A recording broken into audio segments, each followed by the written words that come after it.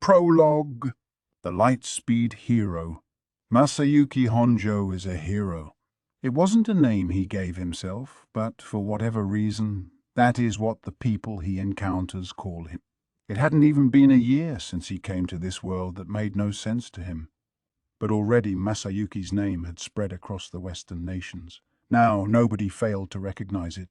And his true, unvarnished reaction to this was, why did this happen? To find the answer, we must go back over a year's time. Masayuki was on his way home from school, walking with his friends, when he spotted a beautiful woman with long blue hair. She was like a goddess from Norse mythology, one who would make models and celebrities turn pale, and her hair color was striking enough that it caught his eye even from a distance. If Masayuki had never seen anyone so beautiful before, it was a given that she'd also be the target of attention from everyone else around her.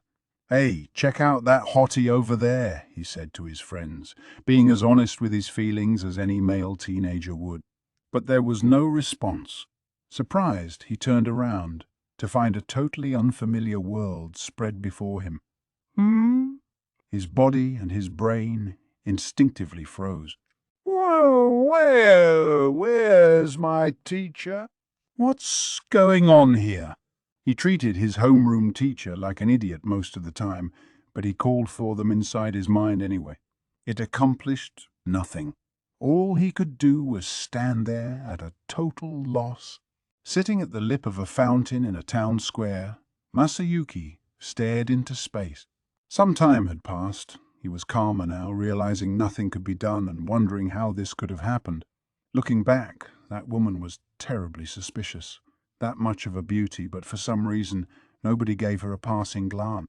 It wasn't exactly decisive evidence, but that's what Masayuki's instincts told him. But the girl wasn't here. He tried looking around, but there was no sign of her anywhere. Doesn't the girl causing something like this usually come with you?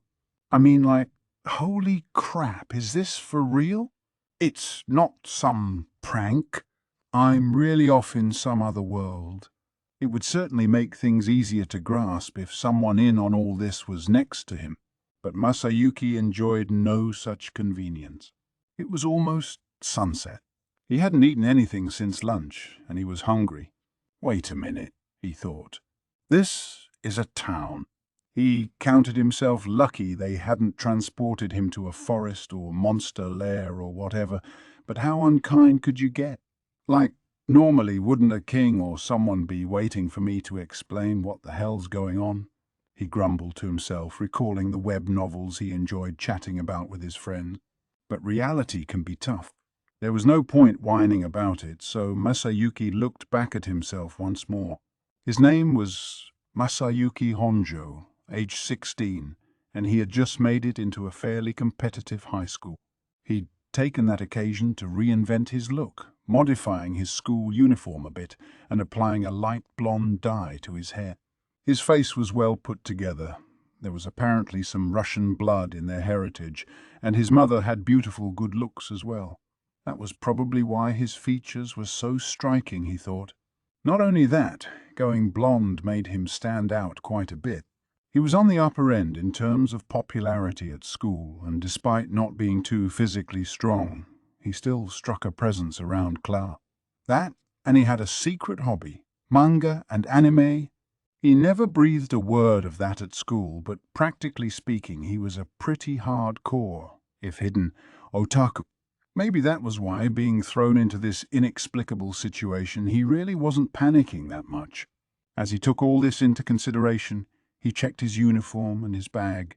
In one pocket was his wallet, which contained one 10,000 yen bill, 3 1,000 yen bills, and some spare change. His textbooks and such were all in his desk or locker at school, so the only things in his bag were a brand new issue of a weekly magazine, plus his phone and a piece of chewing gum. He had emptied it out at school, so it wouldn't be too heavy on the way home, and he was paying big time for it now. Man, Masayuki sighed to himself as he gauged his possessions. If I knew this was going to happen, I would have prepared a little more. His disaster preparedness kit, tucked into a corner of his room, had everything he would have wanted inside. If he'd had it with him, he'd be fine on his own for around 3 days, he supposed. Having a Swiss Army knife on hand at the very least would have made him feel a bit more secure, although he wasn't sure how far a knife would get him around here. Either way, he had nothing very useful on him except maybe the gum. Masayuki unwrapped the piece and put it in his mouth, hoping to stave off the hunger. Now, the sad truth was that he had literally nothing. Over the past few hours of staring into space, Masayuki had noticed something. The people passing by, talking around him, spoke what sounded like complete gibberish. This was a different world with a different language, and even getting food could be an uphill battle. They ramped up the difficulty way too much on me, man, but oh well. At worst, I could try negotiating with people. Maybe trade my phone and bag for some food. His mind made up, Masayuki stood from the fountain. He couldn't be sure what this nation was like in terms of laws or safety, but he concluded that if there was some kind of public institution he could get help from, that was probably the best. Before that could happen, his top priority was survival, and that meant getting some food at any cost. Not knowing the language was devastating, and right now he could easily see himself starving to death. Water, he could figure out. Food was another thing entirely. The concept didn't thrill him, but maybe he could go look for discarded scraps somewhere. He needed to find a place with lots around. Restaurants, produce stores, that sort of thing. He'd already, over the past few hours, disposed of any pride he had. Masayuki was flexible that way. So after walking for several minutes, Masayuki successfully found himself in front of a restaurant. It was no grand feat. He simply let the sweet aroma guide him there. Right. Time to negotiate. I'm assuming asking for a job isn't gonna work. I can't even talk with them. The language barrier was just too high. Masayuki had consumed a lot of media in the isekai or otherworld genre, and it felt to him that the protagonists there often didn't have problems with communication. Looking back, that seemed suspiciously helpful. I'm not asking for some kind of video game cheat or whatever, but I wish they at least allowed me to communicate. But there was no one he could grumble about it to, so Masayuki approached the restaurant door, trying to open it. Before he could, it opened from the other side, revealing a loud clamor within. Masayuki took a step back in surprise and found something soft come running into his arms. A cute petite girl looking a little scared of something. Am I already in trouble here? He hoped not, but he was right. The girl was now clinging to him, talking rapidly in an unknown language. All Masayuki could do was give her a vague sort of smile and nod. Seeing that, the girl quickly breathed a sigh of relief, and then, for some reason, started to blush, her attention entirely focused on him. If it ended there, it would have been fine, but, of course, it didn't. There was a man nearby, a big, muscle-bound brute of a man, and he was headed straight for the woman in Masayuki's arm. Whoa, if this goes wrong, he might kill me. Masayuki couldn't be blamed for instinctively thinking that. He was a bit over 5.5 feet tall, and this giant was a good head above him. The man's face was reddened, perhaps out of drunkenness, and he had a longsword hanging off his belt. Even without a weapon, there was no way Masayuki could take him. It wasn't a wild stretch of the imagination to picture himself being beaten to death. He thought about fleeing, but the girl was still draped across him. It's over. It's totally over. The smile was still on his face, but he was frozen, knees shaking. The fact that he didn't lose control of his bladder, he thought, was worthy of praise. But then a strange voice spoke into his ear. Champion, like heroic behavior detected. Unique skill chosen 1 unlocked. Deploy this skill? Yes. No. Okay. Masayuki wasn't too sure about giving consent to this, but the choice would prove to decisively change his destiny for good. Confirmed. Acquiring language skills via chosen 1 acquired. Also deploying heroic aura and heroic compensation. A cavalcade of unfamiliar terms flashed across Masayuki's mind. What? What? Whoa! What's going on? He struggled to comprehend the events happening to him, but there was no time to ponder over them. Here, what's the problem, kid? You thinking about getting in my way? Suddenly, he could understand the giant. That was the power of that chosen one skill he'd just awakened to, but Masayuki had no time to bask in it.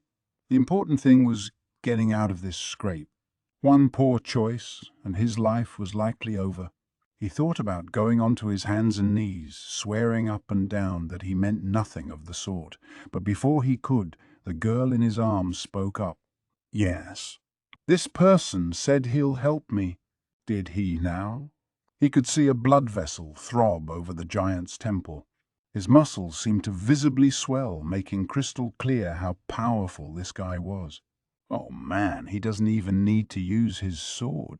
One punch and it's over. The fear was strong enough that it gave Masayuki a cool head to think with, but he just couldn't figure out how to escape this alive. Well, how about that? Roared the man. In that case, let's see you defeat me and protect this girl. A cheer arose from the passers-by and restaurant patrons who had formed a circle around them. Whoa! Woo! King! Wow! Think that's a good idea? He's gonna kill ya. Yeah, Jinrei's been furious ever since he failed his B-rank exam. Katja knows that, and that's why she cut him off the ale. Ah, makes sense. Getting the cold shoulder from a girl he has feelings for must put him over the edge. Ain't no stopping him now. Well, someone's got a... If an adventurer kills a guy in the middle of town, that's serious. Somebody inform the guild. They already did. But why don't you stop him, if that's what you think? Are you crazy? Jinrei's ranked C+, but he's easily worth a B or higher. He failed the exam because he got points taken off for behavior, but in strength alone, he's a powerhouse. I could never beat him. Presumably, these were co-workers of Jinrei, the giant before Masayuki. Listening to them inspired feelings of both hope and despair at once. Someone was off informing the guild of this. If he could stall long enough, maybe help would come. On the other hand, he had no idea how long it'd take, and nobody in the crowd seemed interested in lending a hand. He had to buy time, and he had to do it solo, and to Masayuki that sounded like a death sentence. And look at Katja, one onlooker muttered. What's she doing? Getting some passing kid involved? Yeah.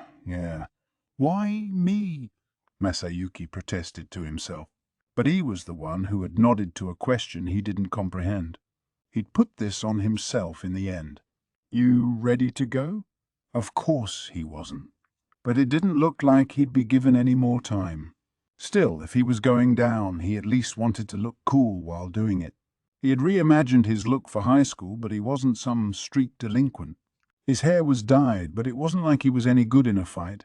He had gone to some kendo classes in the past, but that wasn't going to help now, not when he didn't even have a piece of wood to battle with. But one thing Masayuki was good at was bluffing. The bigger they talk, the harder they fall, you know. You sure you're ready for this?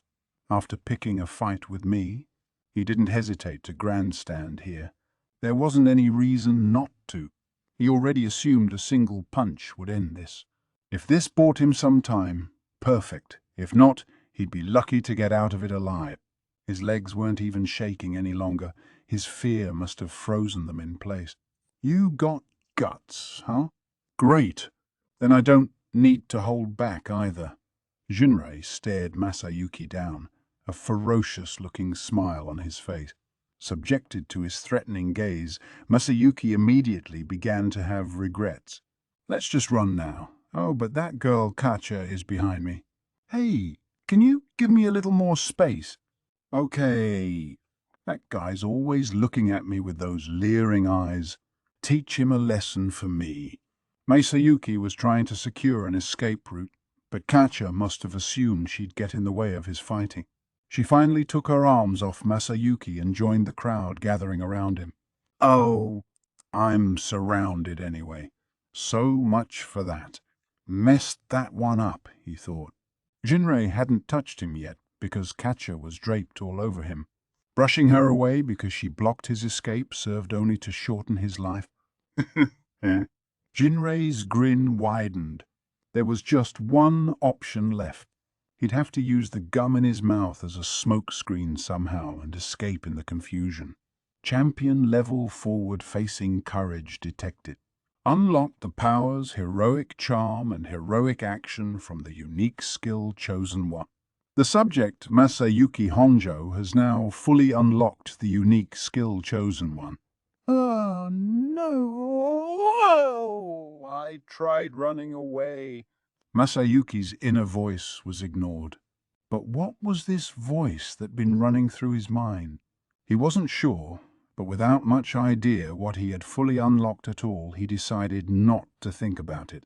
A unique skill certainly sounded fancy, but if he'd obtained it that readily, it must not have been anything too powerful. He wasn't that interested in it. Really, now wasn't the time. He had no interest whatsoever in facing forward against Jinrei. He was intending to spit his gum in his face and run, about the most cowardly approach possible. It was unclear how anyone could interpret that as courageous in any way, shape, or form. But despite his thoughts on the matter, things kept on happening to him. What's this feeling overpowering me? You're no kind of weakling at all? Jinrei, brimming with confidence a moment ago, was now visibly sweating before Masayuki. He was chewing his gum, an unconscious attempt to keep calm, but it only disturbed Jinrei even more. You're casting some kind of arcane spell? Well, I don't care who you are. I'm gonna kill you." With a shout, the enraged Jinrei went at Masayuki. What happened next, he couldn't quite keep up with at first. He stood there, unable to pass this. Jinrei was just a step away, winding up to punch him. Masayuki groggily gave him a glance. His foe's gigantic fist was headed straight for him. Oh, crap, this is it? He closed his eyes and ducked, trying to dodge it. There was no way he'd avoid it in time, he knew, so he just wanted to brace himself for the pain ahead. But the worst-case scenario he pictured never came to pass. Yes, there was pain, but just a little twinge on his forehead. It struck him as odd. Gingerly, he opened his eyes. There, he saw a toppled Jinrei, face up on the floor and completely unconscious. Masayuki grunted, completely unaware of what had happened. However, his asinine utterance was drowned out by the cheers erupting around him. Wow, wow! He didn't even need both arms to beat the mad wolf. I can't believe it. Did you see how he moved? I did. He dodged that swipe by a hairbreadth, then slammed his head right into his chest. What a master! Who could that kid be anyway? The crowd of onlookers was murmuring all around him. This was, however, due to the combined effects of Masayuki's chosen one skill all working in tandem. Heroic aura. An overpowering aura that can be unleashed by champions, also acquired by Gazelle, king of the dwarves. Lesser enemies will be frozen on the spot, awed by this unique aura and ready to take orders from its wielder. Heroic compensation. Grants the user immense luck, making all regular attacks critical blows. The effect is applied to any companions of the user as well. Also has the effect of making anything the chosen one says and does interpreted in a positive light by the people around them.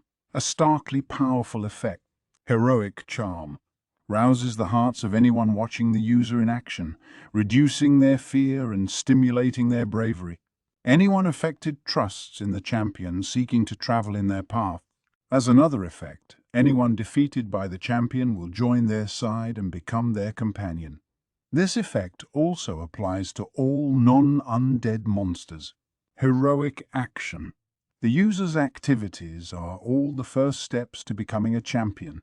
They provide guidance for their companions, eventually earning them all praise.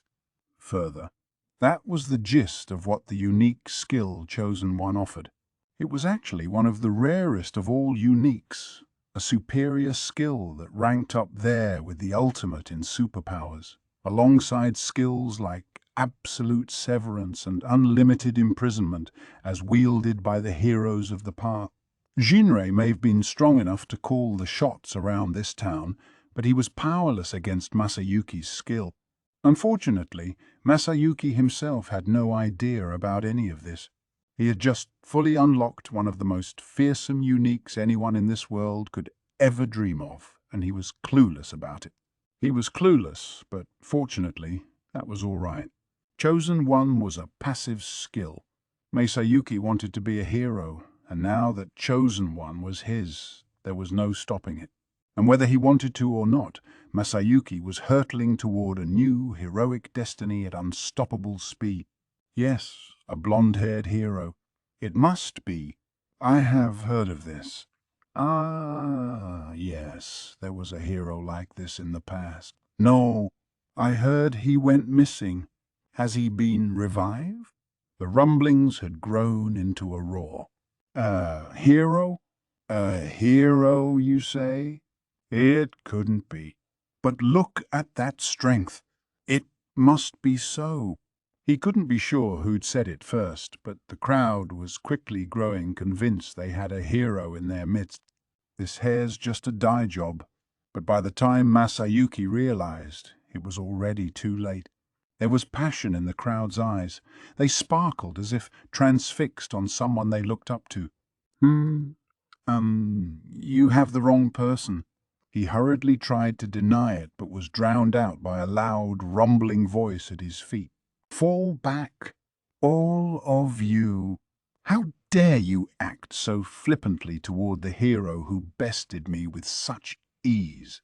Jinrei, the giant of a man Masayuki had defeated out of pure luck, stood up and started shouting at the crowd. He turned toward Masayuki, dusting himself off, and bowed to him. Please excuse my rudeness from before. I had no idea you were a hero.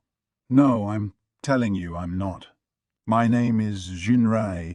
I'm something of a well-known adventurer around these parts. People call me the Mad Wolf. Guess I let my fame get to my head a little, eh? Sorry about that. Facing the brunt of your skills, hero, taught me just how much I have to learn. Could I humbly ask you to let me join your side? He bowed his head even deeper. Masayuki couldn't begin to deal with this. Here was this monolith-like man begging him to be his lackey, and he had no idea what to do about it. Well, actually, I'm really not a hero or anything. Oh, are you trying to keep the fact a secret, perhaps? What shall I call you, then? I would love to hear your name as well. Jinrei grinned at him, turning a deaf ear to Masayuki's desperate denials. There was nothing Masayuki could do. The crowd, shouted down and silenced by Jinrei's roaring, nervously watched them both. Well, he thought, whatever. My name's Masayuki. Just Masayuki's all right. I've just arrived in town, and if Jinrei was being this subservient to him, he thought maybe he could earn a free dinner out of it. Plus, if he kept playing dumb, maybe Jinrei could fill him in on this world a little more. Two birds with one stone. But once again, events were moving far more rapidly than what he'd expected. I understand, Jinrei replied with a knowing smile. Then he came closer, bringing his lips to Masayuki's ear. You've only just revived, haven't you, Sir Hero? Masayuki thought at first, but this was one misunderstanding that was best taken advantage of. It didn't seem like Jinrei was much interested in his protesting. Besides, he reasoned, maybe it's better to frame it this way anyway. It'd probably kill this guy's pride if he lost to some kid, but losing to a hero is different. So Masayuki stopped bothering to plead with people not to call him a hero.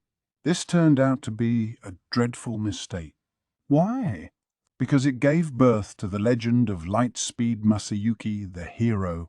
In short time, Masayuki was taken in by the representatives from the Free Guild, who had quickly run to the scene and transported him to the capital of the Kingdom of Inglesia. There he met Yuki Kagurazaka. "You've had it tough too, huh?" Hearing that almost made Masayuki cry despite himself. But as he learned, this boy Yuki had lived in this world for nearly 10 years now, older in age, but still childlike in appearance. Based on his actual age, he would have been transported here back when he was in middle school. It's been even harder for him, huh? Masayuki composed himself. Now was no time for crying. If anything, he was inspired more than ever to do his best. After discussing matters with Yuki, Masayuki decided to try becoming an adventurer. He had a useful companion in Junrei for this, and Yuki promised to make arrangements on his behalf as well. Masayuki, not wanting to be a burden on Yuki forever, figured that adventuring was the easiest way for him to become independent. "I'm not sure how it happened," Masayuki said, "but at least I know how to speak the language. Compared to you, I guess I might mucked out a little, huh?" "You absolutely did?" "I can't even tell you how hard it was at first, but I had a teacher in my own life too, so it wasn't that painful. Thanks to having magic and everything, it's actually pretty easy to pick up the spoken language." That much, Yuki explained, could be learned through magic, although learning how to read and write had to be done the traditional, painstaking way. The guild leader looked through a set of documents, introducing Masayuki to people who could become potential work companions. This reminds me of Bernie. He learned how to speak magically, too. Bernie was a young man, a graduate of the Englesia Institute and another otherworlder Yuki had harbored for a time. A native of the United States, Bernie could speak only English at first, which made even communicating with Yuki slow going. With the right sort of magic, however, things were sorted out quickly, and the experience made Bernie interested enough in magic that he wanted to study it in school. Now he was a freshly minted adventurer, one looking for fellow party members to work with, and Masayuki and Junrei seemed to fit the bill perfectly. So they became a 3-man adventuring team, a job Masayuki grew proficient in with overwhelming speed. By the time half a year passed, their party was being called Team Lightspeed, already the stuff of law. Junrei was ranked C+, but as one onlooker said in their first encounter, he was really more B-level in terms of skill. His strength, paired with Bernie's magic, made it possible to handle hunting runs at a stable clip. Masayuki had learned kendo, but only at the most casual of levels. He was an amateur, but an amateur with Chosen One in his arsenal. The skill applied itself to his companions as well, which meant every attack they dealt out landed critically. As a result, anyone with Masayuki was always performing above their regular abilities. Junrei could even give you a performance that overcame the barrier to ranker. It also made it harder for enemies to hit them, an extra blessing that made them all but unbeatable. But that wasn't even the best part about Chosen One. Astoundingly, anything and everything Masayuki's companions did was treated as Masayuki's own accomplishment. All praise and adulation for Team Lightspeed was heaped upon the shoulders of Masayuki alone, leading him to acquire the Lightspeed name for himself over time. His participation in a battle tournament held around that time in Englesia helped to further the spread of that alias. He joined it so he could use the prize money to shore up his equipment, but he barely broke a sweat all the way to the winner's podium. Simply unsheathing his sword would make his opponents give and plead for mercy. The crowd assumed Masayuki had laid down some kind of Lightspeed attack. He never did, but they didn't understand that, and having the name Lightspeed Masayuki only further encouraged them to overrate his skill. This was all thanks to Chosen One, and while Masayuki was aware of that, there was no stopping now. Or, to be more accurate, he didn't know how to stop it. It was impossible to resist this skill unless you had a unique skill of your own, and since Masayuki couldn't deliberately turn it off, it was a given that the rumors would keep spreading. It gave Masayuki a stomachache thinking about it, but it didn't do anything bad for him either. So he decided to just give up, at least pretend to live to the expectations of the people and keep playing the role of a hero. By this time, he had been joined by a fourth companion, a young girl named Jiwoo. Gifted in fairly high-level spirit magic, she had followed the rumors to Masayuki's doorstep. She'd rebuked him at first, assuming him to be a villain calling himself hero for nefarious purposes. But over time, she grew to trust him. And despite her peculiarities, the healing spells she cast made her the keystone of the party's exploits. Thus, Masayuki and his companions continued their steady advance at virtual breakneck speed. He was now an A-level adventurer, still undefeated in battle sport, and after less than a year of life in Engelsia, he was part of the hero echelon. It had been, to say the least, an eventful year. This was all still something that shocked even him, but by now Masayuki had grown accustomed to being called a hero. I guess it's true, he detachedly thought. People really can get used to just about anything. But despite all the adulation, he still kindled deep-seated doubts about himself on a daily basis. And before long, he was facing a major turning point in his life. Chapter 1. The eve of the festival. This time, it was Yuki himself giving orders to Team Lightspeed. Recently, an enormous slave market had been uncovered in Balakia, one of the smaller kingdoms that ringed Ingulzia. Fortunately, a runaway slave had contacted the relevant authorities for help, and now they needed to form an expedition to investigate. But while Balakia was small, there was a chance this market was backed by the kingdom itself. The assignment was ranked a B+, or greater in difficulty, not the sort of thing your average brawling adventurer could tackle. I wanted to turn this down, Yuki admitted to Masayuki, but I can't say no to one of my sponsors. As famous as you guys are, I'd like you to act as a lure. Sending the investigation team in without support was likely not going to be successful. So, Yuki explained, he wanted Team Lightspeed to join them on the expedition. And while the team collected evidence about the slave market, Masayuki and company could stay active in public, ensuring the Balakian government's attention stayed on them. An A-ranked team like Masayuki's couldn't be refused entry by the kingdom, and with the investigation team doing the nitty-gritty detective work, the party would strike a nice balance between brains and brawn. It didn't seem too tricky to the hero's ears. Masayuki, let's give these people a hand. Why, a nation that small could declare war against us, and we'd still win. Jinrei was alight with the burning flame of vengeful justice. Ever since Masayuki had beaten him, he had become more refined, gentlemanly, a far cry from when they'd first met. Yeah, Bernie added, there's no way we can let slavery happen in this day and age. With Masayuki's strength, we can put things right fast. As an otherworlder, Bernie had some kind of unique skill as well, making him resistant to Masayuki's chosen one. That didn't stop the man from respecting him nonetheless. Masayuki couldn't guess why, especially given how much he liked complaining to Bernie about the issues in his life. But despite that, Bernie trusted and helped him in innumerable ways. His impartial impression of Masayuki felt like a cherished dose of reality, one he referred to often.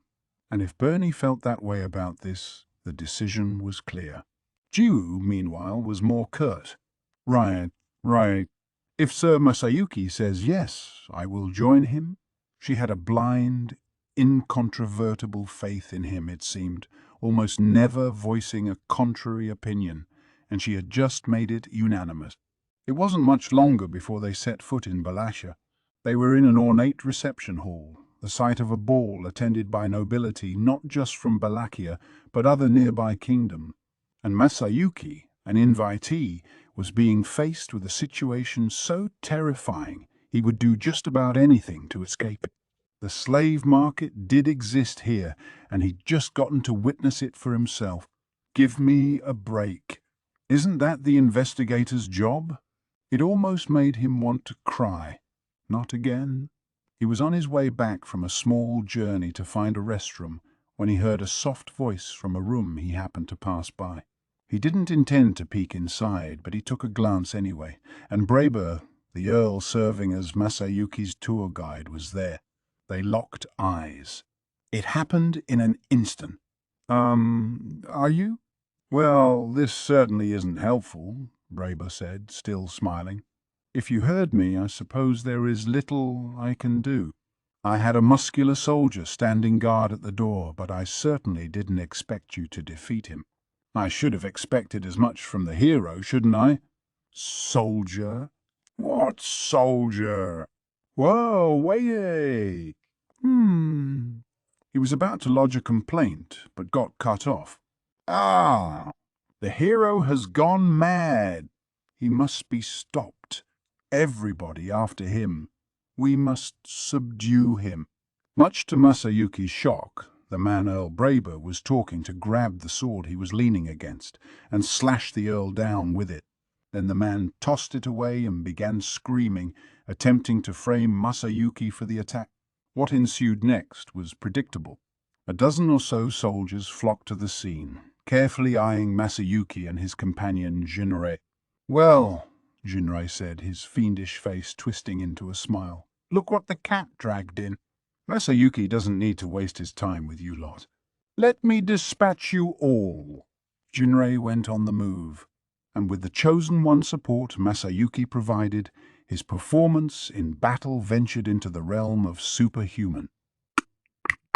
Monster, but my enemy is the hero who tamed that beast for getting in my way. Gossel, the Marquis, who had just struck down Braber, gave Masayuki a loathsome scowl. You see the tide of this battle. Give it up and surrender. Considering how Jinrei was systematically destroying the gaggle of soldiers who poured in from the adjacent room, Masayuki figured the fighting was done. He was wrong. Hey, how kind of you to offer, hero. But if anyone was witness to this scene, this travesty, all of them would side with me. Then Masayuki recalled Earl Braber, still on the ground. He could hear footsteps. More people were coming toward the commotion. Blasts. This is bad news, Masayuki. They were in the kingdom of Valakia, and while the hero's name was known worldwide, Masayuki was still just a guest. Marquis Gossel was a figure of power and authority here. Between him and Masayuki, he would be the more trusted of the two. That's why Gossel was acting so confident right now, and why Jinrei was biting his nails. But Masayuki didn't fret for a moment. Internally he was annoyed, but already his instincts told him things were going just like they always did. His skill, chosen one, always had a knack for bending situations in ways that made him the hero of the day. And it happened again. Soon, the room was awash in curious rubberneckers, including a few Balakian noblemen and foreign dignitaries. The Marquis had been standing triumphantly in one corner, but now shock was racing across his face. What has become of me? With a groan, Earl Braber regained consciousness. Sir Masayuki, this is a valuable witness, is he not? He was still alive, so I healed his wounds. Jiwoo, who had slipped in at some point, had cast healing magic on Braber, and now she was looking right at Masayuki, fishing for compliments. Hey there, old man, Jinrei thundered, turning toward Braber. Lucky for you, Masayuki's such a forgiving lad, huh? If you tell the truth to everyone right now, I'll make sure slave trading's the only crime you get charged with. But if you try to keep anything secret, I imagine that man over there's just gonna slash you down again, won't he? So, what'll it be? The vicious smile on his face told Braber everything he needed to know. He thought for a moment, calculating, then resigned himself to his fate. Hanging his head, he began his confession. What the devil is happening in here? And the king of Valakia chose that exact moment to step in. As the nobility fell silent, things resolved themselves quickly. It all happened exactly how Masayuki had predicted it would. Things got even more heated. Military police quickly stormed the residences of Earl Braber and Marquis Gosel, uncovering evidence of their slave trade. It revealed a scandal. Gosel was one of the leaders of an organized crime ring. And not only that, their headquarters was right here in Balakia. The news weighed heavily upon the king. Orthrus, the slave trading group whose sphere of influence was largely in the Western nations, was using this small nation of Balakia as a front. It was a sad state of affairs, one the king refused to ignore. Orthrus dealt in much more than just slaves, however. They ran a diverse business, handling weapons, armor, mysterious potions, drugs, monsters, magic items, even arcane artifacts. They were too powerful for a small kingdom to topple, and so Balakia's king had enlisted the Free Guild for help. And if the Free Guild was involved, Team Lightspeed no doubt would be as well.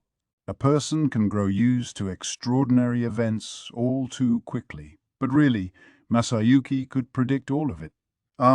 I figured this would happen, he thought as he accepted the king's request. Before long, a large number of adventurers, including Masayuki's a rank party, gathered together for an operation to sweep up Orthrus. Counting the support troops from Balakia, they numbered over 2,000 in all, and once chosen, one had sunk its teeth into all of them. They exhibited astonishing force. Orthrus's base of operation had several hundred members on standby, including multiple grade fighting forces and a few captured magical beasts. This made them as powerful as a country themselves, but with Masayuki and the assault team he led, Orthrus was thoroughly and completely cleansed from the nation. Masayuki himself hardly had to do anything, or, to put it another way, his mere presence helped everyone shine whether he knew it or not. Thus, without a lot of work, the operation was a success, and the notorious Orthrus was smashed for good. Once again, things turned out well without Masayuki lifting a finger, and this latest feat meant he was famous not only in Inglesea, but all the way to the far edges of the Western nation.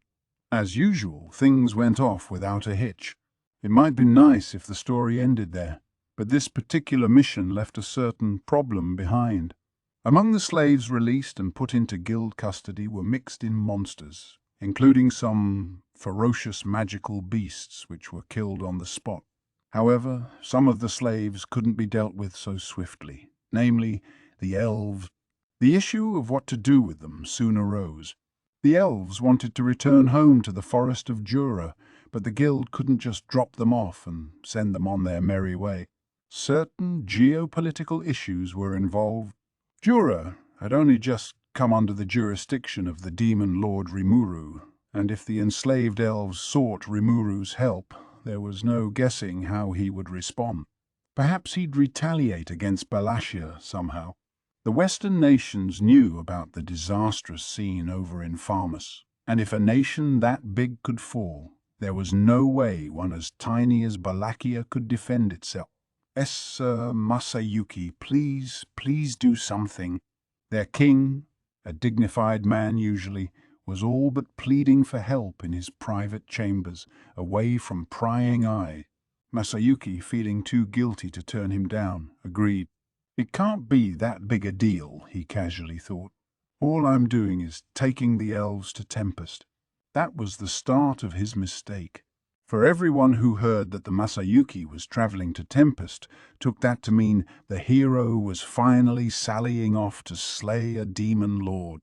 The rumors spread like wildfire, but Masayuki didn't take them too seriously. His mind was used to the routine, and it told him that, like always, it'd turn out just fine in the end. Certainly, Chosen One was a unique skill to be feared when set off. There was no doubting that.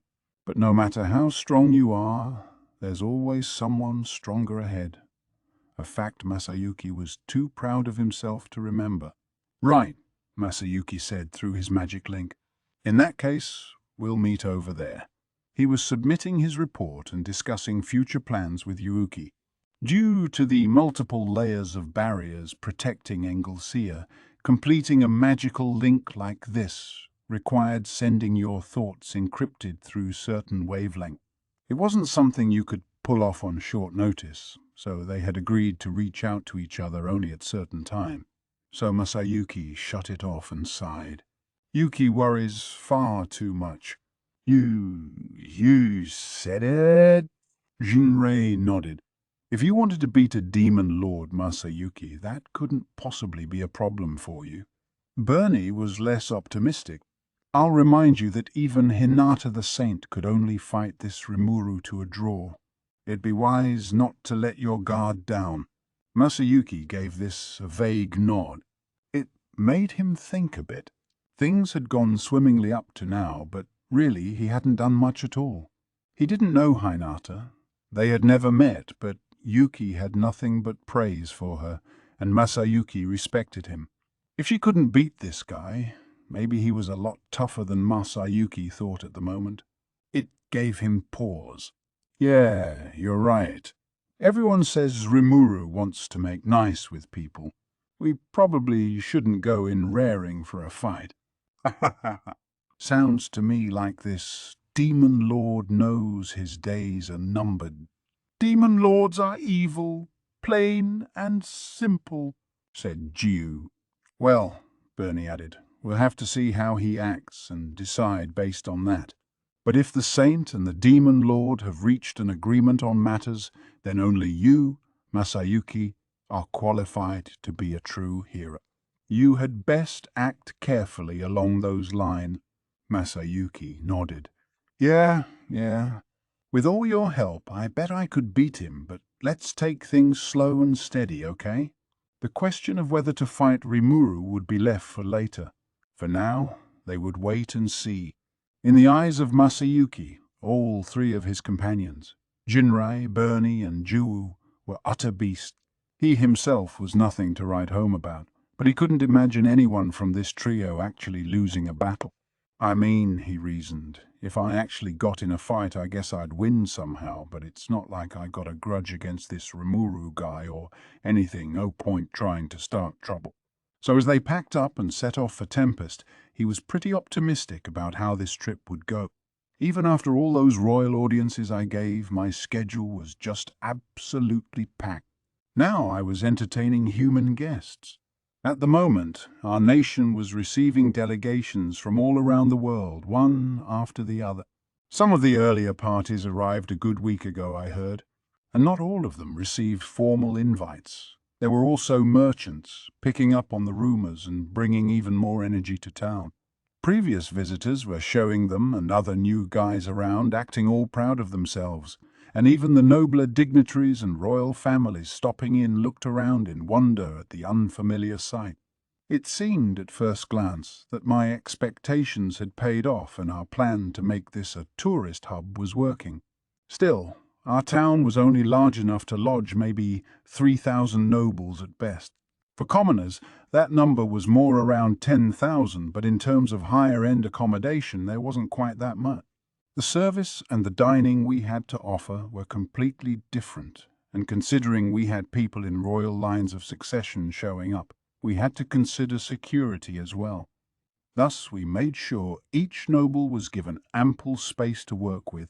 Given all the dignitaries we invited, we had banned the general public from our luxury inns, whether they could afford a suite or not. Some of the richer merchants in town could, but I was worried about offending them if we were too busy with nobility to offer good service. But apparently, I didn't need to worry. Mijiel Mile was on it, making sure all the more powerful of the merchant class were set up to their satisfaction. Great job, Molly! Huh? Ah, Sir Rimuru, this much is simple to provide. You have Sir Rigard and everyone else in town to thank for making a habit of being so thorough with their work. Mijiel Mile was a really reliable guy. It went without saying that Rigard, Rigger, and everybody working under them deserved great praise, but when it came to good customer service and satisfied lodgers, Mijiel Mile was my go-to man. All things considered, I figured we were off to a pretty good start. Okay, keep it up. Keep it up. That I will. Leaving the rest to my GL Mile, I resolved to devote myself to our most important of visitors. We were in our meeting hall. Shuna and Shion were busy with all sorts of prep work. Catering for such a large crowd, after all, meant careful advance preparation. And Gabil and Kuroba were just as busy performing final checks on the exhibits they had going. Since I wasn't dealing with monsters right now, I didn't need to put on such an overpowering "I am stronger than you" act. Thus I figured we didn't need my entire staff on hand. And given the lack of a strict species-based hierarchy, things didn't have to be nearly as solemn and pretentious. I was, obviously, in human form, dressed to the nines in order to express my force and financial wealth.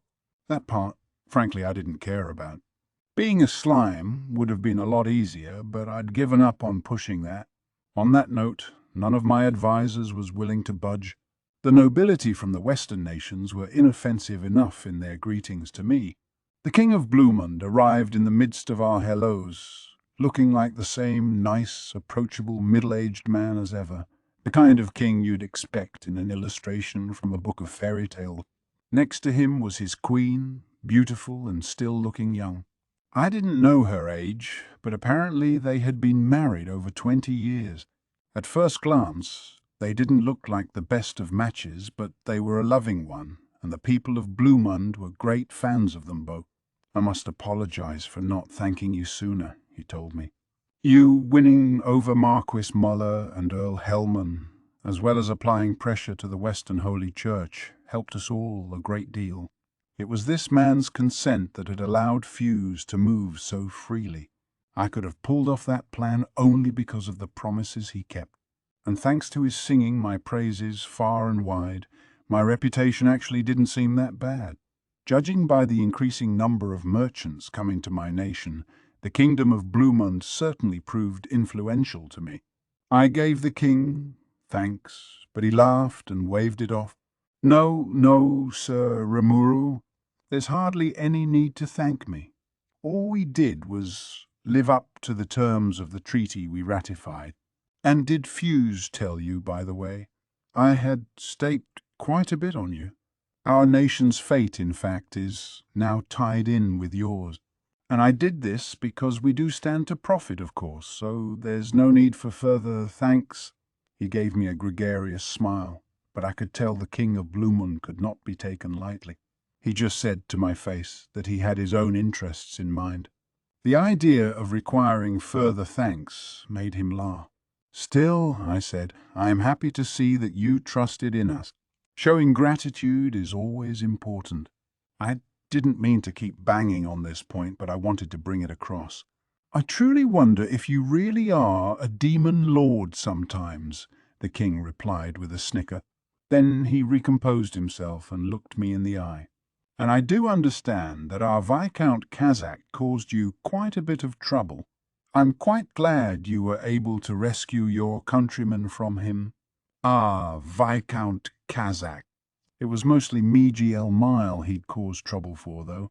And if I had to guess, that Orthrus gang had been operating in the forest of Jura well before I became Demon Lord.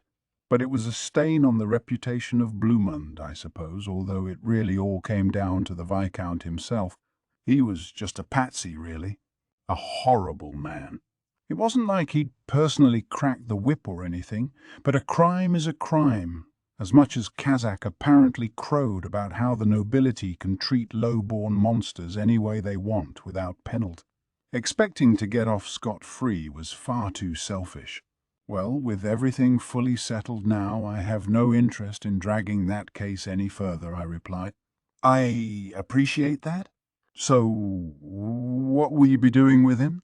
As part of Blumund's nobility, I couldn't prosecute him under my own rules, but no punishment at all was unacceptable. I didn't want to make this a huge incident, but whether or not I did anything depended on the King of Blumund. He, fortunately, understood this.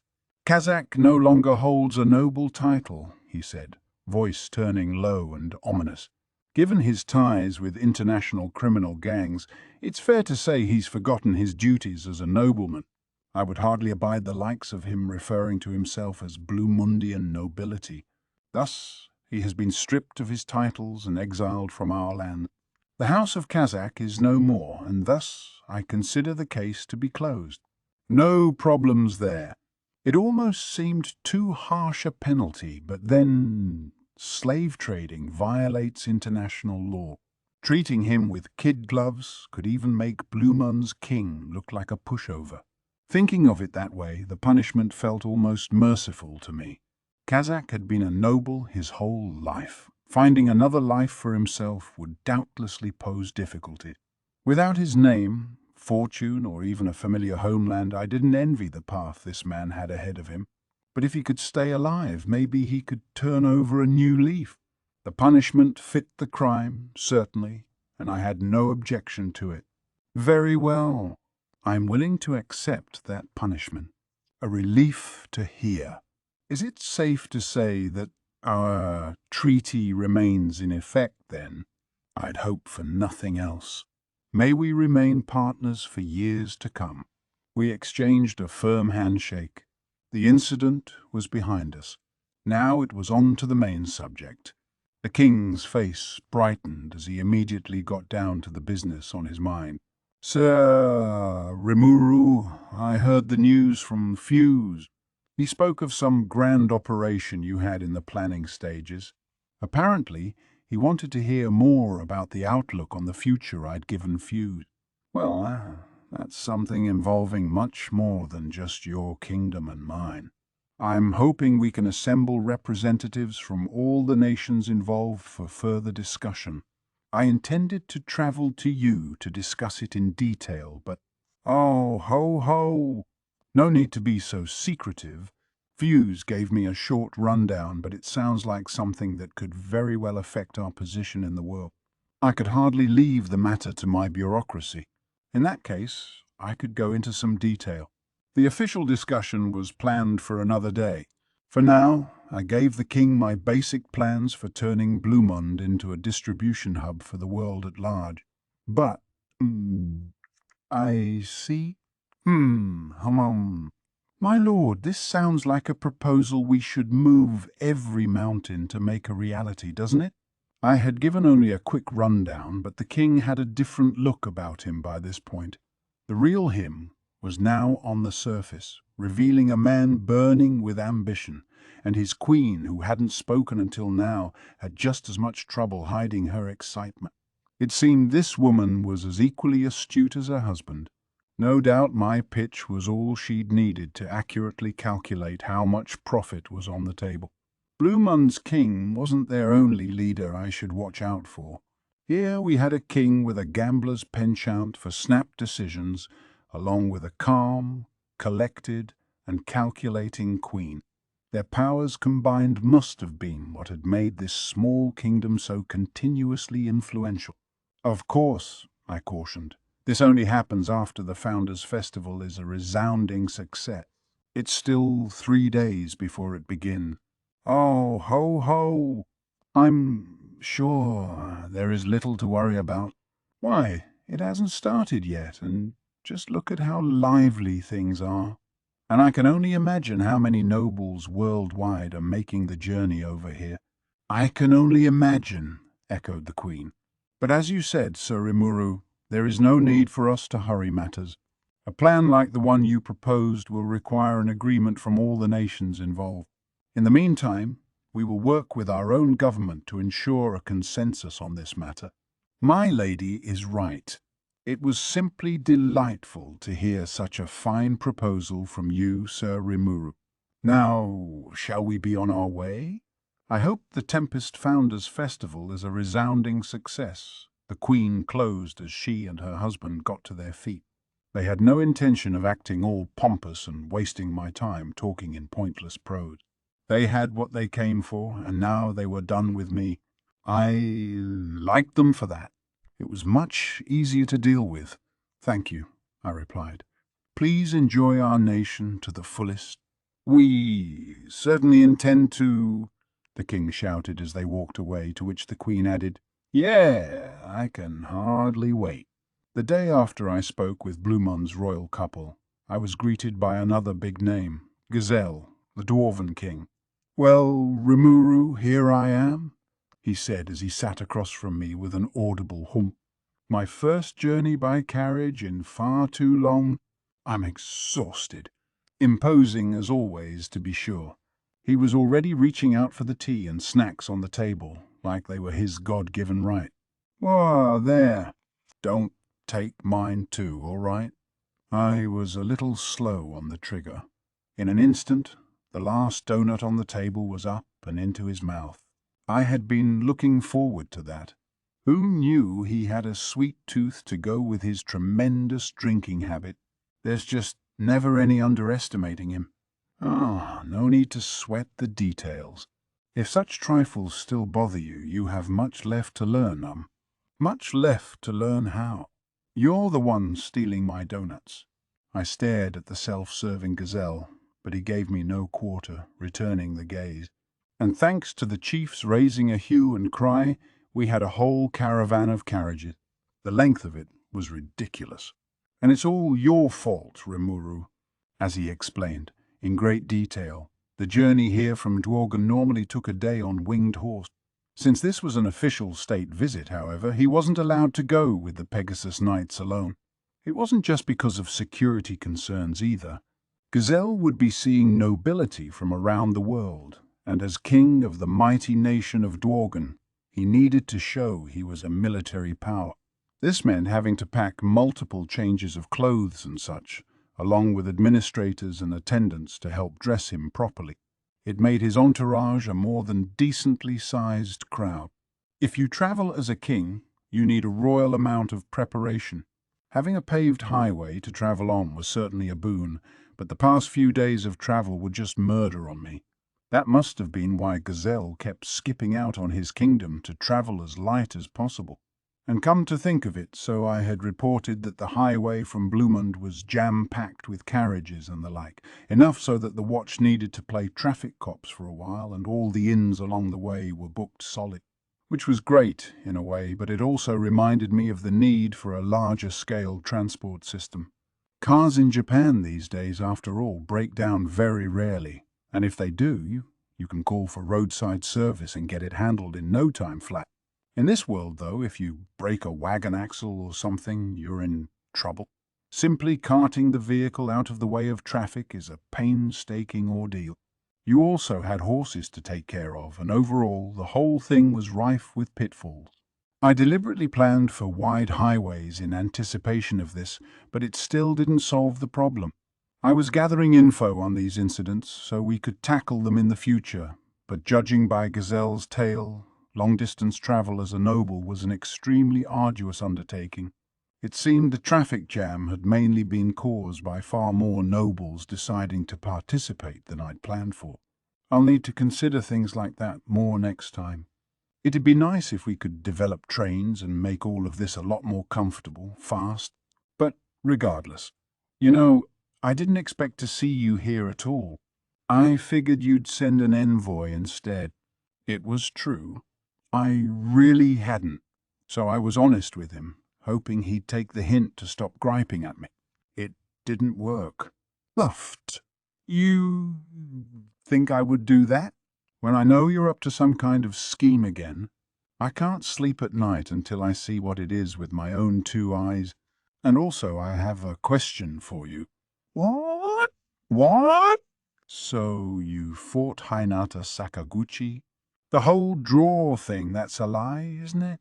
I figured he knew that, and he did. He was aware I'd fought her, and he didn't believe the official results one bit. By the looks of things, he assumed I beat her. Well, you could call it winning the battle and losing the war, but yeah, I won. I explained to Gazelle how it had all worked out in the end, warning him to keep it under his hat for now. Unbelievable. That woman, of all people, frankly, she's stronger than I am. Her swordsmanship, for one, but even in overall strength I'd lose. You really beat her? This was some real talk from Gazelle. I guess I'd impressed him. As a hero king, Gazelle would never get a chance to spar with Hinata, so he used his network of spies to analyze her strength instead. The conclusion he made from their findings, he'd be on the ropes. Hearing I'd won must sincerely surprised him. Luck had a lot to do with it. I mean, She really was a lot stronger than Clayman, and he was a demon lord. I think the skills I'm blessed with had a lot to do with it. Let's be straight. If I didn't have Raphael, I'd have lost. And Raphael is a skill of mine, but he's also managing all my other skill. If he hadn't harnessed some powers I wasn't even aware I had, there's no way I could have beaten Hinata. Luck is as important a strength as any other. I'm glad to see my old sparring partner succeed, but I hate to admit how inferior I am that readily. Well, what do you want me to say? With my own real powers, I can't even beat Hakuro yet.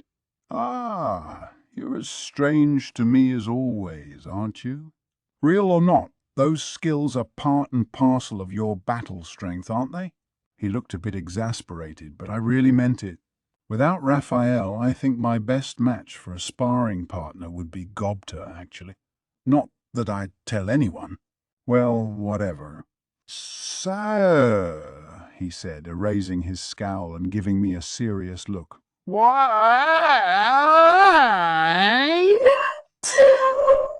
This was his way of switching to his main subject, apparently. I had no idea what it was. What do you mean? What do I mean? The Western Holy Church sent us a missive asking to open a channel for future negotiations. They used to classify us as a nose away from monsters. Why'd they overturn their doctrine like that? It was so sudden. I just know you have to be behind it. Gazelle's shouting reminded me of my conversation with Hinata and her people. Yes, I had suggested that she could get King Gazelle involved. The Dwarven Kingdom had retained its neutrality for 1,000 years. You could place boundless trust in them, and even the most orthodox adherents of the Church couldn't seriously think dwarves were the same thing as monsters. Some, maybe, but it had to be a tiny minority. That was my motivation behind the suggestion to Hinata, but I forgot to, actually ask King Gazelle for permission to do that. Or really, I didn't think I needed his approval. I wasn't expecting him to get this riled up over it. Best to play dumb for now. I doubt Hinata explicitly said it was my idea. I have to say it's the first time I've heard about this. But I think duking it out with Hinata has helped us develop a sort of friendship. That's how we reconciled things, besides, and we agreed that we'll try to stay on good terms in the future. So maybe that got them in the spirit, huh? Like it inspired them to make some official overtures with you too. Gazelle raised a doubtful eyebrow. It's times like these that I seriously wished I was in slime form. I thought I could feel a cold sweat running down my back even though I don't actually sweat. Caution, caution. The subject Gazelle Dwargo is applying read thought to your surface mentality. This is being permitted due to a lack of perceived hostile or malicious intent. Block this skill. Yes.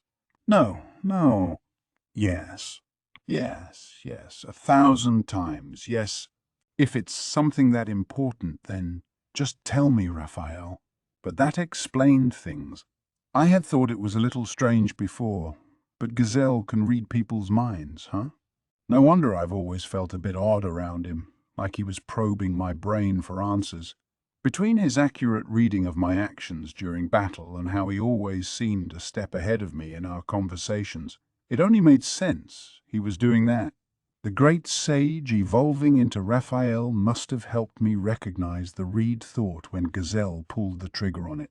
It didn't seem to be active all the time, thank heavens, but who knows how much info he took from me just now. I gave Gazelle a glance. He grinned back at me, a blue vein visible on his forehead. You saw my read thought, did you? Well, I applaud you for it, but if you blocked it, that must mean you're thinking something evil, I presume? No, I don't think so. You fool! I caught a glimpse of you there. It told me you thought it best to get me wrapped up in this. Crime never pays, I suppose. He then more or less forced me to confess exactly how my conversation with Hinata had gone. And then, I see. So the 7 days clergy was behind their humans first policy.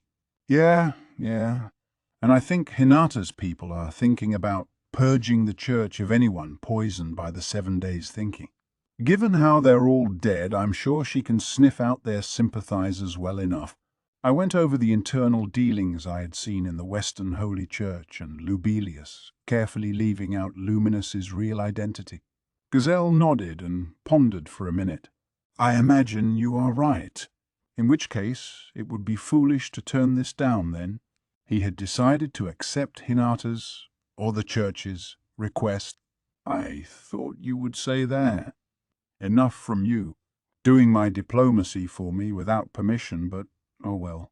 No need to be a stick in the mud during this festive occasion. You've given me only the best seats, I'm sure.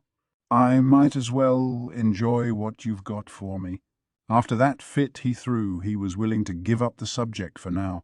I figured he was happy enough with how things turned out, but I wasn't stupid enough to let him know that. I had word that Hinata and her paladins would be at the Tempest Founders Festival as well, so I figured it best for them to meet directly and work matters out. Gazelle no doubt had some of his own advisors to deliberate with too, so I promised him we'd set up discussions after the festival. He was soon on his way. It was now morning, 3 days since Diablo's return. Yom's band was here, and he picked the exact right moment to show up. We were actually holding a pre-opening feast this evening, the festival itself finally starting up tomorrow. Before then, however, we were at the usual meeting hall, Yom and a few of his closer advisors seated across from me. Hey, pal. It's been forever and a day, ain't it? Well, guess what? I'm royalty. His clothing certainly had a few more bells and whistles on it, but the person inside hadn't changed. He was just as brazen as always, greeting me with a defiant grin. I smiled back. And clothes certainly make the king, don't they, Yom? Thanks for all your hard work. Ah, hell, thank you. You're the one who took some grubby bum off the street and elevated him up to king, he said with a smile. So I hope you're going to see this to the end, yeah? I'm all in on what you're aiming for, so don't leave me hanging halfway. Just as he promised, Yom had become a fine king for me, and with Diablo's behind-the-scenes work, he now had a firm grip on the throne. Farmers, a nation with a long, illustrious history, had fallen. In its place was born a new kingdom with the champion Yom as its accepted leader. It was a nation reborn from the threat it once was, so Diablo thought fit to change its name to Farminus. To cement this, he also had Yom style himself as Yom Farminus. Next to him in the meeting hall were 2 magic-born, Mjurin and Grusith.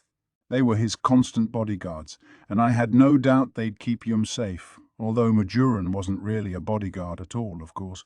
Lord Rimuru, let me reintroduce myself. I am Jur Farminus, wife of the king. It is good to see you again.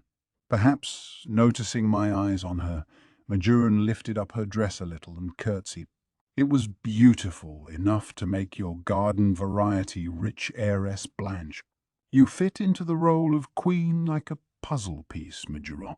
Yeah, doesn't she? Yom said, beaming with pride. She's educated and all, unlike me. I do have some experience in this, shall we say. Clayman was such a stickler for etiquette and manners. There was no doubting that Clayman held himself well, or at least had a thing for noble trapping. He'd festooned his castle with ornate furniture and artwork, and I'm sure he was just as fastidious with his own stuff. Looks like that helped us out in the most surprising way with her. Yeah, well, it's an experience for all of us. I mean, ruling a nation's been hard for me too. A little bit ago, I had to formally greet every species in the forest of Jura, and it nearly killed me. I felt like some kinda sacred idol. Oh, I hear, yeah. I have all these nobles requesting audiences with me, and some of those idiots are already forming factions and trying to start something. What a headache, I tell you. At least that old man Raisin, our magic expert, is handling all that pretty well. Raisin himself was not here. Things were still less than stable around their nation, and he was busy darting to and fro, attending to post-Civil War matters. I feared for a moment he'd betray us, but looking back, he was only under the effects of Diablo's tempter spell, so no worries there. The retired Edmares, meanwhile, had disguised his identity and was now serving as an advisor, making up for Yom's lack of experience and education and helping out in assorted areas of politics. And as for Grusith, the magic-born, "So you're head of the Night Corps now?" "I sure am, Sir Rimuru." I turned the job down, but he never listens to me. Yom had all but forced Grusith to take a role in government. He certainly had the muscle for it, and none of the remaining knights voiced any complaint, so the fledgling nation of Farminus wanted to appoint him head knight, hoping to keep such talent from straying off.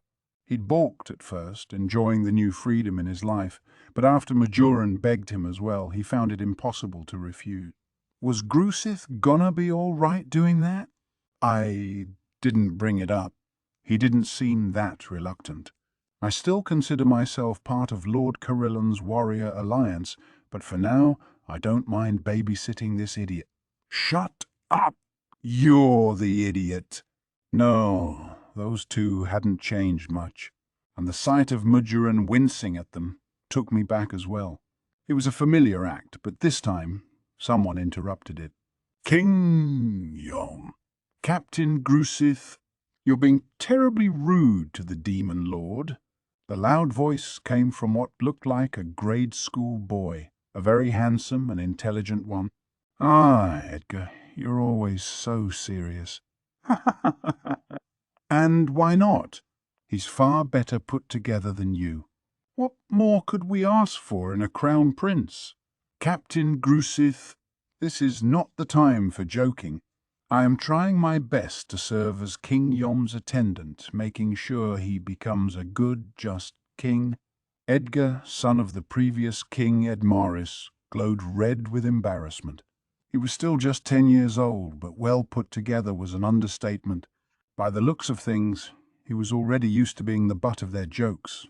Having to deal with such mean grown-ups at his age had to be difficult. At least Yom and Grusith seemed to care for him as much as they carried on. I wouldn't have minded more of this pleasant small talk, but it had to end sometime. They were all tired from the voyage, and I'd have other Vips coming for the pre-opening tonight. I suggested we could continue this conversation with some drinks later, and Yom readily agreed. "So, Yom, as thanks for keeping your promise, I have a present for you."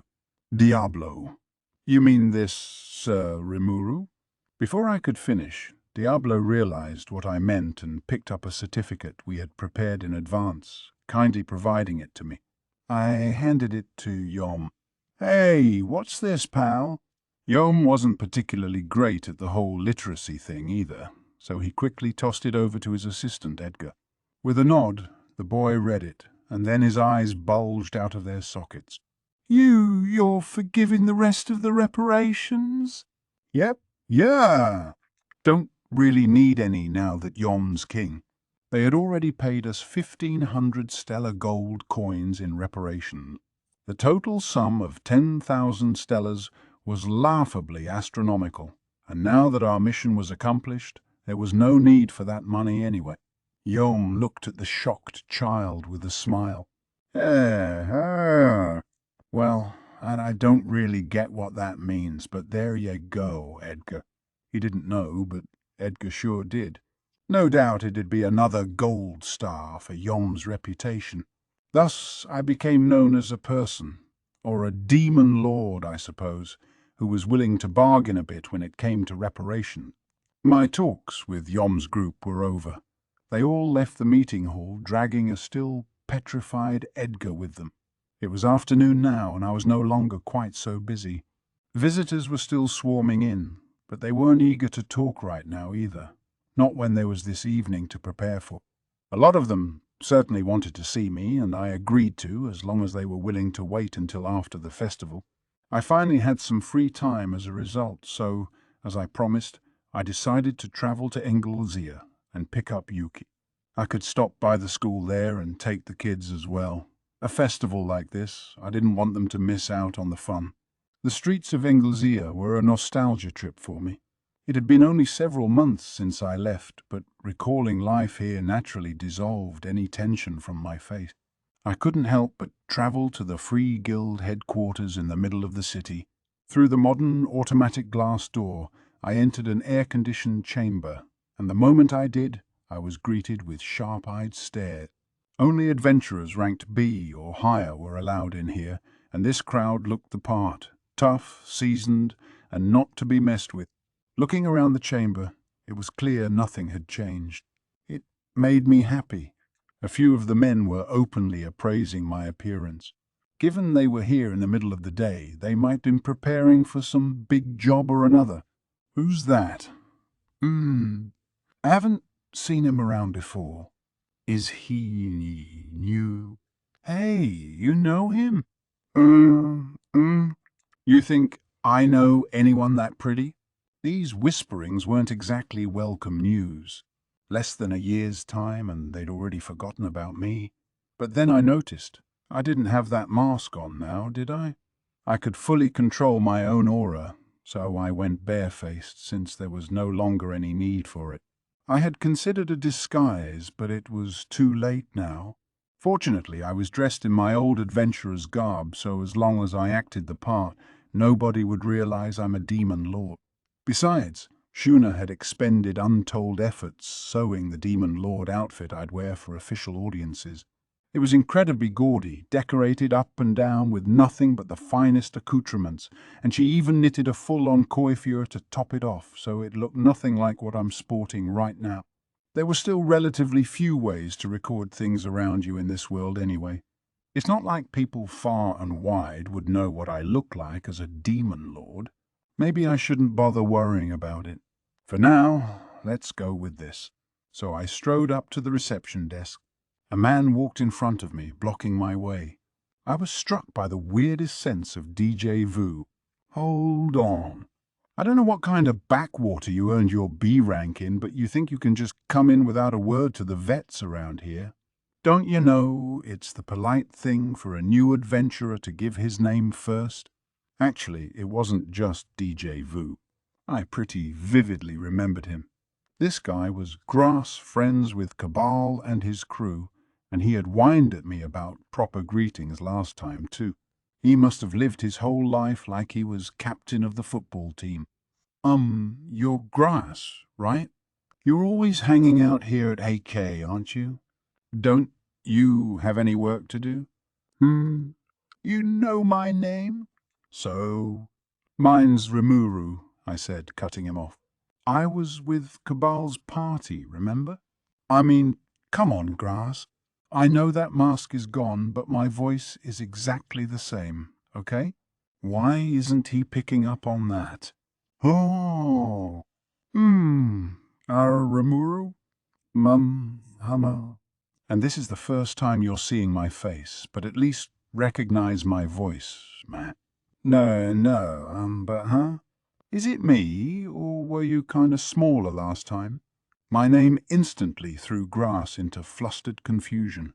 I beat him rank-wise, so in his football captain mind I was above him. Adventuring was largely a meritocracy anyway, so acting superior based on age or years of experience wasn't really a mainstream trend. If a new guy helps you out, you'll naturally respect that and help him back in kind. But a lot of adventurers didn't see the need to be friendly to total strangers either. Things changed if you were in a party, but in terms of social cliques, that was nearly all based on rank. Yeah, I grew, I said in a huff. More evolved instead of grew, but I didn't need to be that honest. It seemed to convince him. Oh, I get it. But man, Rimuru, you sure got pretty hot. You must be well near invincible by now, huh? Getting to see that sweet face of yours, I'm so moved. He was standing at attention now, like he did with Cabal as he bowed to me. He always was a snake that way, but I couldn't hate him for it. Yeah. But why are you always here? Aren't you employed? Don't give me that. This is kind of part of my work. I'm educating the new adventurers. There's a lot of barriers you encounter in the B rank, as you know, and my job's to approach any brash new guys and take 'em down a notch, that sort of thing. See those guys over there? He pointed to the group looking at me earlier. They're doing the same thing. We all hang here at the HE in our downtime. The group stood up straight and nodded at me. Forgive me, I didn't realize you were Rimuru, a B-rank adventurer, one of them, the apparent leader, said. I nodded back at him. I didn't think I changed that much. Oh no, you have. Now that I know, I just realized you got the same outfit on, but otherwise, yeah, totally. That face is just wow. What a standout. Is it really that much? All right, all right. Should I put on the mask? Doing that was kind of a pain, but I didn't want to go through this every visit. I created the mask from my stomach and applied it to my face, the adventurers looking a little disappointed for reasons I couldn't fathom. So, yeah, keep up the good work, guys. Don't torment the newbies too much. With that, I headed for the front desk. Giving my name to the clerk, I had her take me to Yuki. He was expecting me, apparently, so it didn't take long. Hey, Rimuru. Long time no see. Sounds like you've been through a lot, huh? That doesn't begin to describe it. I got attacked by Hinata. The Farmus army invaded us, and then the demon lord summoned me just one thing after the other, you know? A lot is the understatement of the year. I figured you'd sum it up like that, Rimuru. Yuki laughed it off, but it definitely was a lot. He understood that, I'm sure. He was all smiles, but there was a touch of gratitude to his voice. But hey, at least I'm good with Hinata now. All's well that ends well, right? Sounds like it. I met her a few times to exchange information, and I told her a lot about you as a person. You know how, suspicious she is of people? Oh, believe me, I do. She barely listened to a word I said.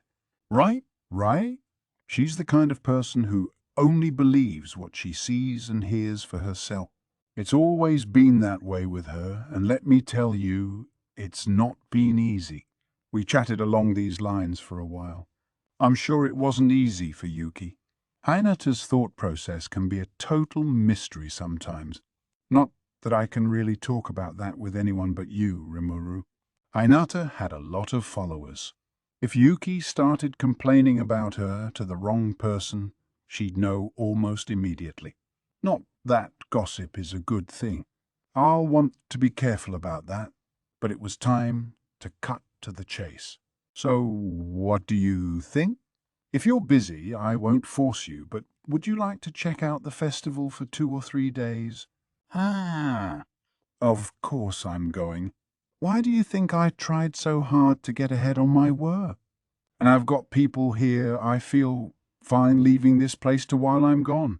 Give me one moment. Yuki stood up and went out of the room, calling for someone. I relaxed with my tea for a moment, and he was back shortly with a woman. Let me introduce you guys. This is Kigali, the vice master of the Free Guild. She'll be running it while I'm gone. She was a beautiful woman, very graceful on the outside, and the business suit-like attire she had on fit her to a T. Her eyes were blue, her blonde hair tied in a chignon, but her ears were the real standout, long and pointed. She had to be an elf. Hello, Rimuru Tempest. Oh, should I call you Demon Lord Rimuru? My name is Kigali. It is an honor to meet you. Thank you. Thank you. This is my second time here, but I don't think we met the first time, did we? I recalled the secretary who'd given us tea, but not this girl.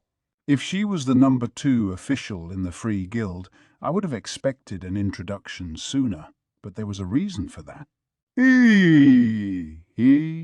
No, you wouldn't have been able to. I've only returned here recently. My passion is exploring old ruins, and I've just come back from mapping out the complex at Soma, one of the largest in the West. It turned out Kigali was one of the world's greatest active explorers, lurking around this ruin, and that since before Yuuki had founded the Free Guild. Her name was not that well known. She hadn't taken part in the Society of Adventurers, the precursor to the Guild, but Yuuki had scouted her for her clear talent nonetheless. The Guild, after all, wasn't just about fighting. That was Yuuki's philosophy, which was why he had given an exploration expert like Kigali such a high position on the org chart. Thanks to that support, Kigali had just pulled off a monumental feat, the complete mapping of the ancient ruins at Soma. This put her name up in lights for much of the world, quelling any dark murmurings of her being Yuki's hanger-on. Now she was a vice master anyone could respect. Just because it's mapped, of course, doesn't mean all its mysteries are unraveled, she explained. It just means there's a visual guide to follow to the bottom. There's still so much left to unravel. Yep, yeah. We can leave that job to the exploration-oriented adventurers. And with the map Kigali left for them, I think they'll make some serious progress. There's the guild philosophy at work again. Instead of leaving everything to a single exceptional talent, they can bring on teams of people for the excavation work. It helped younger members gain experience too, killing two birds with one stone in a way. So Kigali was now working here at the headquarters, helping educate the B rank and higher adventurers. Given that she got a cut of the proceeds whenever the guild sold the relics found by explorers, her take-home pay must have been astronomical. You can make a lot of money from ruins, can't you? I have to admit, she replied, you can. Although money isn't my main motivation. This is more my life's passion. I have auctioned off things I excavated in the past, however, to pay for my expenses. Yep, yeah. Sounds like lucrative, if backbreaking, work. And speaking of ruins, I wanted to ask, who's got the rights to these ruins? Is it whatever nation they're located in? Yuki paused. That's a hard question to answer. In the case of the Soma complex, that's managed by the Free Guild. It was discovered in a somewhat tricky location, a desert region called the Barren Lands, farther west from Western Nations territory. Yes. To be more exact, the Barren Lands are located right up against the domain of the demon lord Dagru. Thus, the area is not under governmental jurisdiction at all. Everyone's too afraid to come near it. Ruins in unaffiliated lands like these don't have anyone who can lay claim to them. Oh, we'll have to be careful with those then. Something bothering you about that, Rimuru? Yuki must have picked up on my reaction. I needed no reminding of what that something was. It was the assorted, unknown ruins near Clayman's castle, no doubt packed with magic items. I was sure exploring it would reap a huge harvest for us, but there was one snag. Who would the items we dug up really belong to? And what if those ruins invited unscrupulous, profit-seeking adventurers? Or worse, out-and-out criminals? The potential for discovering untold treasure was tempting, but even more important to consider was that treasure's historical value. They provided leads we could follow to learn about the ancients and what they did. It's only natural, I suppose, to romanticize about ancient times. If we let just anyone go in the ruins and vandalize them all they wanted, we ran the risk of losing irreplaceable artifacts. That was my main fear. There was no need to hide this fear, so I decided to bring up the topic with Yuki. We had an expert explorer on hand besides. Well, actually, there's another complex of ruins in Clayman's old domain. There is? Where is? You're sure of that? Kigali's eyes instantly fixed upon me, like a predator aiming for the kill. It was quite the onrush, and it honestly surprised me a bit. Yeah. Clayman had this vast fortune and collection and stuff. He handed out magical weapons and armor to his forces like candy. I'm thinking he harnessed the things he found in that ruin to finance it. The thing is... Yes. I paused for a bit, unsure before continuing. This might be rude to say to someone who makes exploration their profession, but I'm not really interested in plundering ruins just for the treasure. I want to know how the people there used to live, what kind of culture they had, and why their cities fell. I think ancient people deserve at least that much respect, so we don't let the past go to waste. This was just me being sentimental, I knew. It wasn't that I didn't care at all about treasure. There were just more important things. That was why I ordered that ruin closed to outside visitors for now. You're more of a romanticist than I thought, Rimuru. What do you mean, more than I thought? I've always been this way, Yuki. Yeah, you're right. He smiled at me, convinced. You'd have to be, to come up with an idea like building a nation of monsters. Kigali, for her part, mulled this over for a bit before nodding.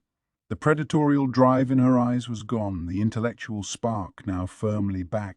I see, certainly. That's a perspective I did not have, but I understand it.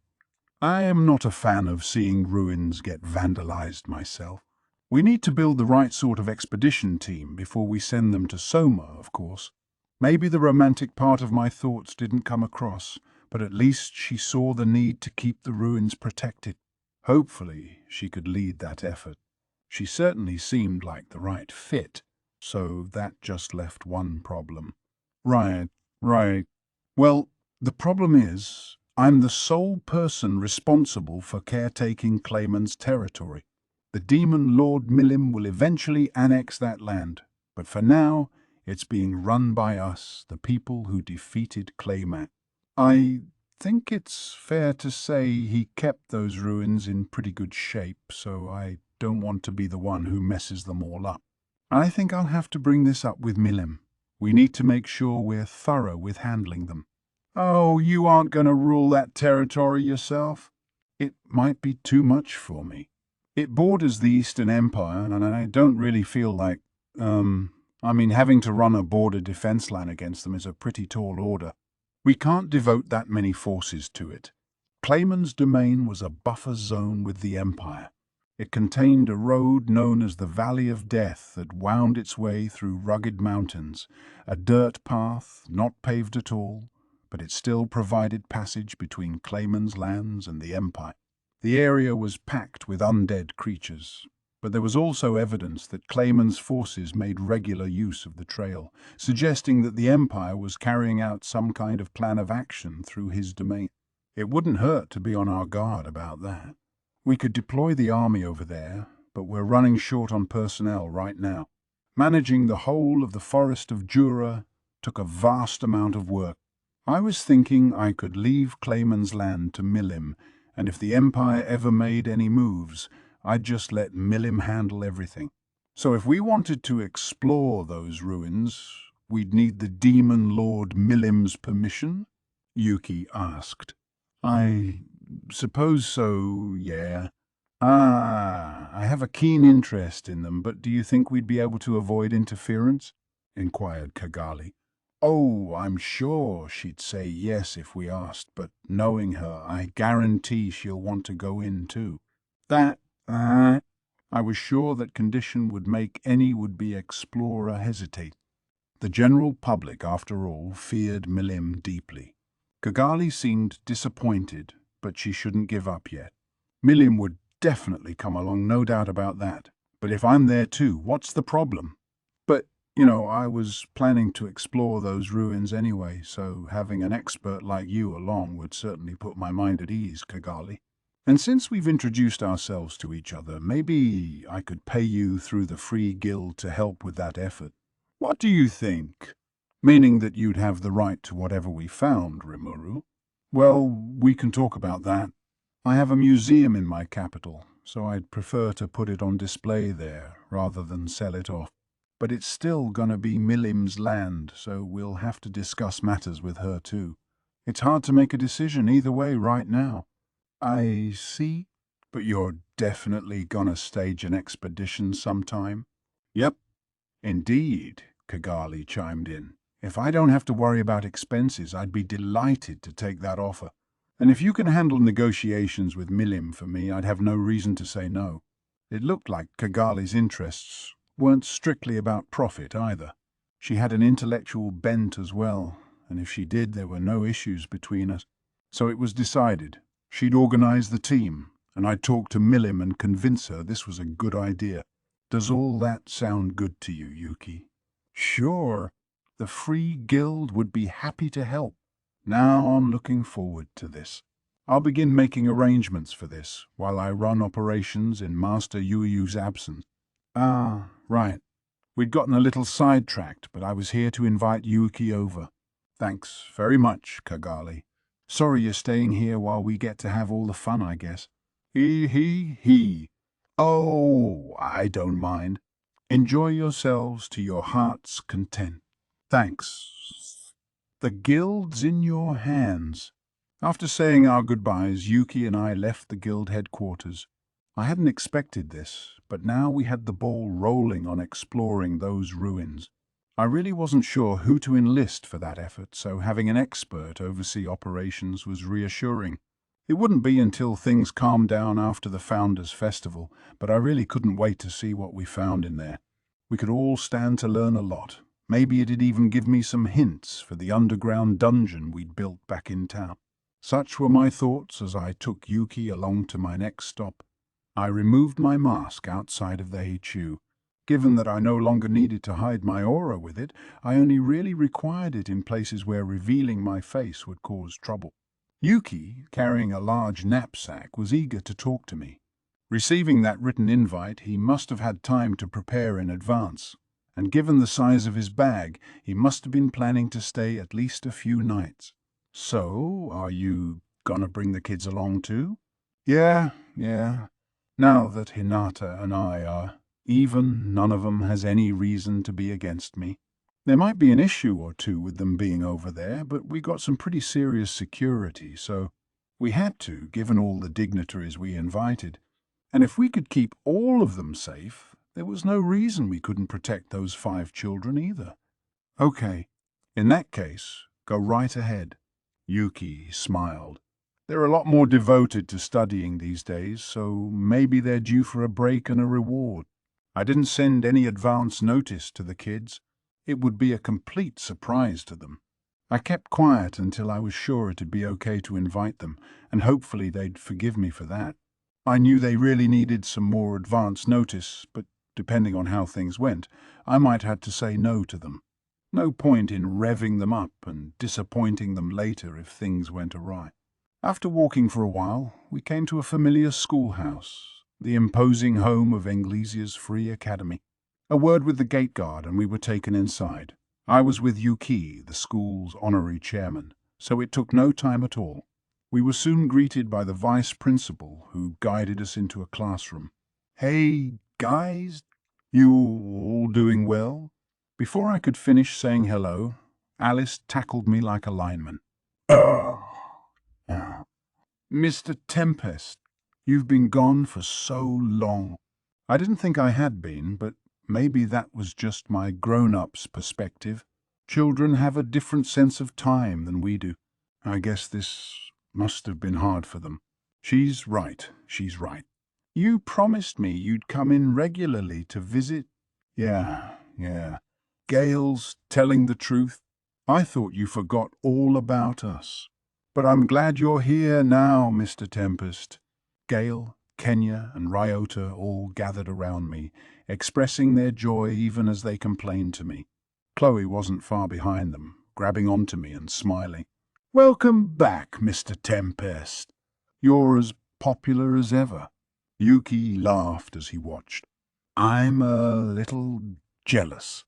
Oh, Yuki's here too. Are you gonna fight me today like you promised, Yuki? Me, too. Right. Our spirit force handling's improved a lot lately. Noticing Yuki made the children's smiles grow wider. Kenya was even challenging him to a fight, and Ryota and Gale weren't far behind him. If they had their powers more under control now, I was sure they wanted someone to test them out on. But we were here for different reasons. You'd need to train another 100 years to beat me. I'll fight if you want, but not today, all right? Oh, why not? Why not? Kenya protested. Sorry, I said, but there's no time for that today. What do you mean? A confused Chloe asked. I looked right back at her. Well, I wanted to invite all 5 of you to my homeland. We're holding a big festival starting tomorrow. If you don't want to go, that's fine, but hurry! We gotta get ready. All right, Ken. Why didn't you tell us sooner? This is huge. Yeah, Mr. Tempest. How can you just say this out of nowhere? I can't wait. The children immediately sprang into action, not waiting for the rest of my speech. They didn't waste a moment of time. The decision was unanimous. All you need to bring is a change of clothes, guys, I shouted as they scurried off. There was no response, all of them departing like a storm and shouting the whole way. The teacher presiding over class at the time was understandably a little confused as he watched us. That's quite a surprise to see. He sighed once they were gone. They've never been quite that friendly to me. You're doing a great job with them. They're a little better now, but it takes a rare teacher to wrangle the likes of these kids. No, I suppose it's only natural that you need to prove your strength for them to listen to you. I hate to say it, but I think I might actually lose to them if I don't pay attention. There's no doubting the power they pack, no. By the way, the teacher didn't look familiar. He must have been hired on to replace me. Oh, I'm sorry. My name's Rimuru, and I was teaching them before you. Sorry to interfere with class. Ah, you are Rimuru? I surmised as much when the children called you Mr. Tempest. Tempest. My name is Klaus, and I was hired by the Academy as your replacement. He gave me a bitter smile. And don't worry about the class. The vice principal warned me in advance that we may be cancelling it for a bit starting today. As Yuki explained, Klaus was once an adventurer, a hunting specialist with a rank of a minor. He was now approaching 50 and considering retirement before very long. Wait, you said you might even lose to them? They've gotten that strong? Well, what did you expect? They take pride in the fact that you trained them, sir. Yeah, Yuki said. If they snuck up on me, maybe I'd even lose. They must have grown a lot. That was impressive, especially in such a short time. It gave me something to think about, as a resolved-looking Klaus turned toward us. Sir Yuki, I have a request. Mum. What's that? It's something I'd like to ask Sir Rimuru as well. But at this rate, I can see myself as no longer able to win against them before long. It's an advantage that goes beyond any technical skill they have. But letting them slide by with just this much wouldn't be good for them. I think they need an adult who can serve as a kind of wall for them. How do you mean? It's simple, Sir Yuki. These children still have the potential to grow. I don't want them defeating me to make them arrogant, and thus I was hoping we could provide someone who can train them in fighting technique. I get it. Klaus really seemed to be looking out for these kids. Each one was housing a high-level spirit inside them, spirits that neutralized the magicule energy granted to them in the crossing from their world to this one. As they grew, however, they became able to control and harness these spirits' powers, and unleashing this extra energy would make it simple to cast spirit magic spells, for example. They really could become talented elementalists the way Shizu had. Kenya even had the potential to go hero level, just like the light elemental we met said. With the right instructor, fabulous powers would be far more than just a dream to him. Like Klaus suggested, he needed a gifted teacher to guide him along. But, all right, so we'll want a good teacher along those lines, huh? But if we're talking someone stronger than you, Klaus, it'd have to be a current ranker. Hiring someone that far up as a teacher might not be possible. Yuki was right. That was a problem. A retired adventurer would be glad to accept a steady job like that, but an active one could earn a lot more money taking challenging jobs than watching a classroom of kids.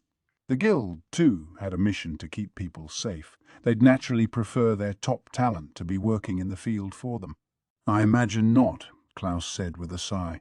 If we're looking for someone ranked A or higher willing to work as a teacher, well, I sure can't think of anyone.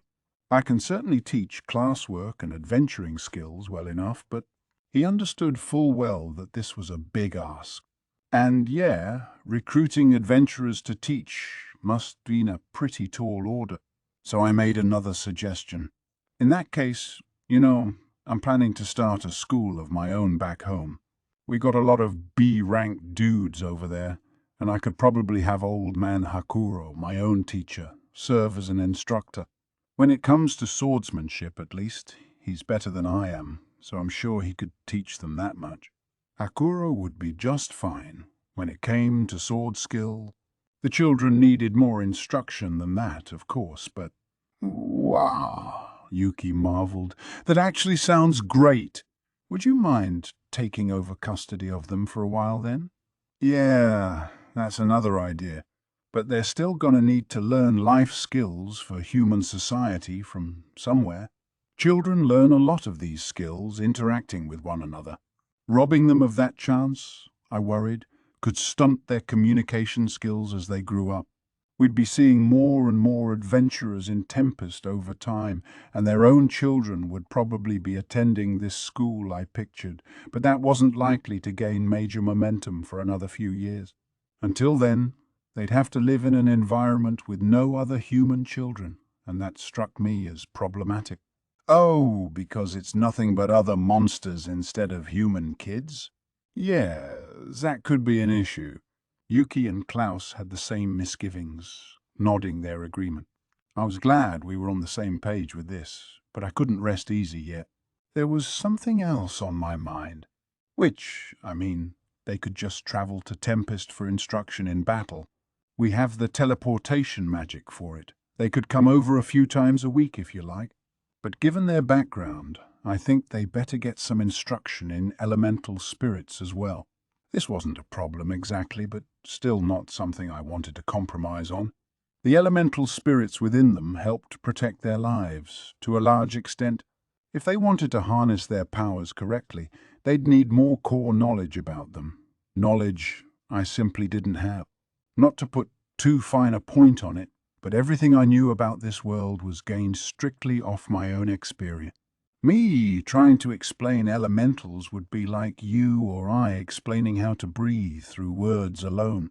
I could go over logical facts and stuff, but I couldn't impart the real essence.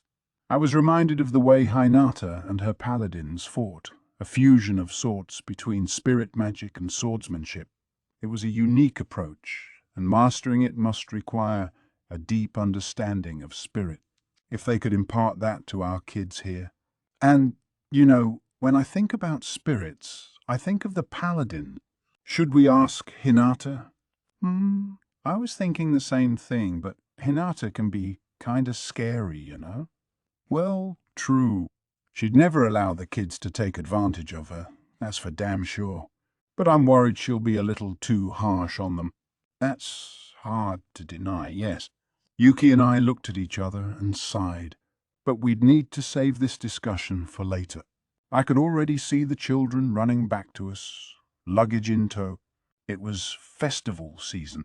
No point in pondering these thorny issues when there's so much fun to be had. For now, I could ask Hakuro about instructor work and worry about other matters later. It was procrastinating, I know, but we'd figure something out.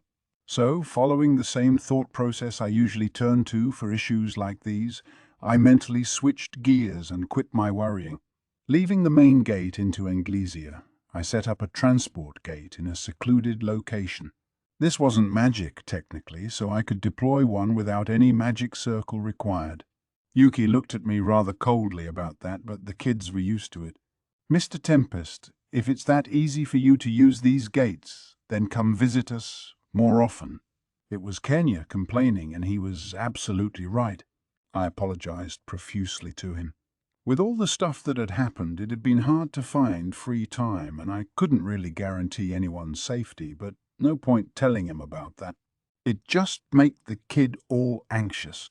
So, while dancing around the subject a little, I promised to go back to see them more often.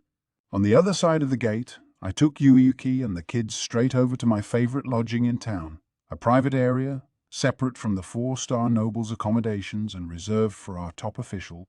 Yuki went off to his room, and as he did, I turned toward the children. "I'm sorry, guys, but I still have some work left. You'll have to wait until tonight to see me, okay?" Oh. None of them was too excited to hear this. "Quiet!" I took a pendant out from my pocket, silencing them. I thought we could use this to play a game, but that lifted their spirits. They were eager to hear more, and once I was sure they were, I began to explain. "You see this pendant here? It's kind of a free pass ticket to all the booze and stuff in the festival starting tomorrow. Carry this around and you can eat and drink all you want in the stalls, and you're free to come and go through any of the event halls you like. But just remember, there's an upper limit of 100 silver coins. Use that up and it's game over. You'll have to go back to your rooms then, and I'll give you homework as punishment. But if you've been doing your work up to now, I'm sure you'll be smart enough to stretch this out for 3 days. Sound like fun to you?" I knew from the start that I couldn't watch these kids all day, so I thought up this tactic for them. That's what you normally did with kids at a fair, right? Give them an allowance and let them run free. I felt bad about not taking them around, but I figured the kids would have more fun alone anyway. And with Sui's agents deployed across town, they'd have no trouble keeping tabs on them. This way, at least, I could let them loose on the festival without major concern.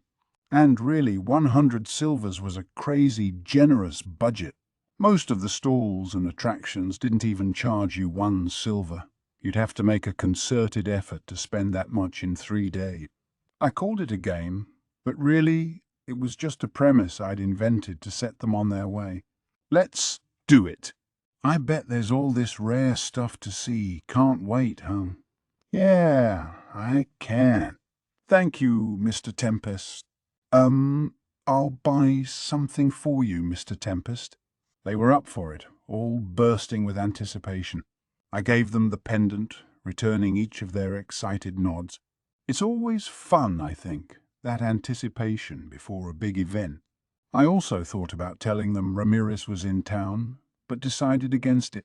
I planned to introduce them after the fest anyway, so no need to hurry things. Besides, all the kids, Kenya and Alice in particular, were already busy planning out the next 3 days of fun. The servants at our lodging would take care of the rest of their needs, I figured. Okay, guys, if you need anything, just ask the hostess in charge here, all right? And I doubt you'll need to, but if you have to contact me about something, just hold that pendant tight and think hard about me. It'll trigger a messaging magic. Okay, they all shouted back. Good to see them so eager. And with that, figuring I would be in their way beyond this point, I left their room. Now I had wrapped up all the necessities. I had a little time before the pre-opening, so I thought I would take a quick break in my room before it began, but the world had other plans for me.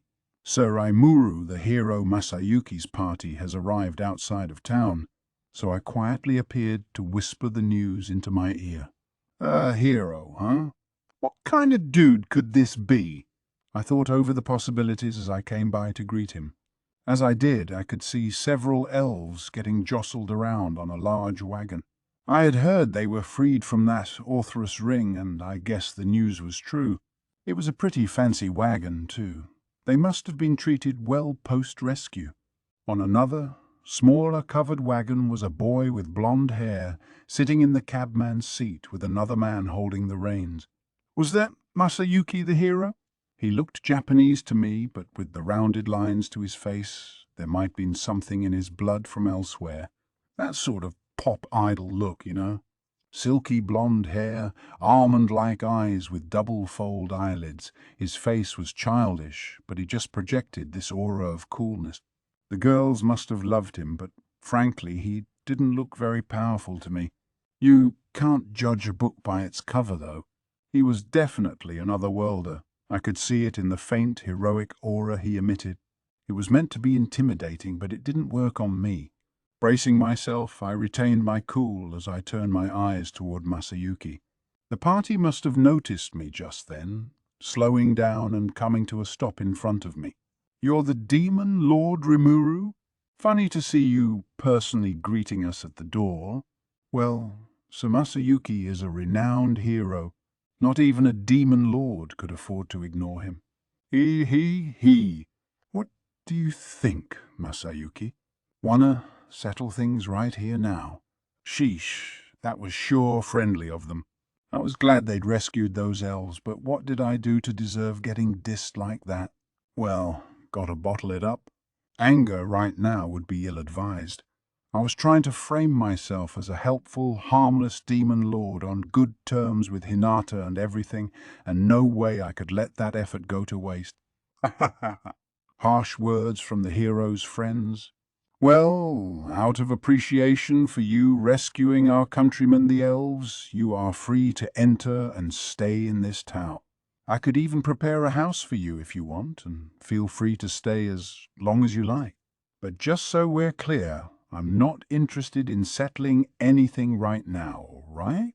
There were merchants around us. I decided to take a friendly, humble route. It didn't exactly provide the results I wanted. Look. The demon lord's afraid of you, Masayuki. The large, semi-nude man who took the reins roared in laughter as he looked down at me. I understand you are seeking friendship with us humans, but I'm unsure how much I can trust this. The rumors say that you're the one who schemed to topple the government of farmers. Perhaps you've managed to trick Hinata the Saint well enough, but don't expect to be so lucky with Masayuki here. Talk about turning a deaf ear. They were hell-bent on making me out to be the villain, it looked like. But oddly enough, the hero himself still hadn't said a word. He had tried to, but every time one of his companions would speak up first. To be honest, they were acting more like groupies. The evil must be dispelled, if you ask me. Sir Masayuki, defeat this demon lord at once and bring peace to... Guys, I'm telling you, we've already got peace. The nearby merchants were giving me confused looks, no doubt totally lost. If I didn't put my foot down, I felt like there might be repercussions. But I couldn't really stage a fight here before I could get too worried. However, someone tossed me a life ring. "What you guys doing?" Yuki, in a fresh set of clothes, had already heard the commotion. "Oh, Yuki, you..." For the first time, Masayuki spoke up, and from the sound of it he had been hoping for divine intervention as well. But his companions weren't having any of it. "Well, hello there, Yuki. Why is the master of the guild himself keeping tabs on a demon lord?" "I'm not, Jinrei. Guys, Rimuru seriously wants us all to get along, okay? And as proof of that, I'll point out the fact that you're all still alive." So the larger guy was named Jinrei. Yuki explained to him about how I'd fought Hinata to a draw and that I'm not a bad demon lord. It didn't convince all of them. "What do you mean by that? The way you describe it, are you implying that Masayuki is weaker than Hinata the Saint?" "Don't be that harsh with him. A mere demon lord could never stop Sir Masayuki, and even the guild master could never be forgiven for insulting him this way." Masayuki himself was still silent. He sure had some extreme fans. "Yeah, Yuki. Like Bernie and Jiwoo said, don't treat Masayuki like a fool, all right? I don't know how strong Hinata's supposed to be, but a draw's the best she could do against this guy. In that case, it's time for the headliner to make his debut, ain't it? Masayuki could whip this demon lord easy. The lauded hero looked like he wanted to be somewhere else right now. Maybe he didn't seek conflict with me at all then. Yuki, realizing this himself, stepped up to assuage his friends. Guys, calm down. Like I told you, Rimuru isn't hostile against us. There's no point fighting him. But he's a demon lord, ain't he? Who knows when he might hatch some nefarious scheme. And with the Western Holy Church sitting on the fence, ain't it about time Masayuki shows everyone just what kind of hero he is? No, I'm telling you. I see. I could understand where this guy Jinrai was coming from, actually. I was a demon lord and he didn't trust me. And sure, if you weren't familiar with me yet, maybe you'd feel the same way as Jinrai did about me. I still didn't know what the so-called hero thought of all this, but at this rate, we'd never come to terms. So I decided to accept the challenge. But, all right. In that case, I've got a suggestion. We're planning to hold a battle tournament at the festival starting tomorrow. If you enter it and emerge as champion, I'll gladly accept your challenge. That, and you'll be able to prove your strength to everyone there. Not a bad offer, right? I'll take the challenge, but before that I wanted Masayuki and his team to enter the tournament. It'd help me learn how they fought, and for that matter, it might show that I shouldn't bother with them in the first place. A pretty shrewd idea, I thought, although I wasn't sure which of them would get to fight in the arena yet. I had planned to restrict the competition to fighters ranked below A, as I was still a little anxious about the arena's structural integrity. It did just fine against magic from high-level elementals, which was specialist stuff, but hey, if it crumbled, we'd just build it again. As long as we made sure no onlookers got hurt, us duking it out there shouldn't be a problem. Oh, you're in that much of a hurry to embarrass yourself in public? What do you think, Masayuki? You should accept the offer. It'll help spread your name far and wide. Yes, let's prove you're on the side of justice in front of the very people you must keep safe. Masayuki's attendants were all gung-ho about it. Masayuki was not. His eyes darted around, seeking an escape. Was this dude really all right? This wasn't, like, just a huge bluff or something, was it? Nah, it couldn't be. This gang apparently crushed Orthrus, which Zoe described to me as one seriously dangerous organization. That's not the kind of feat you could bluff your way through. Even if he was a big faker, I mean, hell, he could say no any time. Well, all right. I accept your invitation. Guess I really was overthinking it. After a few moments spent in thought, he said yes. Whoa, you sure about that, Masayuki? A worried Yuki asked. The hero smiled slightly. Oh, I'll figure something out. It ought to be just fine. It always is. That's a lot of confidence, especially considering I'm right in front of him. Very good, I replied. And this being a tournament, there's not going to be any killing, all right? Keep that in mind for me. Who do you think you're talking to? Let's go, Masayuki. We'd better rest up for the big day tomorrow. Yes, Masayuki. Considering all the onlookers here, no way this demon lord's gonna chicken out now. And don't worry, we'll keep a close eye out for anyone trying to poison or assassinate you. Anyway, we ought to get going. Better find out when the tournament begins. Rimuru, Yuki said as they left, you aren't really going to fight Masayuki, are you? I don't know yet. I mean, do you think he could win the tournament? That's what I'd like to know. Yuki sighed. He's won a couple Engelzia battle tournaments in a row, and honestly, I've never heard of him losing against a monster before. A lot of his strength is still an unknown to me. I could read it on his face. This was something he did not want to deal with. Well, whatever happens, happens.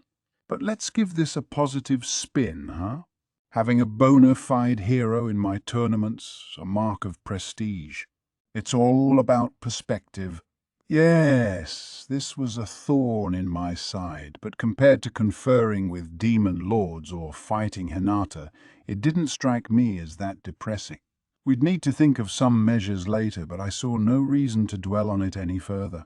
And then evening came, and with it an ornate reception hall packed with dignitaries from all over.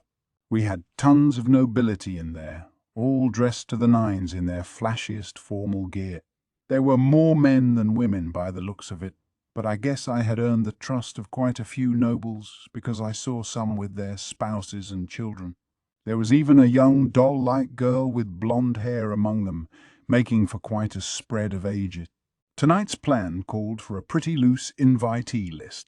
Anyone could come if they liked, and we'd be serving them buffet style with a variety of food spread out on the table and invitees free to pick and choose. Plus, there was something you wouldn't see in any other country, a section of the chamber decorated Japanese style with tatami mats on the floor. This took up about half the room, with invitees obliged to remove their shoes before stepping on it. This wasn't a tradition many guests were used to, so the tatami section was still sparsely populated. But it wasn't empty. I saw a few people trying the space out, relaxing on new and unfamiliar zabuton floor pillows. King Gazelle was one of them, and this wasn't his first time, so he was well used to it. We spoke for a bit. Apparently, he'd gone around town this afternoon, seeing how it was developing, the sewage treatment facilities, the rails we were constructing, and so on. He spent a while gazing at all the buildings and entertainment we had built, much of it based on my own whims. "What will you be doing with those rails, if I may ask?" "Well, on that topic I actually had some things to discuss with you. I'm thinking about developing these new vehicles called trains, and I'd really like you to join in." "Oh." "Well, if it's my beloved sparring partner asking, I'll gladly accept." That was fast. I guess seeing those rails convinced him it was worth signing on for.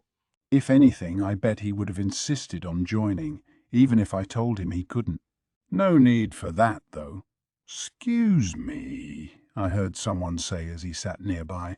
This was Yom, another familiar face, and he just homped himself down right in front of King Gazelle, who greeted him with a grin and deftly poured some wine into his cup. It was surreal to watch the king of a brand new nation chatting with someone like Gazelle. No doubt the sight would make some people rethink their opinions of Yom. The three of us chatted about this and that a while. Gazelle's main purpose here was to show people that we were friends. The more intelligent people watching us would have to raise their opinions of Yom and me. Here they'd think we're two people the Dwarven king obviously respected, and that, in turn, would give us more leverage at the bargaining table. In effect, Gazelle was providing support fire for us. Of course, I was sure he'd scrutinized what we talked about before, making calculations to ensure the Dwarven kingdom stood to profit from it. But I still definitely appreciated it.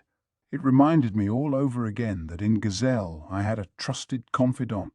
Some of the attendees had a chance to try out our large public bathhouse before the party.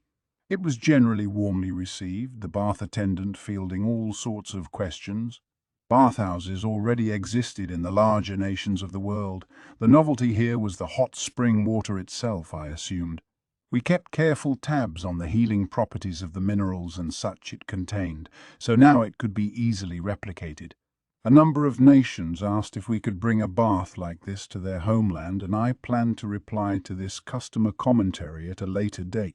My answer was always going to be sorry, come visit us again, but regardless. A few of our bath customers were in the tatami space now, relaxing in the light yukata kimono we'd provided.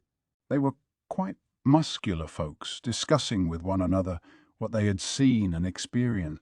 One of them wanted to speak one-on-one with me, but I just didn't have the time to get to everybody in the chamber. I thus reached out and greeted those I was able to, timing-wise, as I made my way to the seat of honor. Many of the people here were seeing me for the first time. I felt a lot of curious gazes upon me. People who turned pale upon learning I was a demon lord, and people all the more curious and observant upon hearing the news. I was still not used to so much attention at once, so I gave them all quick hellos before reaching my seat. It was time to officially get this party started. First off, thank you for coming here today. My name is Rimuru, and as you all know, I have recently been appointed a demon lord.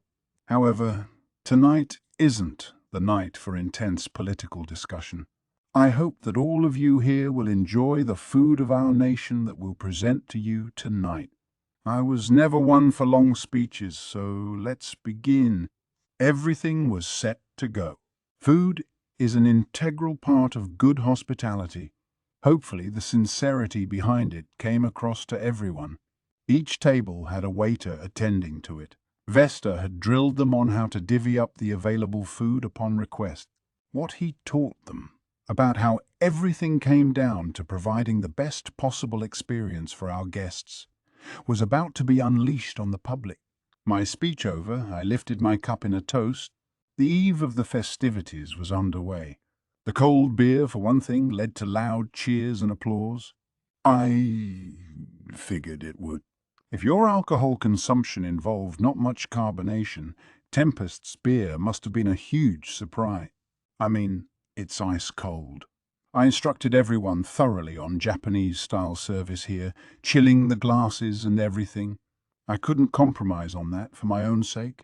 Even better, I had lovely elven girls pouring for me. No one was forcing them to, okay? They'd personally volunteered to help out, and we were letting them. And they were a big hit, too. Having such beautiful elves going around the hall with drinks, wearing yukata, was no doubt quite attractive to people only familiar with women in dresses. And the way they greeted you, with a polite seated bow on the tatami mats, 3 fingers of each hand on the floor, had a kind of universal attraction among men, no matter where they came from. A lot of them were blushing, and not because of the booze. I mean, you know how breasts can look under a yukata? Just as I calculated. Bah, the ultimate blending of Japanese and Western styles. Seeing people in yukata dotted among all the nobles in formal wear was something different, definitely. Something you could see only here. Things were getting a little hectic at this party, though we'd expected as much. Really, the party itself was a crazy idea from a common-sense perspective. But why let it bother me? I treated it as perfectly normal as I watched the other guests. The tables were lined with the latest and greatest work from Shuna and Mr. Yoshida. It was all excellent. I could guarantee to everyone attending that they would enjoy it. You had smoked chidukan and vegetable sandwiches, cow deer steaks, sorted veggies with red bean paste, carrage fried chicken and roast beef salad. For palate cleansers, we offered assorted fruit sorbets, and there were even a few dishes from the Walpurgis I attended, like black tiger stew and grilled sage rooster. Tracking down those monsters wasn't easy, but with the leads I had beforehand, we managed to procure them over the course of 3 days. This food, made with the finest and rarest of ingredients our nation had to offer, seemed to fully satisfy the palates of our noble attendees, all of whom were dyed in the wool gourmets, no doubt. And that wasn't all. A large fish was brought into a corner of the hall on the border between the Western and Japanese sections. The monster was called a spear tuna, bearing a solid-looking exoskeleton and a sharp spear-like head. Even without the horns, it was over 13 feet in length and looked viciously mean from nose to rear fin. Why did we bring in such a behemoth? Because despite its appearance, this fish had the nicest, most well-rounded taste to it. The armor-like exoskeleton hid lean red meat similar to tuna. I happened to catch one during a fishing competition with Gobta, and all I can say is, good thing I bothered to run analyze and assess on it before tossing it back. It told me that the fish was both non-poisonous and packed with nutrients. Pour a little of our soy sauce on it, now ready for practical use. Try it out, and, well, was good. Really good. The experience drove me to show it off to the crowd at this party. I'd actually caught this guy myself. I had grown pretty adept at moving in the water by now, and it was a good experience for me. I'd have someone else handle that next time, of course, but either way, this was a freshly caught spear tuna. Meanwhile, Hakuro cut and trimmed it for me. The first time, he used a well-honed long knife from Kuroba to dice it up and present it in pieces, arranged all lifelike on the table. This time, however, he'd be performing for a crowd, so he took his time, slowly slicing up the body. Deftly avoiding the spear tuna's solid exoskeleton, Hakuro's knife ran through it like butter. It was the most artistically beautiful dissection I had ever seen. Even Shuna was surprised at his dexterity. Put a knife in his hand, and he truly had the air of a craftsman. Shion, behind me, really wanted to help out with the knife I had gifted her, but I dissuaded her from the idea. The reason should be obvious. I couldn't feed inferior goods to a group of world dignitaries. This wasn't something I could joke around with. Shion was my secretary/bodyguard, and I wanted her to stick to that. How did the crowd respond? Well, more than a few were surprised, even scared, of the vicious-looking sea creature when it was first brought in. But as Hakuro's trimming unfolded, looks of joy started to creep over their faces. Then the head came off, the body was cut into 4 sections, and the dishes slowly filled up with the resulting sashimi pieces. In the center were the fattier cuts of white sashimi, the red pieces fanned out around it. The mere sight of that made me salivate, but the crowd, most of whom had never had anything like this before, was a little more nervous. As they continued to watch, Hakuro began to make sushi out of some of the pieces. This feat I wasn't expecting. White rice, cooking, sake, vinegar, mirin, and soy sauce. We had all of those now, and they added incalculable depth to our cuisine, as was clearly being demonstrated here. But man, I never thought I'd get to eat real sushi in this world. Apparently, Hakuro's grandfather had told him about it when he was young, but wow, I sure felt for that guy. Coming to a world like this, and all he could think about was sushi, this thing he'd never enjoy again in his lifetime. He must have had so many regrets. Compared to him, I had it damn lucky. Like Hinata told me as well, trying to replicate Japanese cuisine in this world was, to say the least, a challenge. Hakuro's granddad, though, huh?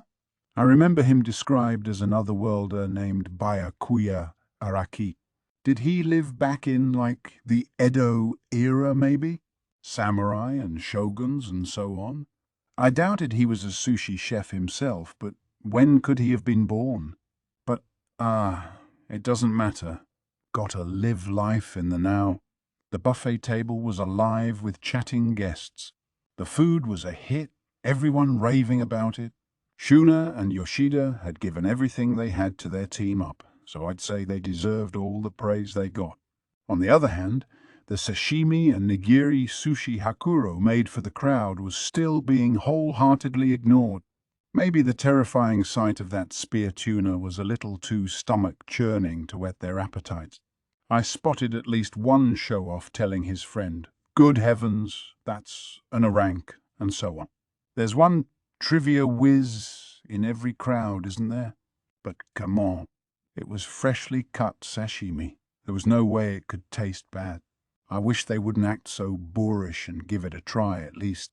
In this world, you could detect poison in food without eating it first, so everybody here knew that wasn't a concern. The visuals must have convinced them this was some kind of low-grade garbage food. Well, if nobody was willing to step up to the plate, it was time for me to lead off. I'll take one. By all means. Hakuro was kind enough to whip up a new piece of Toro fatty tuna for me. I placed some soy sauce on it and popped it in my mouth. The combination of fragrant wasabi and the tuna's melt in your mouth umami came together, forming an explosion of supreme taste. It was so good. So good. I mean, I'd been to crazy fancy places in Ginza before, and I'd never had anything at this level. This is amazing, Hakuro.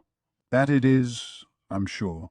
I was concerned such fine fish may not last long tonight, but I fear the audience reaction is a tad disappointing. It will be something to look forward to over drinks tonight, though, no doubt. Hakuro and the rest of the staff would eat after the guests left. He must have been hoping for some spear tuna to enjoy with his sake later. And he was right. The snub from the guests was a pity, but if he'd made this for himself anyway, then no harm, no foul. In fact, he almost seemed to want them to hate it. Unfortunately, it was Hakuro who had to be disappointed. "Would you make me a piece of tuna underbelly without the wasabi, please?" Well, who's this? Someone with a lot of guts, asking for the uturo, arguably the best part of the whole tuna. "And no wasabi? What are you, a child?" "Oh, shut it. I don't like that sting in my nose." It was Hinata, dressed in a simple nightdress and acting a little too big for her britches for my taste, ordering sushi like it was her divine right. Too bad there isn't a little more variety. And now she was complaining about that? First no wasabi, then the larger menu. Okay, I'll grant you that not everybody's on the wasabi bandwagon. It can be tough if you've never had it before. I asked for no wasabi up until around middle school age myself, but as a grown-up, a real connoisseur knows how to enjoy the flavor of the wasabi as part of the package. What do you mean, a real connoisseur? What's that even matter? If it tastes good, it tastes good. She was chortling at me now, but she was right. God damn it! Why does Hinata have to be so rational about everything? So she picked up the plate from Hakuro, beaming. Slowly, she placed a piece inside her mouth, closing her eyes. This really is excellent. First sashimi and then sushi, it rankles me, but I have to respect you, Rimuru. Sounds like a satisfied customer. She savored the tuna, a look of joy on her face. "Right," said Yuki, coming up from behind. "I'll have one too. Oh, and with wasabi, because I'm not a kid." Given the jab at Hinata, he must have been observing us for a while. I knew he had sampled quite a bit from the buffet, but he must have still been just as hungry. Taking a plate from Hakuro, he finished off the contents fast, no doubt waiting for this moment. Wow, it's just melt in your mouth. Man, getting to eat sushi this good, over here it's honestly kind of moving. He was already reaching for the sushi as he spoke, a smile on his face. "It certainly is different from freshwater fish," countered Hinata. "Is it not? You know, I asked the Free Guild for fish like this, but they turned me down and I can't magically transport them to me. I had given up on it. But this definitely brings a little more joy to my life." Apparently, Hinata had missed seafood so much that she'd asked Yuki to bring some over to her. That, however, was logistically difficult. There were so many issues to deal with, they couldn't find anyone to tackle the job.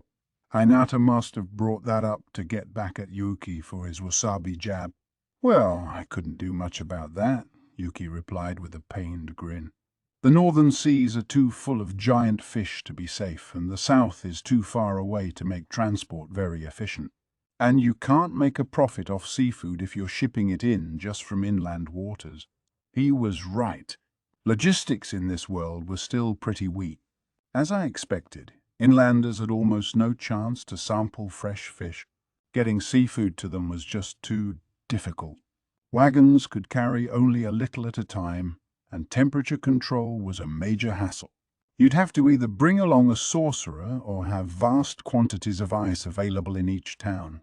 And even then, there was no telling if you could maintain freshness from the shores all the way to inland city. You'd have to be pretty rich to have a chance at a fresh fillet, and in fact, the idea probably wouldn't even occur to you in the first place.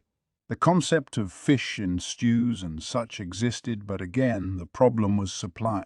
This, too, was just what I pictured. Thus, I wanted to take this opportunity to tell the world about the delicacies they could enjoy only in my nation. I'd build more of a distribution network later, But until then, I wanted Tempest to have a monopoly. Whether they were put off by the spear tuner's appearance or hesitant about exotic food cultures, nobody had touched the sushi or sashimi. But now, with both Hinata and Yuuki singing its praises, the tides were about to turn. A man stood up from the corner King Gazelle was occupying and came over. "Sir Raimuru, can we have some as well?" he asked. If I recalled correctly, this was Dolph, captain of the Pegasus Knights. "Certainly, go ahead. I'll have it brought over." As if on command, Hakuro's hands began moving at astonishing speed. The plates were quickly lined with fresh-made sushi, sashimi, and osuaimono, a light seafood broth. These were brought over by our elf girl waitstaff, all arranged in a neat row in front of Gazelle, Yom, and the others seated on their pillows. Now, for the big moment, how would they react? Mom. "Excellent, as always. Ka? This is good."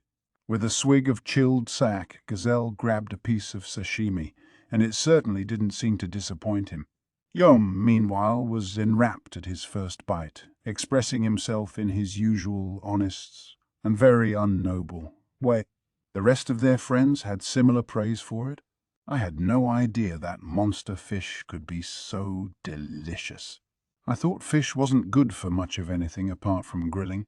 Hey, if it tastes good, you know? Yeah, and certainly Sir Rimuru has never brought us anything short of excellent. Good! Glad I had everyone satisfied, and even better, a large number of people were observing their reaction. Me, too. I'd like to have some. The moment one noble shouted that, a mad dash of orders for Hakuro ensued. Now, it was a big hit, one that made Hakuro happy, if a little regretful. Yeah, I wasn't so sure he'd have something to enjoy with his sake tonight after all. I actually have another spear tuner on hand. Let's surprise him with it afterward. After Hinata and Yuuki kicked off with their light banter, they were exchanging heated opinions about every other topic in the world with each other, drinks in hand. It was hard to tell if they liked or hated each other, but their little debate over wasabi had turned this offering into a success story. It wouldn't be nice to interrupt them now, so I resolved to thank them later. So, the party continued. So far, I'd call it a big success. All the food, Western and Eastern style, was earning raves. This was a come-if-you-like thing. Nobody's attendance was required, but a lot of people showed up anyway. If we kept up relations with them all, I'd have to be sure to dangle these foodstuffs in front of their eyes and tell them we could get a regular supply going. This much, too, was as I'd planned it. This kind of on-the-ground purr was my job. I'm not just here to live it up and dine on the hog, no. I'm not extravagant and selfish. That was all prep work for a chance like this. But enough excuses. In that way as well, the event was proceeding as planned. But then... Urgent news, sir. A soldier burst into the room. I guess we had a problem. As one would expect, there were guards posted all around this reception hall, including the personal bodyguards of the political figures inside. The area around the building was thus full of people, and if there was an issue out there, it was likely to be a serious one. What's up? What happened? I spoke slowly to the soldier to calm him down. I'd love to run out and see things for myself, but I couldn't act agitated right now. But before the soldier could answer, a large contingent of bodyguards from all manner of nations tore into the room at great haste. Seriously, what was going on here? Our security program was supposed to be perfect. If we had an incident on our hands, something seriously went wrong. I didn't sense any particularly large aura approaching. This wasn't a monster attack. If it was, it would have been detected sooner. Milim and Karillon were a bit late, but their arrival wouldn't trigger a panic like this. So, what could it be? The soldier turned toward me. A large flying object has flown in. It's outside of town. As he spoke, The other bodyguards were giving their own reports to their respective bosses, shouting in loud voices. "Reporting, sir. The Emperor of the Sorceress Dynasty of Thalion has appeared. It's an emergency. The Heavenly Emperor, Elmesia Elru Thalion herself, has set foot upon this land. Her Excellency, the Emperor, and her entourage are walking toward this reception hall." I was freaking out for a moment, but to sum it up, this was just the Emperor of Thalion arriving a little late. Ooh. That's a relief. I was wondering what was up. I breathed a sigh of relief, but Gazelle, who deigned to get up from his seat to approach me, was sighing for other reasons. Just as thoughtless and ignorant as ever, eh? What else would happen if Emperor Elmesia left her borders? I know we're all trying to gauge one another at this event, even me, but the Emperor herself is simply too much to handle. I'm sure even those not in attendance tonight are hurriedly sending missives back to their homelands. What do you mean? I wanted more details, and Gazelle was just waiting for the chance to give me some. He just loves to go on about all his knowledge in front of me, like some kind of genius. But it did help me, I realized, so I resolved not to complain too loudly. As he put it, the Sorceress Dynasty of Thalion was a large country, one as strong as the armed nation of Dworgen, despite being fully independent with no involvement in the Council of the West. Plus, as the term dynasty suggested, it was a federation of 13 distinct kingdoms. In terms of power, the Council of the West was definitely the biggest force out there. But given its parliamentarian system, it couldn't immediately carry out policy at a moment's notice. Dworgen, on the other hand, was a monarchy under Gazelle, so while it fell behind in overall power, its statements still held sway with the Western nation. The same was true of Thalion. Elmesia holds immense power in Thalion. She's hailed as a descendant of divinity, and she's the one who declared herself Heavenly Emperor in the first place. I don't know how divine she is exactly, but it's absolutely true that Thalion was founded by a high elf named Elmesia. That woman's been around for longer than Thalion itself. It wasn't even remotely on the same scale. Dworgen's history extended back for 1,000 years. Compared to that, it was said Thalion could trace its roots back over 2 millennia. Do you see what I mean now, Rimuru? Even I have to be respectful to Elmesia. And imagine if you were a human with your short lifespan. Why, you would never have a chance to meet her in your life, even if you wanted to. Given Gazelle's obvious distaste for her, Elmesia must have been one tough cookie to deal with. I meant to invite only Archduke Errol, I think, but I guess we'd landed someone even bigger. Yeah, I guess it's important to write a name down on your invitations, isn't it? I don't think that's the problem, a peeved-looking Gazelle replied. But she was here, and I had nothing to counter him with. We'd just have to give her the best service we possibly could. As we spoke, a commotion erupted near the entrance. Looks like she's arrived. Stay on your guard, Rimuru. Think of her as the slyest old fox you'll ever see. If that's how Gazelle put it, I suppose I'd have to resign myself to some serious competition. I gave him a powerful nod, showing him I was ready to accept this. The hall was in a furor, as I suppose it would be. Here, after all, was an emperor of a vastly powerful nation, one who apparently hadn't even made a public appearance in decades. Most everyone in the room would normally never get a chance to see her their whole lives. Elmesia Elru Thalion, the leader who declared herself Heavenly Emperor, solemnly strode inside. Everyone there no doubt thought of her as the personification of beauty. They all watched her silently, captured by her presence. Even me, I think, especially since, externally, she looked like such a beautiful young girl. Her skin was like fresh snowfall, her hair a shiny silver. Her ears were long and pointed at the ends, her penetrating eyes the color of jade. She was female, judging by what Gazelle said. No denying that. Are high elves purebred from the fairy races, then? If not, then they must be closely related. Fairies came in all sorts of types, I suppose, but some were descended from the high-ranking spirit classes, and maybe this Elmesia was an example of that, a menace from ancient times. No wonder Gazelle was wary of her, and we had to watch out for her entourage as well. Each guard practically oozed power. They were dressed in ceremonial gear, but even that stuff was all magically charged.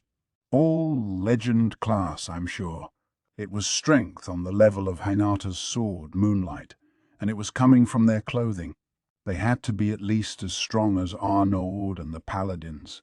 Or maybe, judging by the quality of their gear, the Emperor's Guard was even better. It's a big world out there, I thought. Then, waving a hand to keep the guard at bay, the Emperor stood before me.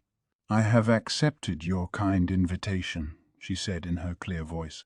It gladdened me. That voice was enough to make all the invitees here melt, it looked like. One might confuse it with a charming magic, but it wasn't. Her voice really was just that mesmerizing. "It's an honor to meet you as well," I said, returning the favor before her. Then Elmesia's jade-colored eyes looked at me. Warning. Spiritual interference detected, blocked. This was likely not an attack, but a natural side effect of heroic aura. Oh man, this lady's heroic aura on a level that even beat Gazelle's. That means she was at least as powerful as him, and quite likely even more so. Demon Lord level, perhaps. It seemed like a keen idea not to get on her wrong side. This was a peaceful invitation, and I wanted to appeal to her with everything I had so we could build a friendly relationship. Now we have some food prepared for all of us, so I hope you will enjoy the remainder of the evening. Yeah, I am most pleased to see so much careful attention paid to these proceedings. I do look forward to the festivities beginning tomorrow, and I hope they prove to be eminently enjoyable. Also, Elmesia had a calm, composed smile on her face as she spoke. Then she brought her face closer to mine. "Doesn't have to be today," she whispered, so only I could hear, "but I want you to make some time for me, you know. There's something I want to discuss frankly in a more relaxed environment." It was a markedly more casual way of speaking, Elmesia's true colors showing, I imagined. As someone still getting used to playing the role of a stern, dignified demon lord, it made me feel an affinity for her. "All right," I replied. "I'll let you know when I work out a time." She nodded, smiling, then returned to her ring of guards. She kept the smile up as people clamored around for a chance at winning favor with her while she headed for the buffet table. By the way, I was surprised to see that Errol, the Archduke I did invite, was nowhere to be seen. But then I matched eyes with one of her guards. "Whoa, it's him!" He looked so imposing that I totally ignored him at first, but I guess he was here. We exchanged glances and nods, but I definitely wanted to give more formal hellos later. It was only a short exchange, but it still exhausted me. Fortunately, Elmesia was now distracting people's attention away from me, so I decided to kick back in the tatami mat section. I had assumed this would be a chill little open invite event, but now I had some real power brokers in here. Man, I'm beat. About to get swallowed up, aren't you? Better keep yourself sharp, or else that old Gazelle stopped himself, taking a swig from his chilled sake to change the subject. I'm guessing the even chillier stare from Elmesia was the reason. I'm sure I wanted to know what he almost said there, although I could venture a guess. Good thing he didn't finish the sentence. Elves have pretty good hearing, and loose lips sink ships, as they say. I'll need to be careful, too. But regardless, time to unwind. I toasted with Gazelle and Yom, opening things up with some chit-chat. Unfortunately, I couldn't relax for long. There was further commotion at the entrance. Another celebrity appearance, by the sound of it. Looks like she's finally showed up. "She sure has," I replied to Shion with a nod. I was worried she'd be too late before long. I prepared to give my goodbyes and stand back up. "Oh, Milim's here. Yom said, recognizing her. Man, she's painted up all pretty tonight, huh? Ever since they had a bit of a tussle, Yom had kindled something of a dislike for Milim. The fact he managed to keep it just to dislike probably spoke volumes about his personality. No way any normal person could speak of a demon lord as painted up like that, I don't think. I really had to hand it to him. I see. Bring in the demon lords, eh? Gazelle's eyes were sharpened on Milim as well, but it took Yom to tell him who she was. But I'm sure a few other faces by the door were more familiar to him. After all, she was being led in by members of my own staff, Benimaru, Diablo, Geld, and Gabil. Now the Dwarf King looked nervous. And why not? This quartet was guiding 10 people inside, Milim included. She was taking the lead with 2 attendants on either side, a bald man named Midre, the head priest of the Dragon Faithful and a fighter worthy enough to earn praise from Benimaru. The other robed attendant was more easygoing. That must have been Hermes, the guy Gabble had fought against. Behind this trio were 2 former demon lords, Carillon the Beast Master and Frey the Sky Queen.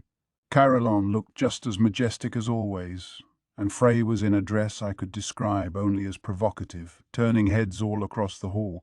Both of them, to be sure, struck an almighty presence. Trailing Carillon were the 3 lycanthropeers. Say, this was the first time I'd seen Phobio in a while. He looked a bit thinner than before, but I was glad he was well.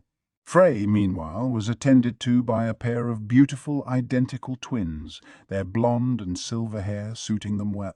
I had heard of them. They were the Twin Wings, her closest servants. I hadn't realized they were actual twins, but I was sure they were 2 powerhouses in a fight.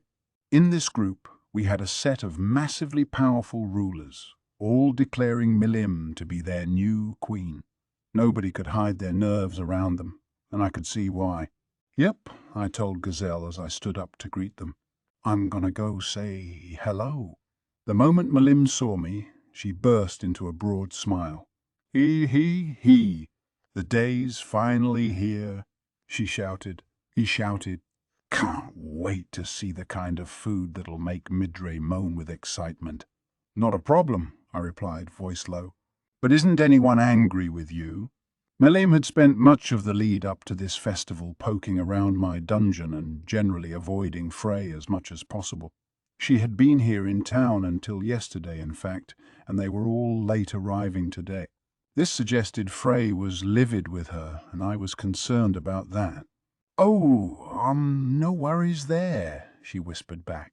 I emphasized to Frey that I've built up my self-awareness as a ruler, so I was out protecting my territory the whole time, and she believed me. Judging by the sweat running down her face and the way her eyes darted around, I had trouble believing her. Frey was an intuitive woman.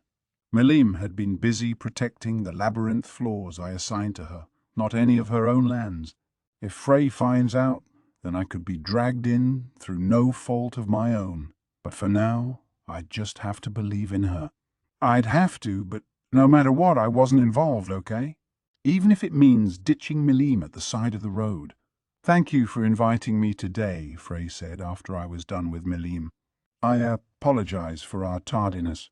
Then she looked into my eyes.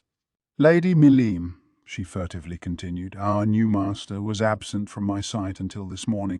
It took some time to fit her for her ceremonial wear. Yes, I see. Well, I certainly don't mind it at all, so please enjoy yourselves for the next few days. I turned my eyes away from her penetrating gaze, talking my way out of my imagined predicament. As a slime, if I ever got nervous, it'd never be discernible on the outside. Now I feared my eye movements made my inner intentions bleedingly obvious. Whenever I dealt with anyone as intuitive as she was, I could never afford to look them in the eye.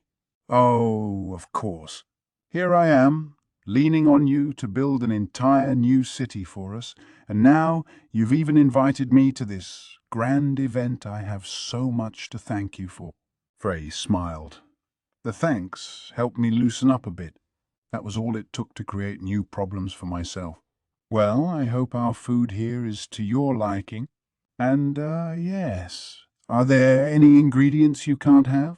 We do have chicken on the menu, but if that's a problem. It was only at that point that I realized the mistake I was making. Chicken? Tension cut across the air like an icicle. Oh no, I thought, but it was too late. Ah, Sir Rimuru, are you equivocating myself with livestock?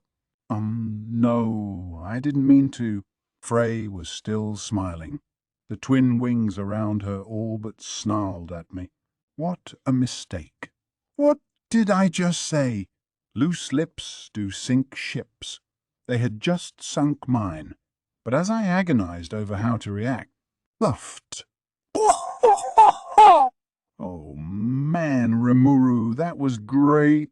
You're just the most incredible man ever. You calling Frey a bird, that's just brilliant. Carolon, failing to read the room one bit, burst out in laughter. Yeah, Milim respectfully added, I could never do that.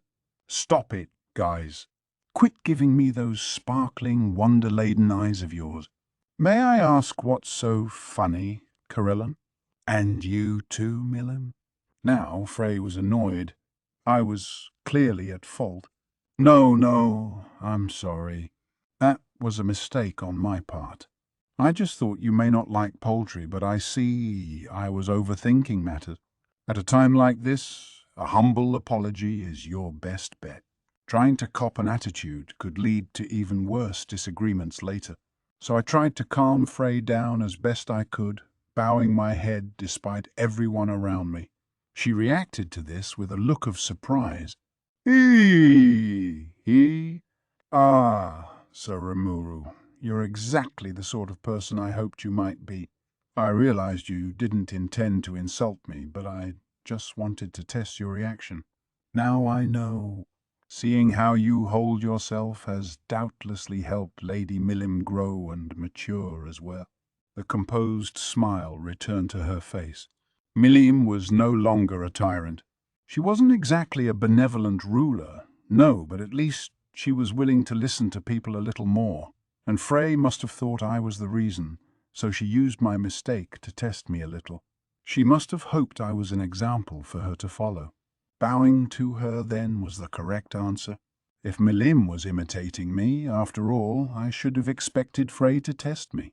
If I was a bad example for her, after all, she might have kept Milim from visiting me.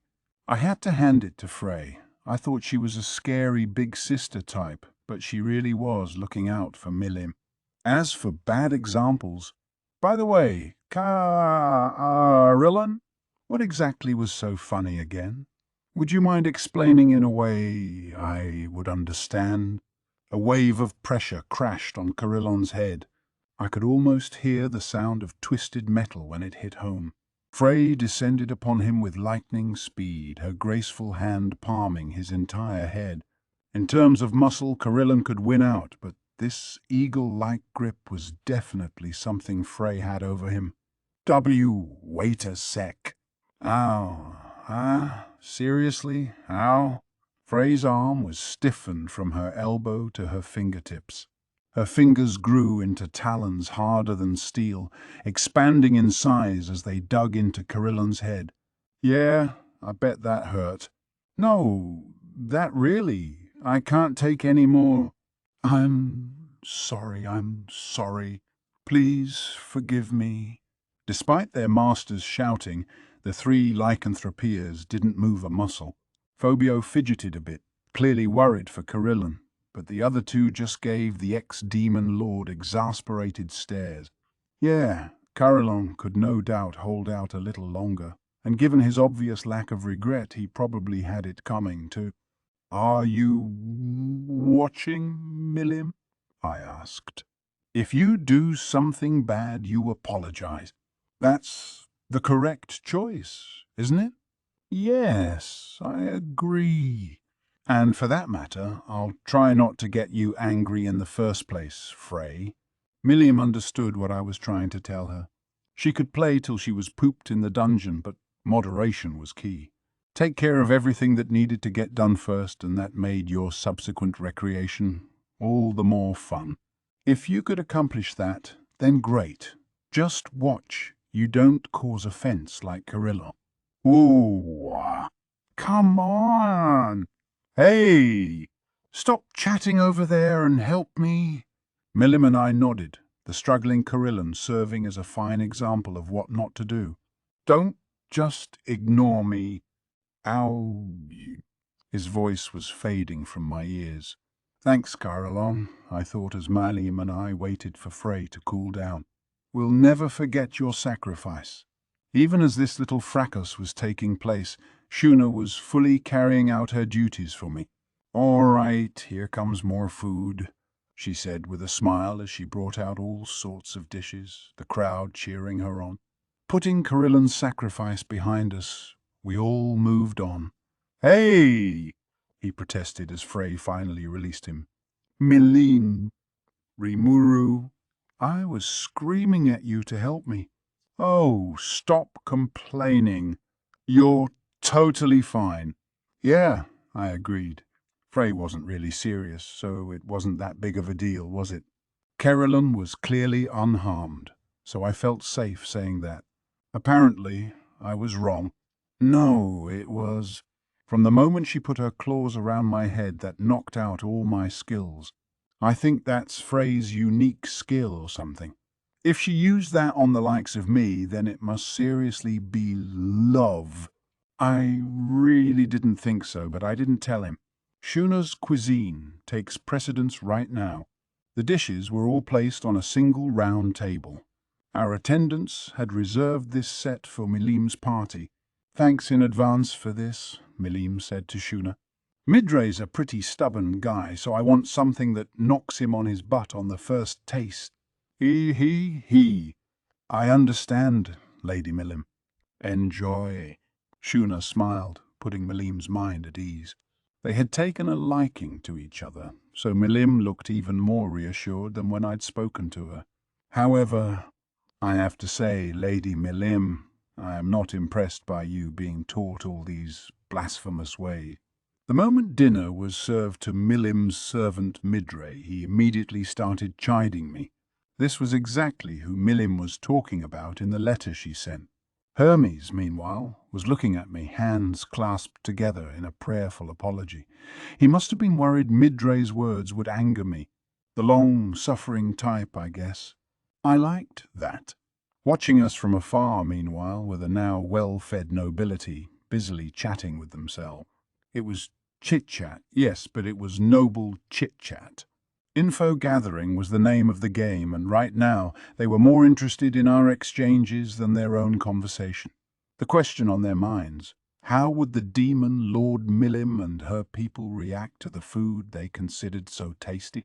Especially given how one of them, Midre, already demonstrated so little understanding of our efforts. Some would no doubt conclude that, while having different values wasn't necessarily a bad thing, humans dealing with magic-born would remain an uphill battle. If that happened, then so be it, but I figured we were fine. Hermes, Milim's other attendant, apparently wanted to spread the general concept of cuisine among the dragon faithful, beside. So I decided to engage Midre. Blasphemous? I asked. Since ancient times, we have deemed it proper to praise the blessings of our foodstuffs, and to enjoy them as is in their natural form. And now I am presented with this. It was a salad with dressing. That was no good. Neither, it seemed, was potato salad, since it meant mashing the potatoes and defiling their original form. And what manner of behavior is this? Grilling meat. All right, fair enough. But why do you then stain it with this mysterious liquid? It is deplorable, truly deplorable. Midre must have been angry because I saw a throbbing vein on his forehead as he glared at me. This offended Shuna enough to wipe the smile from her face, and she glared right back at him. Hermes, noticing this, grew pale and started bowing profusely to Shuna and me, but Midre, not bothered by this, kept right on going. What sheer disrespect for our natural blessing. I was prepared to accept whatever you choose to do within your own territory, but now you are getting Lady Milim involved? Outrageous! He pointed out the hearty soup and bite-sized cream croquettes on the table as he lectured me on his food theory. The sheer force he put behind each word certainly made it clear why Milim asked me for help.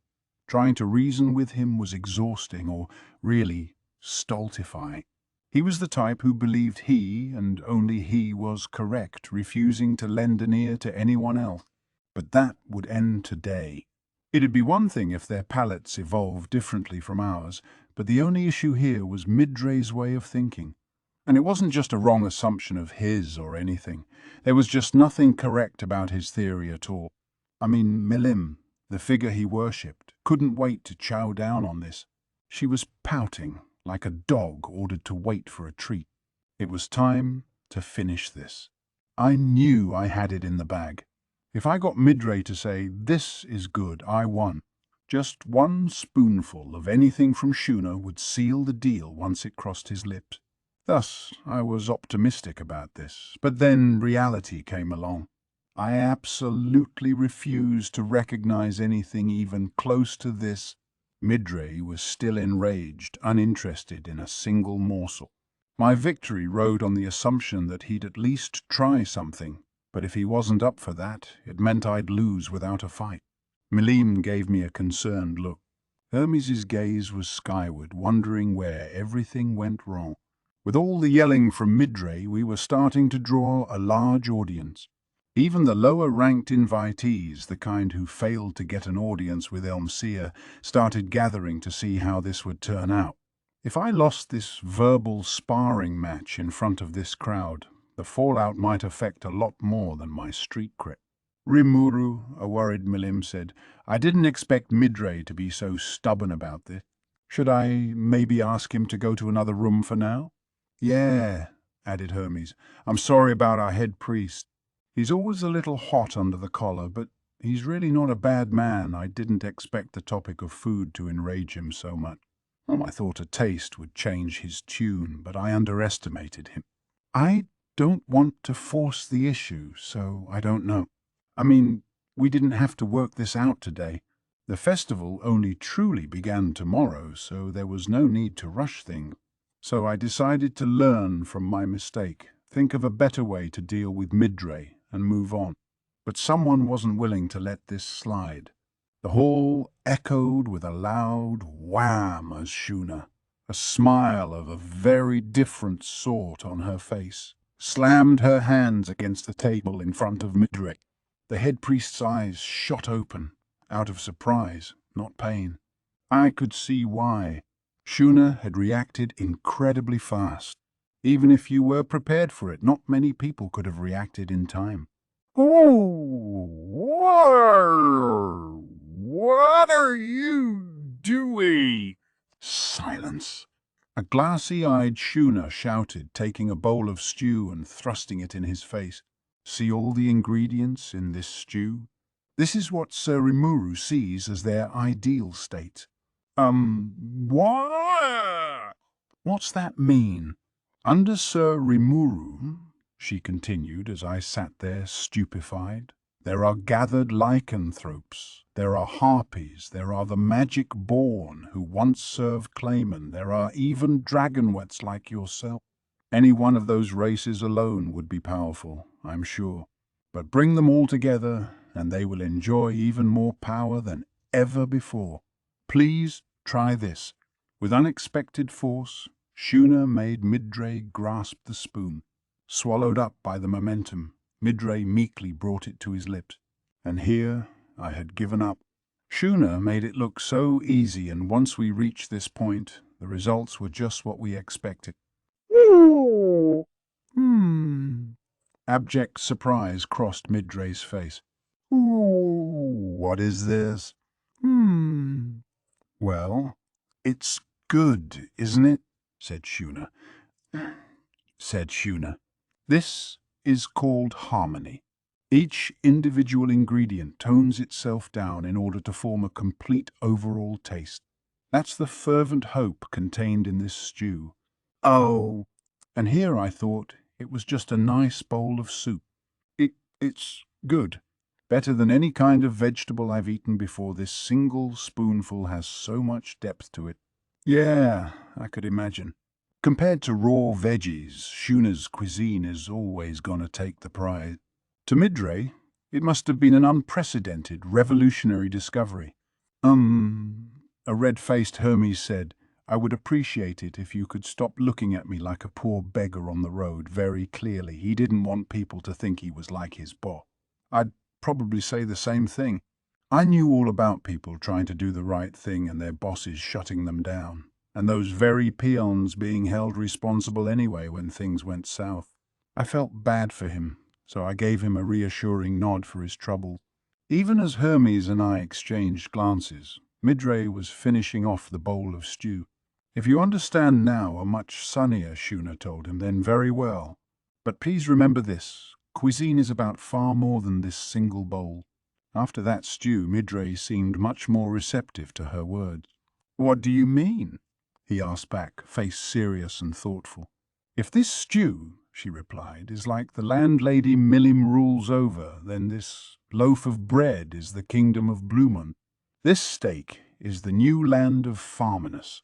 If this foie gras terrine is the dwarven kingdom, I suppose that makes the seafood here Thalia. You can combine them in many ways, but no cuisine can survive on a single plate, and nations are the same way. It's the broad, deep connections among them that make them more bountiful and satisfying. That is the world Sir Rimuru seeks. The smile on Shuna's face came from the heart. Midray must have felt something from it, because now his eyes turned to the other dishes on the table. He thought for a moment in silence, not just him, but everyone watching from afar. It is. Sure, diplomatic relations certainly are important, I replied. Indeed, but I did not know that His Majesty, the Demon Lord Rimuru, had such thoughts. How wonderful! And even the best of cuisine can be ruined with the wrong amount of salt. Instead, he's bringing different dishes together to form a complete full course. Then, a truly fascinating concept. Now the crowd excitedly talked among themselves.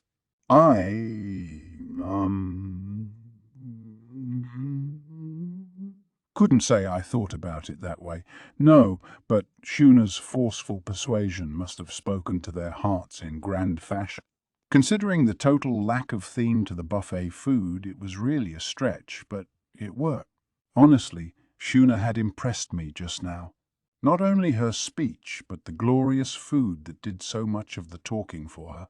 People like Midray, afraid of values different from their own, now found it in themselves to dream of a future where humans and monsters worked together, all thanks to the example of harmony within cuisine.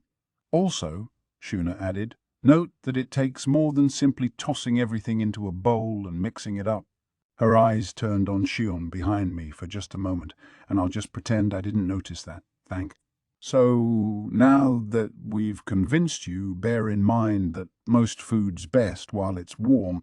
Lady Milim, Lord Carillon, Lady Frey, and all their attendants, please enjoy it before it gets cold. Her words were like a starter pistol to Milim's ears. She immediately dove in. Yes, this is great. That, plus her wide grin, was the answer she had for us, loud and clear. No need for grandiose vocabulary with her. One look at that face, and it was easy to understand.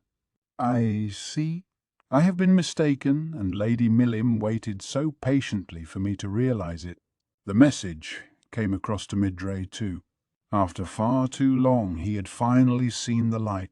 Now, Sir Midray, no need to feel depressed. You'll just make things gloomy for the whole table.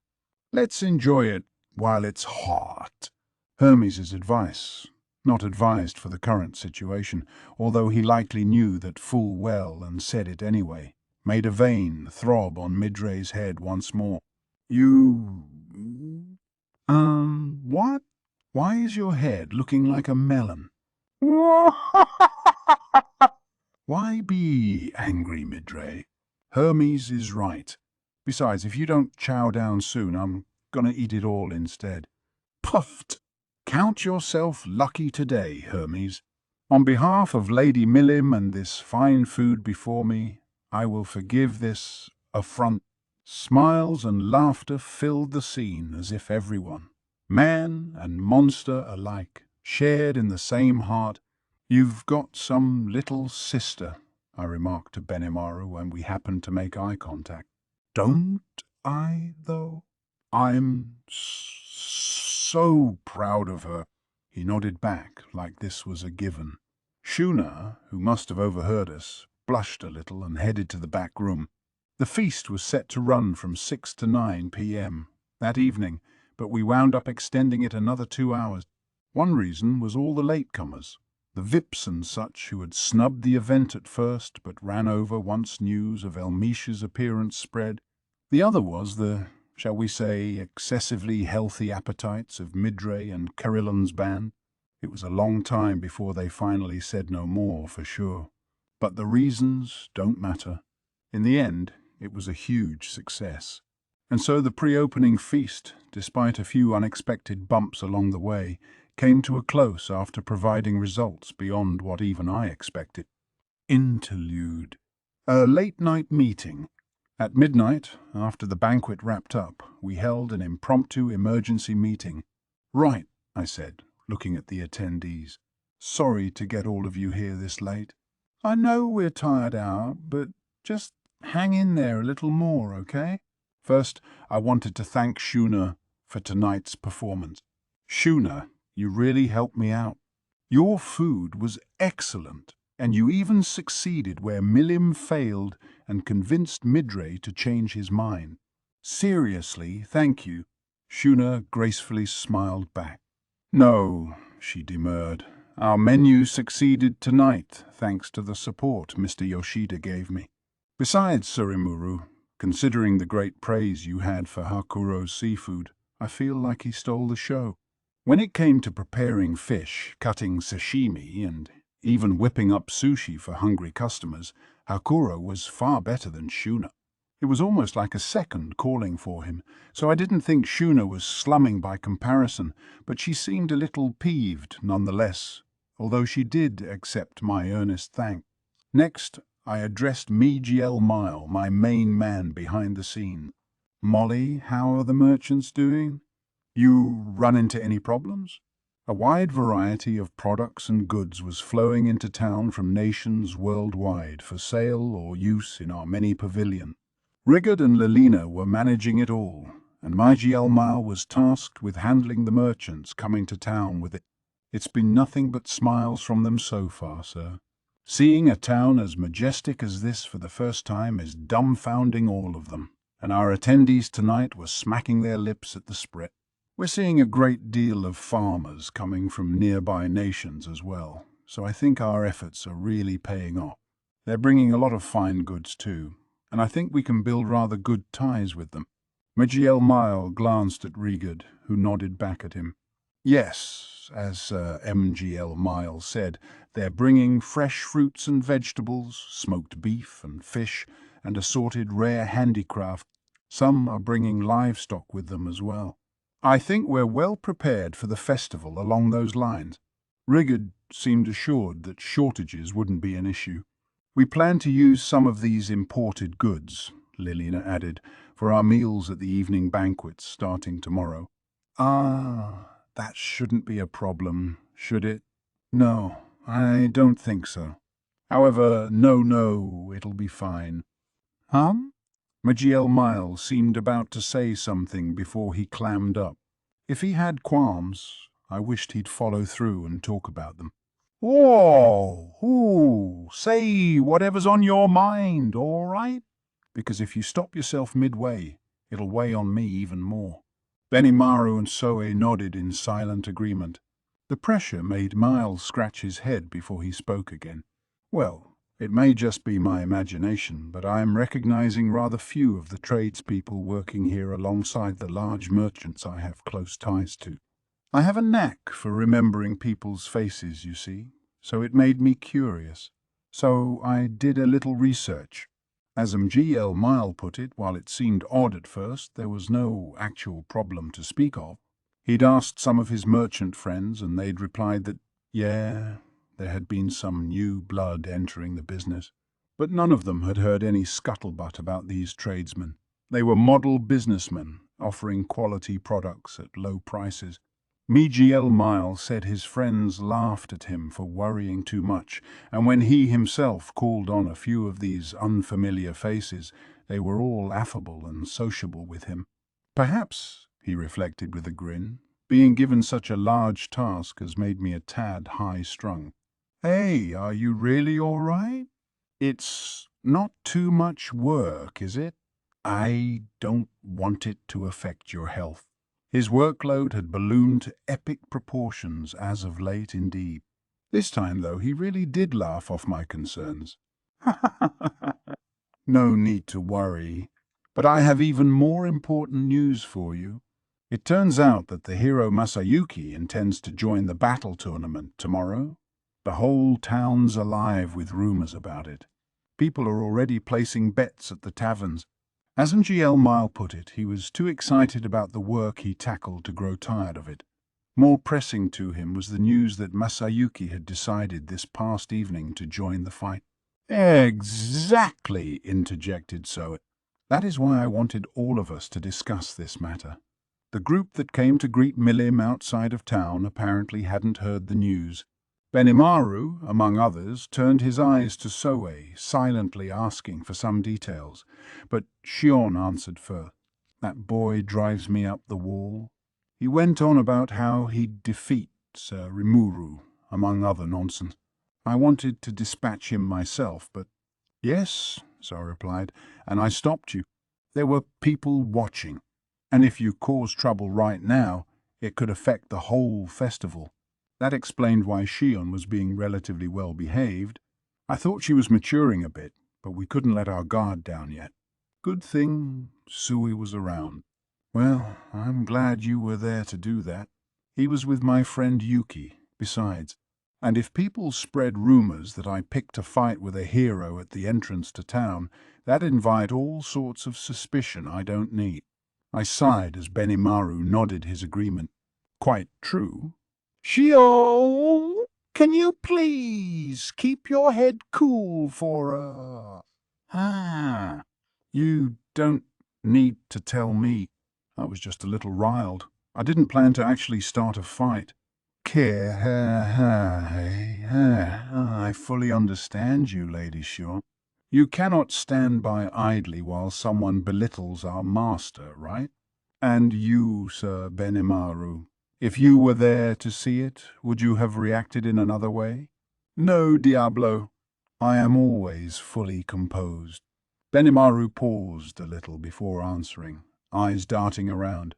I wasn't sure I could count on that. So, Diablo continued, are we here to discuss what to do with this hero? If you can leave matters in my hands, I could have him vanish without a trace before the sun rises. Ooh. Scary, and I knew he meant it and could pull it off without a second thought. We're doing nothing like that. Nothing hasty, all right? No matter what. After making sure everyone was clear on that, I moved on to my main concern tonight. So this is the question. Can anyone here on my staff join the battle tournament starting tomorrow? This offer wound up being one powerful bombshell. Oh, Benimaru's eyes lit up. I see. Shion flashed a fearless smile. It seemed like they were conspiring over something. Should I stop them? Maybe turning the topic toward fighting made them forget their promise from a moment ago. Interesting. Truly interesting. Diablo, too, was grinning from ear to ear. I would be glad to offer myself. My skills should prove useful. Even Geld was ready to go, and the little snicker from Sui told me he, too, was volunteering. Hakuro, too. He remained silent, but I could tell he was getting fidgety. At least Gabil, with his own presentations to run, had no choice but to bow out, as chagrined as he looked at this prospect. So, yeah, about what I figured.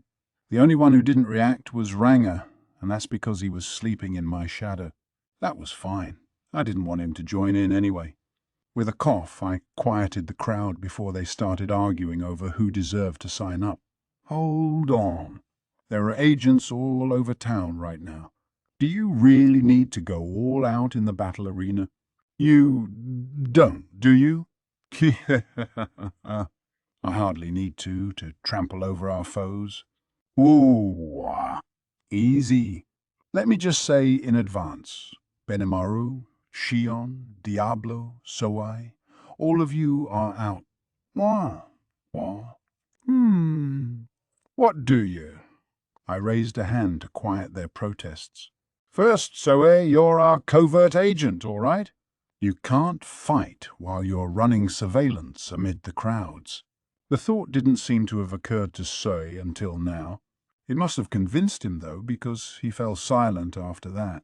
At least he didn't suggest competing in disguise, but just to seal the deal. Instead, I have a new job for you. Job? Yeah.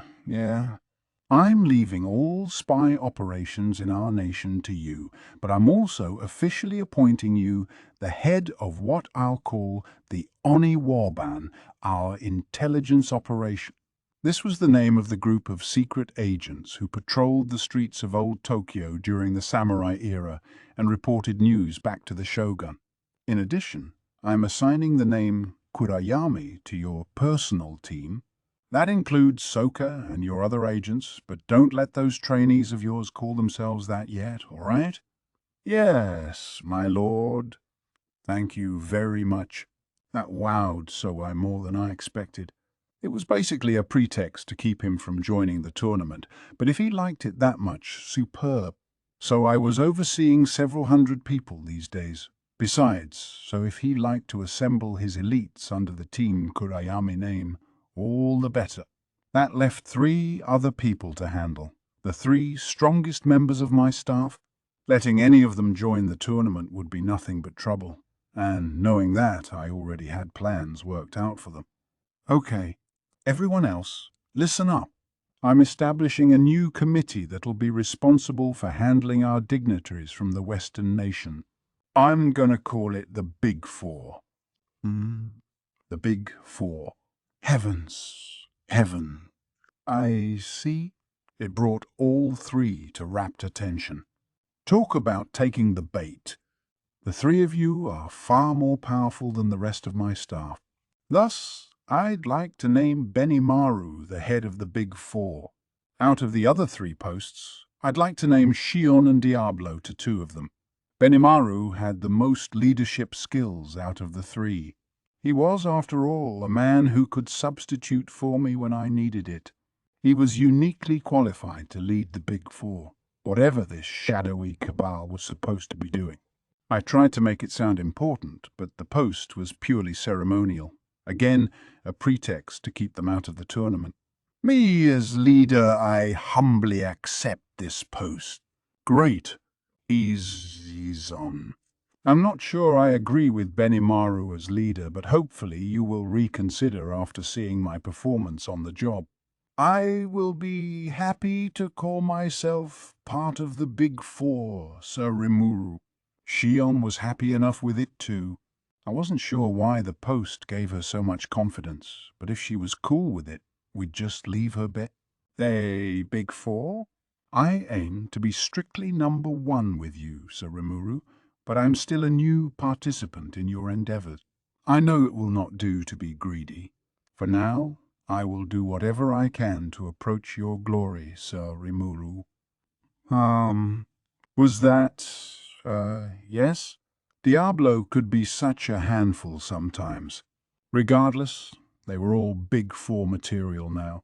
Thank you for accepting my appointments. Now, you may be wondering why I banned you from joining the tournament, but your Big Four posts are actually related to that. How so, sir? Well, you see, I'm having trouble picking someone for the 4th and final spot. I thought so I would work well, but he's our covert agent and it wouldn't do to expose him in public, so I fear he's not quite the right fit. I gauged my audience's response. They seemed convinced enough. I saw a few nods. Thus, I thought we could have a friendly competition. The rest of you here may join the tournament, and whoever wins the championship can call themselves one of the Big Four in both name and substance. How about that? I pressed them for an answer. The meeting hall grew silent, everyone gauging how everyone else would approach this. But then I heard something unexpected from the crowd. I wanted to join, but tomorrow I must meet with Momiji for an outing. So I may guide her around town, but if you order it, Sir Rimuru. Hakuro, the guy I was counting on the most, refused himself out of nowhere. Someone as technically skilled as he was would be perfect for the job, but I guess the timing just didn't work out, and I wasn't about to order him to the arena. He really would have been the best person to gauge Masayuki's talents, but if I got in the way of a day out with his own daughter, he'd hate me for it. Oh no, that's quite important, Hakuro. If you break your promise with Momiji, she may never speak to you again. Well. I had a boss once who ditched an outing with his daughter for work reasons. He wailed about how it took a week before they were on speaking terms again. And here, meanwhile, we had a father and daughter who had only just reunited. If he broke a promise that early on with her. Besides, you're more like Benimaru's military advisor than Big Four material. A vice-general of sorts. There's no urgent need for you out there. Hakuro nodded, the praise deeply moving him. Thus, for his own sake as well, I excused him from the tournament. So, which candidates remained? I have our science presentation to run, lamented Gabble, but Sir Geld is stronger than I regardless. I will gladly leave this to him. Yeah, Geld was my last bet, wasn't he? Gable, busy with his own work, regretfully had to decline. Instead, he was placing his hopes and dreams on Geld. Very well. I will tap my full strengths to prevent the victory of this upstart Masayuki. He briskly nodded, answering the call. I had no issues with Geld's strength, of course. But as part of the Big Four, and all the glamour and glitz that suggested, I wasn't wild about that. I appointed Benimaru to lead the two problem children under him, but it seemed kind of mean to Geld to have him take the rear. But I'd worry about that later. For now, if he could just spar with Masayuki and see what he was capable of, perfect. As I thought about this, Rigger suddenly stood up and spoke. I can think of someone else suitable for Big Four membership.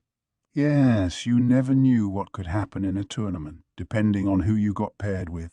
Maybe having more than one participant on our side would be preferable, and if it was an A ranker like Rigger making the recommendation, I could rest easy. Sure. I think Geld will be just fine, but who do you suggest? Sadly, my security duties prevent me from joining, but there is someone second only to me in terms of strength. Second to him?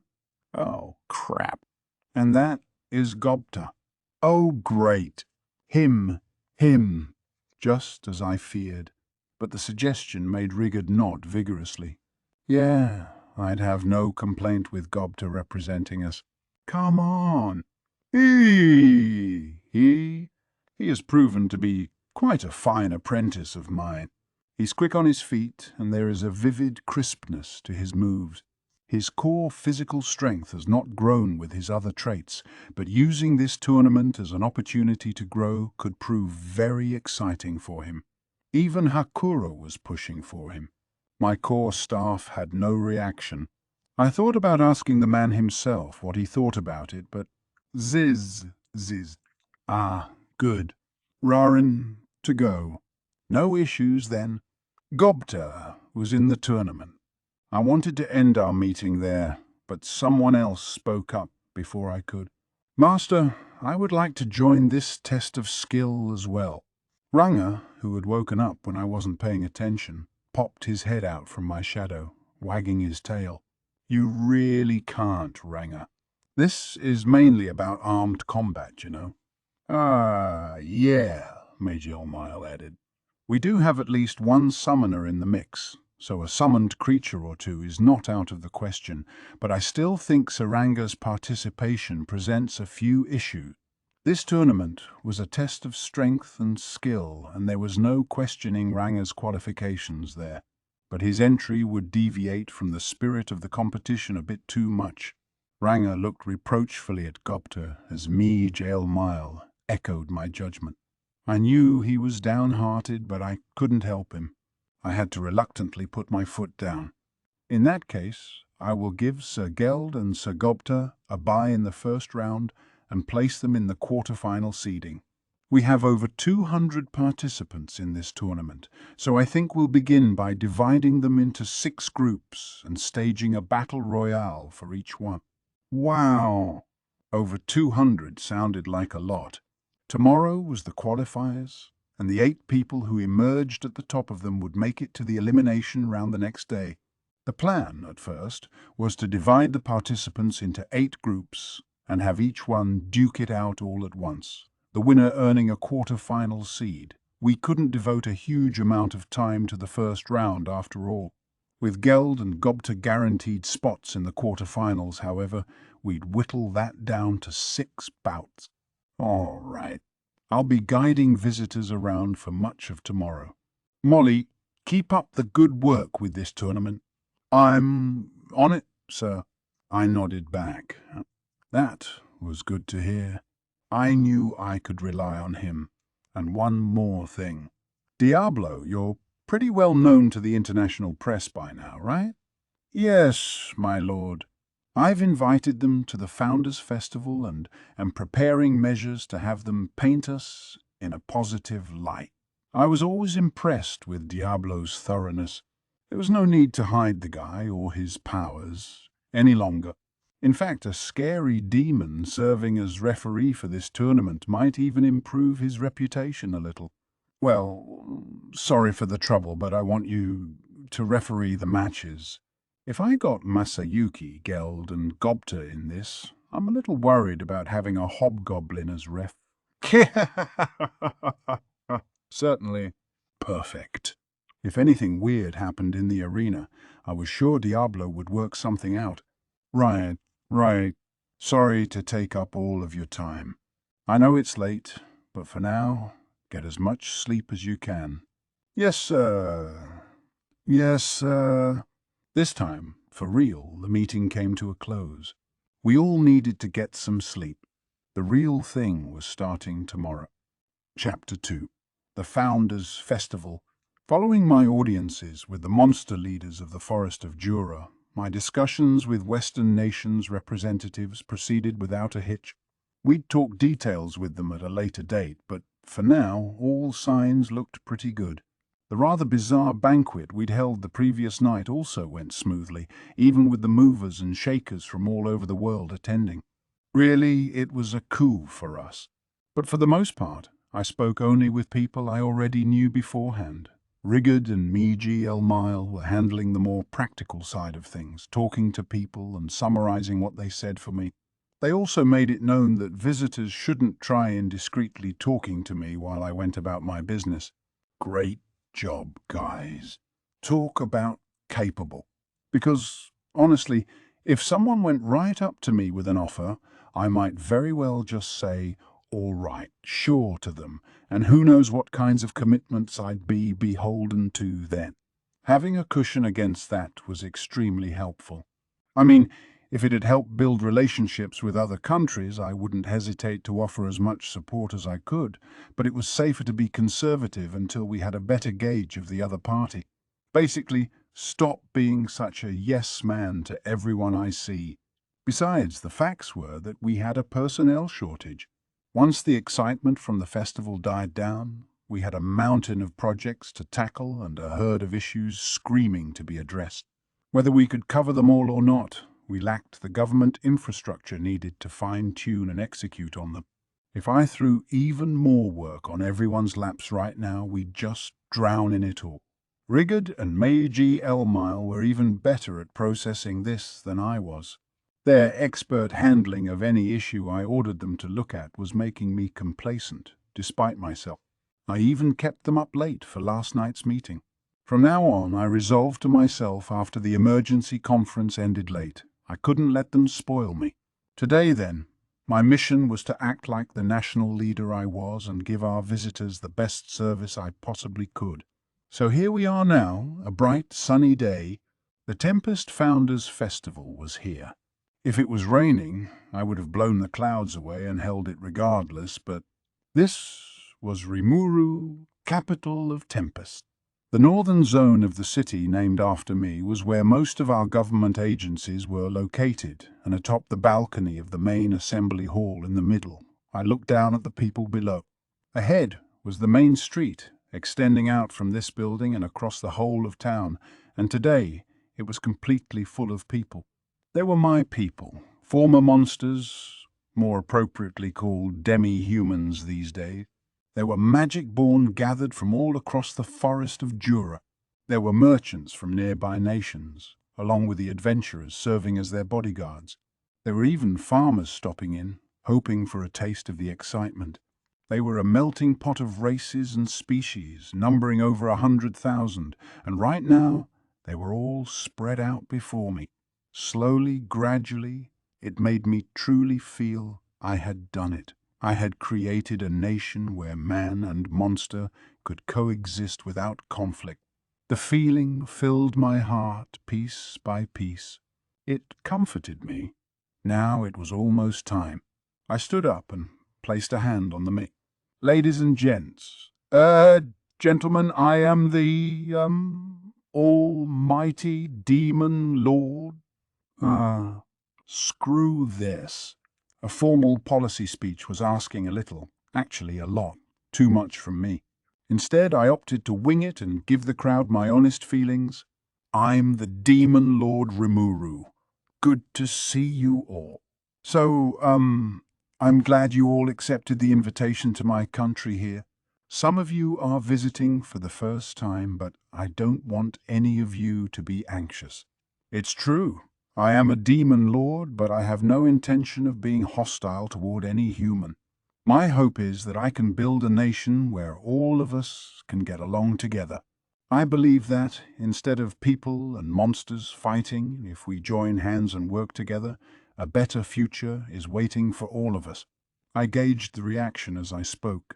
They all seemed to be lending an attentive ear. My own subjects, of course, but also the peasants just here for fun. Sensing I had some momentum, I continued, I am sure some of you are wary of me because I've become a demon lord. That's only natural, of course, but I honestly want you to believe in what you're feeling. I have no interest in forcing my will upon any of you. If you think you can believe in me, I'd be happy to hear that. But if you don't, I'm not going to dwell on it. Trust isn't created overnight. I'm not going to press you for a conclusion on that because I feel trust is something we earn by building it up over the course of our relationship. Rome wasn't built in a day, as they say. Trust is a gradual process, and that's fine. It'll depend on them, I suppose, to accept me for what I really am. Next, I wanted to reveal my true intentions to my fellow rulers, the royalty and nobility in the audience. To all the nobles here, when you return to your homelands, I ask you to be honest and relate everything you see to your countrymen. We have already established friendly relations with several countries. Even if you don't trust us, are those other nations worthy of your trust? If you are biased against me because I am a slime or a demon lord, I hope that you cast that aside.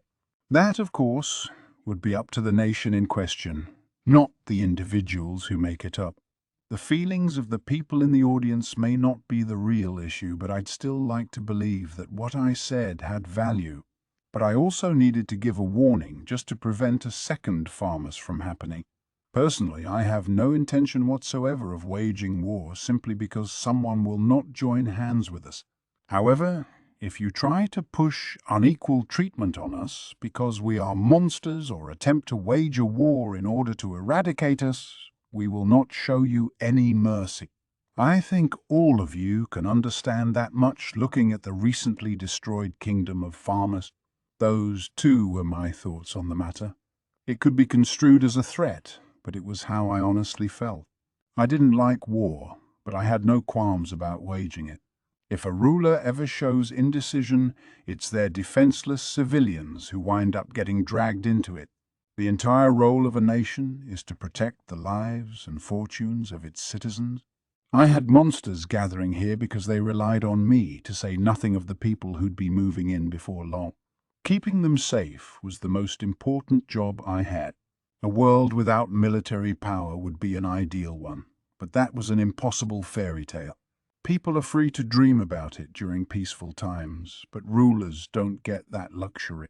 At a bare minimum, a nation is expected to be prepared to deal with any situation that could arise. That was why I wanted to address the ruling class listening to me while I had the chance. To wrap up, and to all the merchants, adventurers, and regular peasantry gathered here, I swear to you that I will not lay a hand on any of you. I mean, unless you commit a crime or something, but otherwise, no.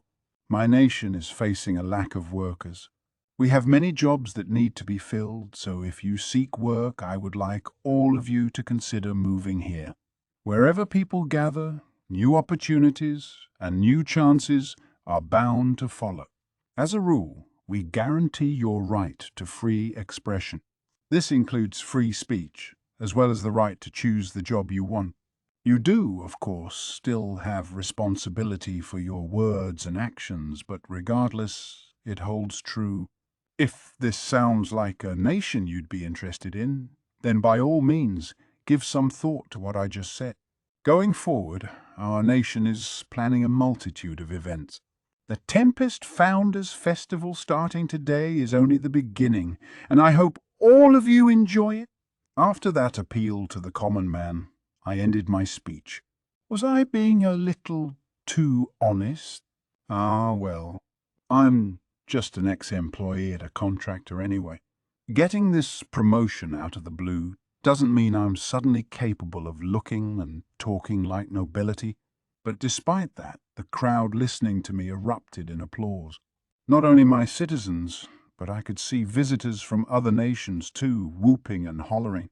A few of them looked pretty unconvinced still, but by the looks of things I'd say a solid majority believed in me, and, by extension, my country. For now, I was happy with that. It'd be creepy if I received 100% support from the start. I had given them my honest feelings. Now I'd have to wait and see how people reacted to them. But either way, the speech was a signal that the Tempest Founders Festival was underway. My speech wrapped up, I went down to the first-floor hall. There I was greeted by my kids, dressed in a new change of clothes. "Hey, Mr. Tempest, you're the king of this country?" "Oh, didn't I tell them?" "You didn't know that, Kenya? Well, it's not too late to realize how great a person I am. How about treating me with a little more respect?" "Why would I?" "Okay, Mr. Tempest. Lots of respect." As I prodded Kenya a bit, Alice gave me a big hug. "Me too," Chloe shouted, adding herself to the pile. I laughed, patting their heads as I gently peeled them off me. Alice and the others weren't pleased, but I had only one body. They'd need to realize that before they started fighting over me. "But it's still a huge surprise," said Gale, Ryota nodding with him. "I mean, I was kind of suspicious yesterday, but—" "Oh, don't worry. I didn't become king until after I left you anyway. See why I was so busy now?" "Well, yeah, that's a pretty good excuse, but—" Kenya still wasn't too satisfied with this, but at least he was thinking a little about it. "So I guess we still won't see a lot of each other, Mr. Tempest?" "Oh, I'll come over when I'm free. Really, despite the looks of it, I'm more decoration here than anything." "What's that mean? Are you a big shot or not, man?" I tried to smooth things over with Kenya as much as I could as I went over our rules for this event. "Okay, listen, guys. At a festival like this, It's easy to get excited and cut loose a little too much. So don't get carried away and don't get in a fight with anyone, all right? Okay, that's the spirit. Do you have your handkerchiefs, your tissues, and your pendant? Of course. Their responses, at least, were always snappy. I could have asked someone to chaperone them around, but my own staff members were already busy. Diablo was at the Colosseum handling referee duty, Hakuro was having some family time with Momiji, and Benimaru was guarding me. You sure you don't want Momiji spending time with you instead of her dad? Please, sir. It's still too early for that. Benimaru seemed eager to run away from that question, didn't he? I guess we'd just have to wait for time to sort it out. Anyway, Shuna was running a caf for the festival, and Shion must have had some business as well because I hadn't seen her since morning. That, in itself, was cause for concern, but I wanted to believe she was fine. So I was running town security undercover, though, and I was sure he'd alert me if any trouble happened. His team was keeping an eye on the kids as well, so I didn't see too much need for worry. Hey, what's up?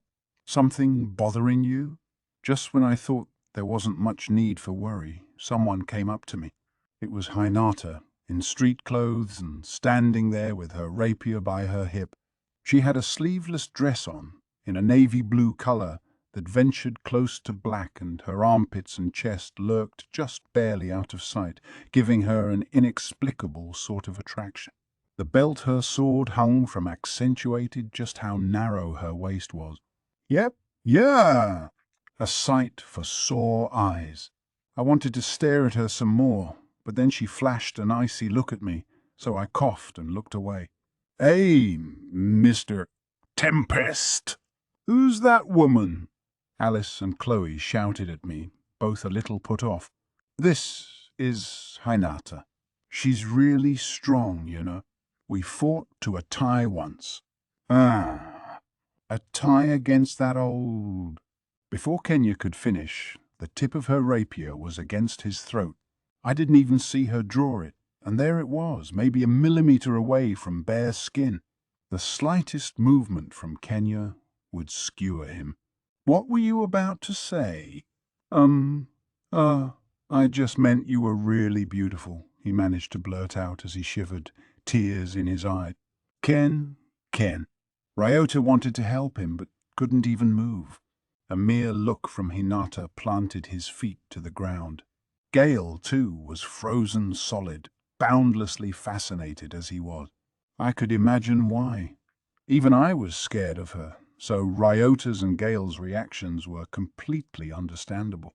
Don't be rude to her, okay, Kenya? She was an apprentice to Shizu too, you know. That makes her your senior, like with Yuki. Kenya gave me a "I wish you told me sooner" look. I understood how he felt, but really this was his fault. It happened right after I told him not to get carried away or start fights, so really I have to say he deserved it. Shizu's apprentice, wait, no way. The girl who got stronger than Shizu in just 1 month? Hinata Sakaguchi, captain of the Luminous Crusaders. Wow! But is it really you?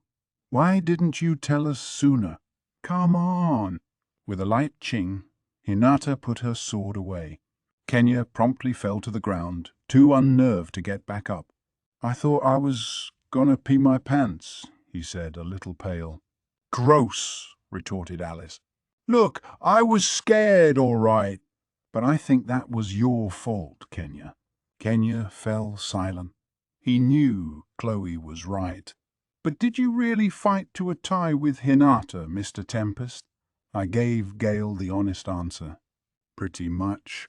One side ran off before the battle could be decided, so definitely a draw. Way, you ran, Mr. Tempest. Did I say who? Damn, they're sharp. I'll leave that to your imagination, I replied, trying to salvage my image. It wasn't a lie, and I think I had revealed enough of the truth anyway. The children looked like they had more questions, but Hinata cut them off. So what were you concerned about just now? I recalled thinking about who I might be able to leave the kids to. Well, these kids are about to hit the town, but you see how crowded it is. I need someone to watch them. Oh, well, I can babysit them. So I was just figuring out who to, huh? What did she just say? Hinata would watch the children. If that was a joke, it wasn't funny. What? Who's saying I'm not good enough for that? No, not at all. She was staring at me. So scary. Now I was impressed Kenya didn't piss himself. He deserved more praise. And you won't say no to me either, will you? No, of course not. Ken. Absolutely. By all means. You too, Gale. Well, all right. Kenya and Gale immediately fell to her will. Ryota, seeing their reaction, didn't hold out much longer. I can't believe I'm getting to be with you, Hinata. I look up to you so much. Alice was fangirling out too. She looked up to Masayuki too, she'd mentioned earlier, and I suppose Hinata was like a pop star to her. And no complaints from Hinata. She was already getting attached. As for Chloe, I like you. You kind of remind me of Shizu. She gave Hinata a hug, all smile. If Chloe liked Hinata, she must really be a good person inside, huh? A little scary around the eyes, but that didn't affect Chloe much. And unless I imagined it, I thought I saw a bit of a smile on Hinata's face as well. In the blink of an eye, she had captured their hearts. Right, let's go. Why don't we check out the food stalls first? I heard they have yakisoba noodles and grilled corn. Okay. What leadership? It was astounding. I could only assume the children would be fine under Hinata's care. It filled me with relief, even as Hinata came up and whispered in my ear. I'll watch them for you, but you handle Lady Luminous, all right? I hadn't seen her last night, but Luminous was here after all. Oh, did she decide to pay a visit? You invited her, didn't you? I saw her gleefully preparing a maid outfit for the occasion. Amazingly, Luminous had disguised herself as a paladin alongside Arnaud and Bacchus to partake in the festivities. For the first day, she'd be joining the group of royalty and nobility on the tour of the premises I'd be giving. Paladins qualified as nobility as the rule went, so she was perfectly fine being mixed in with the tour.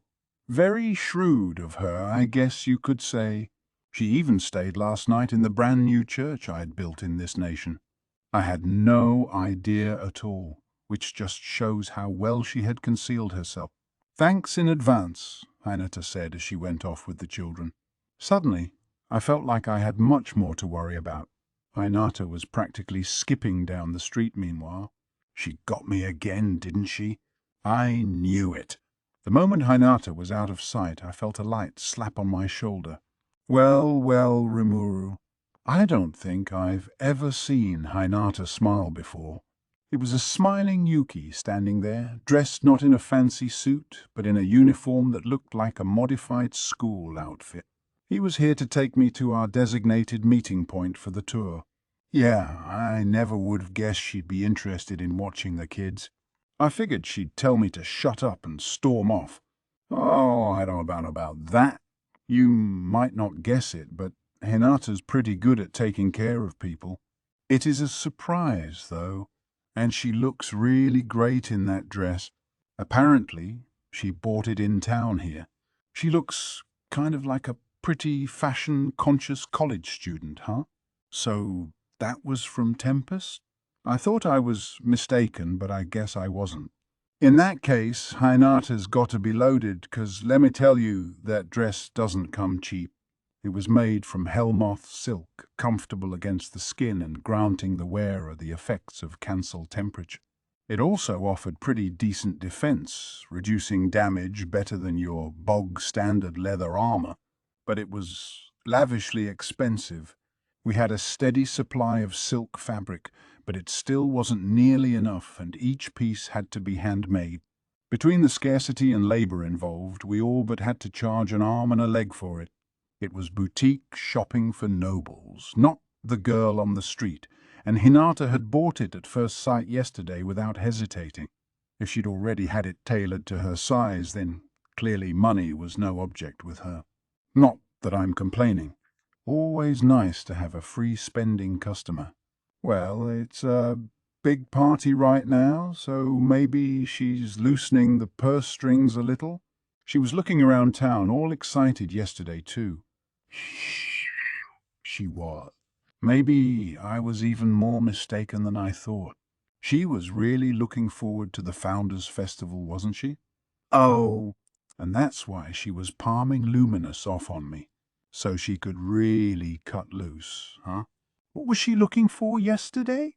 Oh, just checking out what stalls you had, I suppose. She went on and on to me about how you had yakisoba and roasted corn, for one. She did? So Hinata had been casing the festival grounds yesterday. She certainly wasn't messing around, was she? To her, this event was like a battle she wanted to plunge right into the middle of, heart and soul. Indeed, we had all kinds of stalls lined up in rows around the Colosseum. The fast food outlet, or what you'd call fast food in my previous world, was part of that. Mijiel Mile had made all the arrangements for it, and we had the whole menu ready for today. Burgers, hot dogs, fries, and a selection of juices. And that was far from all. Yes, there was yakisoba and corn, but also cow deer kebabs and other local favorites. We even had shaved ice on offer, although it was still a little too early season-wise. Come summer, that'd probably become a top seller. I made sure the ice was shaved into thin, tiny strips so they gently melted in your mouth, and there were gobs of sweet syrup poured over every bowl. It was truly a treat that reigned supreme, and I know because I tried it myself. Take a walk down there, and you were greeted with the fragrant aromas of cooking soy sauce and sugary fruit flavors. Lots of people were working hard for this day, and it showed. I'd used thought communication to send images of the food I had in mind to everyone involved, and the able hands of Shuna and her staff had made most of my suggestions a reality. Then Mijiel Mile worked out all the logistics for the food stalls, and for some reason, Veldora was opening a grilled food joint of his own. Hinata, according to Yuuki, had checked out the whole scene yesterday, deciding exactly where she wanted to visit. Wow! Hey, maybe Hinata's a bigger fan of junk food than she looks, huh? Hey, join the club, he replied. You're right, though. It's kind of surprising. Learning this unexpected fact about Hinata was a welcome surprise, I think. At the very least, I knew now she wasn't afraid to toss big money around on a whim, so she'd definitely be a favored customer of ours. I was a bit worried, though. Hopefully she doesn't set a bad example for the kids. So I headed to the reception hall with Benimaru and Yuuki. By the time we did, Rigard was already going over today's schedule with the large noble contingent on hand. Ah, Sir Rimuru, that was an excellent speech earlier. Was it? Seeing Rigard look so happy about it warmed me up. Guess it didn't go so badly after all. Good, good! I returned Rigard's smile. Now, everybody, let me guide you to our first attraction of the day. He began to walk off, leading the group to our first stop, a building right nearby the reception hall. This was our concert hall, its interior remodeled at breakneck speed, but the results looked better than I expected. The high-quality seats were lined up in rows oriented based on our acoustic calculations. Our visitors each sat at their assigned chairs without complaint. Compared to Japan, I couldn't help but be biased against this world's level of culture. I'm sure people on the other side would think the same of me, but regardless, those were my feelings. There was a robust art scene, and this world didn't lose out to my old one much in terms of painting or music, but that applied only to the noble ranks. It served as a diversion for them, something on which to lavish money and time. Whenever a city developed itself to an advanced enough level, the angels would start attacking it, and thanks to that, the ruling classes tended to isolate and conceal scientific research to some extent. Art was the same way, and generally, patrons of the arts saw such work as something to commission and enjoy strictly for themselves. Personally, I think culture is something nurtured by all of society. There's genius lurking all over the world, and in such a close-knit art scene that genius is not only hard to dig up, but may likely not be discovered at all. Art and creative activity can be enjoyed only when one has room for it in their lives. It's almost too extravagant to expect that much from this world, but I wasn't willing to give up. I wanted to search far and wide for that hidden genius, and to achieve that, I needed to start by spreading culture from my own nation. This concert event today was our first step. A lot of musical instruments in this world resembled the ones I was familiar with. We even had a piano, surprisingly enough, found in Clayman's mansion, of course. That demon lord was living a stereotypical life of nobility, and we uncovered a large cache of instruments in one of the many ornately decorated rooms in his manor. There were many among the monster races with an ear for music. There was a tradition for yearly festivals, for one, featuring flute and drum-based rhythms, and thanks to lending those instruments to the more musically inclined among my people, we were starting to see some budding prodigies. I had given some practice instruments to those interested, teaching the basics of reading sheet music. That was about as far as my own expertise went, but then my good friend Raphael stepped up. Between the music textbooks I had in Japan and the instrument-related knowledge from the library in this world, Raphael was able to collate all those data and put them together in a single volume. The guy was even able to rebuild knowledge I had long forgotten. I couldn't be more grateful. After that, of course, it all come down to the Monster Zone efforts. It's really true. If you like something, you get better at it. And in a flash, we had monsters picking the instruments of their choice and improving at them by leaps and bounds. I also had some sheet music recreated from what I remembered from my past. I don't have perfect pitch or anything, but it didn't matter to Raphael, who edited and arranged everything just right. I'd worry about infringing on someone's rights, but copyright organizations, and the concept of copyrights for that matter, didn't exist in this world. If someone finds out, hopefully they'll turn the other cheek for the sake of our cultural expansion. Violins formed our main inventory, accompanied by trumpets, kettle drums, and so forth. Finding a piano was itself a surprise, but seeing monsters play it like it was the easiest thing in the world was positively moving. I suppose you could debate whether a piano belongs in an orchestra or not, but I didn't lose sleep over the question. If there was demand for the piano as a way to express yourself, no need to deny it. I personally had no musical talent, so I just let the monsters do what they wanted. The results had been personally guaranteed by Emiji Mile, and today I'd be hearing them for the first time. Excitedly, nervously, I waited for things to begin. Once everyone was in their seats, the lights slowly began to dim as the curtain rose.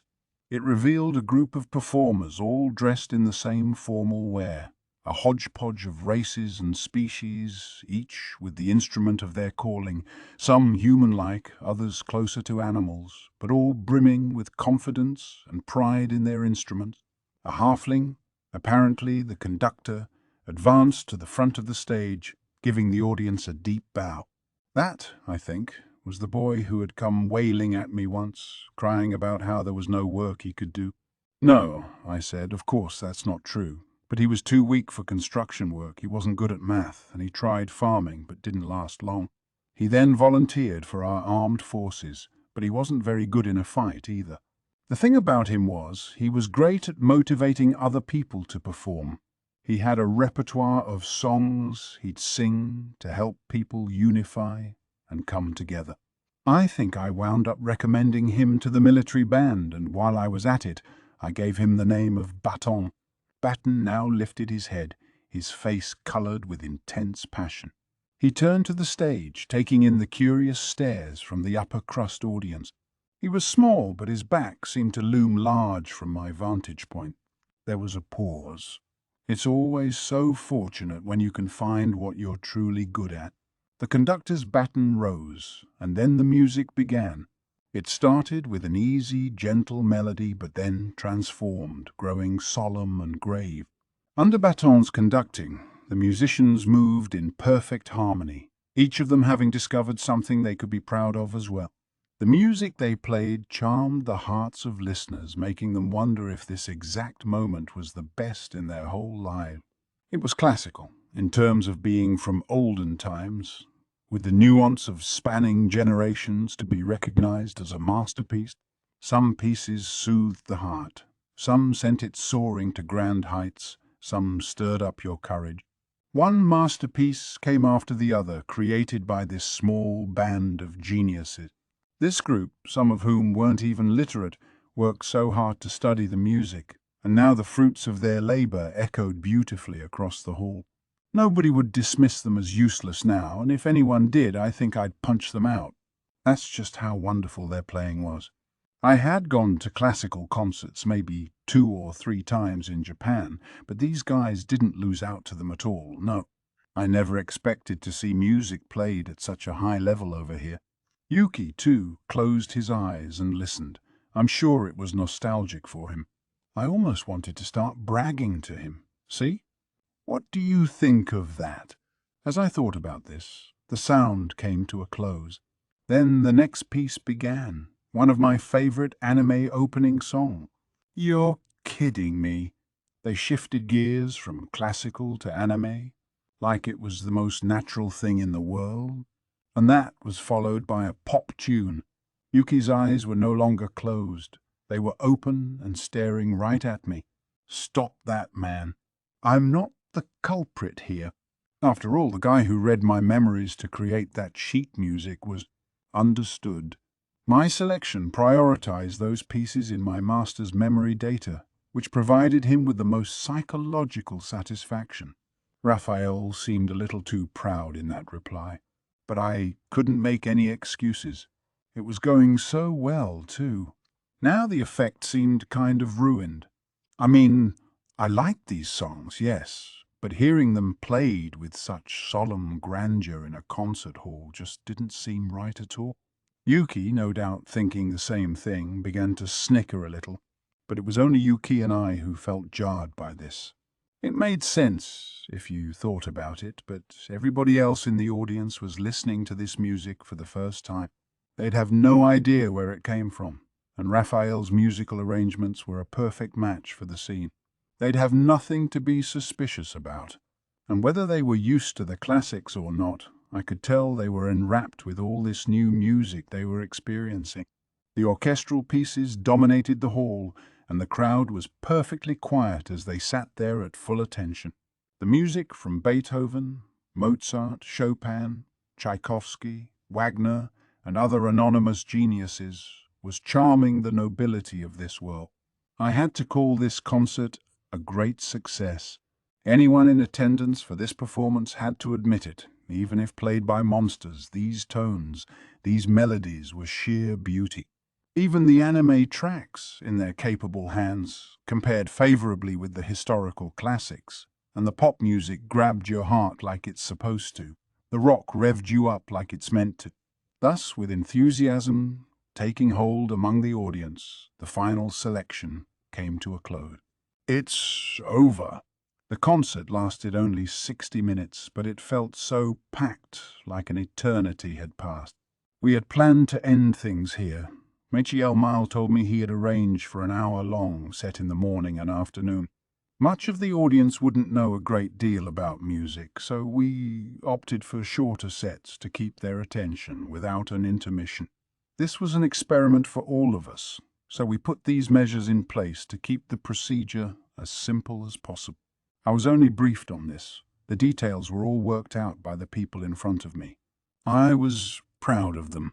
Standing up tall, I was about to celebrate their success with as much applause as I could muster when Baton bowed and swung his director's stick. Instantly, all the lighting was extinguished. The crowd began to nervously murmur. but it lasted only a moment. Then the spotlight was turned on a single on-stage figure, a touchingly sweet woman with light pink hair, Shuna. She was in a sleeveless party dress, bursting with an allure you didn't often see from her. And there was another with her, a beauty with purple hair lit by another spotlight. Was that Shion?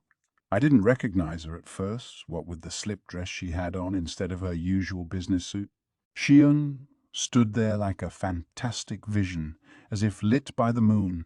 Her dress took on a transparent feel depending on the light, revealing a sexier side you didn't often feel from her. She really was a dignified beauty, until she opened her mouth at least, and this presentation further accentuated that beauty.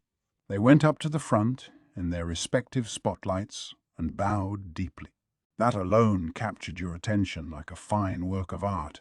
But seriously, what were they about to do here?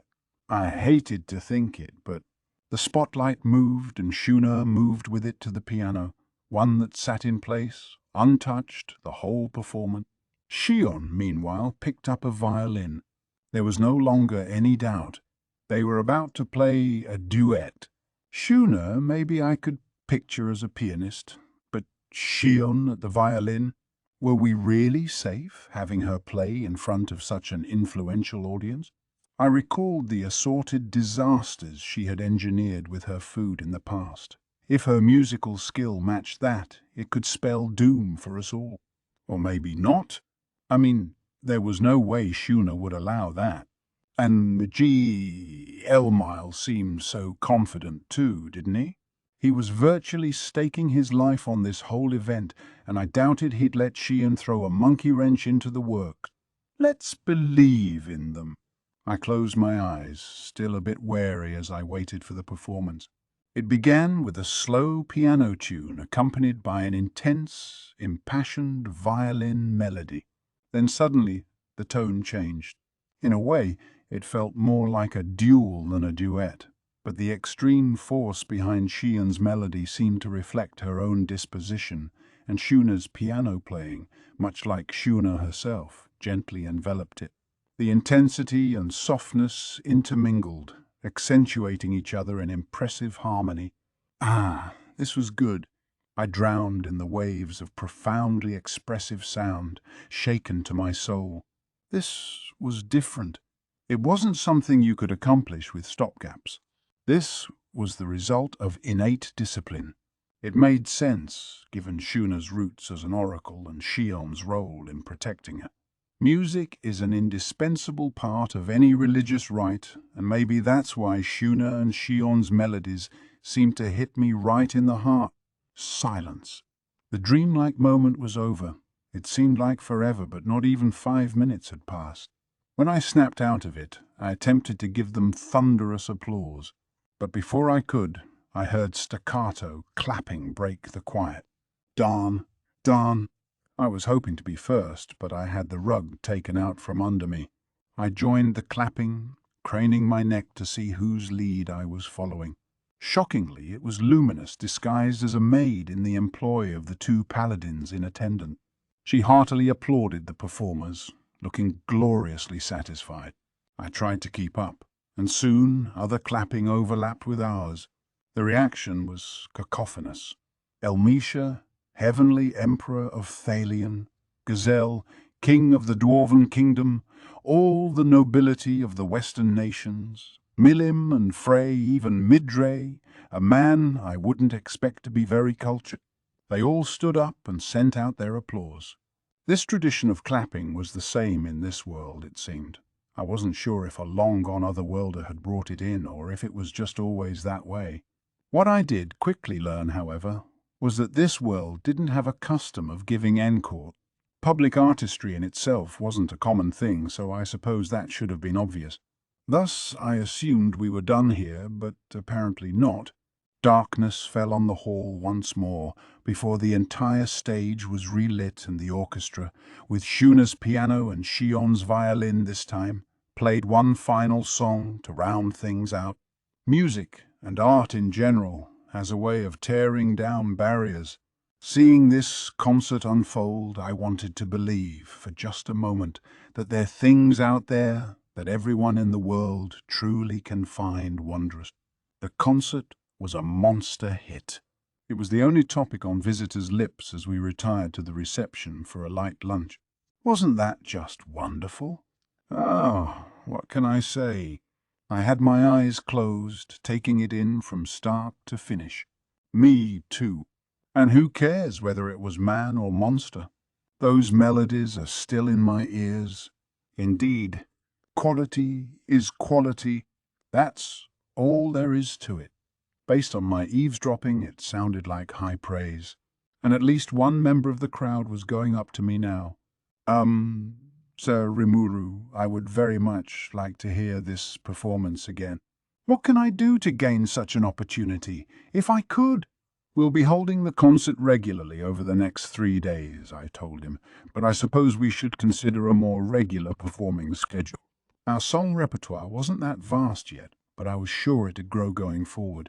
Having more chances to show it off would provide more practice motivation. Besides, that was a fine performance, Luminous whispered to me as we passed by in the hall. I enjoyed it more than I expected to. Quite a compliment, I thought. She didn't strike me as the sort to offer praise freely. I should probably consider that a 5-star review. Shion was certainly a surprise, I commented to Benimaru. I'm sure she was. But well, despite all appearances, Shion has always had a good sense of rhythm.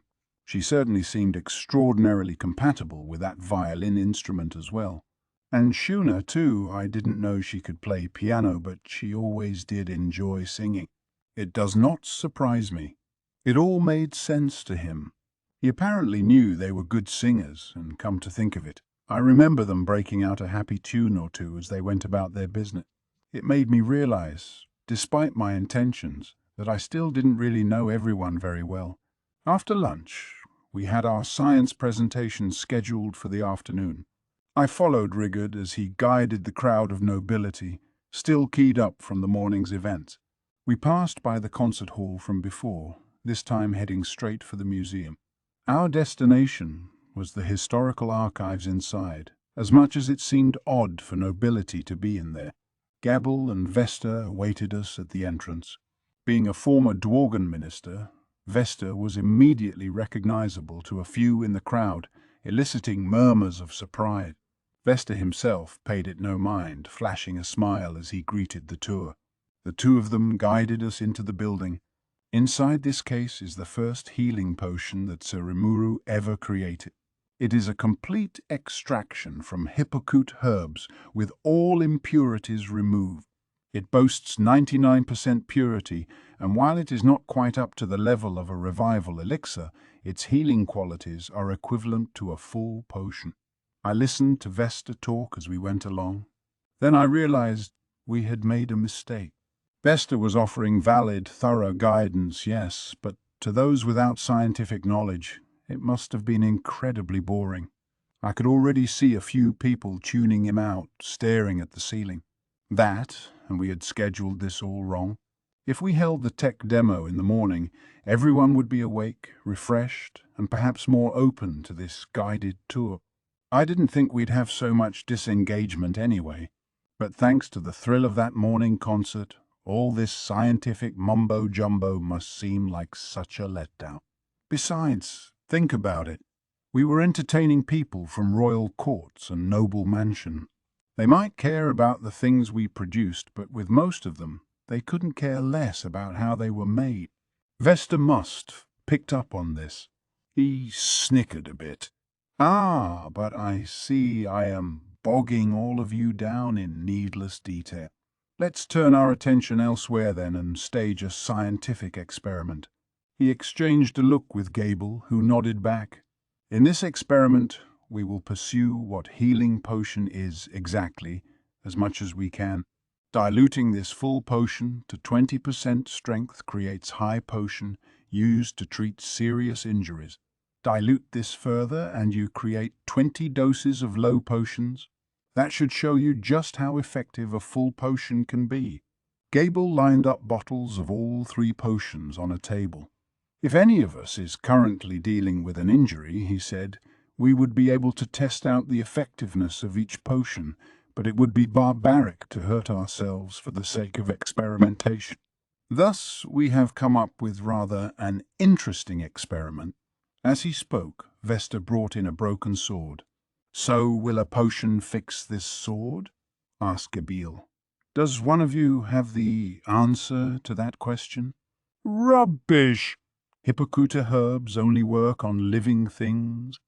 The shouted reply came from a man dressed in magician's garb, perhaps the court sorcerer for one kingdom or another. He totally dismissed the idea, and it looked like he had the intelligence to back up that answer. Gabriel laughed and nodded. Yes, of course. At the very least, there is no way this low or high potion could ever be effective against a sword. That much was obvious. There wasn't much need to stage an experiment. What was Gabble, and Vesta for that matter, getting at with this question? So the question is, how far does that rule apply? What do all of you think? More protests from the crowd. They must have thought Gabble and Vesta were treating them like idiots. Things were even getting a little raucous. I know this wasn't what they were expecting, but sheesh piped out. But how far could you apply healing potions, huh? Well, they worked on people, of course, as well as animals, plants, and monsters. Where's the threshold, then? The boundary between effective and ineffective? This was actually kind of fascinating.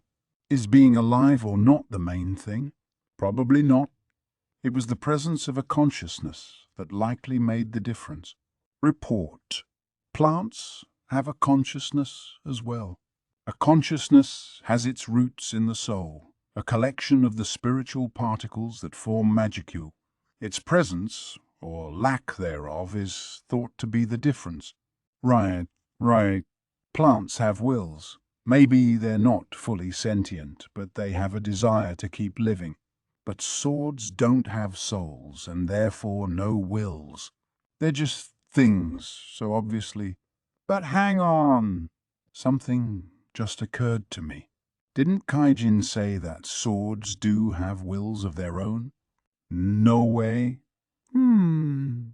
I would like to know as well. And the desire to know provides the entryway to new discoveries. Indeed, and trust me, I ordered him to not conduct this ridiculous experiment at first. I called him a fool in my mind, for that matter. But I was the only fool in the room. I was so bound by the laws of common sense, I forgot my original drives as a researcher. Vesta smiled warmly as he sprinkled some full potion on the broken sword. Then, just a little, but enough so that everyone could see, the sword reacted. And here is the answer. While it does not fully rebuild the sword, we are clearly seeing the early signs of repair here. Oh, ridiculous. I can't believe it. Healing potion could be used for this. The tour group couldn't hide their astonishment. I could see why. It flew in the face of common sense. You'd have a hard time not being surprised, and that included me. I had no idea they were conducting experiments. Not even I could anticipate the results. They didn't give me any report on this, which only added to the shock. Of course, you will only see these effects on arms and armor that matured past a certain level. The weapon must be made of magisteel at the very least, and it will not give a reaction unless it has been used regularly by its owner. So it'd have no effect unless the sword had a will instilled in it. Why? Gazelle asked Gabriel in his low, stentorian voice. Did you want to know something like that?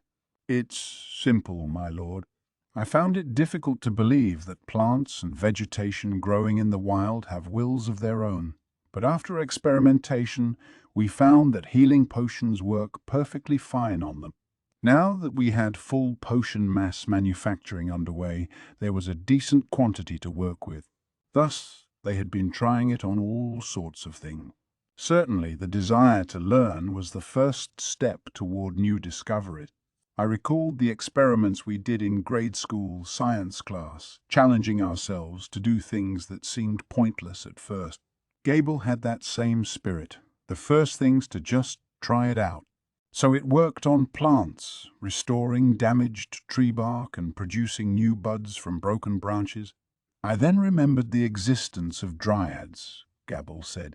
Vegetation may have only a weak consciousness at first, but over many months and years of life, they can evolve into powerful monsters, can they not? But as I thought, this may only happen under certain conditions. Around half the audience was taking a keen interest in this explanation. I'd expect the more quick-witted among them to be fascinated, yes. This was the kind of research I'd normally want to keep confidential, after all. Should I let Gabil keep going? The thought, as mean-spirited as it felt, crossed my mind, but I hurriedly brushed it away as I listened on. The only things that react to healing potion are those already intertwined with magicules. Things with no magicules to them at all show no reaction in our testing. What this means is that magicules house consciousness itself, or at least the two are deeply related. Yes. And when Sir Gable presented these data, it led me to reconsider my thoughts as well. Soon a question arose in my mind. What are magicules? Magicules were one of this world's unique substances, freely spread around the atmosphere like oxygen. They were the engine for all kinds of mysterious forces, and people could wield them to do their bidding, to some extent.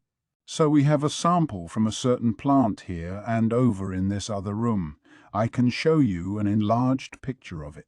We followed Vesta to another room, a large, spacious chamber with chairs lined up in rows, something like an AV-equipped college lecture hall.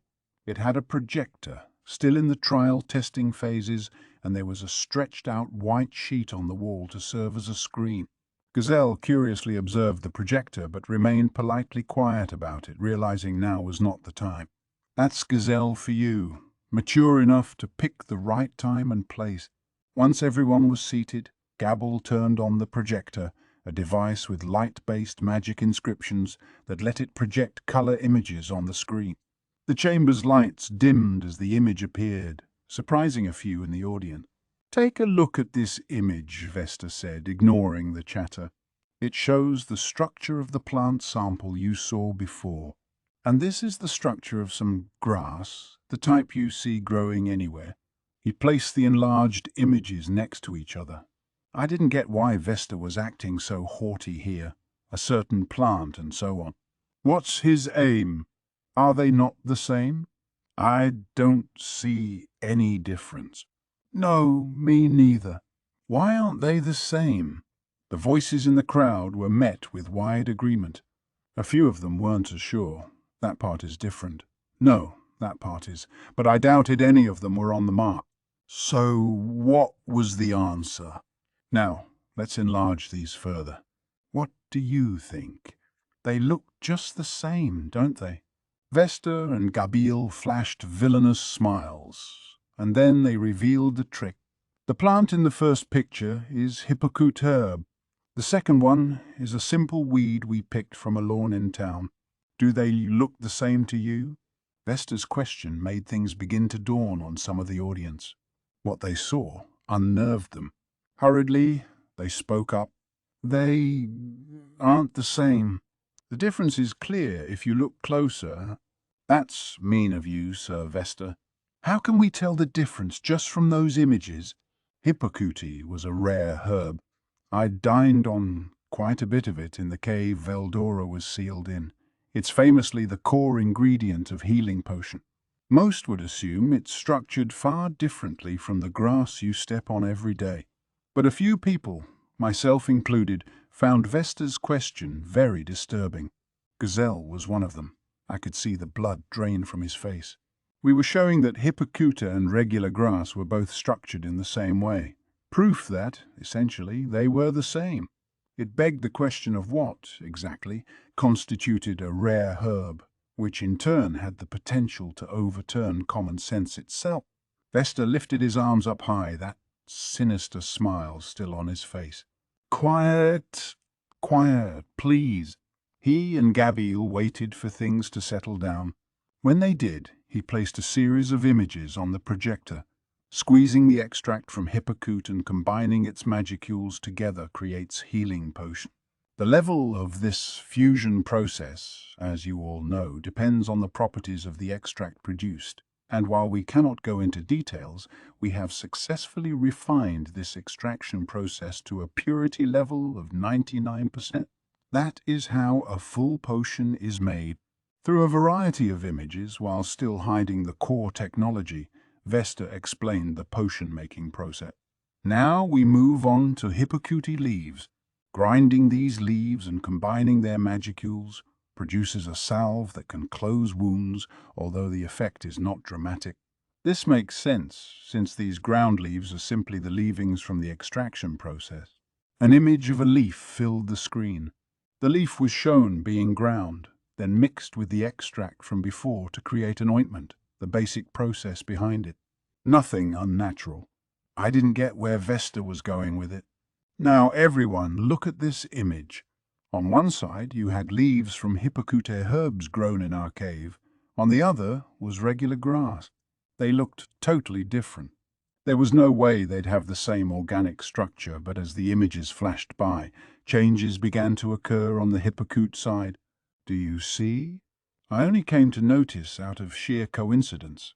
Sir Rimuru has ordered me to work on our Hippocute cultivation project, but one day I took an interest in the strained leaves from our extraction process.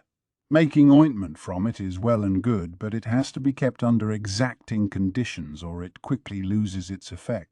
Plus, compared to the liquid extract used to make potions, its effect is extremely weak. I didn't give it much thought since we had other uses for the extract, but if you think about it, do we really need this ointment? So as I said, I began to look at the strained leaves, and then Gabriel realized that the shape of these post-extraction leaves, now free of magicules, was different from the Hippocute currently growing in the cave. Shocked, Gabble decided to take more detailed records, resulting in the images he was showing us now. So at the conclusion of all this, we found that, technically speaking, there is no such thing as a Hippocute plant. The plants we call Hippocute are actually mutations. Yes, exclaimed an excited Vesta. And it's not that Hippocute grows in magicule-rich areas. It's the magicule concentration itself that causes this mutation and creates Hippocute from simple grass. I could see why he was excited. Everyone who heard him immediately began talking. That's a major discovery.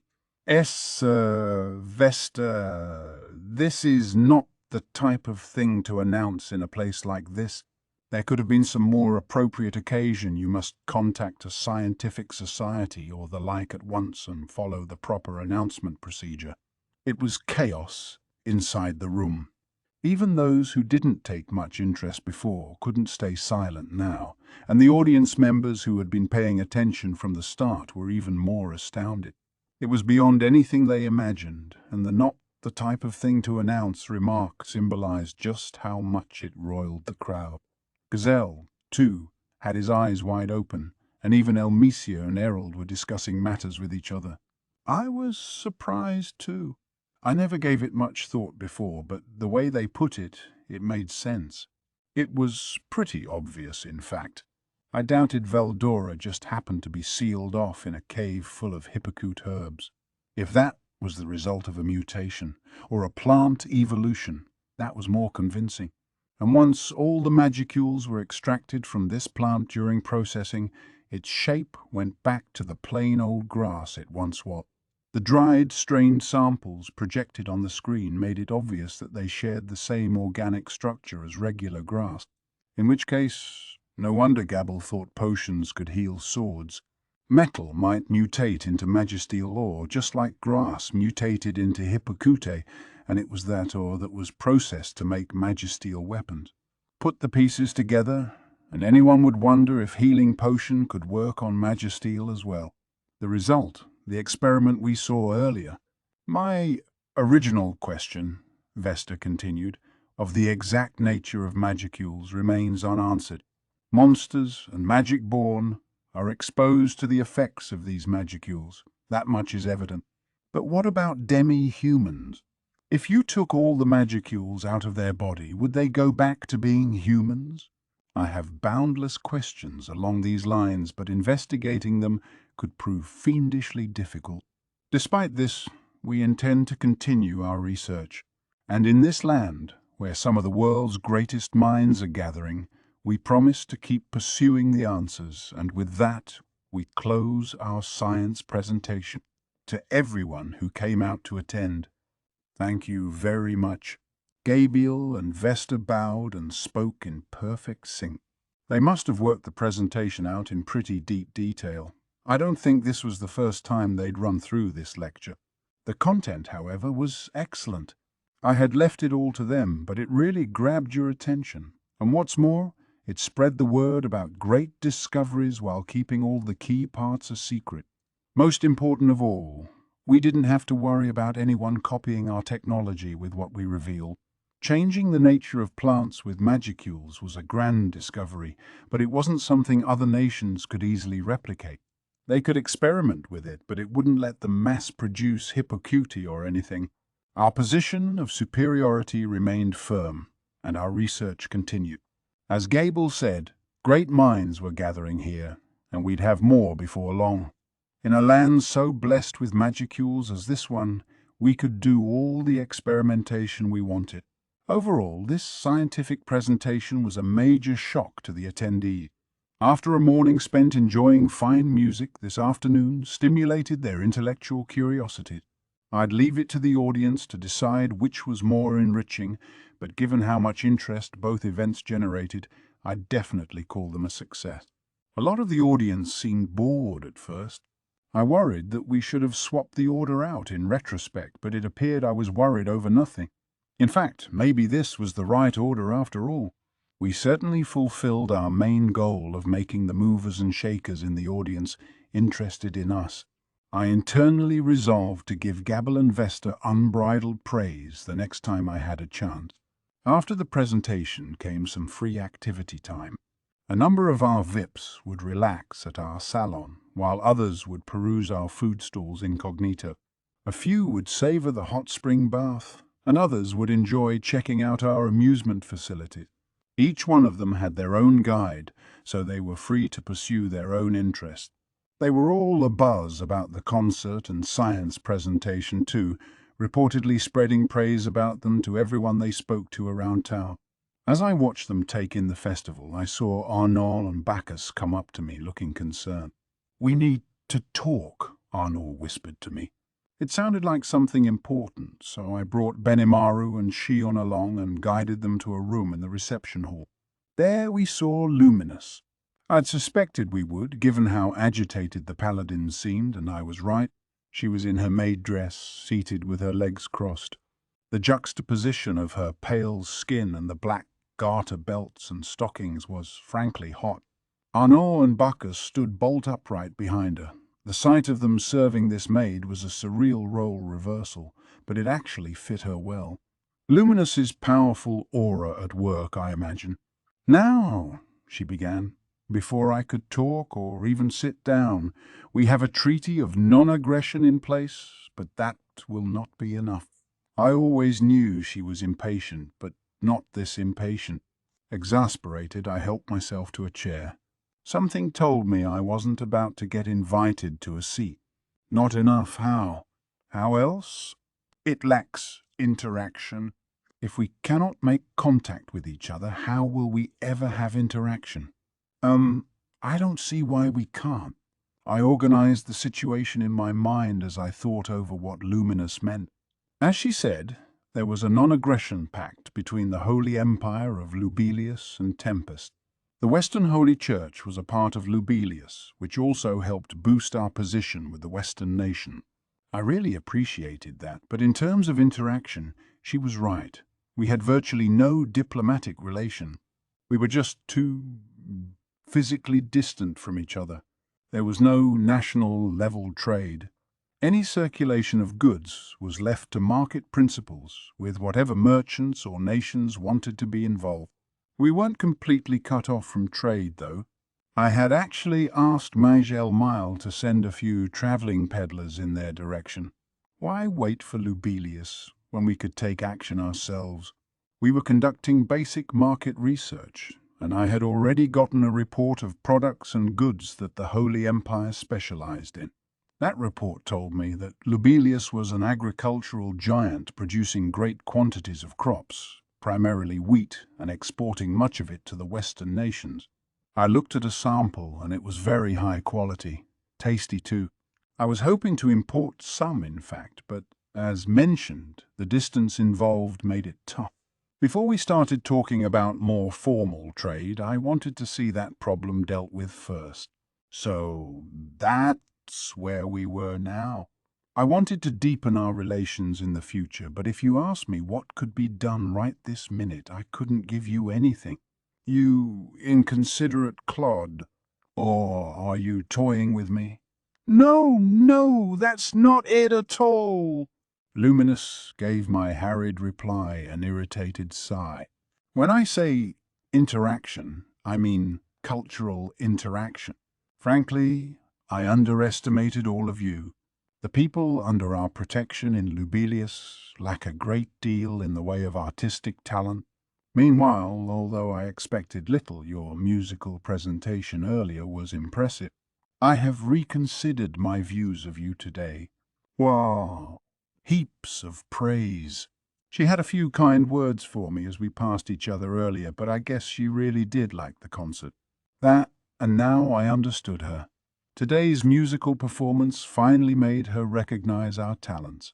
I imagined Luminous had some kind of musical band, and presumably she was talking about an international exchange with its members to help improve both of us. There are some among the vampires who are artistically inclined. They carry on the heritage of our old music while working on new creative endeavors, but lately they've been stuck in a rut.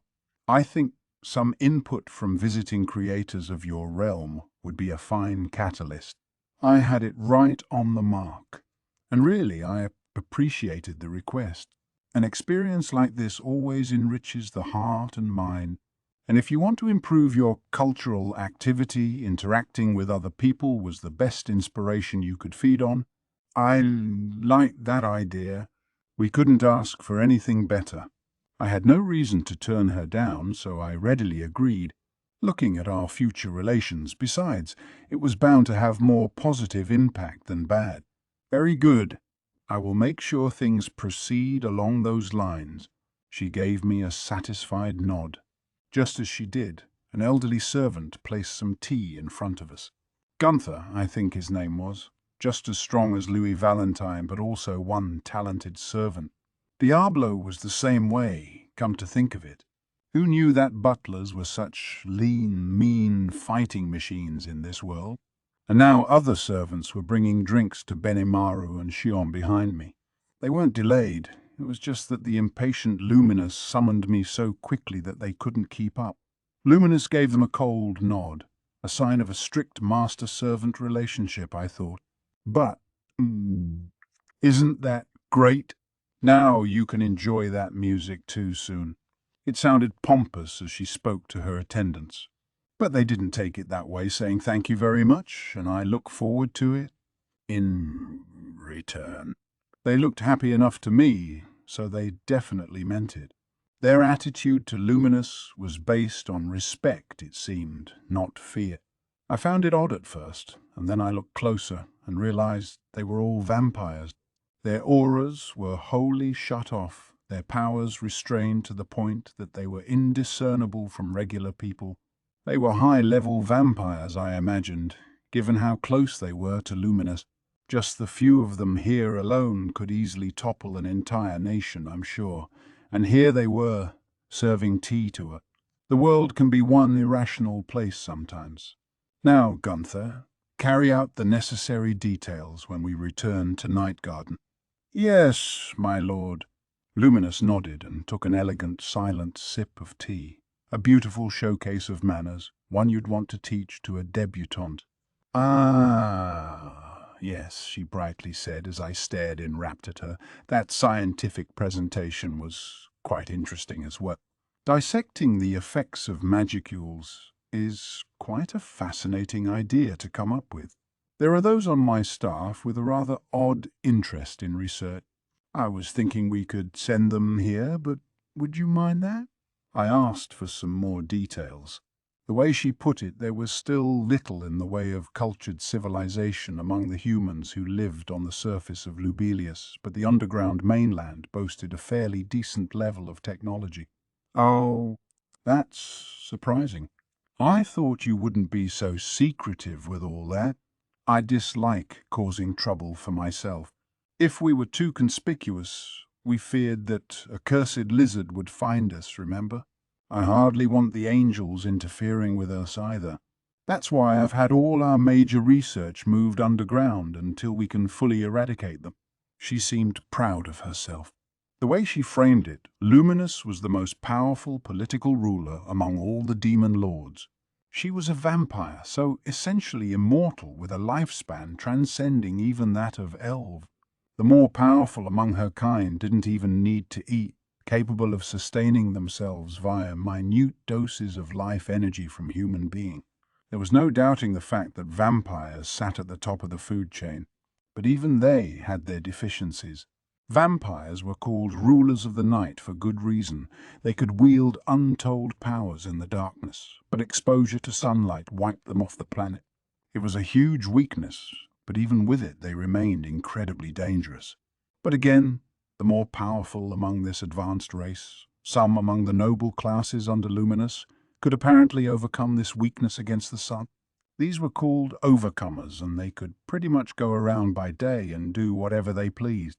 There were very few of them, which was a good thing, since a vampire without weaknesses would be a nightmare for humanity. Definitely a calamity-level threat, if not as much a one as Louis or Gunther. The servants here were overcomers as well. They served Luminous as a sort of hobby, it seemed, with of course a heavy nuance of being her bodyguard. Being an overcomer meant having no weak points, and therefore a lot of free time on your hands. That was why so many of them enjoyed making assorted things for fun. They'd craft all sorts of junk, in fact hoping to win Luminous's affections. To be honest, she said to me, it's dreadfully irritating. I have ordered them to develop something more useful, but they're too fixated on their own ideas, I suppose. They've made no progress whatsoever. I would love for you to take them in and give them a little education. I wouldn't mind that, but of course I'd have qualms about the whole thing unless I got to meet Luminous's candidates. Being an overcomer meant enjoying life in the ruling class. Someone like them traveling to Tempest for study could lead to problems I had no way of predicting in advance. Luminous, perhaps seeing my indecision, made another offer. I'm not asking you to work for free, of course. Perhaps I could offer a skill to you. A skill? Yes. The secret skills of faith and favor. What's that? What's that? Sounds really cool. Or at least cooler than the kinds of skills I came up with for myself, such as relearning how to get drunk. What are those? Oh, it's quite simple. She gave me an evil, complacent smile. It allows those faithful to you to harness some of your powers. Wow, that sounds dangerous. If she taught me this around all these people. Report. Luminous has used spatial severance to isolate your location. Raphael neatly pointed it out, cutting me off before I could get worked up. That would explain why I couldn't hear anyone besides ourselves right now. She really was a pillar among the strongest of demon lords. Setting off skills just came naturally to her. So you'll teach me this in exchange for allowing your students to come here to live for a while? Am I understanding that right? You are. I would be happy enough to have a cultural exchange with our musicians alone. In a way, this is my token of thanks to you. She didn't appear to be lying. All right, I'll take your offer. Then we have a deal. We did. She'd have her musicians trained here, and I'd have my secret skills of faith and favor. To put it very simply, these skills were the principles behind all holy magic. It involved me using my name as a vessel in order to cast spells. Hinata and the paladins, for example, could wield holy magic by using Luminous's name as a vessel, borrowing a bit of her power with each use. If I could learn the trick behind it, more of the people under me could gain access to holy magic. Surprising. It seemed like I was getting a lot out of the bargain. Luminous, being Luminous, of course I knew she had calculated all of this. That sounds great to me, but are you sure about this? Oh, I don't mind.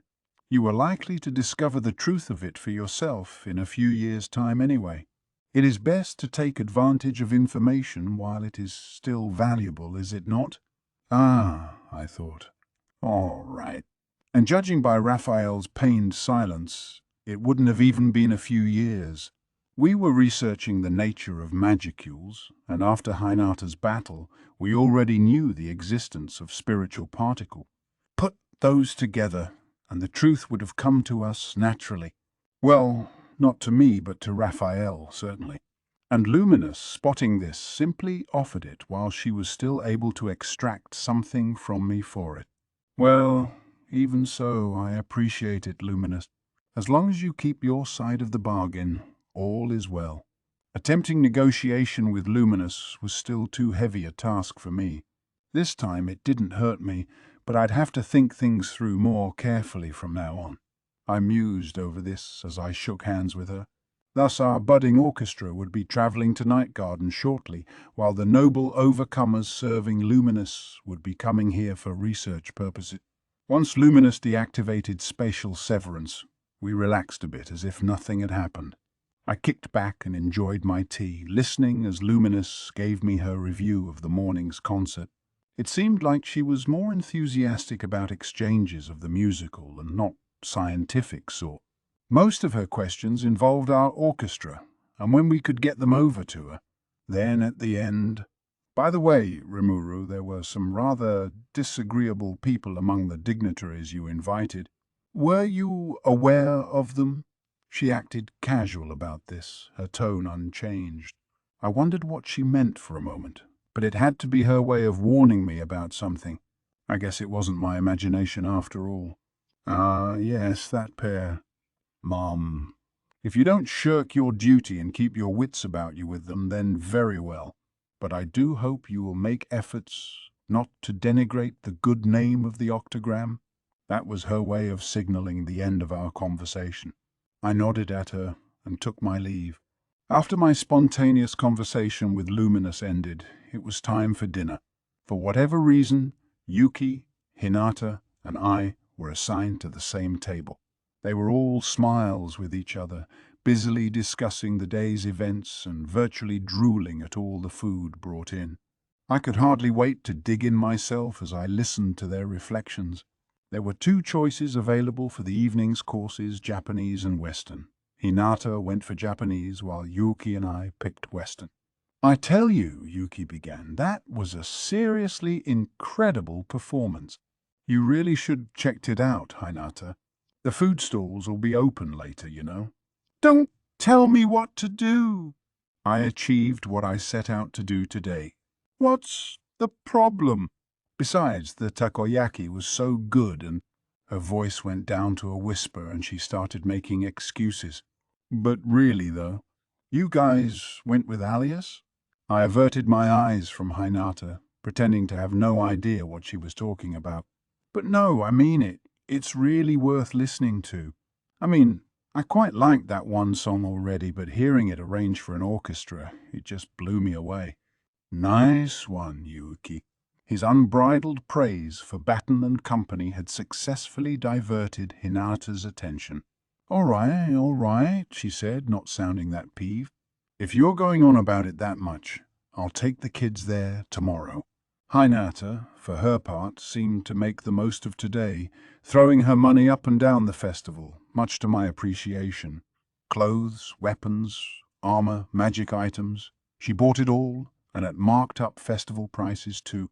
She also made her way up and down the food stalls, and honestly, I think she took the kids just as an excuse to stuff herself. They loved her, though, it sounded like, so I couldn't complain at all, especially since she'd already volunteered to watch them the next day. Personally, I'm more interested in that research into magicules, Hinata continued, lowering her voice again.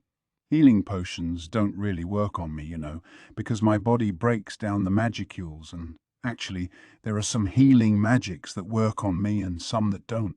She'd apparently done a bit of research of her own to see if there was any potion out there that worked on her. Having the ability to annul magic applied to her sounded good on paper, but the more you thought about it, the more inconveniences it created. Yeah, I haven't thought about it, huh?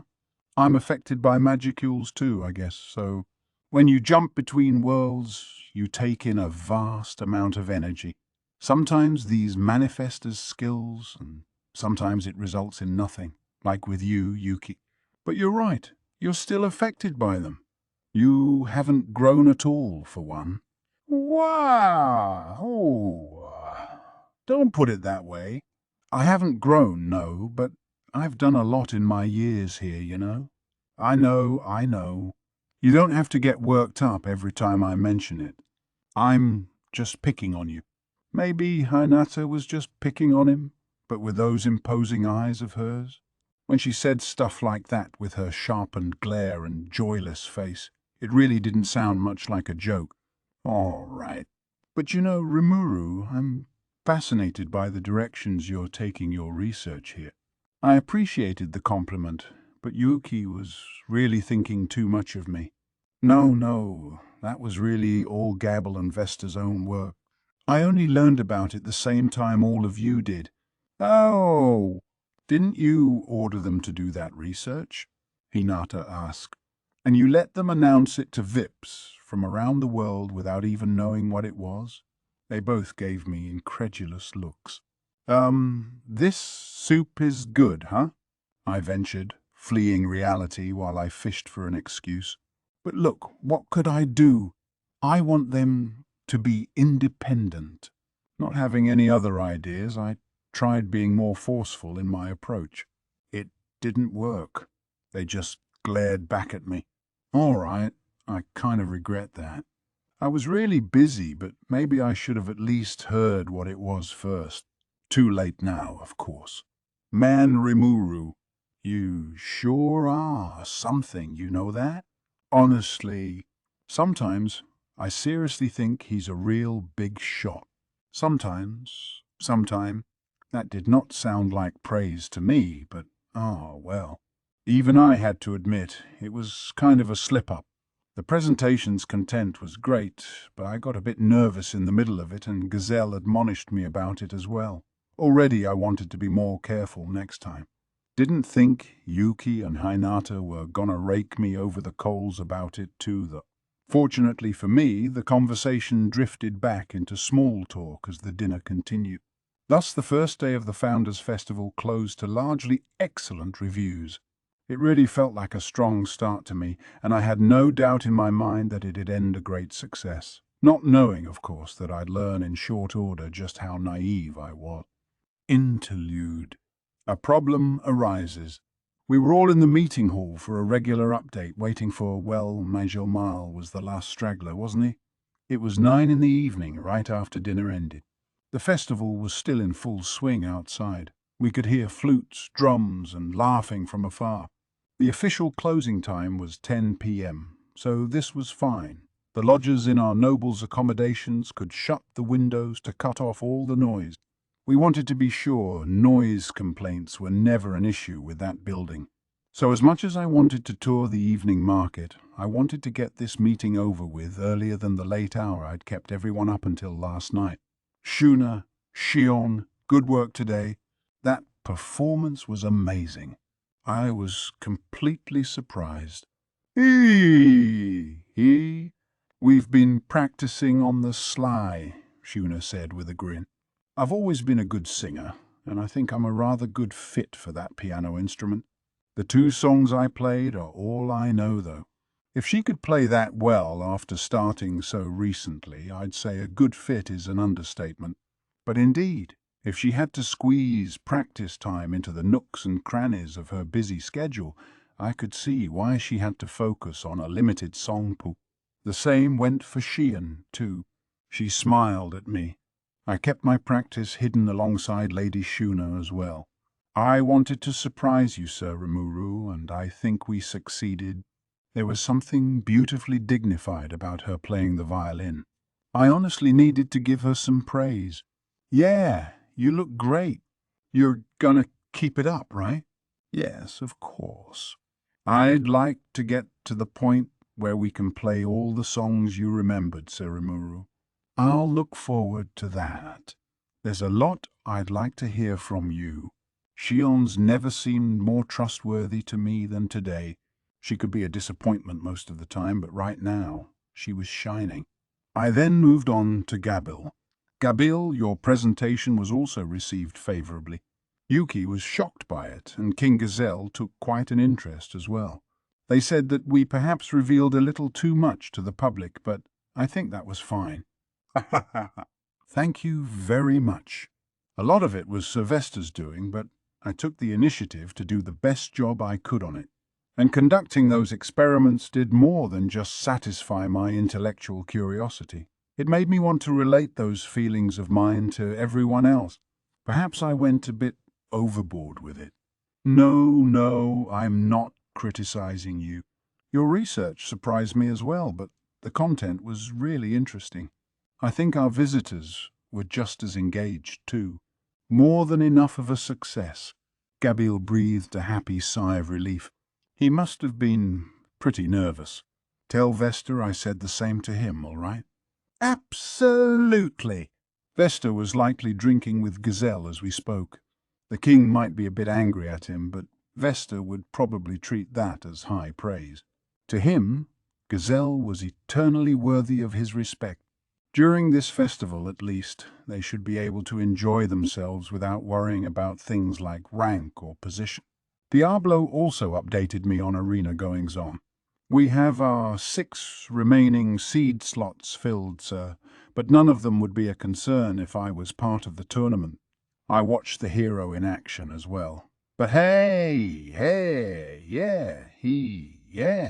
he certainly has some fascinating tools to work with. Should I take care of him before problems arise? I told you we weren't doing that. As you wish. I think any further briefing on the day's events would spoil the fun for you tomorrow. Diablo didn't see any issues. Counting Gobta and Geld, our 8 tournament competitors were locked in, and if nothing concerned Diablo, I didn't need to hear anything else. With the right seedings, we could see some pretty neat battles. I'll take Diablo's advice and wait for the fun tomorrow. So I spoke next, telling me that the kids spent the day enjoying the festival. They'd paid a visit to the tournament preliminaries, cheering on Masayuki, then purchased a large amount of food and souvenirs. Keys, Hinata, you sure that's how a guardian should act? Hope the kids don't all wreck their stomachs. Now I was a little worried about how things would work out tomorrow. So we conversed some more while waiting for MGL Mile. Barring any problems, we'd be done with this meeting in under half an hour. Or so I assumed, but given the way MGL Mile rushed into the hall, pale as a sheet, I had to dismiss this as optimistic. Sorry to make you wait, he stammered, and based on his body language, I could only assume something serious had come up. He was normally so unfazed, brazen even, but now he couldn't hide his panic. Shuna offered him some chilled tea, and I waited for him to catch his breath before speaking up. So, what's happening? I'm deeply sorry, sir, but we have a serious problem. Here's the thing. We're out of money. It seemed that the tradesmen were all hounding him for payment at the same time, and he had spent the past little while trying to deal with them. Out of money? You're kidding me. We had all kinds of lavish fixtures from Diablo's manor, not to mention all his gold and silver, and besides, Diablo had taken 1,500 stellars in restitution from farmers. If we dipped into that, we could hold 100 more festivals like this and still have money left over. About that, he replied when I brought this up with him. It's not an issue of budget, Sir Rimuru. It's that we can't convert Clayman's assets into money. It's not in the commonly used currency of the world. Gold coins from ancient kingdoms have great artistic value, and I know they're circulated around the Eastern Empire, but while they might be used over there, they weren't recognized as legal tender. The tradesmen could always have them converted, but this apparently wasn't to their liking. They wanted real gold coinage, as minted in the Dwarven Kingdom. So I paid them in regular gold coins at first, but part way through I realized something had gone wrong. But by then, it was too late.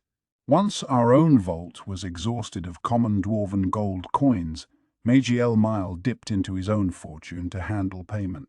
But even that was limited, so he consulted with some of his closer merchant friends to figure out what was going on. What they revealed was astonishing. According to them, the new, unfamiliar tradesmen these shopkeepers had started working with demanded payment only in the common currency. In international trade, it was considered reasonable to make pure barter trades, one side's goods cancelling out the cost of the other side. They could also enact IAS contracts to handle payment later instead of exchanging cash on site. Payment would be needed sometime, just not right at that moment. One common custom to cover monetary losses in this world, where the concept of charging interest was still in its infancy. However, our nation hadn't built the trust to back up that custom yet. If our partners demanded cash, our only option was to pay them in cash. Magiel Mile understood this well enough. That was why he so carefully managed our budget for this festival, meticulously selecting the merchants he worked with. He was apparently counting on more large-scale trade with a smaller number of partners, which would allow him to break down the stellars in our vault and use the resulting gold coins to pay out his other debts. Even if that didn't materialize, he had known the main sellers at the festival for years, and, not that it was an excuse, but he figured they'd be willing to work with him a little more. He thought IAS or payment in ancient gold pieces would be accepted, but the tradesmen working under the merchants balked at it, and that put even Magiel Mile's closest merchant friends in a bind. "I see," Diablo said, nodding. "Something tells me this is being engineered by someone. And I agree. I never expected someone to meddle with us like this. So Mile thought this was deliberate too. But who would do that?" "I am sorry, sir," Mile Rigard rumbled, "putting you through all this without even realizing it." Rigard, too, was busy handling our foreign visitors. If he felt responsible for it, it's because he realized this was a bigger problem than just one man. No, it was no mistake on Miles' part. So someone's trying to ruin our reputation, then? I would imagine so. The international rules set by the Council of the West stipulate that payments must be made with gold coins minted in the Dwarven Kingdom. Different rules apply in different nations, but under the Western nations' laws, the tradesmen are making a perfectly valid claim. If these people were part of the Free Guild, we could get that organization involved. They received favorable treatment in customs-related matters, and our nation had a fairly good rep with them. But these were merchants from nations affiliated with the Council, and while they came from different countries, they had to work by international rules, on the surface at least. Us saying, well, we go by these rules, wouldn't be very readily accepted. But even before that, what if all these tradesmen were colluding to cause problems? If so, taking a my way or the highway approach would be even worse. It could be just what they wanted. If we force our rules on them, would that cause a backlash with the Council? It'd be another matter if we were already part of the Council, but if we're thinking about joining it in the future, this would not paint us in a good light. No. Normally, payment in ancient coinage wasn't a problem. But if someone wanted to mess up our reputation, what then? It almost felt like someone was testing us, seeing if we intended to follow international rule. Did someone from the Council do this? I don't know who it is, but it's someone high up, yes. Someone with the ability to build connections with merchants far and wide and plant them among the tradesmen supplying us. Because pulling something like this, you'd need to resign yourself to enduring some losses. That takes guts. And it tells me this is about more than just tarnishing our reputation. Meiji Elmire wasn't from a large country, but he was still well versed in the underground economy. If he said this was someone high up, someone we couldn't trace, it had to be seriously bad news. So we can't force our own rules on them? Shion asked. I nodded. Right. You've gotten pretty clever, Shion. If we do force our rules on them, there's a chance the Western nations won't count us as allies. And since we want to play nice with humans, we have to avoid that at all costs. But wasn't it your plan to build an economic bloc with Thalion, Blumund, Dworgen, Farminus, and the demon Lord Milim's domain? If Tempest is located in the middle of that, wouldn't ignoring us lead to even greater losses for them? Ooh, is this really Because I'm honestly surprised. She fully understood my thoughts so much, I genuinely wondered if this was a body double of some sort. Her sharp analysis was right on the mark. You truly are worthy of being head secretary, Lady Shom.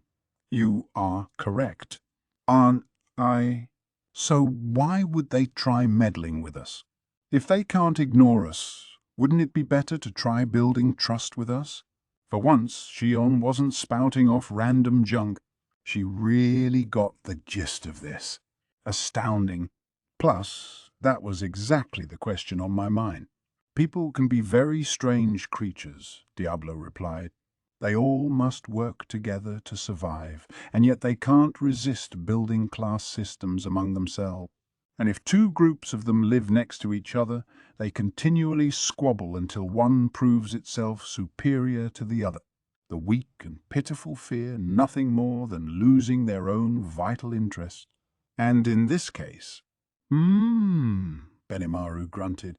Are you saying that the Council's worried that our economic alliance puts them in jeopardy? Exactly. Diablo's explanation was certainly easy to grasp.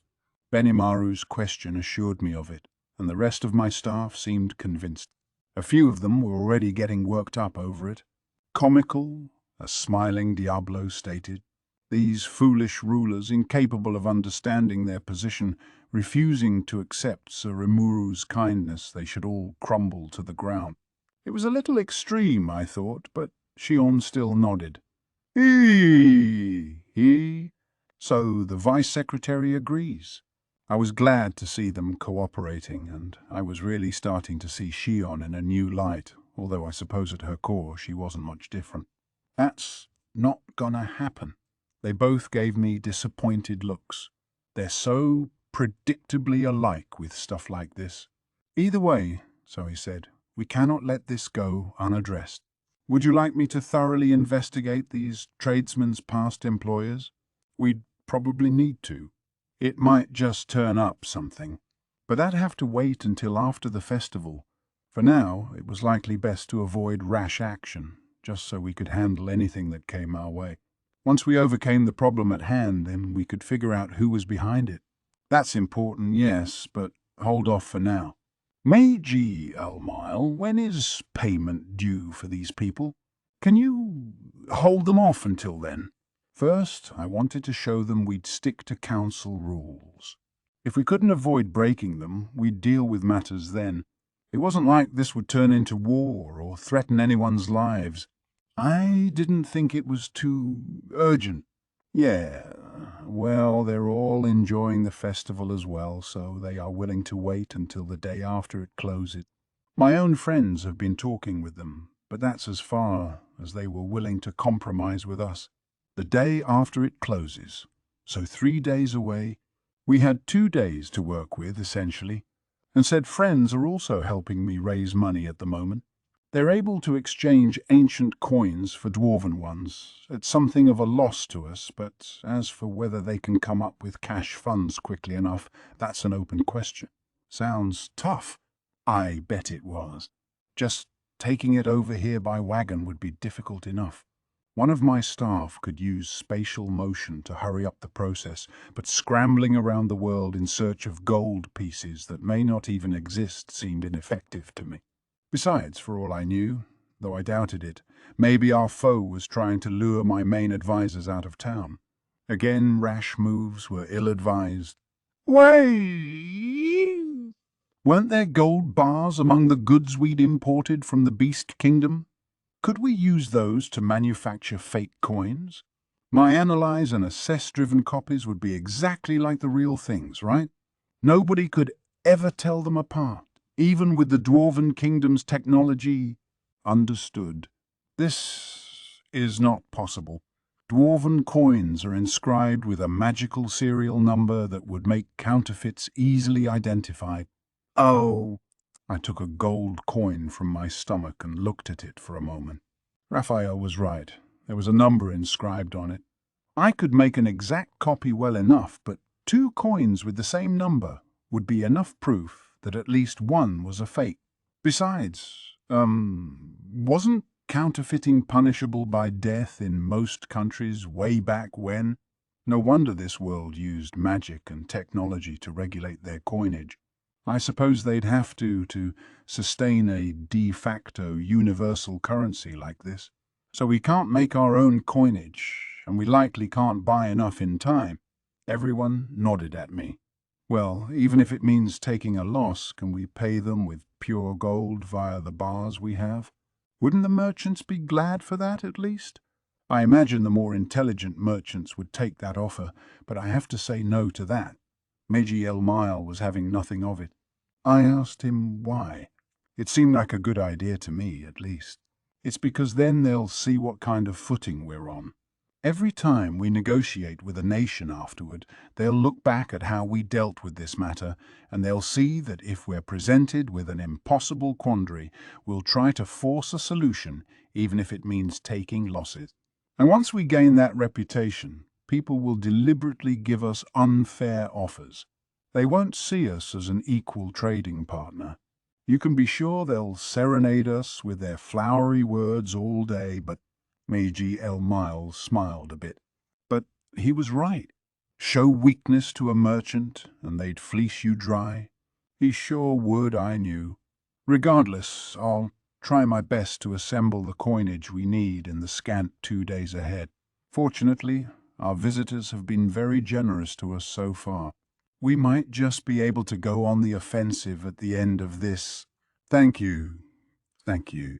For now, at least, there was no clear solution. Our only real choice was to remain defiant. We couldn't do anything too bold, and if it came to it, we'd just have to force our rules on them.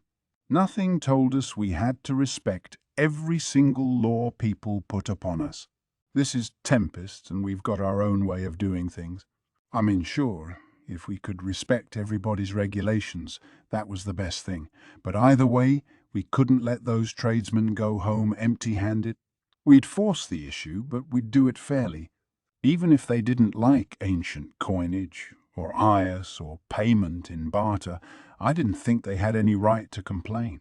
Well, no point worrying too much about this. This is our nation, and if worse comes to worst, we'll make them follow our rules. So don't overthink it, and just do what you can. You got it. Meiji Elmile brightened a bit, apparently relieved. I don't know what the council will say to us, but let's be optimistic. By then, we'll know who this enemy is, at least. Or maybe not an enemy, really, so much as someone feeling us out. It was too early to call them an enemy. Right. Meeting adjourned. Good job, everyone. And with that, this evening's progress report was a wrap. Procrastinating on our problems created some annoying issues for me, I felt, but it wouldn't do to fret about them too much. It looked like Molly was really getting eaten up over it, so I figured I'd shoulder some of the load for him. Wanna head out for a little while, Molly? And you guys, too. None of the men in the room was going to say no. A few of them, like Benimaru, were already in their yukata and ready to have some fun. But I need to start raising money. Oh, quit worrying about that for now. If it's not there, it's not there. If you get so worked up that it knocks you out, that'd be an even bigger problem for us. Midgie snickered. Ah, I could never say no to you. Well, all right, all right. I, Midgielmile, am ready to take your offer. So I managed to drag Midgielmile with me to the festival for a late-night run. That ought to help him mentally recharge. From the heart, too. Don't party too much, Sir Rimuru, I could hear Shuna say as we set off. And you too, my brother. Oh, and by the way, I saw a silver-haired girl have a verbal argument with the proprietor of a certain takoyaki stall that had come up in conversation early. But let sleeping dogs lie. I've said that many times before, but if you stick to that rule, you really do avoid a lot of danger and trouble in your life. Thus, I gracefully let them carry on and had my fill of everything the night had to offer. Chapter 3. The Battle Tournament. I had way too much to drink. As a rule, I can drink as much as I want and never get buzzed off it, but that problem was overcome by toning down my cancel poison ability a little. That was a trick Luminous had taught me, and at a festival like this, let me tell you, I was treasuring it. I used that trick last night as well, distracting Raphael just long enough to pull it off and enjoy the pleasant feeling of drunkenness for a while. The result was this very unexpected headache. Can I do anything about this? Unfortunately, your cancel pain ability has also been weakened. The pain is likely to continue for the time being. Oh, come on, that is so on purpose. I knew how angry Raphael was last time. I bet it's even worse now. Understood. This fact cannot be confirmed. It's a fact, huh? And why isn't cancel pain working? It's got nothing to do with any of that. It's crazy! My complaints apparently weren't making it to Raphael. I was not so graciously ignored, and so I had to fight that headache for a while afterward. I regretted it a little and vowed to be more careful next time. Of course, I think that every time, so I'll probably make the same mistake again soon. I'm sorry. I know I did this, so please ease the pain a little. Raphael's exasperation was loud and clear, but after a little while the pain went away. Let's try being a bit more careful for real next time. Food, after all, can be a sort of poison. Not eating it will kill you, but eating too much can wreck your body. Drinking, then, is the same thing. Or was that stretching it a little too much? I mean, I should just sit back and enjoy the buzz a little more instead of trying to force matters, but I just can't help but try keeping up with my friend. After I stopped by a few places with Midgielmile and the gang, I decided to go on an inspection of the members-only, elf-run club on the 95th floor of the dungeon. This was the fanciest club in our nation, passing itself off as a place where only the truly elite gain entry. For now, it was open to our foreign dignitaries for advertising purposes, and that turned out to be not so smart of an idea. The place was hopping, full of people who couldn't forget the music they experienced that day, and people arguing over the new potion discoveries they just learned about. Gazelle and Vesta were among them, and once we were spotted, I had to hang out with them for a while. We hit it off, drinking and talking well into the night, and all the praise heaped upon my friends spurred me to get really drunk. I regret that now, but I think anyone there would understand. And I wasn't the only one. All the other dignitaries were the same. Which, hey, they paid big money for the privilege, so it's all good. Besides, something else good came from it. A drunken gazelle offered to help me with the gold coins we were missing, and then Archduke Errol came along and promised he'd bring our predicament under consideration. It was all thanks to the power of alcohol. And so, with somewhat fatigued faces, all of us prepared to tackle day 2 of the Founders' Festival. We were at the newly completed Colosseum, a gigantic arena that comfortably seated 50,000. A roof that jutted over the stands kept direct sunlight from hitting them, extending in a U shape across the arena. It was composed of a thin, membrane-like sheet stretched over a framework that looked like the wings of a dragon, which really was designed that way because I thought it looked cool. I wanted something all ominous like that. It really was there to block the sun, but that wasn't what anyone in attendance thought. They looked up at the eerie sight, telling one another about how surprised they were. It even got some of our weirder attendees oddly excited. The stands were full now, not an empty seat in the house. Major Elmile had worked to get people into the Colosseum, and now his efforts were paying off. He didn't leave a single stone unturned. He might have been down in the dumps last night, but there was no doubting it. He was a damn capable man. The flat arena space the stands surrounded was our combat zone, the floor built from gigantic stones carved and buried in the ground. These hard rocks, each around 6 feet square, were placed in neat tiles to form the foundation. The spaces between them were filled with cushioning that also glued them together, forming what looked like a completely smooth rock surface.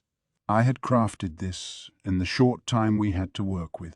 Regular rock is over 300 times as solid as concrete, but the type I used here was infused with a great deal of magicules, upping that hardness to 10,000 times, extending 6 feet into the ground. Not even a nuclear shelter could give you that kind of sturdiness. I haven't actually tried it, but I bet it would withstand a bout of nuclear magic without a problem, and it was impervious to both magic and physical attack. Around this rock floor arena were 2 defensive barriers. The first one was a large magic circle that covered the floor and extended out below the stands, covering the whole ground area so we could use this arena for battle training later. The second one was a circular zone 150 feet in diameter, where spectators could easily see it. It was within this magic space that the fighting would take place in this tournament. The purpose of these dual barriers was to ensure the arena stayed intact and keep stray fallout from hitting the stand. The first one blocked magicules from getting in or out, but didn't block any abilities unleashed inside it. This created fears that a powerful enough spell could impact the area around it, and that's where the second barrier came in. If things really got hairy in there, I could invoke Uriel, my ultimate skill, and use it to trigger absolute defense. I really didn't want to show it off in public, but it beat having to deal with injured spectators. The skill triggered in an instant anyway, so I doubted anyone would even notice. With all these precautions, I figured we were set to go. The 2 barriers alone should handle matters well enough. When my own staff fought in the arena, all bets were off, but the other fighters who qualified for today wouldn't have enough firepower to break through them. Then again, I wasn't expecting Masayuki, the hero, to join in. Passions were high in the Colosseum. Why wouldn't they be? The battle tournaments in Inglesea were massive events, held every year and featuring contests divided by adventurer rank. In a world without many good entertainment options, a spectacle like this was a festival in itself. However, it wasn't actually open to the common classes. Only the moneyed were allowed in. The others had to sit tight and await the results. Some people would try getting a peek of the action from atop a roof or column, but I was sure it would have been too far away to see much. Compared to that, our Colosseum had tiered seating, providing space for all the throngs. And there were even giant screens on all 4 sides showing the action, a nice extra service. Optical magic was inscribed on these screens, making enlarged imagery like this a snap. Some of the attendees at yesterday's presentation must have guessed it was an adaptation of the projector they saw previously. The screens here were drawing even more interest. Again, great power for us. It was important to cover all the little details like this for our sales pitch. That's the first step to success, one of the lessons I learned during my time working for a company. So essentially, you could see the action from any seat in the arena, and the screens were there to give you a close-up vantage point. So I didn't think we'd be disappointing anyone here today. And now the competitors were approaching the center of the stage, forming a line that faced the VIP boxes we were seated in. The screens showed each one in turn, in enough detail that you could gauge their facial expression. They all certainly looked unique in their own way, and I knew at least a few of them. Gobta and Geld, of course, but that wasn't all. I basked in the surprise as the introductions began. Each one would get their own little intro, the screens changing their viewpoints to offer a close-up view of the fighter being described. The announcer was Soka, a dragonaut working under Soe, and she began by announcing the 6 winners of the Battle Royale round. First, our most popular competitor, winner of the first battle yesterday. His name is Masayuki the Heru. She was really getting into it, standing right in front of the competitors with her face unmasked. This wouldn't affect her work as a covert agent of ours, would it? Not a problem. Soe on standby next to me, said when I asked. She is disguised when on duty, and Soka is particularly gifted at concealing herself. Besides, we need someone among our ranks to serve as a known figure for the purpose of public event. If that was his take, I saw no need for worry. She clearly had a gift for emceeing anyway. No one has seen his graceful sword skills in person. Why? Because the moment he takes out his blade, his opponent is already dead. So how did he win anything up to now?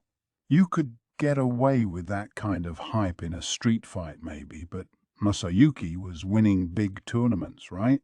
Maybe he would finish off a competitor in one blow, but could he trick an entire audience like that? How did his fight go yesterday? To be honest, there was little we could learn from it. As Soe put it, Masayuki hadn't even unsheathed his sword. Some of his friends were among those fighting in his round, and they apparently dispatched all the other fighters, a good 50 of them, before conceding victory to Masayuki. There was no chance to gauge his skills at all. If he had this larger fan base, he clearly had to have some ability, but I still couldn't shake the feeling this was all a big put-on. Ah, well, we'll see what he's really made of in the match today. With his overwhelming force, he's become a household name, declaring himself a hero at his tender aid. But what does Masayuki have in store for us today? Many are those charmed by his sweet face, and many are the women who swooned after one glance from him. Now it's time for all of us to count our blessings, as we're about to see him break out everything he's got. It's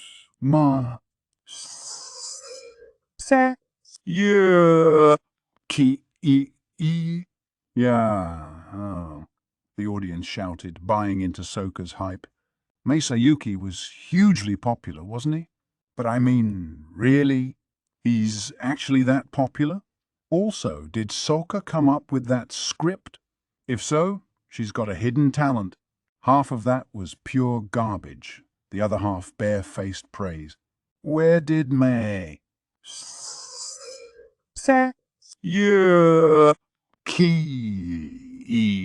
come from anyway? It all but melted my brain as I was listening to it. And it had to be hard for Masayuki too. What if he got touted like that and lost in the first round?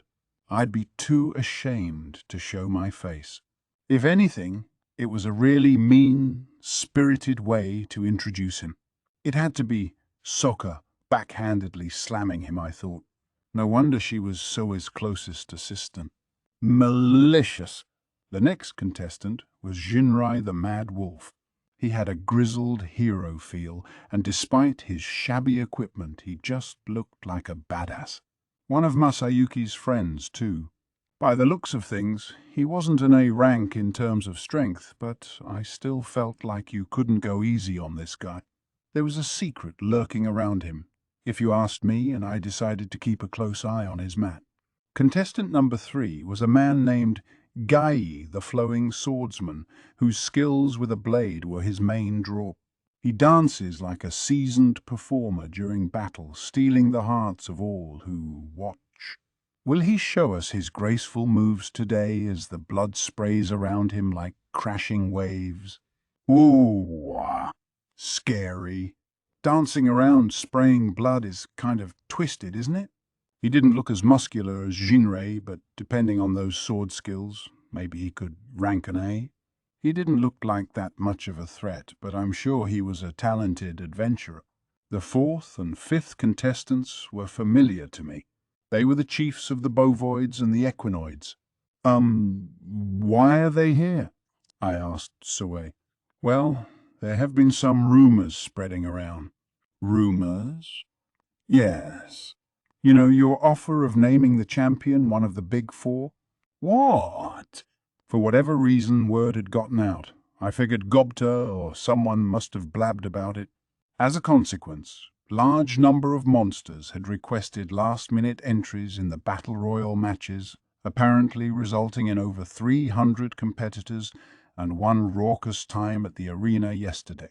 This included the bovoid and equinoid leaders competing against each other as much as the rest of the crowd, and they were both lucky enough to reach the quarter-final.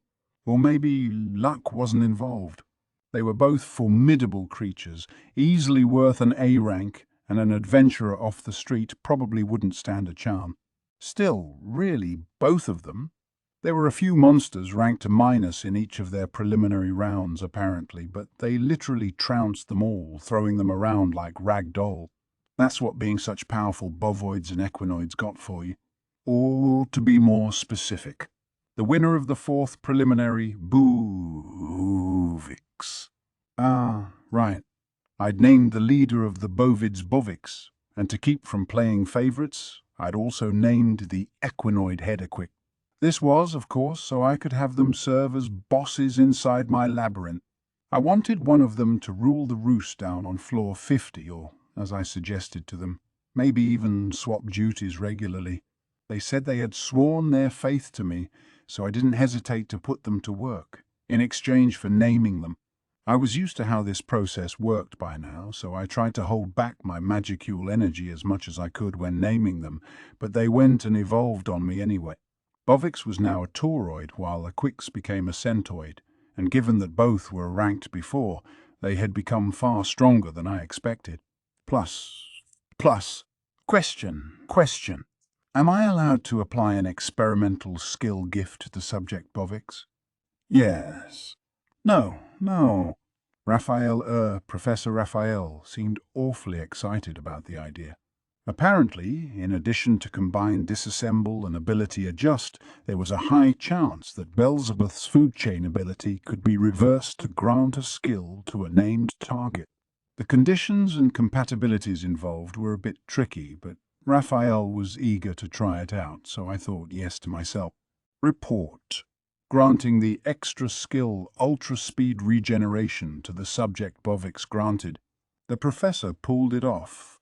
Bovix had already received the extra skill self-regeneration when he evolved, and Raphael just applied ability adjust to that. What a surprise. And, in much the same way, Equix just acquired magic interference, granting both of them a unique addition to their arsenal. It was clear that Bovix could become a melee attack specialist now, while Equix would focus on magic attack, and Raphael's experimentation didn't end there. The guy even managed to give them an ability I had never heard of before, the unique gift known as Determiner. This gift allowed the user to create a space that restricted the powers of the target, a sapping skill that sort of combined the ultimate skill Uriel's unlimited imprisonment and dominate space. But it was an inferior version, easily resisted. The space it created was readily cancelled out by the target. Not very restrictive at all, really.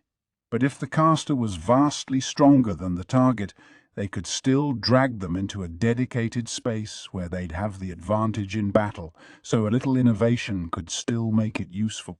It depended on the opponent, really.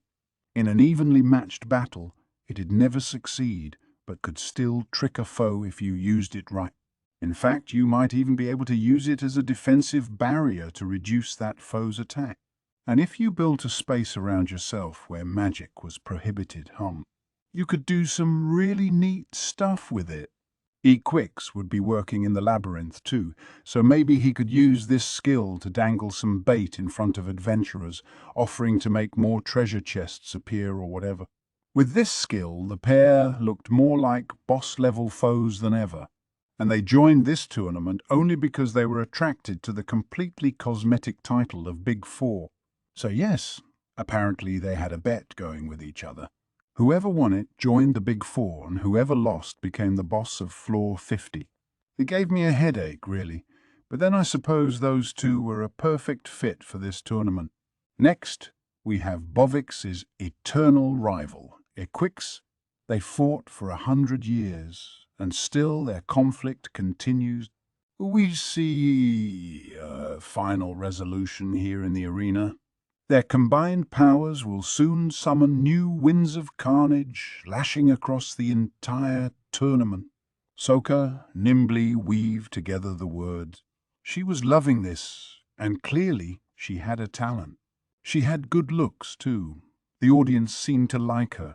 There was the tail and wings and horns to consider, but that didn't get in the way of being cute, really. And what's more, either Bovik's here or Equix here will become one of the masters of the dungeon, scheduled to open in town tomorrow. So behold their strength today, and if you feel worthy of the challenge, summon your courage and plunge into the labyrinth in search of fame and fortune.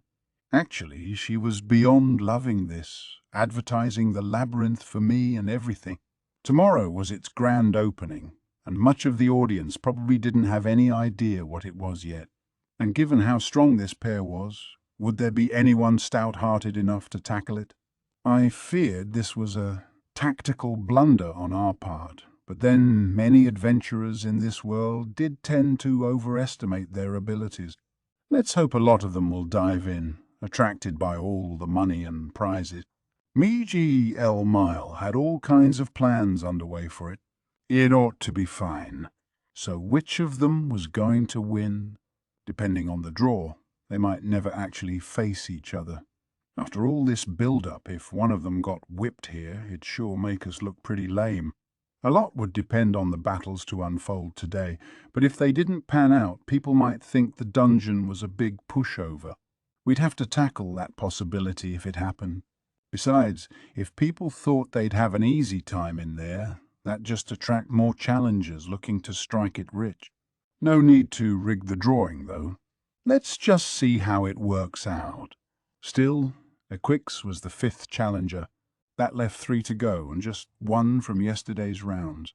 Moving on, our 5th competitor, the mysterious masked man who showed unbeatable strength yesterday. Under his lion mask, he remains anonymous. Is he a defender of justice or a servant of evil? And how will he charm us all on the battlefield today? The moment I laid eyes on Lion Mask, I spat out the juice I was drinking. SOA, is that? Yes, there is no mistaking him. He didn't name him, but so I was just as sure of his identity. Didn't Diablo tell me none of them would be a concern? What is he, blind? That or Diablo was being way overconfident. But forget about Diablo a moment. I could see a trio in the arena cheering Lion Mask on, tears in their eyes. One was tall, with a tensed-up body, a gentle face, and an earring.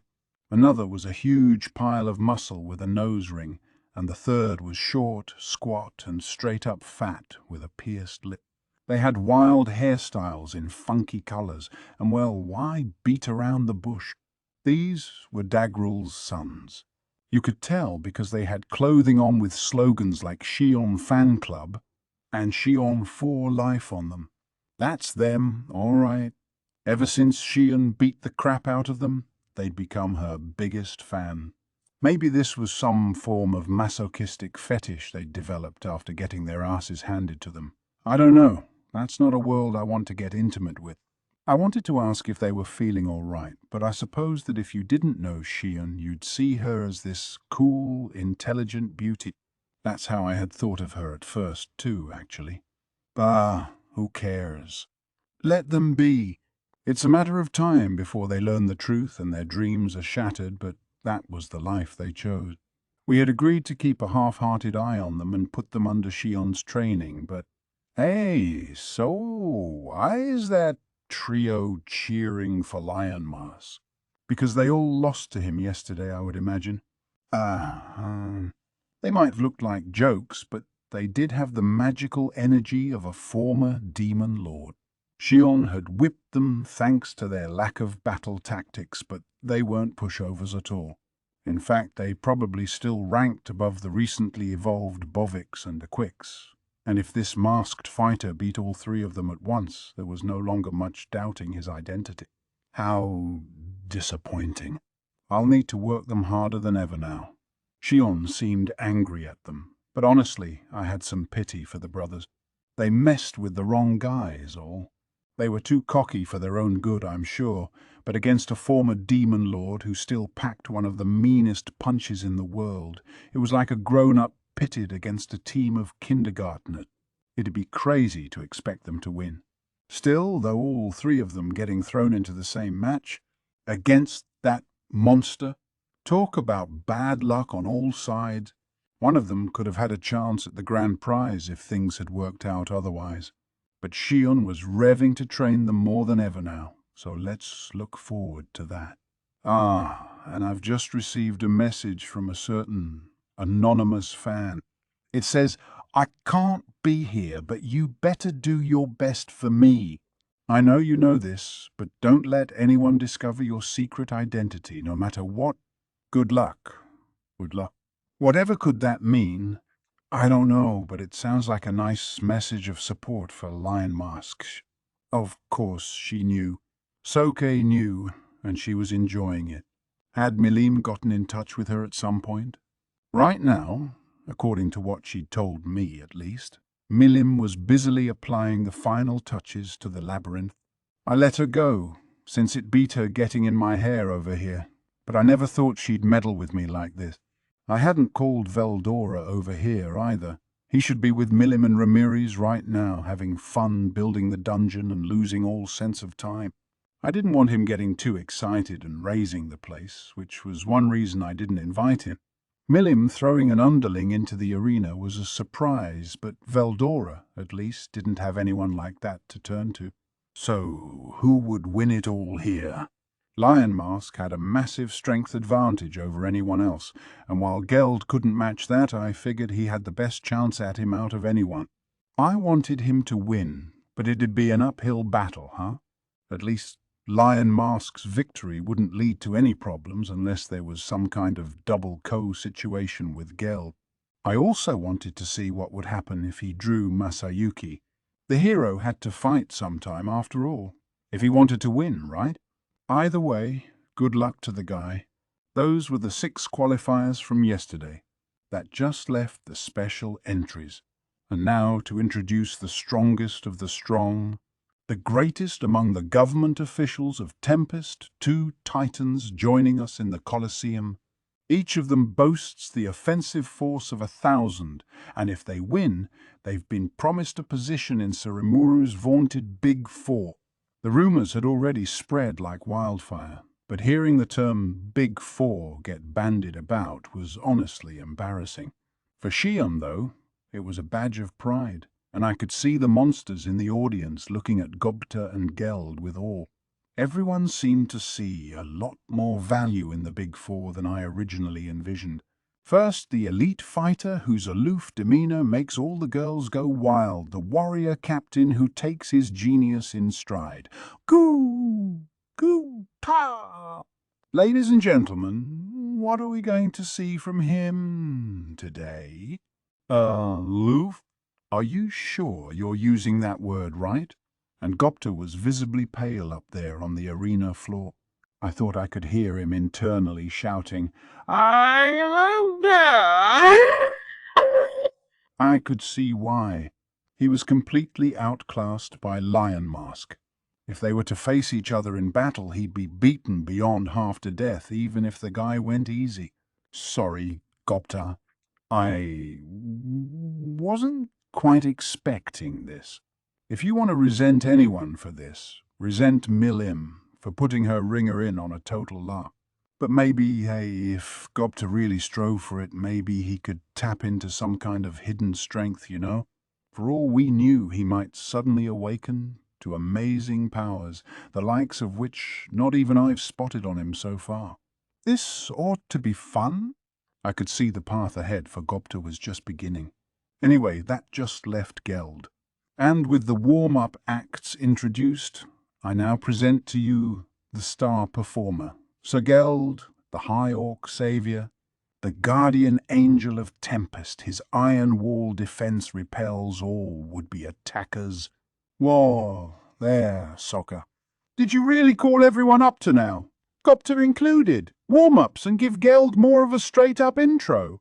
He'd been a top official of mine for a while. Yes, but you know, Gobta's an old veteran by now too. I guess it's just a matter of status. If Gobta somehow wins this, maybe Sokka would start treating him a little differently. Now we have all 8 competitors in the ring. Who's going to reign supreme? The fateful moment is about to arrive. Oops, oops. If she was done introducing everyone, it was my turn to step up and give an intro.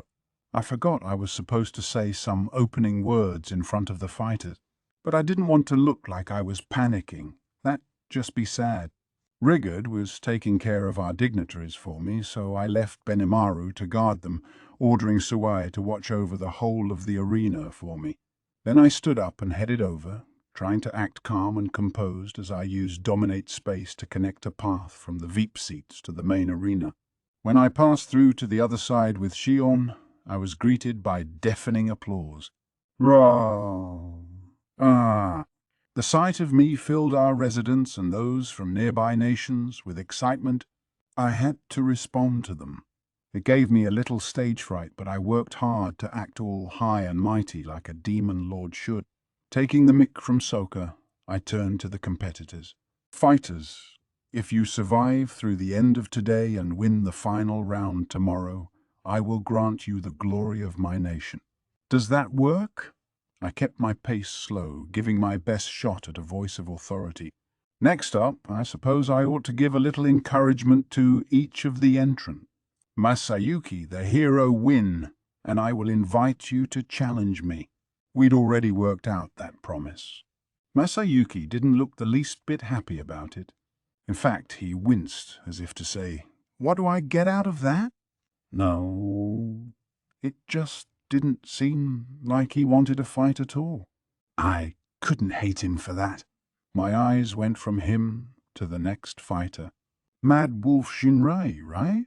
Masayuki's friend. And you're Mad Wolf Shinrei, correct? Do you have any requests? Sokka deftly brought another mic to Shinrei. Oh, I wasn't expecting you to talk to me, too. I have only one hope, and that's to help Masayuki. Sorry, but there's no way I'm gonna be champion. But instead of that, I'm sure the hero's going to defeat you for us. Okay. If Shinrei draws Masayuki, then that battle's pretty much decided already. No, I guess he's not gonna win. Very well. In light of your sportsmanship, no matter what results we see, I will prepare a new weapon and armor set for you. Please consider it a token of my respect for a gallant warrior. Given the occasion, I figured a reward along those lines was suitable. Masayuki's band joining the tournament certainly put a lot more butts in our seat. I wanted to repay him for it, but more than that, I wanted to impress the world with how big-hearted I was. Well, if you're given, I'm taken, but don't think you can win me over with bribery, okay? With a final snort, he handed the mic back to Sokka. He had a lot of sass, but I thought my kindness came across to him. He wouldn't have accepted it at all otherwise. Next, I faced Guy, the flowing swordsman. He spoke first. Demon Lord, I'm far more powerful than that hero's over there. If I win, you'll fight with me, won't you? That came out of nowhere. I was a terrible ad-libber, so I wasn't sure how to respond, but then I received some unexpected help. That is very rude to Sir Rimuru. If you insist upon it, then I will be glad to engage you after you emerge as champion. Win against me, and I will make the request to Sir Rimuru himself. Diablo, our referee at the side of the arena, flashed a cold smile as he spoke to Guy. Ooh. Yeah, let's just leave this to Diablo. I didn't need any more trouble in my life. At the moment, I said, I've made a personal promise to the hero. But if anyone else here wishes to challenge me, I invite you to defeat a Big Four member first to prove your strength. Do that, and I will gladly accept your request. This Big Four concept was proving kind of versatile. I could use it in all kinds of ways. This one included, the more you know. Soka finally got around to giving Guy a mick. A fine way to dodge the question. So be it. To the hero, to that demon, and to you, demon lord, know that you will all be bowing to me soon. Oh boy, talk about being in way over your head. He should really save that talk for after he wins. Better end this conversation before Diablo loses his temper. Flowing swordsman's Guy, if you should emerge as champion, I will grant you the special right to challenge me. How's that sound? Screw it. Let's move on. He's not goner, after all, so no need to overthink that promise much. I could hear Gay snort and say, "You better keep your word," but my eyes had already turned to Bovix and Equix. The two of them promptly took a knee. I expect big things from you both. Even if you fail to win in this arena, remember that you will be rulers of your domain in the Labyrinth. Do not disappoint us. Did that sound good? It came across a bit like a threat, but I couldn't have a Labyrinth boss fleeing for his life in public. They were free to lose, but I wanted them to show off at least a little before they did. Yes, my lord. By the name you granted me, I, Bovix, swear I will not stain your reputation as I give everything I have to the battle, and I, Equix, promise you we will honor your glory. As members of this great nation, we will bestow great prestige to it in our fighting. Good, good! A little stiff, but at least they were prepared for battle. And even if they lost, they could take turns guarding the area halfway down the dungeon. I didn't think either of them had a chance here, but let's just make sure they don't embarrass themselves. Which brought us to this guy. Lion Mask, don't be too reckless up here, okay? Whoa, whoa, whoa, that's all you got for me. Be serious. I am serious. So, yeah. There was nothing I could say to him. I could ask him to withdraw or wish him good luck, and it'd all just seem so weird. I'd be willing to cheer for him depending on who he drew, but if he got paired with, for example, Gobta, that'd be a nightmare. Masayuki would be a perfect opponent for him, but I wasn't going to pin my hopes on that. If his identity got exposed somehow, that'd shake people's faith in all of us. It'd be a huge wasted opportunity. Honestly, I couldn't do much apart from hope for the luck of the draw. Onward, onward. Gobta! Great job making it this far. I had a bye. I just know you can win this. I believe in you. I gave him the best pep talk I could, completely ignoring his response. Nowhere to run for him. I was sure he'd do his best to win, in his own way. And that just left Geld. Geld, you're a strong orc. I want you to use that strength to the hilt in this tournament. Yes, Rimuru. I expected big things from him. Wish I heard some of that from you, I could hear Gobta say, but I was done with him. Geld was more the strong, silent type, so we were finished in short order. The rest I was sure he'd demonstrate with his actions. After that, it was time to draw the matchings for the tournament. We'd be staging the quarter and semi-final matches today, with the championship fights slated for tomorrow. That meant 6 fights today, and we weren't going to hold a third-place match, so tomorrow would consist of a single bout. The competitors all drew numbers at random. Masayuki number 3, Jinrei number 4, Gai number 5, Bovix number 1, Equix number 1, Equix number 2, Lion Mask number 8, Gobta number 6, and Geld number 7. These were then put in a bag and picked, one at a time, the resulting pairings being added to an onstage bracket. The results. Match 1, Bovix vs. Equix. Match 2, the hero Masayuki vs. Mad Wolf Shinra. Match 3, Flowing Swordsman Gaie vs. Gobta. Match 4, Geld vs. Lion Mask. This drawing was completely fair, so I couldn't complain, but damn, Masayuki was lucky. That was basically a bye he drew for the quarterfinals. Meanwhile, poor Geld, facing Lion Mask first thing and all. Could he win? I was honestly interested. It was definitely an exciting matchup, even though I couldn't welcome it with open arms. In terms of testing out Masayuki, it was pretty much the worst drawing possible. Whoever won match 2 would be facing him in the semis and Bovix Vs. Equix would be a hell of a match too. The problem was, it was too good a match, one bound to exhaust both sides and leave the winner completely out of gas against a fresh, untouched Masayuki.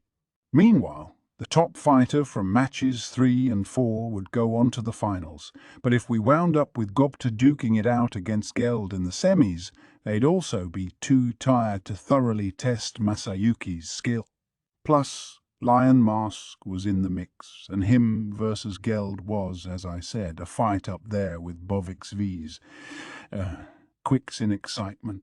I didn't know how serious, Kirill, Lion Mask was about this tournament, but Geld did have a lot of strength by now.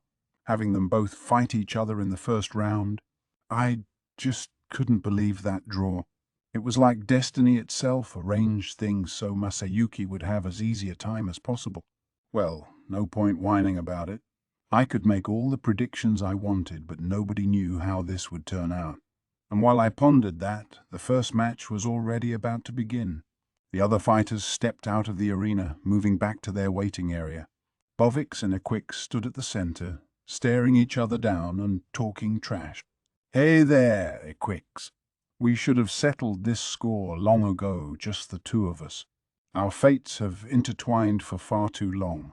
I hope you're ready to end it here." "Don't be stupid, Bovix. I, Equix, am the only one worthy to serve in Sir Rimuru's elite Big Four. It'd be far more suitable for you to hole up in the Labyrinth, enjoying your retirement." Silence. Why would the likes of you ever deserve to be in the all-dominating Big Four? Without warning, their battle began. They were both close quarters power types, axe and shield against spear and shield in a pitched battle.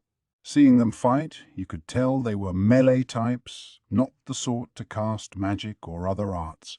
Bovix hefted his large axe upward, swinging it down toward the floor, but it clanged against Equix's shield as he pushed it back. It brought Bovix's body down, and Equix wasted no time advancing with his spear, but a nimble backstep from Bovix had its tip whistling through thin air. The battle continued for a good 20 minutes, an edge-of-your-seat balance between offense and defense that showed no signs of letting up. They had fought for the past 100 years, and this duel didn't look like it'd end any sooner. The breathtaking monster battle kept the crowd rapt with excitement. After all, one rarely, if ever, had a chance to see two monsters of their level fight from such a close distance away. Normally, you could go your entire life without witnessing a duel between two rankers like this. They were evenly matched, and that was why the battle extended so long. It was fun to watch, but it came to an abrupt end. "It's over." Bovix moved to finish things, throwing his great axe, a projectile attack that could pulverize boulders, capable of breaking both its target and the weapon they were holding. Equix's left arm exploded off him, flying through the air. He had sacrificed it to stop Bovix's throw, but he just smiled. That was exactly what Equix wanted, and in a single moment he closed the gap between him and Bovix. Bovix was no doubt expecting Equix to dodge his axe entirely, and this new move left him unprepared for this assault. "It ends here. Take this, equine spear flail." Equix was at his chest, and the flurry of spear strikes he unleashed was impossible to avoid. With no way to dodge them, Bovix suffered a succession of stab wounds all at once. Equix was willing to literally give an arm for this victory, and now he had it, or so he thought. Not so fast. Lightning Horn! With a roar, Bovix landed a headbutt on Equix with his horns. Lightning crackled up and down them as they extended out twice as long as before. They were vicious weapons, and they tore into Equix's right eye and arm. That settled the battle. The spear fell out of Equix's useless limb as electricity shot through where the horns had stabbed him, searing his wound. It almost looked like the blood was being boiled out of him. Equix had gained the self-regeneration skill during his evolution, but the lightning damaged him far faster than he could heal himself. Bovix, meanwhile, had ultra-speed regeneration, and the massive holes in his chest and stomach were already closing up. The battle was his. Injuries that normally cause instant death were no problem with ultra-speed regeneration, and with self-regeneration, even Equix's many wounds were starting to heal themselves. By the time they left the arena, they were both back to normal, Equix already groaning about how he'd get him next time. Glad to see he was well, but it was over. Bovix was the first to advance, his masterful fighting earning him cheers from the crowd. What a way to kick off this tournament! Seriously, though, seeing it in action again, ultra-speed regeneration was almost like cheating. Equix no doubt used the tactics that had served him well in the past. That onrush, followed by a flurry of spear stabs, would have ended most contests. That was why he didn't fear those obviously fearsome horns for a moment, and that cost him dearly. I hoped this taught him a lesson. He'd need, I thought, to be more careful, eyeing his foe and figuring out where his aces in the hole were. Match 2 pitted the hero Masayuki against Jinrai the Mad Wolf, and as everyone knew in advance, it ended with a forfeit for the hero. The two of them just shook hands in the center of the arena, and that triggered wild cheering and applause. It made no sense. Why would a handshake whip the crowd into such a frenzy? I could hear them shouting, "The hero has done it again!" and so forth. Why was he so popular? It was alien to me. Ah, well, I resolved to stop thinking about things I couldn't change. On to the next fight. Match 3 was the flowing swordsman Guy against Gobta. How would it turn out? By the looks of it, Guy qualified for the rank of if barely. His weapon and armor were all rare-level goods, proving that, as an adventurer, he was among the best in the business. But Gobta had a set of unique class armor. I didn't think he was Guy's match in skill, but add all their traits together, and you had a pretty decent matchup. Ready, and begin. The battle started at Soka's signal. With a short breath, Guy planted his feet down and thrust his sword. It was a sharp thrust, and I saw where the flowing part of his nickname came from. Excellent work. But Gobta's chest guard blocked it. What? Such fine armor for petty infantry? Gah! That's too fast. This happened just after the starting signal. Gobta didn't even have enough time to remove his dagger. God damn it! I said to myself, scolding him. You're leaving yourself far too open. Gobta's armor staved off the blow, but it wouldn't next time. It was Gay's excessive self-confidence that saved him there, but next time he'd clearly go for a joint or some other unprotected spot. Luft. How about this? He unleashed a dancing slash, striking at Gobta multiple times. Gobta managed to dodge them all, already at the end of his rope and practically on the verge of tears. By the look on his face, he was probably aiming to get run out of the ring and disqualified. Victory was quickly off the table. He was just trying to protect himself, and that might have been the right answer, but I wish he could have tried a little harder. Given how interesting a match this looked like on paper, Gobta's reaction was a disappointment. I thought that settled it, but tantalizingly enough, the battle just refused to end. Gobta kept sidling over to the edge of the arena, and Guy kept cutting him off. Is he toying with him? He doesn't seem to be a very nice person, no. Gobta is hardly gallant himself, but I find this man's behavior quite distasteful. Shion and I were in agreement. Now I kind of wanted Gobta to win. Think you can run from me, you peon? Guy fought with a bastard sword, its length somewhere between short and long. He also had a gauntlet on his left hand that he landed punches with, no doubt to devastating effect. It was an unusual fighting style, and when he came at you with both arms raised, it was hard to guess exactly what he'd do. To Gobta, who learned more standard swordsmanship, it was no doubt a tricky foe to juggle. Still, Guy never landed any decisive wound. The only real blow so far was the very first one on Gobta's chest plate. Gobta's being very observant, Shion remarked. You wouldn't be able to dodge those sword strikes for so long unless you could keep up with how he moved his weapon. She had high praise for him, and so did I. He did take a few punches, but any sword slashes were always met and deflected with his dagger. All right. Come on, Gobta! Stay focused. Show me what's in you and beat this guy.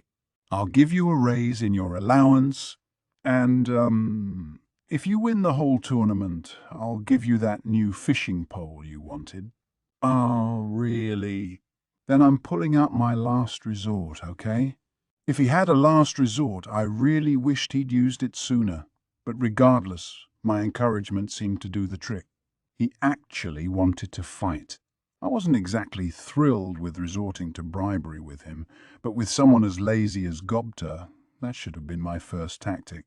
I mean, I already had Geld in there. I didn't expect much out of Gobta, but with things as they were, I really needed a full effort from him. Ka! Ha! Ha! Don't try to look smart around me, peon. The likes of you could never beat the strongest out there. Gaye continued to give chase, laughing the whole way. He was no doubt sure of his victory, not even bothering to keep an eye on Gobta. But now Gobta was prepared to do anything to win, and thus Gaye was doomed. Summon! Okay, come on over. Gobta was head of the Goblin Riders, and of course that meant he could summon a Star Wolf and unify with it. This gave him magicule energy on the level of an A- monster, combined with the sword skills drummed into him by Hakuro. Against someone like Guy, he could more than hold his own. Again, though, why didn't you just do this first, man? Damn it, Gobta! He just wanted to lose this ASAP, I knew it. But at least now he was serious about... What? Summoning, eh? But a dark direwolf is no threat to... Then Gay fell silent. The dark-coloured wolf Gobta had summoned had smashed into him at top speed. The swordsman was wrong. Gobta hadn't summoned a direwolf of any sort, AC or D-level threat at best. Instead, this dark wolf, wagging his tail and pinning Gaia to the ground as he licked him, it couldn't have been anyone but Ranga. Ranga, what are you doing? Quite a tactic. I must hand it to Ranga. He's become quite the schemer. I don't think so, Shion. I really don't think so. Gobta looked just as surprised as us, so I didn't think he meant to do that. This was purely Ranga's doing.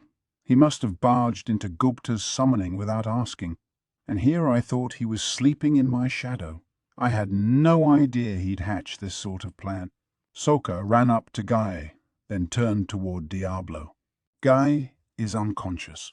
A brilliant move. I think the battle's over. Diablo, the referee, his face deadpan, ruled this a valid attack. He had to have recognized Ranga, right? I mean, I knew he was in his smaller, regular wolf size, but oh well. They got along, that much I knew. And the winner is Gobta. Soka's proclamation was drowned out by the cheers.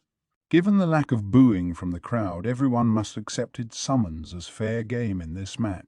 Really? Whispered Gobta. Nobody heard him in the roar.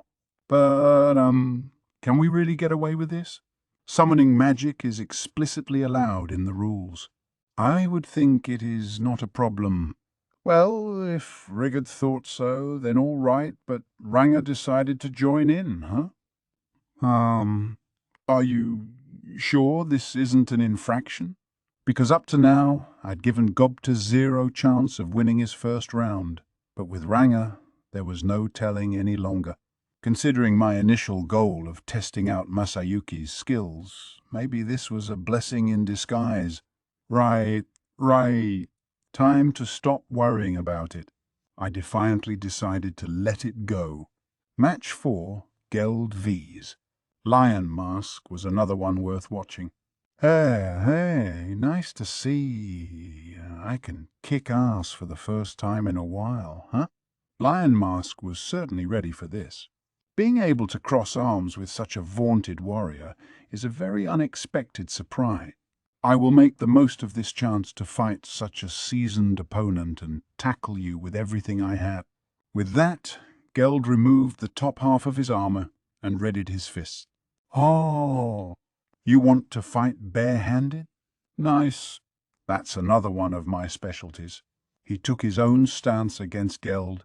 What followed was one for the ages, a battle that was sure to go down in the history of this tournament. It was fist against fist, generating great shockwaves of force that sent howling winds across the arena. Geld didn't use kicks at all, battling exclusively with punches and throws while shuffling his legs to maintain balance. No matter what attack was thrown at him, he didn't waver at all. It was, what do you call it? The peekaboo style, a term I remembered seeing in one boxing manga or another.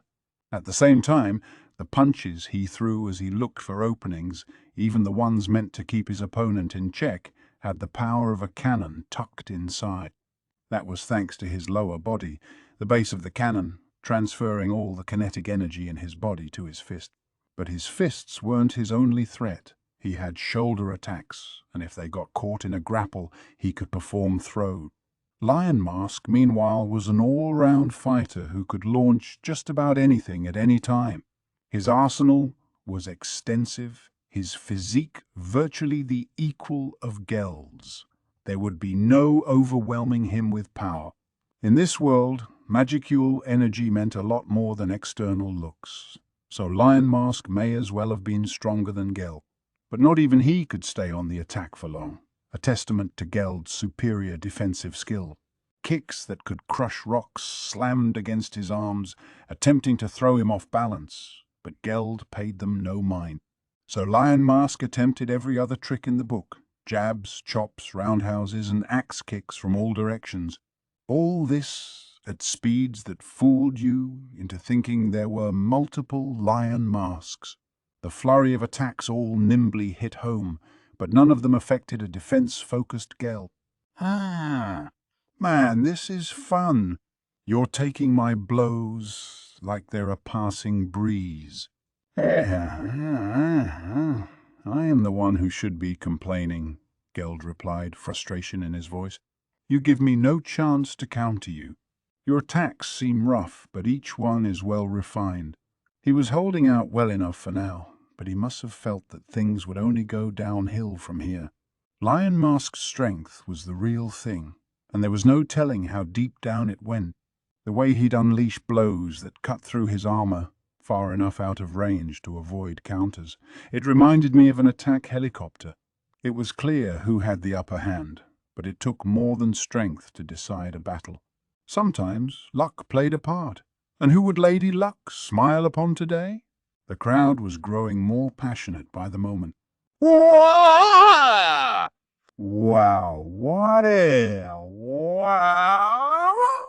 What is that? Someone shouted at the top of their lungs, a bag of fries from the food stalls in one hand. Others were excitedly cheering, their faces reddened from the beer they were drinking. The crowd knew just how amazing these fighters were, and it made them roar their approval. Geld, the calm, reserved professional, against Lion Mask, whose aura just made you want to worship him. This fight definitely made a known name out of the two of them. The blows they exchanged were devastating, but they didn't seem any closer to resolving this. It was 2 steps forward, 2 steps back, both fighters keeping it even as time wore on. The same held true after half an hour, an excited Soka offering her commentary the whole way.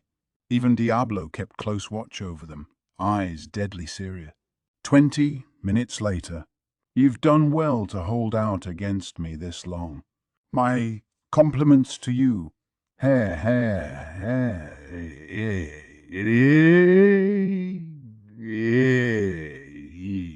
Enough flattery. But let me ask you something. Anything. Why aren't you using any skills? Isn't it evident? Because you still have not shown your true self to me." "You call me a lofty figure, but you were aiming to win? Interesting. I can't show you my full, true self, but can show you some real moves." They spoke as they kept up the onslaught. The audience couldn't have heard it, but I picked it all up through Diablo's ears. Gel's lack of skill usage was a mystery to me as well, but that was why? Geld wanted to fight against Lion Mask and notch an unconditional victory?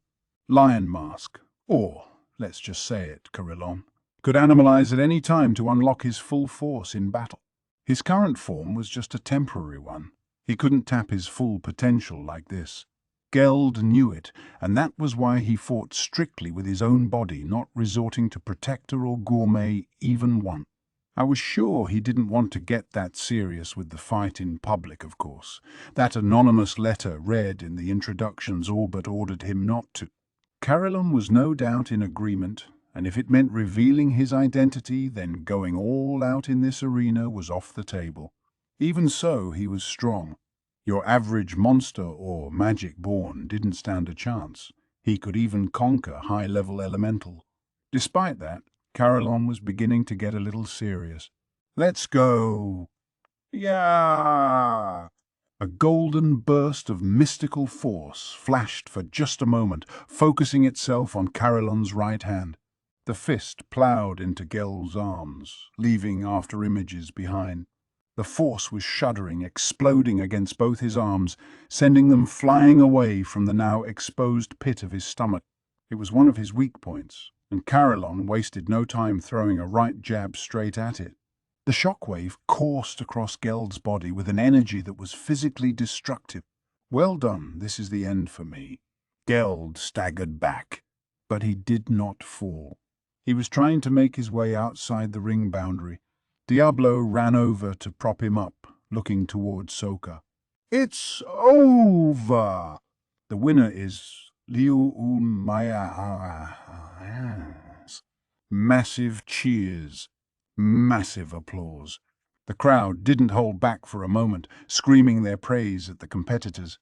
"I call that Lion Cannon Fist. You should be proud, Geld. Not only did you take the full brunt of one of my secret moves and survive, you're still able to walk." I would love for us to fight no holds barred sometime." "So would I. I haven't had a scrap this fun in a while." Geld and Carillon both nodded, each treating the other with respect. I could tell they had a deep, heartfelt connection now. Neither of them thought this was the end, and it wasn't. If they both got serious and used their full arsenal of skills, the whole match would have been different. But the win went to Carillon this time, and Geld was out of the tournament. Still, I wanted to tell Geld that I was proud of him. These cheers right now, this was what it was all about. That's how amazing about this was. I clapped as loudly as all the others as Geld left the arena. The quarterfinals were in the books, and it was time for an intermission. The semi-finals would take place after the lunch hour. A lot of the next round would come down to how fatigued the winners from the last one were. We had healing potions for all the competitors, so their physical injuries were healed, but you couldn't tell how they were doing magicule-wise from the outside. With the morning's excitement still on everyone's mind, the 5th match of the day was about to begin. In the center of the arena, Masayuki and Bovix faced each other down, ready to fight for a berth in tomorrow's final. The big question for this bout Were Masayuki's powers real, so to speak? Because unless my mind was playing tricks on me, it looked like Masayuki's knees were quivering a bit, trembling with excitement for the upcoming bout, maybe, and the sweat coming down the back of his neck was almost like a river. Was he really as powerful as Hinata? I just couldn't convince myself of that. As I observed him, Bovix helped himself to Sokar's mech. So you're the hero who picked a fight with Surumuru? A pity, then, you so failed to realize your place. He was taunting Masayuki, but the hero just gave him an aloof smile, or, to put it in a less complimentary way, his mouth gave an odd twitch and let it slide. Then he extended a hand to Soka, asking for a mech. Your fighting was a marvel to see. Yes. He wasn't taking the bait. In fact, he was praising him. Masayuki's more mature than I thought, but that makes it all the more a pity. A pity? What is a pity about it? The hero didn't seem in a great hurry to start this match. What was he going to say next? If you were in peak shape, it would have been fine for me to fight with my full strength. But you used the majority of your endurance in the previous round, didn't you? I just find that to be such a pity.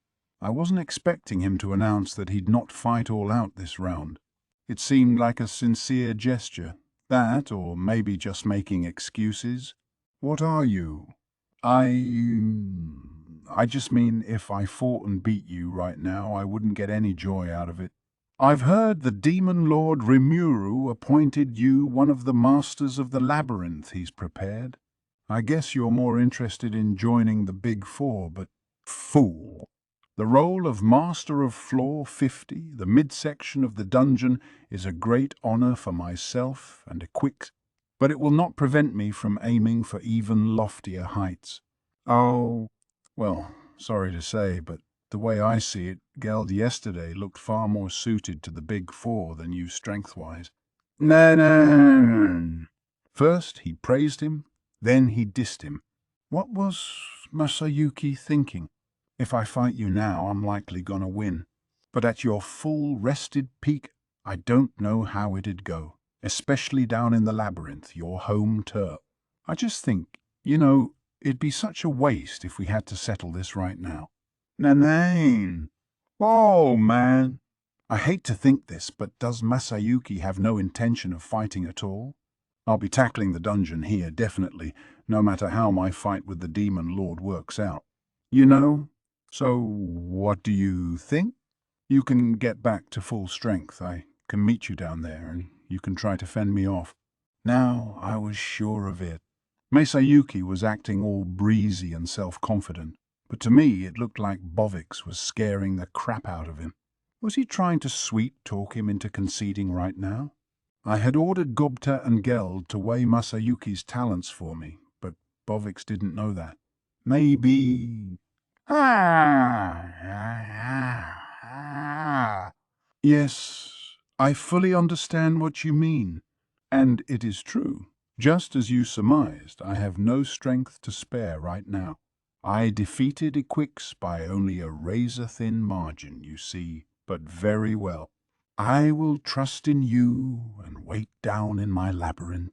Duh! I knew it. Bovix actually said yes to him, and even worse, he was grinning like an idiot as he shook hands with the guy, and the crowd was going wild for it, of course. You'd think someone declaring he had no interest in fighting would be greeted with boos and jeers, but for reasons I couldn't guess, they loved every bit of this. I heard people praising Masayuki's magnanimity, Bovix's wisdom for admitting his disadvantage, and all kinds of other strange things across the whole Colosseum. It made no sense. I really had no idea what was going on. It was so clearly a bluff, but the audience thought it was a genius stroke. I guess he just got some kind of weird charisma. Wait a second. If that's what I'm thinking, maybe I'm getting hoodwinked with everyone else. Was this all just an act? If he wanted to avoid combat with Bovix because he knew I'd be here and wanted to hide his abilities from me, I suppose that did make sense. I couldn't let my guard down yet. So Masayuki was still in the running, already qualified for the final. Gobta and Lion Mask, were fighting in the second semi-final match, and I didn't need psychic powers to know how that would go. How well could a teenage hero manage against a former demon lord? Thinking about it that way, maybe this wasn't such a bad thing. It helped reassure me a little, at least as I watched Masayuki leave the arena, blanketed with applause. Now for the final bout of the day, Gobta against Lion Mask. This one was pretty much over before it began, but I still wanted to cheer on Gobta as much as possible. I did promise that fishing pole if he won it all, and let me tell you, I was proud of that pole. It was a new model with a reinforced reel, designed by me so I could catch up with him in our informal fishing competition. I wasn't about to give it up that easily. I could make another pole with little trouble, yes, but it's about the competition. Gobta wanted it, and that gave him the motivation he needed, which was great for me, so I had to root for him. Lion Mask, Carillon, was so gonna win. He was probably gunning for the championship. If not, he would have bowed out after that intense fight with Geld. That sure helped quash my anxiety. About Masayuki, Carillon would be the perfect candidate to test him out with. I wasn't sure I could count on Milim's underling to pitch in for me, but right now I felt there was nothing to worry about. He could get easily distracted, making me worry he might cut out of this tournament on a whim, but now it was clear I was too frazzled for my own good. Geld and Carillon didn't knock each other out, and now all my worries were in the past. The rest I figured I could leave up to him. But, as if reading my mind, Gobta was here and absolutely burning with passion. Why is he always running contrarian to my needs? He never puts in an effort when I expect him to whoo.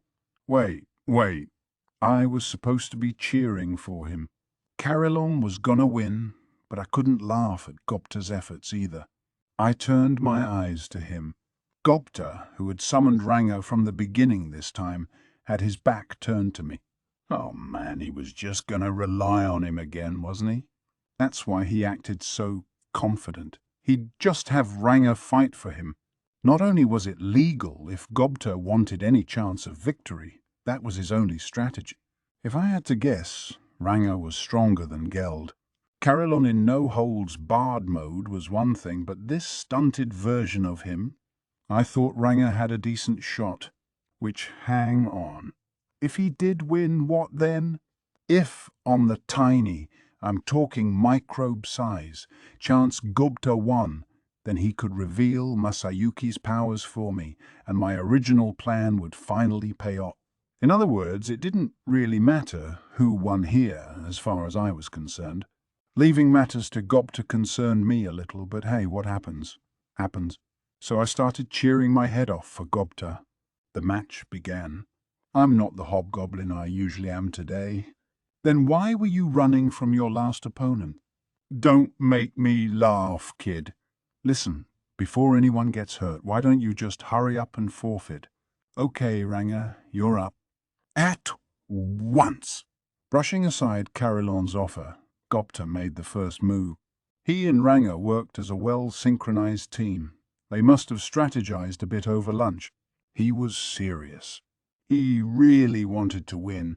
He did, but Tiger Talon. Sharp, blade-like claws grew out from Carillon's feet.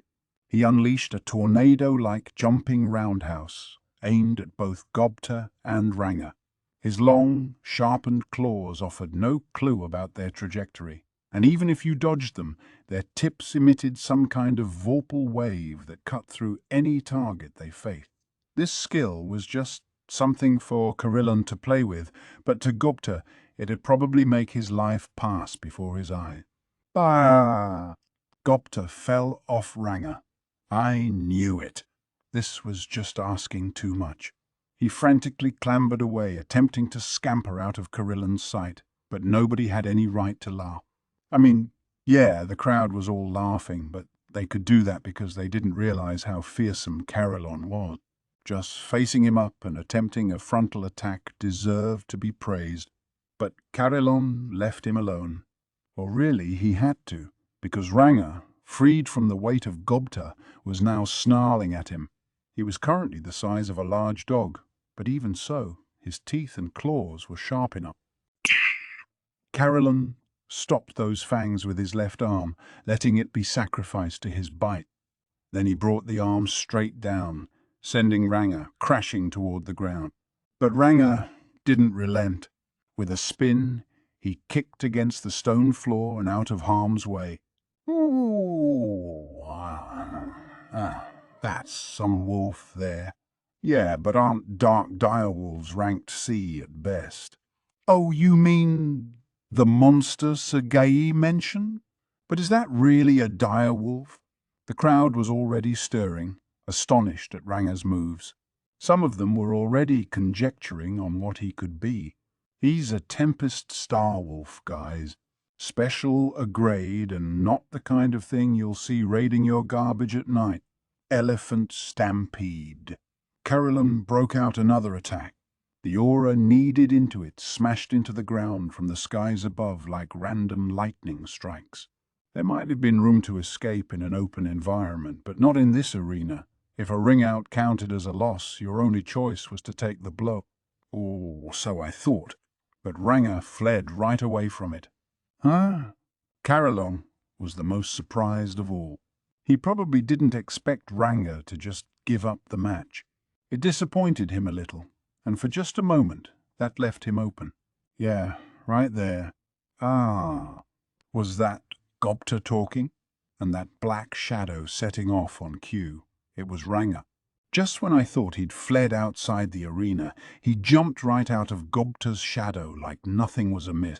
Weren't you out of the ring? Carillon shouted. Hey, hey.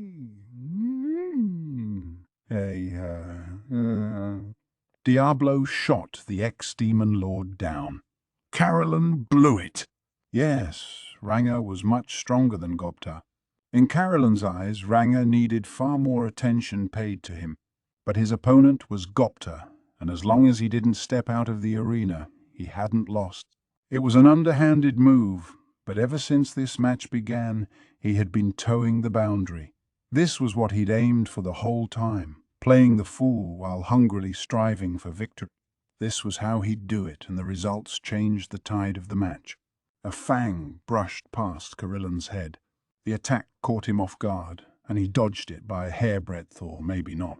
I thought he'd fully avoided it, but then Carillon brought a frenzied hand to his face. Just as he intended to, Ranga had struck a successful blow. The attack took its toll too. Carillon was on his guard, of course, but he must have been confident that he could weather any blow as long as it wasn't a direct hit. Instead of clumsily staggering back to dodge Ranga, he dodged just barely enough to segue to his next move, a simple choice for someone as dominant as Carillon. As a masterful lord of the battlefield, he had to make it look easy. That's how he thought, and his powers made that naturally possible. That's why he had the strength and agility to dodge the attack that came after Ranga's surprise reappearance. This time, however, Ranga wasn't aiming for Carillon at all, but the mask he had on. With his honed instincts, Carillon decided to do the bare minimum necessary to avoid taking damage, and that let Ranga bite right through his mask. Now Gobta was all smiles. Sweet. Right on target, he joyfully shouted. Then he whipped out his dagger and launched a shot of icicle lance. Take this, you little sneak. The bolt wasn't meant to topple Carillon, but to rip the mask off him.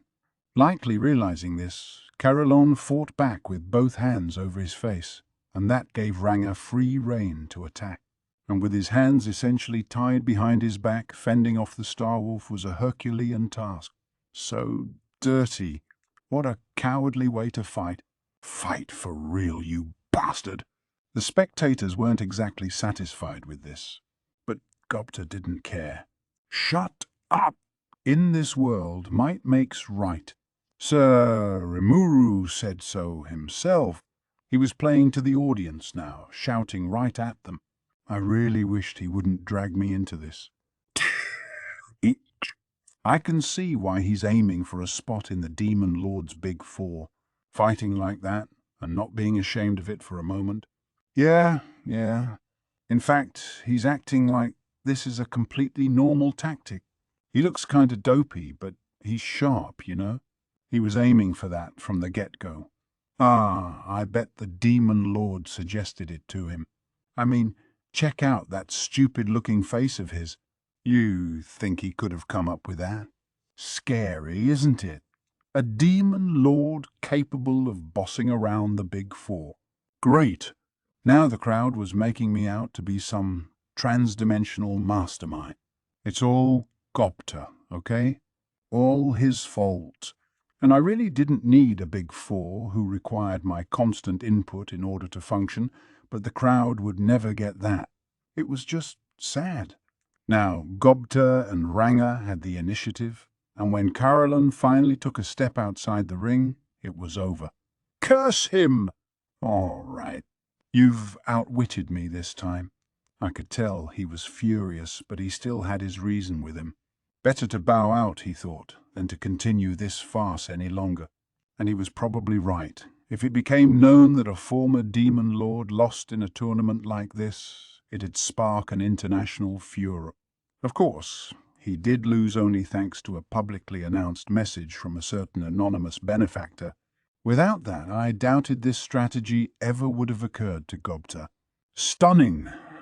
Absolutely stunning. Soka's shouting revved up the crowd once more. I heard cheering, shouting, even laughter. Everyone had their own takes, but either way, they truly enjoyed this fight. Did that man really need to conceal his face so badly? That seemed rather exaggerated to me. Sounded like some of them were even advocating for Gobta. He was definitely the heel of the day, but between his lovable face, his nimble moves, and everything else, nobody could find it in their hearts to hate him too much. The crowd was happy for sure. Geld and Carillon's battle was praised for the high quality of its combat. With this one, people would be talking about Gobta's antics for a while to come. This world starved for entertainment. Instead of the rule-bound tournament at Anglesea, the anything-goes atmosphere of this one seemed to grab people's hearts a lot more. It was objectively a terrible bout, but in the end, I guess it kind of worked. Later. As punishment for joining a match without permission, I forbid you from lurking in my shadow until further notice. Ranga, trotting up to me with his tail wagging, must have assumed I would praise him for a job well done. This was a shock to him, but I honestly wondered why he thought I'd like it. But well, those pathetic, sad eyes he gave me, they tugged at my heart, I guess. Ranga, I know I gave you that punishment, but my final decision depends on tomorrow's contest. You're theoretically being summoned by Gobta, so listen to what he says and try not to do anything reckless, all right? Yes, Master. Ranga and Shion were good friends, and I think Shion's influence made him go overboard at times. I had to put my foot down here, or I couldn't guess what kind of terrifying things he'd try next. If he remembered his role as Gobta's summoned beast, everything should be fine. At least he wouldn't overdo it against Masayuki, I thought. Gobta, I want you to work with Ranga and give me 100% in the final tomorrow. You got it. Perfect. I was sure Gobta would have no problem gauging Masayuki's true might. The worst-case scenario I pictured involved Ranga going into full beast mode in front of the crowd and then having Masayuki beat his ass. That meant I'd have to step into the ring, and I doubted we could talk things out then. I really wished we knew more about Masayuki's skills in battle.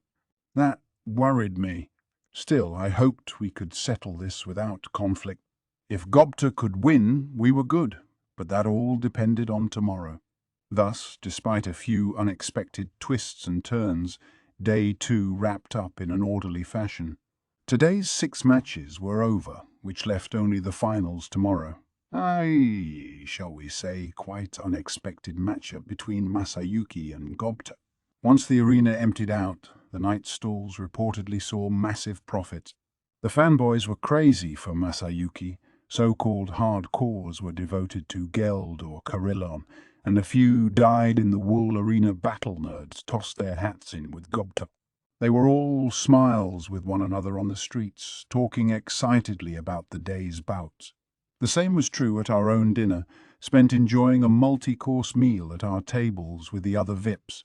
All anyone wanted to talk about was today's tournament. Apparently, that guy dude was pretty famous. Gopta's beating him very suddenly made him the focus of attention. A lot of people had high expectations for the final tomorrow, and my own table was no exception. That was so great. Just seeing Sir Masayuki stand there looked so crazily cool. You think so? I like Mr. Tempest more. And Geld was so awesome. Talk about letting your fists do the talking. Yeah. When Lion Mask did that all-out assault on him, his face didn't even move an inch. Exactly. And Lion Mask was fierce. That barrage was something, huh? I was amazed. Just one cool move after another. I wanna learn some of them. You too, Gale? So do I. Yeah, me too. Alice was all Masayuki. Chloe didn't particularly care. Kenya and the other boys thought Geld was cool under pressure, but Carillon was the more popular choice. He was kind of like an action hero, actually, what with the lion mask bit. Watching them carry on, I eyed the food on the table with anticipation. Instead of multiple courses, we were all being treated to a fried shrimp special, along with meatloaf steak and cream-filled croquettes. A very kid-friendly menu, in other words, although I was definitely a fan, too. If we were nobility, we'd have servants carting all of this over, but tonight we cut that out. Each table was separated by noise-dampening partitions. Having to worry about manners every single meal was exhausting, so I had us go with this setup on day 2. That let us chat all we wanted as we enjoyed dinner. The kids were abuzz about the battle tournament, and if they were that excited about it, I'm sure ticket sales were through the roof. I had my concerns about tomorrow, but no point worrying too much about that. I could see Carolyn grinning at me from the next table over, no doubt hearing the kids carry on. Milim was there too, looking a bit more peeved. Guess that noise dampening didn't work too well after all. They heard every word from us, although the opposite was also true. Glad everybody saw how cool I was. Your kids there have good taste. Don't be silly! How can you be cool if you couldn't even win the tournament? Oh, don't be that way, Milim. I wanted to keep things nice and easy, all right? Nice and easy. Pathetic. Have you forgotten your pride as a former demon lord? Of course not. I got to take on a foe I've had my eye on for a while, and I didn't care about winning anyway. I'm quite jealous, I heard Midre add. You said it. I should have just disguised myself and joined in instead. Dude, if Milim asked to join, I would have stopped her at all costs. Well, there, Milim. That's way too reckless. He's right, Lady Milim. A demon lord as brimming with grace as you would never be able to hide her identity. Carillon and Midre agreed with me, at least immediately trying to dissuade Milim of the idea. I didn't think she was brimming with grace, but oh well. Whatever. Let's all watch the final match together. Oh, are you done with your labyrinth work? It's all perfect. So I'm going to go around with Rimuru and his gang tomorrow. Would I be able to join you? I heard Frey ask. I'll pass, said Carillon. My staff invited me out. It's too bad I didn't make the final, but I want to take my time and look around town tomorrow. So Milim would be watching too. Carillon planned to go out with his lycanthropeers, and I suppose Frey would be keeping an eye on Milim. Good thing there was only one round of the tournament left. Milim was excited for the Labyrinth opening as well, so I figured we didn't have to worry about her. But if it was that engaging of a tournament, perhaps I should have joined in. Actually, what were you doing all day? Midray was in the concert hall the whole time. So was Frey, it seemed, if she knew he was there. If they liked the music that much, I was sure the orchestra would be delighted to hear that. You mean that stuff that put me to sleep yesterday? Carillon, a barbarian like you, wouldn't understand high art, I suppose. Whoa, Frey, don't talk to me like that. Hey, which stuff was this? Music, Milim? Remember that large band of musicians Clayman was so proud of, who played such beautiful music? Well, there's a band just like that here. I think this band's better than Clayman's, but... Oh, so you know that much about music after all, Carillon? That doesn't sound like much of a compliment to me, Frey. Well, no, it's not. I didn't mean it as one. You people just treat me like crap. I'll have you know, Luminous herself spent the day at the concert hall as well, in the best seat available. I doubt someone like you could fully understand that music, is all I'm saying. Really? Luminous? Wait, she's here. Hey! I like music too, you guys. Certainly a lively conversation. I was glad they were having fun. As I listened in on the other guests, Hinata leaned closer to me. So, if you do wind up fighting that kid Masayuki, what are you going to do? Way to drive to the core of the issue, huh? Oh, you're fighting Sir Masayuki, Mr. Tempest. I know you're strong, but I don't think you're that strong. Sure he is. I think he's way stronger. The kids promptly began to argue over who'd win in our theoretical fight. Alice and Kenya sided with Masayuki, the others with me. That gave me a one-vote advantage, which I thought I could gloat about, but oh, whatever. To be honest, not even I have a good gauge of Masayuki's strength. You should be wary of him, though. Of that much I'm certain. That sounded like a warning. She didn't go into great detail, since doing so would reveal several of her own skills, but apparently she had done some investigation into Masayuki. The results told her that even she would find him a difficult challenge.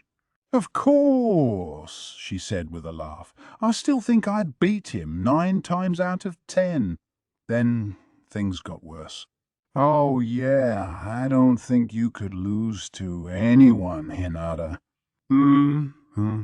I hate to say it, but you're amazing. I don't think anyone in the world could beat Hinata. Me neither. No doubt about it. Not even Lion Mask could put up a fight against her. It was unanimous. Hinata was stronger than Masayuki. Me against him was a split decision, but Hinata against him, 5-0. I was honestly hurt for a moment. Well, I grumbled to Hinata, I do think Masayuki's interested in hearing me out, unlike some people. I don't think I'd have that much to worry about. In what way? The air suddenly froze between us.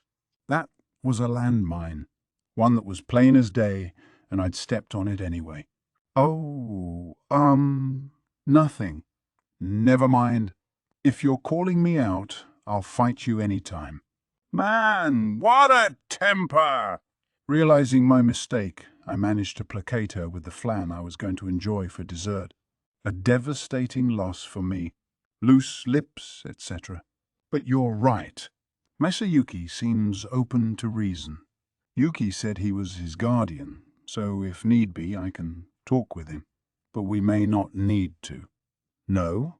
Meaning maybe he'll lose tomorrow. I won't deny that. But this is Gobta we're talking about. He's got a knack for screwing things up right when it counts. He was pretty strong if he'd only take a normal approach to things. But he kept getting these crazy ideas in his mind midway, and that put everything off kilter. That's just who he was. And what if he tried something crazy in the final? For a moment, it seemed like Raphael was about to say something. Did I imagine that? Ah, well, I'm sure it was nothing important, but we were talking about Gobta V's Masayuki. Gobta, with Ranga, seemed to have a clear advantage. If Masayuki could beat Ranga, that definitely made him a serious threat. But somehow, I just couldn't see the kid like that. If you ask me, though, I think Gobta has a lot of potential. Oh, sure, I said. I'll grant you he has a lot of good sense. But, he's Gobta. Gobta, with a bad habit of doing something stupid and losing a fight he could have won. All right. Well, I'll be looking forward to tomorrow. With that, she ended the conversation and took the kids out to the night market. Please, I begged her in my heart, please don't spoil them too much. Hinata was concerned for me in her own way. I appreciated that. If Gobta lost, we'd work something out then. I was prepared for it, and I didn't think anything too bad would happen as a result. For now, I really ought to enjoy the festival. We had tons of problems and tons of things to do, but these days really seemed fulfilling to me. I felt happy. So it was time to switch gears. I promised Gazelle I would meet with him, and it was time to follow through on that. Interlude. The Midnight Conference. I entered the reception room with Benimaru, Shion, and Diablo. Magiel Mile was already there, tension writ upon his face. Shuna was taking care of all of us, preparing some drinks once we arrived. His Majesty should be arriving soon, she said, and just as she did, the door opened and Gazelle himself appeared. Did you wait long? No, we only just arrived too. With a few short greetings, we took our seats. So let us begin with my conclusion. I placed a contact early this morning asking my men to assemble all our current surplus coinage. This resulted in just a little over 1,500 gold coins. I cannot collect more from these people, so consider that the most I can provide by tomorrow morning. Compared to all the gold coins in circulation, this wasn't very much. But as Gazelle put it, that was the most they could provide without affecting the Dwarven Kingdom's own economy. I had asked him the previous night for help making change out of our stellar gold coins, and he had agreed to help. Thanks a lot. That's actually more than I expected. Sorry to put you through that, Mom. I'll have it sent tomorrow morning via heavenly transport, so you'll have it by evening. 1,500 gold coins was a non-trivial amount of weight. I hated to put them through the trouble of delivering them, and with my dominant space skill, I could always just stop by Dworgen to grab them. That'd be safer and surer. Besides, I can just go pick them up for you. I'm the one asking for them anyway. Oh, yes, you have spatial motion. That would reduce the chance of a mistake, yes. All right. I will contact them. That leaves the main question to discuss. Will this be enough to pay off your merchants? Well, it was close, very close, but not enough. This being the first year of the Founders' Festival, we were sparing no expense to launch the event. This resulted in a need for more gold coins than expected, over 3,000 in all. In my mind, this converted to around 300 million yen, a staggering figure given the scope of this world's economy. We had the money to cover this in our vault, 1,500 stellar gold coins. If you exchanged these, they'd break down to 150,000 regular gold coin. This was why I didn't hesitate to blow 2,000 or 3,000 on this festival. It wasn't that we lacked the funds. If we could break down the stellars into regular gold coins, payment was easy. But since we were dealing with newer, small-scale tradesmen for many of our services here, that just wasn't possible. As a result, we needed regular gold coins in our vault. But Tempest was not at the point where we could institute a currency-based financial system. There just wasn't much gold coinage floating around yet. Silver coins of all sorts were everywhere, but dwarven gold coins? We had fewer than 100 of those. To this, we could add my personal stash of 300 plus the 1,000-ish MGL mile managed to put together. Around 1,400 in all. That, plus Gazelle's promised funds, didn't make it to 3,000. Not enough. Based on the accounting in my head, we'll want a few hundred more. That's the accounting you ran this festival on? Why, I'm amazed you ever got it off the ground. Yeah, I kind of made things up as we went along. We didn't have much time to set it up, so what could I do? I don't even know how to begin lecturing you. Gazelle let out a long, theatrical sigh, his eyes despondent. I mean, we were all really into it, nobody said no to me, right? But if I told Gazelle any of that, I knew he would explode. The king, without some drink in him, could be kind of scary at times. I was intelligent enough to avoid excessive talk when he was like this. In that case, perhaps I could make up the difference. Suddenly, someone interrupted our conversation. I looked over to see who it was, only to find Elmesia, Emperor of Thalion, with Archduke Errol in tow. She sat next to Gazelle, who visibly winced when he saw her, just for a moment, but still enough to give you pause. Carefully, I turned to Errol. Duke Errol and the Heavenly Emperor too? What brings you both here? Well, Sir Rimuru, when I spoke about this with Her Excellency, she was kind enough to offer her support to you. Errol did all the talking, Elmesia just serenely smiling next to him. The Archduke himself looked a bit pained as well, and I could pick up on why. She was making him say it himself for reasons I better not pry into. Sleeping dogs and all that? Oh, no. This is a problem we should handle ourselves. Is it? Were you not just wailing a moment ago that you lacked the money? I was only offering our support in light of the friendly relations our two countries will share going forward. Her lips were smiling. Her eyes weren't. My instincts whispered to me that this was trouble. No, as I was saying. Trusting in those instincts, I leaned toward turning down the offer.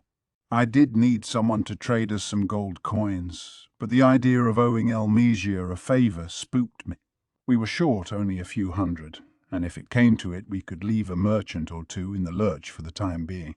As long as we didn't lose face from it, and as long as nobody lost money in the end, I didn't think people would resent us too much. Such were the calculations behind my decision, but give it up! Once that woman speaks her mind, she won't relent until she's had her way. Trust me, you would rather make enemies with every merchant on the continent together than her alone. You are far better off accepting her offer. Gazelle spat out the words, looking just as pained about it as Errol. It was surprising from him, the heroic king having so much trouble dealing with a fellow leader. My Gazi, you are taking my side? How wonderful! She smiled. It was so transparent, and given that Gazi nickname, I began to understand what their relationship was like. Would you mind not calling me that, please? What is it you're after here? Oh, you're always so formal. Your grandfather was much more freewheeling than that, you know. If he was, then my father must have led a trying life. Would you mind getting down to business? I thought Gazelle was pretty uninhibited himself, but for the most part, he played the role of a sober, duteous king. Maybe it was his youth growing up with such a harried father that inspired him. When his father ruled, that was Gazelle's last taste of true freedom, and it was then that he first met Errol and Elmesia. I imagine that's when he trained under Hakuro as well. The way Elmesia talked to him about that era, I could imagine Gazelle picturing him like an annoying aunt showing up at every family event just to bug you. No wonder he found her to be trouble. My, so hasty. Were you always so impatient like that, huh? He was doing a good job hiding it. It didn't look that way at all, but I was sure Gazelle was intensely irritated. He might fool me, but Elmesia could see it bright as day. Reading someone's subtle body language was a piece of cake for nobility. What I was witnessing was an intense, high-stakes game of wits and Gazelle. Something of a mentor to me was like a deer in the headlights to Elmesia. Now I could see why he was wincing so much. The Emperor asked Shuna for a cup of wine. She was settled in her new seat now. There would be no shooing her away. Gazelle and Errol exchanged glances and simultaneously sighed. Those two acted like they disliked each other, but they were in total sync here. In terms of Elmesia, treating them both like children, they shared a lot in common. With my lack of experience, I doubted I could ever out-negotiate Elmesia. Gazelle's advising me to give in made sense. "Oh, this is good. Thank you. Thank you." Elmesia smiled broadly at the wine Shuna had poured for her. It was one of Shuna's treasured varietals, a drink that seemed to change in taste with every sip. If the Emperor didn't like this, it'd be hard to find anything better for her. That was a relief. "Right, then," Gazelle said, trying to shift the conversation. "Our time is valuable. We can't afford to consume it with your caprices." "All right." "Yes," Elmesia said, finally yielding to Gazelle's demands. "In exchange for providing my support, I have one condition to ask. Whenever you organize a festival as grand as this, I want you to invite me. If you promise me an invitation for your events going forward, I would be happy to help with your monetary exchange." "Because goodness me, why would you ever stage such a wondrous event and not let me know about it?" Errol turned his eyes skyward, hand against his temple. Gazelle looked like he'd just swallowed a bug. "I'd be glad to," I casually replied. Elmesia smiled at me, elated. The difference in enthusiasm between us was palpable. Maybe that was the wrong thing to do, but if she liked this kind of excitement and wanted to be part of the action going forward, I couldn't ask for anything more. "Royalty aren't the slaves of the people, you know," she said. "If they can live freely, that makes their citizens happy as well, as it does me. I think it could help bring joy to everyone." "There is truth to that. I agree with you. It's reassuring to see people on my side, and I look forward to it staying that way." We shook hands with a smile. Now she was part of the team. A team consisting of me, Midgie, you, Mile, and her. Call us the three pranksters, I suppose. Gazelle and Errol shivered a bit as they looked on, fearing the worst, but they didn't matter to us. Elmesia promptly took out what I could only describe as her magic purse. "This is just my pocket money in here, so I only have around 1,000 gold coins at the moment. If you need more, I can arrange for that, but—" "No, that alone will be more than enough," I replied, not skipping a beat. "Could we exchange those for 10 stellar golds, then?" What was this Emperor thinking? Just carrying around 1,000 gold like it was spare change under her sofa? She was living on another planet from the rest of us, as close to an A-list celebrity as you got in this world. Gazelle was right. I did not want to cross her. "That's quite fine. Don't forget our promise, all right?" "Of course not." I smiled and nodded at her, and right there and then we made the exchange. Now, if I could get that 1,500 gold exchanged over at the Dwarven Kingdom tomorrow morning, we had the money we needed. I sighed, relieved. The problem was behind us. "How nice," Sir Rimuru Diablo said as he refilled my cup of tea. I watched him tend to Gazelle's and Elmesia's cups as I savoured the hot brew. Benimaru intrepidly smiled. If someone thought that Sir Rimuru wouldn't be able to play by the rules, we're about to prove them very wrong. Yes, I was no longer going to be dunked on by someone. No need to now to those tradesmen demanding their money. I'd saved face pretty well, I thought. It was a heavy load off my shoulders. But then Elmesia started insinuating something else to me. "You know, though, I think someone would have offered their help even if you couldn't prepare the gold coins in time, huh?" "Oh, What do you mean? I was being honest. I really didn't know. If you want someone to do your bidding, it's far easier to have them owe you a favor rather than browbeating or scaring them into it. It's also successful quite a bit more often. She smiled warmly at me. That was no doubt the smile of a ruler, and it elicited a swift response from Diablo. I see. You think, for example, someone might swoop in at the last minute to mediate for us, uninvited? That might be the case, yes. But if such an interloper did show up, who's to say that they weren't being controlled behind the scenes by someone, An interesting thing to consider. Causing the problem, then alleviating it while creating an obligation for it. That does seem like a viable scheme. But this interloper, perhaps, would have been willing to accept a signed contract allowing payment at a later date, even if you didn't have the gold coin. It would show world leaders that Tempest could not be trusted, while they could be. You would be quite obligated to them, yes. How greedy. Truly a very human approach. I've learned a lot from this. So, did this mean someone might be putting the merchants up to this, just so they could make us owe a debt to them? And they might be doing someone else's bidding here. They'd be more disposable that way. I see if we trusted in this person, they'd reap the benefits. If not, they'd abandon the whole strategy. And maybe they were just doing this to make us look bad, but I felt like Elmisha might be right. I could see Diablo agreed, judging by the evil grin on his face. It makes little sense to me, Benimaru said. But can you think of anyone who'd want to do that? Is some member of the Council of the West trying to test us, or what? Elmisia smiled, not taking offense at his tone. Oh, I wouldn't know. Thalion isn't part of the council, but maybe he would know something. She was staring right at a pensive Meiji Elmile. Me? Being fingered like this unnerved him, but he quickly regained his composure. I have heard rumors, he furtively stated. Rumors of a kind of shadow committee that enjoys de facto control over the council. It's composed of the ruling classes, the highest-level leaders from the Council's nations, but I wouldn't believe it for a moment. The Council is composed of elected representatives from each country, but royalty's hereditary. They don't need to worry about losing their seat.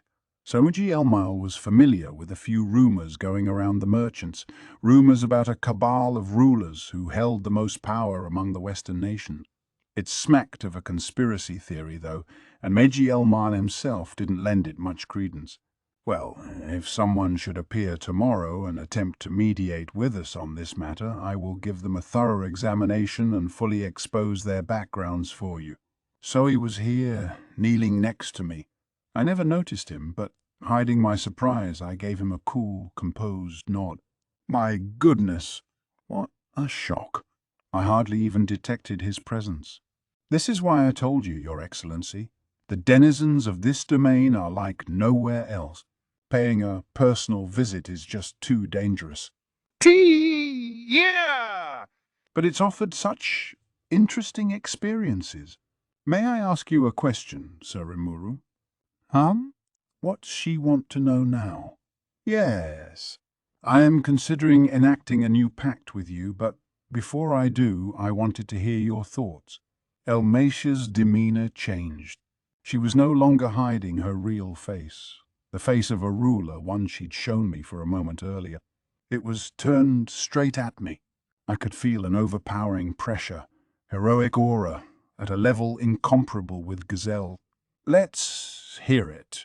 I fought back with my own heroic aura. We exchanged stares, or more like fired them at each other like cannonballs. I tried to take the full brunt of hers, not averting my eyes for a moment. How do you plan to deal with that demon over there? That incredibly dangerous primal one. Primal. I didn't know what Elmisha meant, but was she talking about Diablo? He's pretty strong, yeah, but not that dangerous. No. Nothing really. I mean, Diablo's doing a pretty good job for me. So what's the problem? Let me rephrase the question. If that demon were to go out of control, how would you take responsibility for that? Out of control? I, could picture that, actually. She must have had perfect insight into what I was going through. No, there was no telling when Diablo might decide to go berserk. But did that apply to Diablo alone? It wasn't a topic I wanted to think about much, but I had another problem child in Shion, too. And while I appreciated Elmisia's concern, I wasn't sure what she could do about it. Well, I'll stop him before that happens. That's all I can really do to prevent any fallout, isn't it? If there was another way, I'd love to hear it. But the only option was to prevent it before it took place. Diablo looked content enough at my response, which I didn't appreciate much. This is about you, you know. And I wasn't the only one perplexed here. Wait a minute. Not to drop the act for a moment, but you'd stop that demon? You'd step up to do that? Yes. I know it's maybe a likely scenario, but lately he's started listening to what I've told him more. I think he's much more mature than previously. I felt confident about that. If they kept it up, Diablo and Shion wouldn't cause any problems at all. I didn't like how Shion was listening to this like it wasn't about her, but it'd be all right. Hearing my response, Elmisia started giggling like a young girl. Oh my! Did you hear that, Errol? This demon lord's an even bigger piece of work than how you described him. Archduke Errol found a way to scowl even more than he already was. I pitied him. Speaking of overly freewheeling rulers, it is fine, Lady Elmisia. If that is what Rimuru says, then I'll support it. And should push come to shove, trust me, Gazelle Dwargo will come to Rimuru's aid. Gazelle stepped up to support me. It seemed like the first time in a little while. Elmisia gave us a contented look. All right. I understand your position. If you should ever become an enemy to mankind, I will exercise all my force to stop you. So instead, let us continue to deepen our bonds and maintain our current friendly relation. Errol? Yes.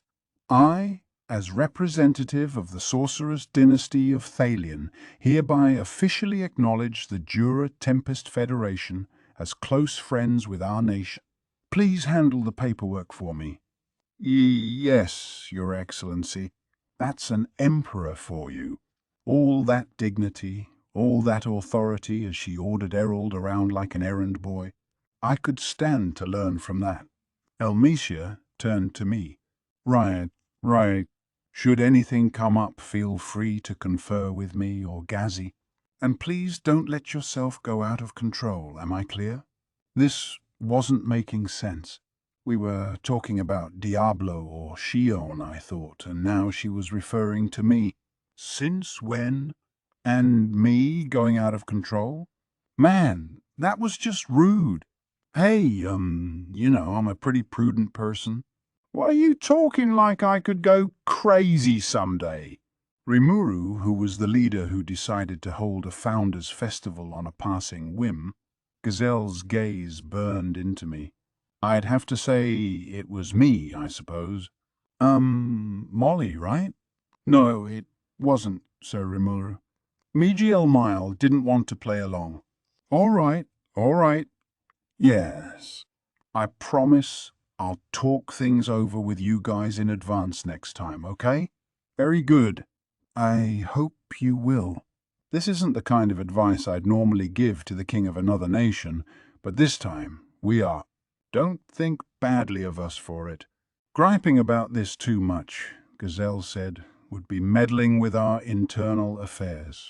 But since a lot of my ideas often ran counter to commonly accepted norms around here, they wanted me to keep them in the loop a little more. It wasn't any judgment on how good or bad those ideas were.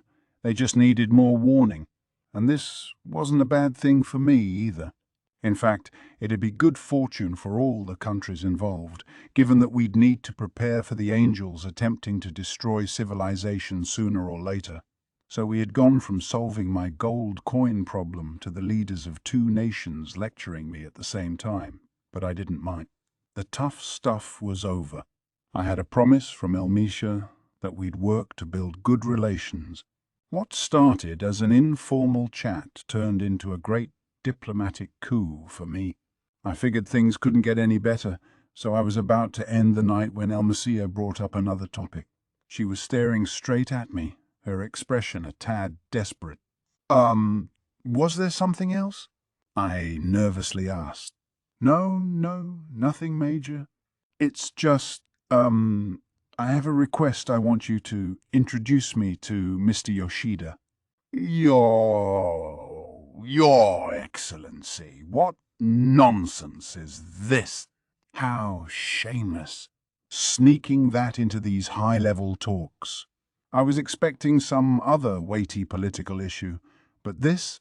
Errol was freaking out, but no, this was nothing major. Yoshida was cooking for us all through this festival on the invite of Shunai, but I hadn't heard anything about his future plan. I'd certainly like him to stick around, but that would be up to him. Connecting him to Elmisha in itself wasn't a big deal. Oh, that would be simple. But don't force him into anything, all right? Of course I won't. That seemed to please Elmisha well enough, so we would introduce them to each other after the festival. And so our impromptu three-way summit among some of the biggest superpowers in the world came to a quiet closet. Chapter 4. The final round and the Labyrinth's grand opening. The morning of day 3. I had already completed my little jaunt to the Dwarven Kingdom and exchanged my stellars for gold coins. That takes care of that. Now we'll have to wait and see how the schemer behind this reacts. So all anxieties for the future quelled. Let's go back to enjoying this festival. Kicking off, we had today's first main draw, the tournament final between Masayuki and Gobta. The Colosseum was already whipped up for this, people arguing and betting with each other over who would win.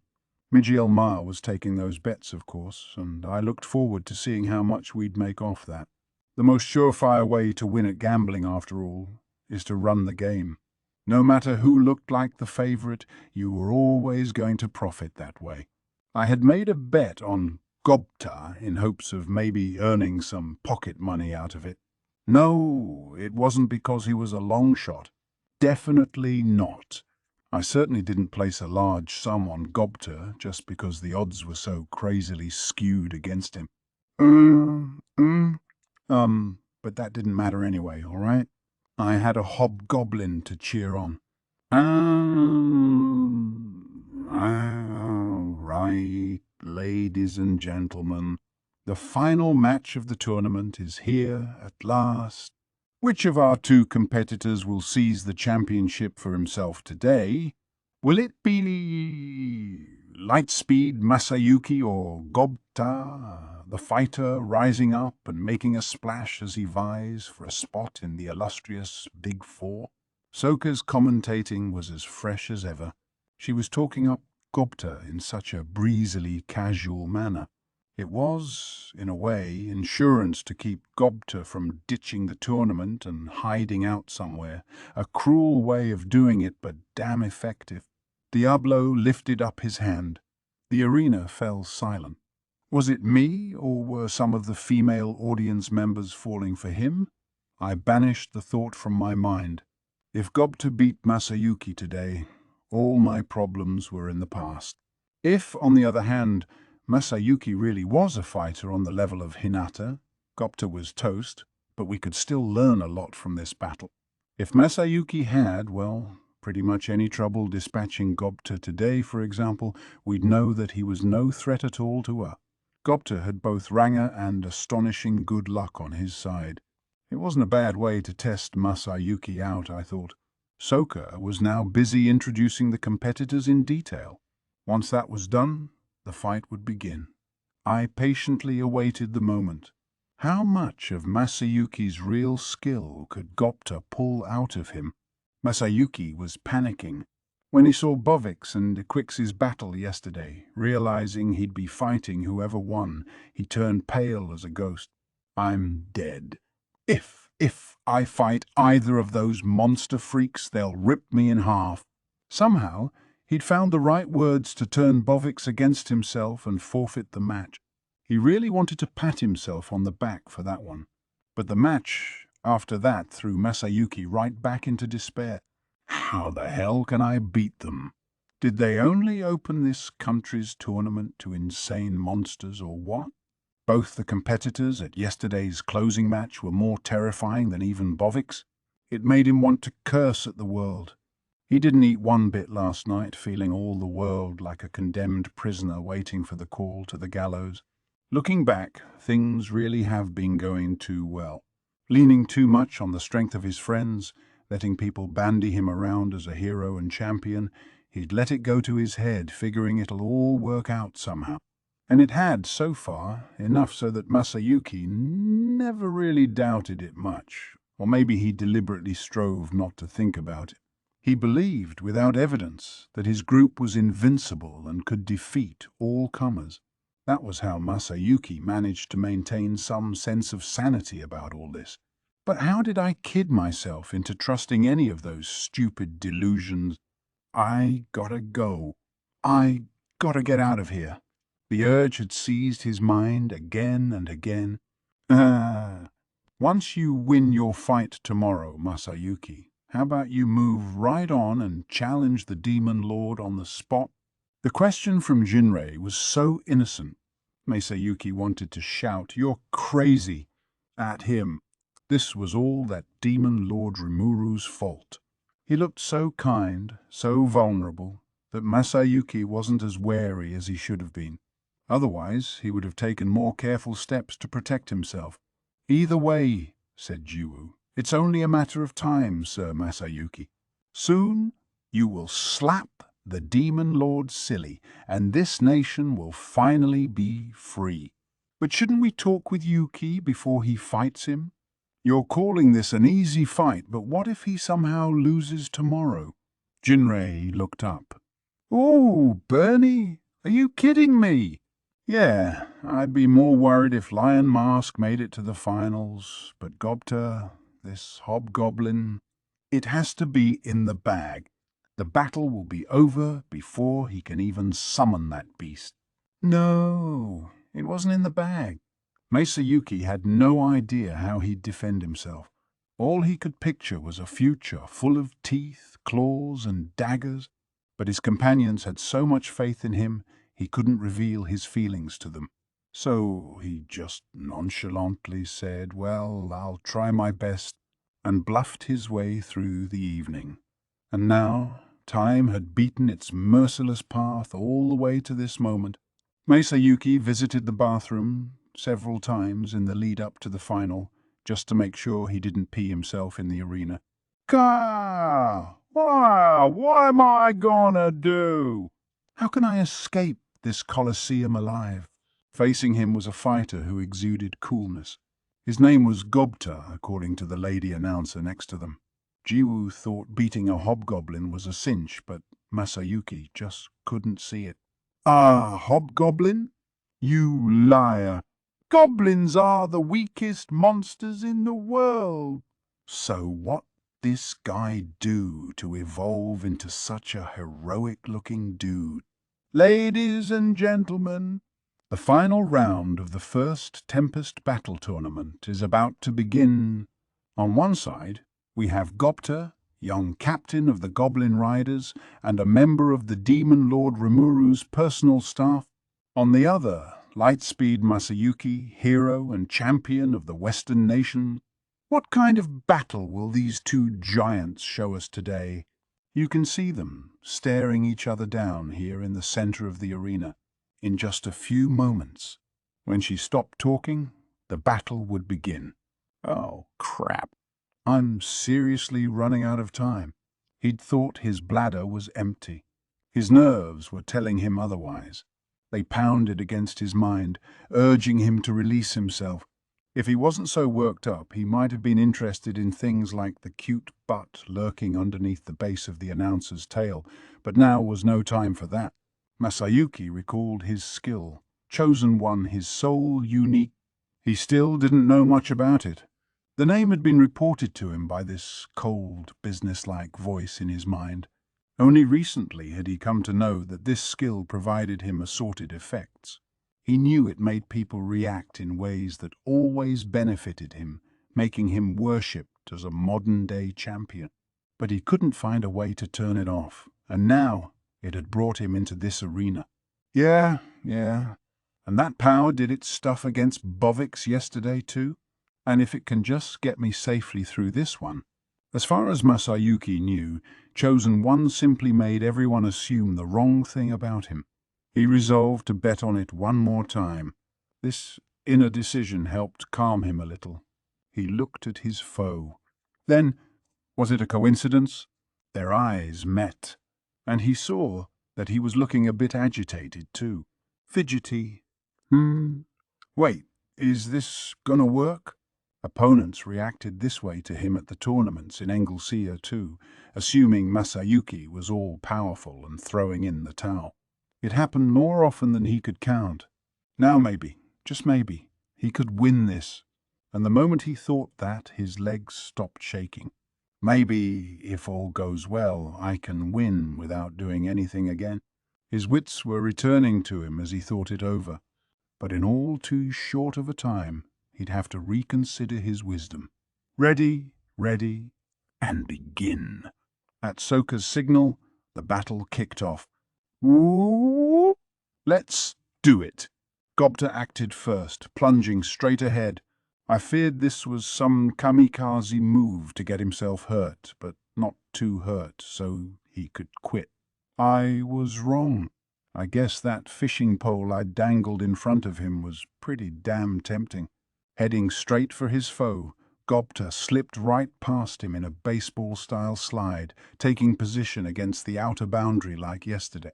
His eyes were on his foe the whole time, but Masayuki didn't even react, slowly turning back toward Gobta with a distant smile. Why? Is handsomeness the key to strength after all? Gobta's tricky maneuvers were totally ignored as the dashing Masayuki shows just how unfazed and comfortable he is. Soka's commentary hit hard. It'd make anyone with hang-ups about their looks cry, not just Gobta. Yeah, Masayuki was handsome, but this was playing favorites a bit too much. All part of the playbook you're acting like no will hit you, huh? I wanted to see just how far I could go with my own strength today, but I can't even touch you, huh? Then it's time to use this. My new, ultimate power. Oh, Lord. He was up to no good again. This was so going to fail. No one was around to stop him, but I really wished he'd actually try practicing something before busting it out in public like this. Report. Last night, the subject Gobta obtained the unique skill, Summon Demon Wolf.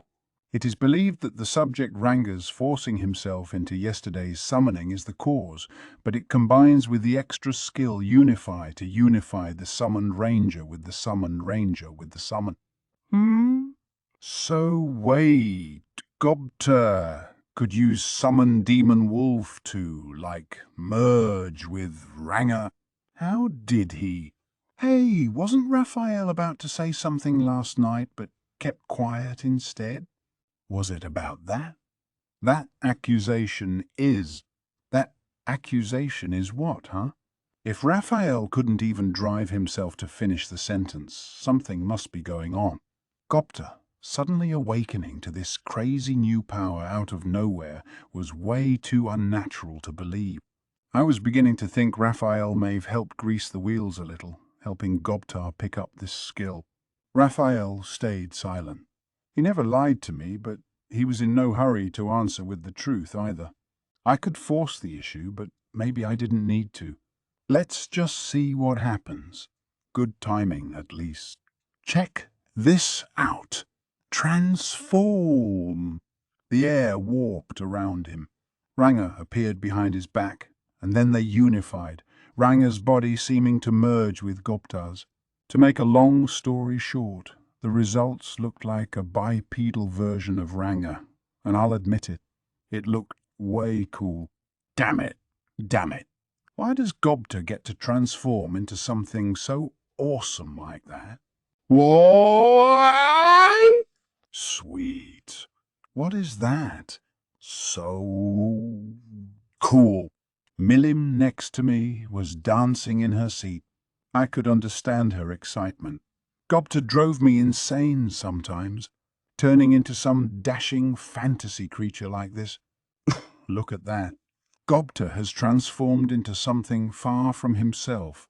Yes, a composed Diablo said to the excited Soka, whose voice had ratcheted up an octave or so. The ability to infuse your own body with the power of a summoned creature, a very rare skill. So Gobta is using the power of the creature he summoned yesterday for himself? Amazing. We're witnessing something amazing here, folks. Wait, I whispered.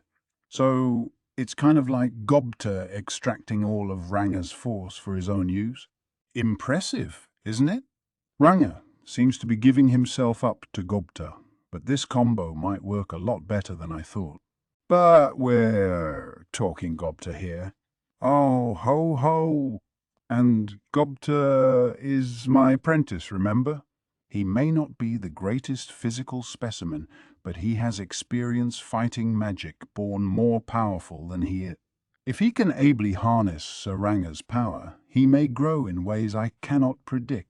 My officials seemed impressed, at least, and the rest of the crowd was watching on silently, holding their breath. Now it's my turn. It's been your turn, dude. Masayuki hasn't done anything. My jealousy was driving me to pick on him internally. Then Gobta disappeared before my eyes, figuratively. My eyes could follow him, but I'm sure most of the audience thought he vanished. Gee, Gobta is gone? Soka shouted, very deliberately drumming up the tension. Where did he go? I knew she could see him as well. Nice performance on her part. And then, right before her eyes, boo! There was a small explosion accompanied by a thundering sound. It was located by the wall under the stands, right by the VIP boxes I was in as it happened. Thus, I had a close-up view of Gobta right after declaring it to be his turn, running straight for Masayuki, and then continuing to run right past him until he smashed into the wall. I knew he should have rehearsed that first. Even before he tried it, I knew there was a pretty big chance he'd screw it up. Ooh! Gobta isn't getting back up! Is he all right? He wasn't. In fact, bashing himself against the wall had knocked him unconscious, and the out-of-bounds line was far behind him. He was out. That idiot had no control over that transformation at all. Everything worked great up to taking in Ranga's powers, but I could see those powers treated him like a chew toy.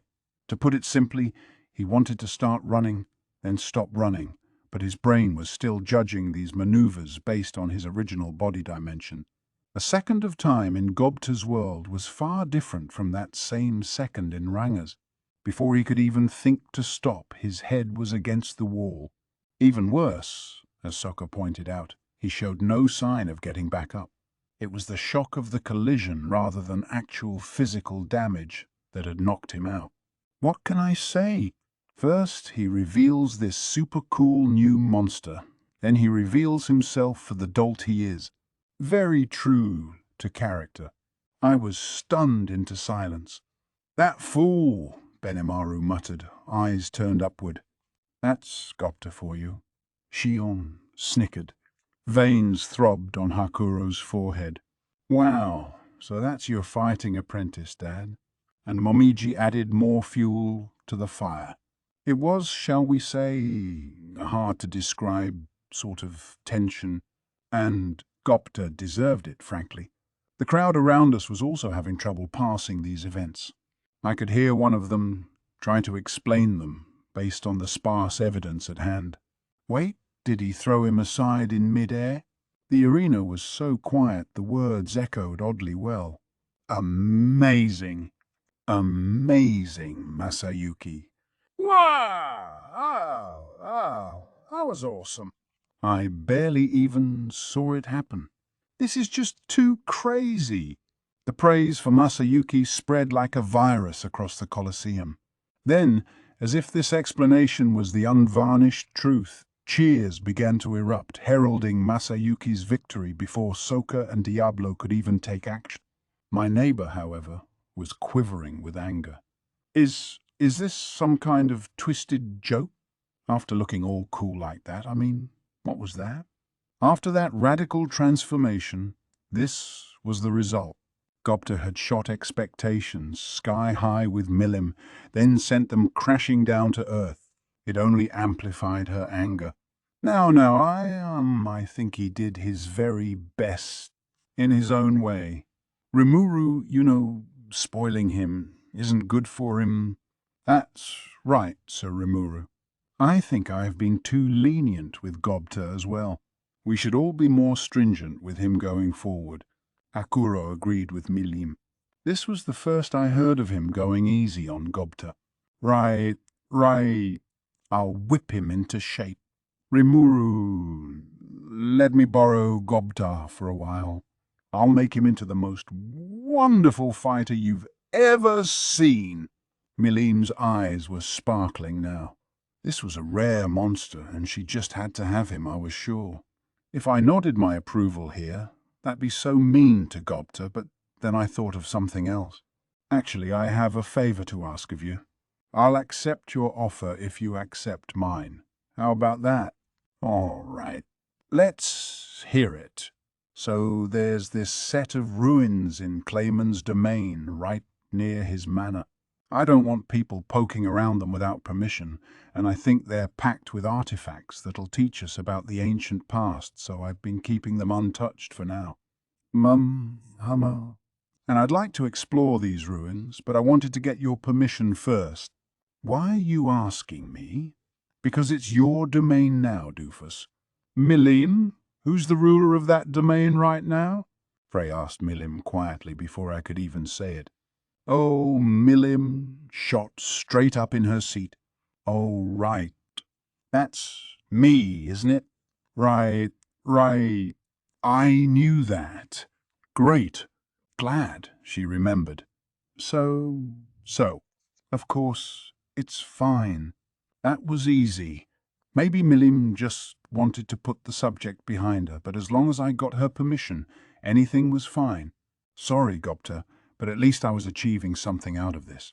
I mean, Gobta essentially self-destructed, and I still didn't know anything about Masayuki's skills. He wouldn't mind if I at least got some use out of this travesty, right? It helped build him up, besides. All's well that ends well. But when you do this exploring, Rimuru, you'll take me along, right? That'll depend. I've actually reached out to an expert from the Free Guild on this topic, but if they give the okay, you can come, sure. Whoa! Sounds like fun. Yeah, don't get your hopes up. It might turn out pretty boring. I continued to chat with Milim as we awaited the certified results, which took a few minutes. Finally, Soka and Diablo wrapped up their discussions. The judgment is in, and while I'm concerned for the still unconscious Gobta, the winner is... Don't remind me, I thought as I listened to Soka's announcement. Check this out. Transform, came the shout, and only then did Masayuki realize he was being far too optimistic. Whoa, wait a second. What's that thing? I heard nothing about this. There was no way he'd finish Gobta before any summoning took place. He was transforming his own body now, something Masayuki totally didn't expect. The sheer power in the air was electrifying. To the amateur level Masayuki, this looked like a towering monolith of strength. He knew there was healing potion on hand, but no way it could help him. It couldn't raise the dead. Dude, Dude, if one of those claws tears through me, this armor's about as good as cardboard. If I knew this was gonna happen, I never would have turned down full plate for being too heavy. For that matter, he realized in the midst of his reverie, not even a full suit of magestial armor could help much. Gobta shouted. Now it's my turn. Then, not waiting for a reply, he burst into action. Masayuki was this close to saying, "Wait a minute, I give—" His life, he concluded, meant far more to him than his pride. Faced with this transformed monster, victory no longer mattered to him at all. But regardless of what he thought, events moved on without him. Before he could say, "I forfeit," a rumbling boom echoed across the arena as Gobta self-destructed. Masayuki, unable to react, just stood there, dumbfounded. A small piece of the stone wall scratched against his cheek. The stinging pain told him this was all too real. No way, I could never have dodged that. I know people misconstrue my words to my benefit, but if I wasn't able to get away with murder like this, it'd be hopeless for me. It was clear what would happen. Gobta would be disqualified and he'd be crowned champion. But Masayuki began to wonder if that was really good for him. Would winning this provide him with anything he wanted? The right to battle a demon lord? You gotta be kidding. That's totally suicide.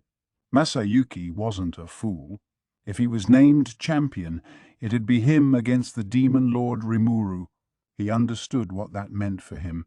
That black wolf who just whipped by him, as well as Lion Mask from yesterday, were both opponents he had no chance of beating. And they both worked under Rimuru. Pick a fight against that guy and he'd just get pummeled. Pummeled. More like killed. It wasn't about whether his skill would work or not. The Demon Lord was in a whole other universe. It was hopeless. Thus, Masayuki decided he needed to get out of here pronto. Seriously, the crowd thought he threw that freak into the wall. That was just depressing. He had to do something fast, or else Gobta would lose. Masayuki's mind raced faster than it ever had before in his life. How could he arrange things so he could lose and remain in one piece? The judgment is in, and while I'm concerned for the still unconscious Gobta, the winner is— Oh, crap. Wait. Masayuki went on the move, panicking internally but playing it cool on the outside as he brought his hand up toward Soka. Soka figured Masayuki had something to say, so she handed him a spare mic. I think I lost, actually, he said, trying his hardest to keep his voice from shaking. But Masayuki, sir, Soka replied, bewildered. It looks very much like Gobta took himself out of the mat. Perhaps. But you know, I couldn't keep up with that attack at all. I don't think I have the experience needed to challenge a demon lord quite yet. I just thought— He spoke slowly, trying not to get tongue-tied as the sweat poured down his entire body. It was a real stretch of an excuse, but he tried to make it sound as reasonable as he could. Then, without saying anything else, he walked out of the arena and never looked back. If someone asked him a question right now, he'd have no answer for it, so he decided to just leave without another word. With my skill active, I'm sure the crowd will imagine some way to make that sound convincing for me. Right now, getting out of here's my best option. Masayuki had never focused so much on moving his legs before now. But it worked. He was out of his potentially lethal pinch. Gobta was just lying there, sprawled on the ground, but then Masayuki declared out of nowhere that he lost. What is he thinking? I don't know. He couldn't have been scared of Gobta.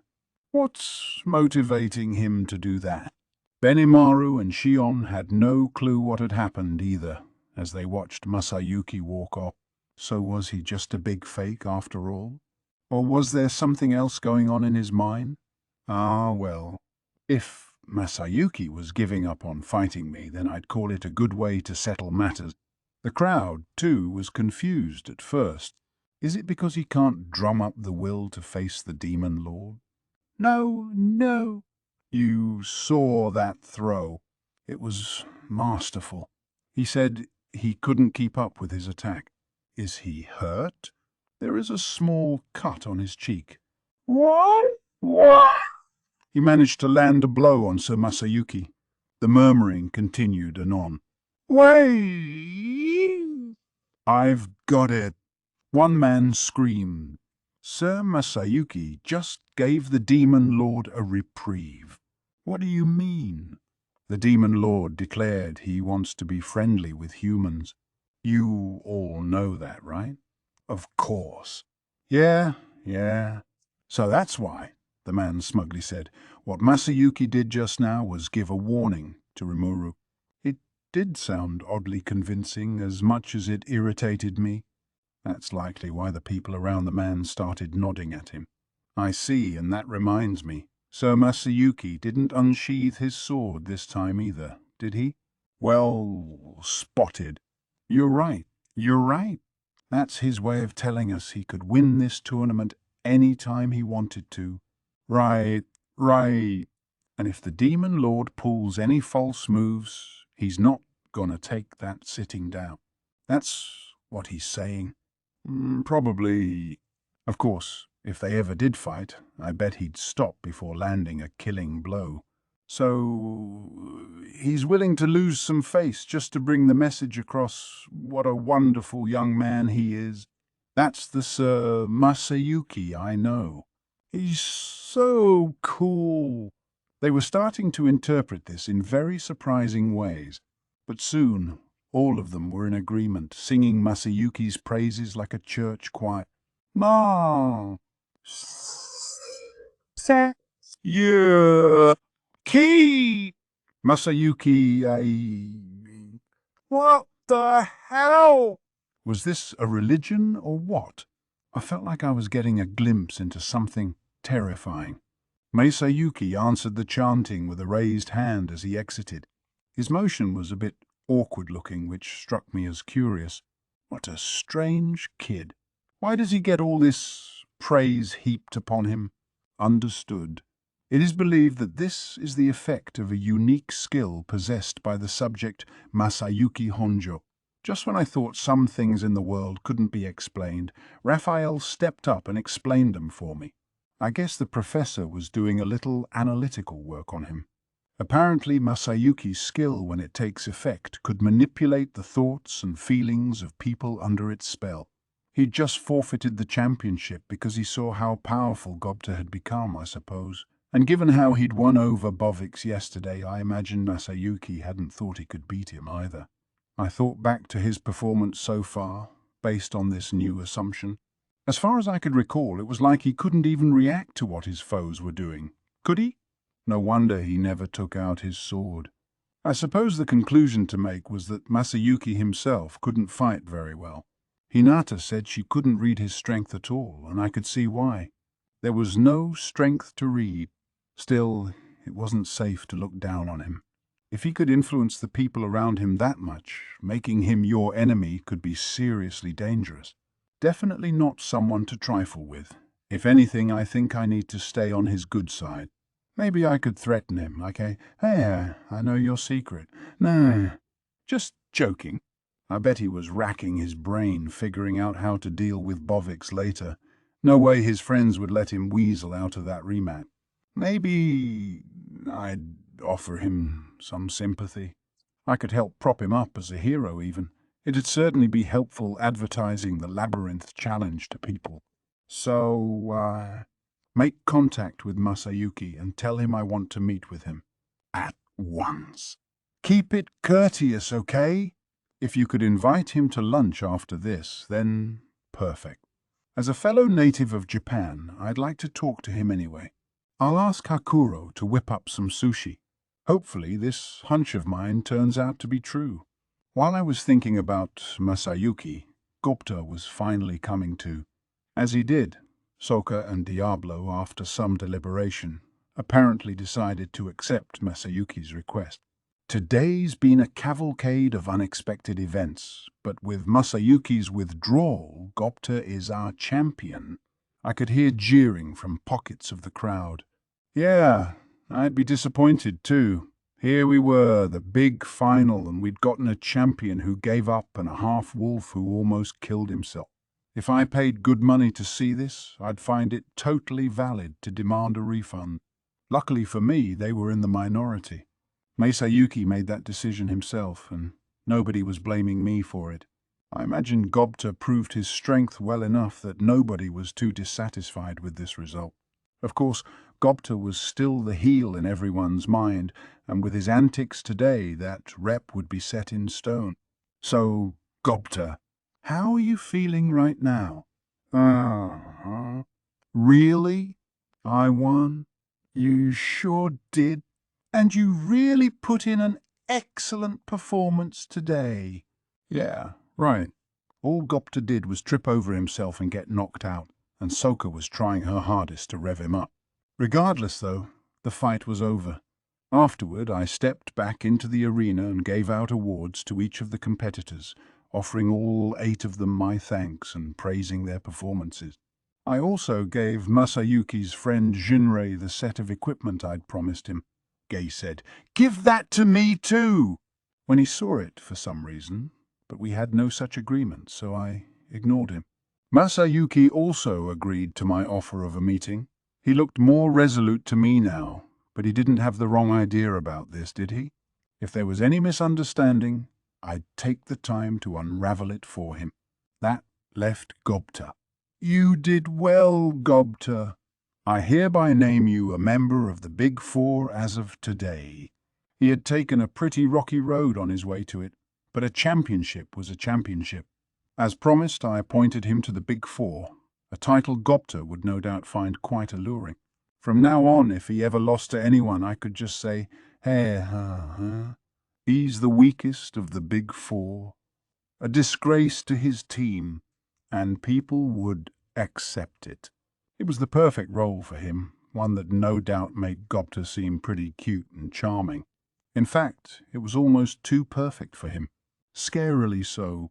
Thank you. I'll keep doing my best.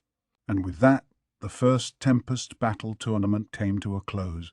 If only it really was over for Gobta. But his personal hell was just beginning.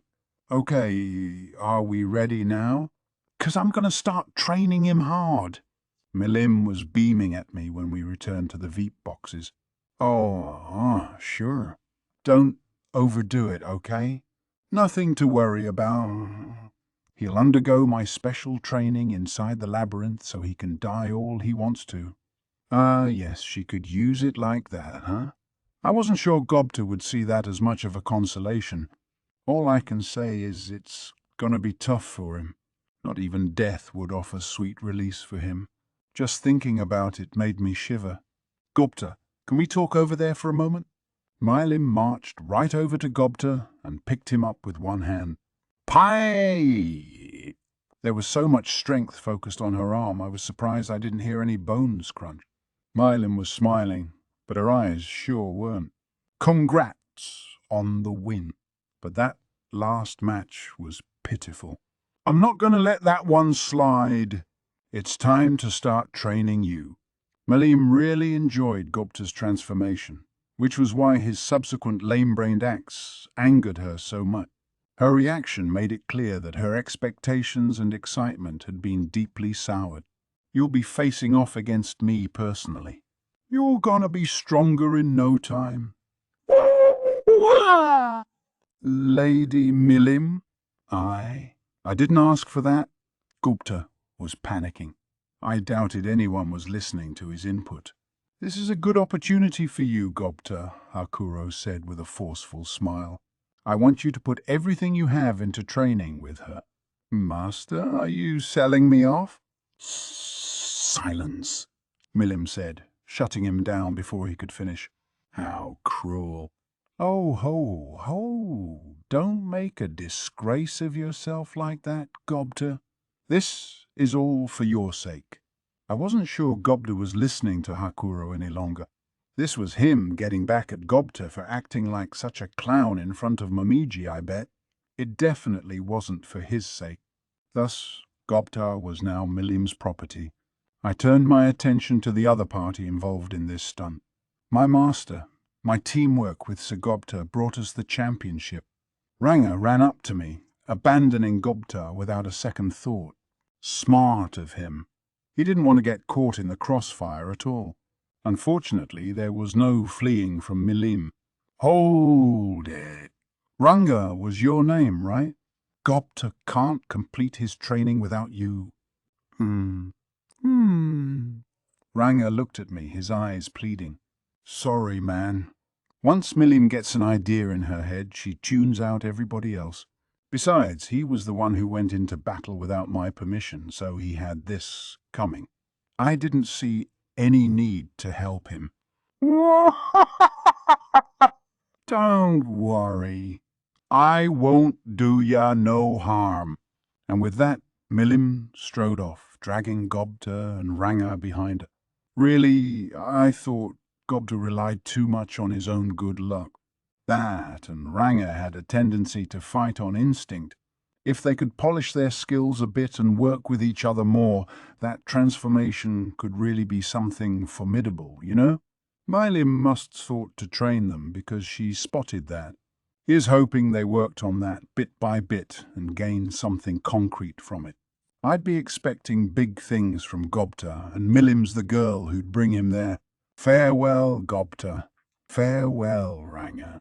I'll never forget your courage. I vowed to say a prayer for them as I saw them leave with Milim. It was time for lunch. A lunch I'd now be spending with Masayuki. This was nothing that fancy, really. I told him I wanted to speak with him alone. The rest of his group could stand by in a separate room. We had a little trouble earlier, but I was sure Masayuki could smooth things over with them later. Well, good to make your acquaintance, I guess. My name's Masayuki Honjo, and people call me Lightspeed and the hero and stuff. He was blushing a bit. Yeah, calling yourself the hero in our old world would be about the most embarrassing thing ever. People would think you're a thoughtless moron if you tried it. I'm sure it made him feel creepy. That, and it looked like he was worried how I'd react to him. He remembered how he promised to defeat me, although that was mostly just his friends egging him on. This must have been awkward for him. I'm a demon lord, after all. He had to be scared out of his wits, fearing he'd picked a fight with a foe way out of his league. He was no doubt conflicted, but he didn't need to worry about me. I was ready to leave the past where it belonged. In the past, a nice meal together should help us work out our issues. Yeah, I know we spoke before, but it's nice to meet you too. I am Rimuru, a demon lord, but my real name's Satoru Mikami. I used to work for a building contractor. Masayuki wasn't too keen on touching his food, so I decided to just blurt it out. I hadn't used that name in a long while, but it still felt like it fit me, a lot more than I anticipated. It wasn't like I was hiding it. I just never had the chance to use it much. Are you Japanese? Masayuki didn't quite seem to believe me. And yeah, I did look kind of like a cute little girl at the moment. I couldn't blame him. Yeah, more or less. But let's talk about that over lunch, all right? That finally inspired him to pick up his chopsticks. This is okay for me to eat? Of course. I had them whip up something Japanese for you. Sushi and tempura were on the menu today. They had wowed Hinata earlier, and I thought Masayuki would be just as grateful. He hadn't been part of our pre-festival banquet, so I was sure it'd be the first time he'd seen sushi in years. This isn't, like, my last meal before my execution, is it? No. You seem sensible. We're from the same place. I just want to be friends with you. Seeing this spread must have given him the completely wrong idea. Maybe he thought this was the last meal he'd eat in his whole life. I told him I was from Japan, but he still doubted me. Well, all right. He finally took a bite, and the moment he did, he fell silent. His eyes looked different now, and his chopsticks and his mouth sprang into motion. He was so focused on his meal that it didn't seem like the right time to start talking, so I waited until he was done. And the moment he was, All right, Satoru. Rimuru, I'll gladly become your servant. I had no idea where this came from. I could tell he was starving for good Japanese food, but I hadn't even said anything yet. Besides, he must had his own thoughts about me. Servant? No, it's fine. I don't have anything keeping me from abandoning this hero crap. It's just embarrassing when they do that, man. Yeah. Key chant, and really I've been constantly trying to figure out how to escape from all this. This sounded like the real Masayuki here, and as I enjoyed some post-meal tea, I let him tell me his story. Masayuki was a pretty smart kid in his old world, going to a high school that put most of its grads into college. He liked reading manga and light novels, something he kept a secret, and he complained to me about how it must have led to this for him. My skills called Chosen One, you know? It's just so stupid. He'd wanted to be a hero, and as he saw it, that's why he wound up here. And his skill, Chosen One, was about what I figured it was. It let him naturally guide the thoughts of those around him, almost like brainwashing, and that's what brought him to Hero Dom. This ability was beyond his control. He couldn't turn it off, even if he wanted to. That's not too user-friendly, or maybe it's a little too much so. Maybe it is, but that doesn't mean it's not incredible. You would won the championship if you didn't bow out. The tournament was ample proof that this skill worked. Victory was his if he wanted it. Yeah, but it's only caused me trouble. I do nothing, and people just make all these assumptions about me. That was the whole way I won over in Engel's ear, too. As he put it, he let that get to his head. Even with his efforts crushing the Orthrus crime ring, he didn't actually do anything. People just treated him like a king. He could completely give up and things still worked out his way, so life was generally pretty easy for him. The experience at this tournament, though, made him realize that if this ever failed, even once, it'd end his life. That was why he'd decided it was time for a reality check, and I thought he was right. But would Chosen One affect me? Understood. Against ultimate skills, nearly all lower-level skills are cancelled. So it doesn't affect me. Good! Because I intended to go easy on him anyway, but I didn't realize he was a complete amateur in battle. I bet even a quick jab from me would be disastrous. Well, you made the right choice, and probably at the last moment possible. I think you should be proud of that. You think, but Gobta transformed into that terrifying thing, and I didn't need brains to realize I could never beat him. I wasn't so sure about that, actually. A pretty decent chunk of people were taking Gobta on regularly, but yeah, Masayuki did the right thing. So we chatted some more, giving each other our stories and background. For the most part, though, I just gave a quick rundown of my life, spending more time listening to Masayuki talk. His friends worshipped him like a god, so he couldn't really speak frankly with them. He had nobody to vent to except Yuki, and his busy schedule made it difficult to meet up. It made the stress and irritation accumulate. Basically, he revealed everything about himself to me without me having to ask any question. Well, I'd like to hear more from you, but my lunch break is just about over. So let me ask you this. What are you going to do now? How do you mean? You promised Bovix a rematch, right? Are you gonna tackle the dungeon? Ah, I guess Masayuki had forgotten all about it. He must have been planning to promptly skip town. Well, what should I do? Ah, don't worry. Bovix is only guarding the area around floor 50, and the dungeon's super huge, so it's gonna take a few days just to make it that far. Oh, so if I pretend to tackle it, I'll make it through today, at least. Exactly. And all the dignitaries here right now are gonna leave town tomorrow. The festival ran for 3 days. The highways were going to be packed with people tomorrow, so we'd mainly be working to keep traffic smooth. The real cleanup work wouldn't start for 2 days, once all the visitors were gone. The big dungeon opening today was mainly a demonstration for the royalty and nobility in town. A pre-unveiling, really, or a temporary opening until it began normal operation. Thus, I didn't think anyone would go more than a few floors down in the several hours it was open today. Besides, I also had an idea about that battle between Masayuki and Bovix. Not to disappoint him, but I didn't want Masayuki to get defeated. Since I had him here and all, I wanted him to function like a living, breathing billboard for me, leading the dungeon-conquering adventurers down and getting them enthused about tackling the challenge. So I'd like you to grab people's attention for me, but do you think you can do that? Wow, that's pretty reassuring to hear. That's why you gave Jinrei all that great equipment, huh? And personally, if screwing up in there won't kill me, I can tackle the labyrinth worry-free. It sounds perfect. He gladly pledged his support. I'd meant nothing of the sort with Jinrei's gift, but that certainly worked out well, too. Going into the dungeon de facto topless was just asking to be killed. And I'll be glad to leak some hints about conquering the dungeon, too.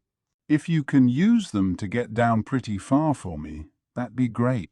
Also, if you see anything you think we could improve, don't be shy about telling me. I wouldn't offer any help going beyond floor 50. We wanted to keep things on the up and up here, so I advised him to keep that in mind. But even there, he'd never die as long as he held on to his resurrection bracelet, so it was all good. Sounds great. I feel like I'm beta testing a game or something. Now that you mention it, I don't like that. But no need to knock yourself out today. Try to reach, like floor 5 or thereabouts. Game, huh? That's an interesting observation to make. All right, Masayuki said with a refreshing smile. I'm glad we got to talk to each other, Rimuru. It's really put my mind at ease. Now I'm starting to think this world isn't so bad after all. His skill had made things pretty easy for him before now, but he was still anxious a lot of the time. Having someone pledge their support for him must have eased his worries. That, and our nation was at the cutting edge of technology in this world. Our baths and toilets made our accommodations far better than anywhere else, and the variety and quality of the food here must have surprised him too. We have that orchestra, and we're teaching painting to people. Pretty soon, I plan to get some theatre productions going. I want to have fun here, and I'm not gonna skimp on investing in that stuff. I really respect you, Rimuru. What about manga? He.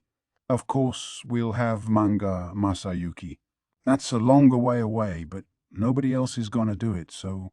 Whoa! I'll follow you wherever you go, Rimuru. And so Masayuki decided to remain in town for the time being. I planned to stay in close touch with him, passing on information and such. Hopefully we could have these talks regularly. I wanted to kick back and ask him about our old world too. It'd be a nice nostalgia trip.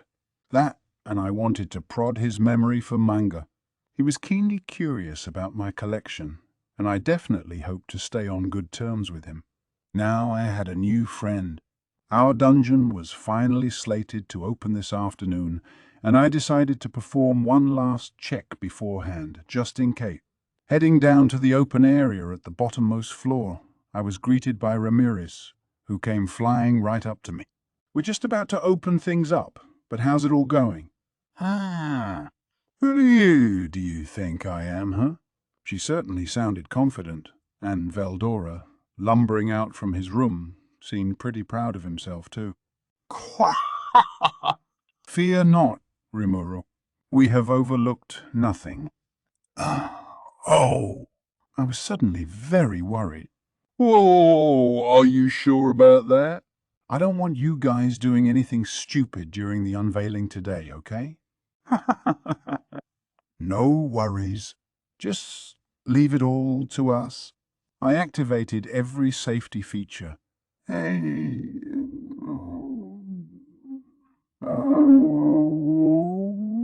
Ramirez and Veldora looked at each other and sneered. Were they really gonna be okay? because they weren't assuaging my fears at all.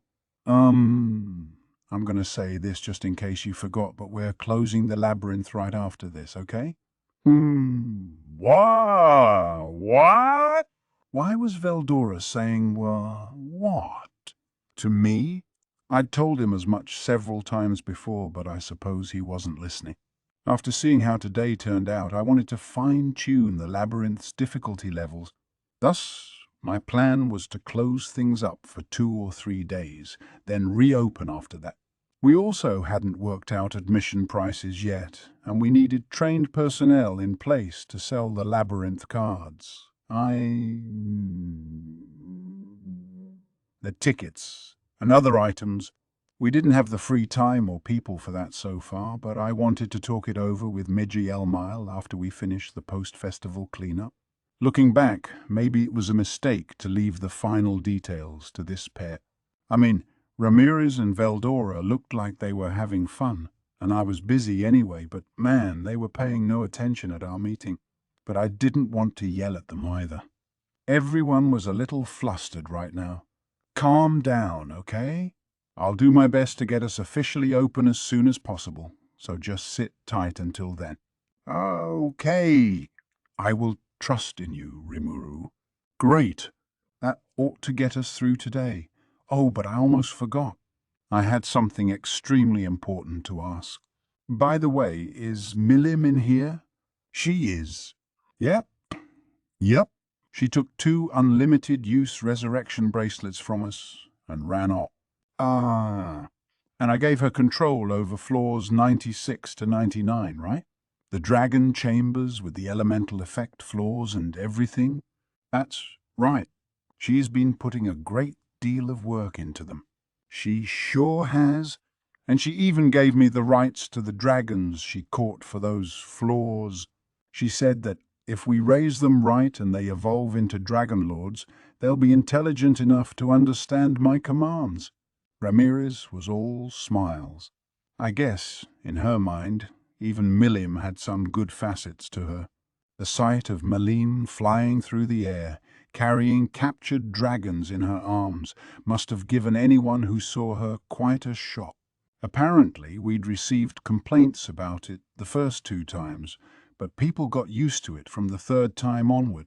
I guess our town's residents just accepted it as normal. Milim had found for us 4 dragons in all: a fire dragon, frost dragon, wind dragon, and earth dragon. These were elemental archdragons, just as Milim had promised us, and even now they were about as intelligent as your typical farm animal. Give them care like you would any pet, and it'd be possible to connect with them. Did you put collars on them or anything? For now, yes. These are my beloved servants, so I want to be darn sure we set up a clear master and servant relationship. I see. Ramirez was certainly thinking deeply about this, and what I heard sounded good enough to me. But back to the main topic. So, is Milim in the dragon chambers right now? Yep. Yeah. She said she found some playmates to help my servants stay in shape. Indeed. I believe I went fishing with one of them once. But how is someone like him going to play with a dragon? You're better off not knowing, I think. But all I needed was Milim's current location. If she was toiling away near the bottom of the labyrinth, I doubt she'd meddle with our opening at all. Right. She probably won't get in the way then, so I'm fine with that.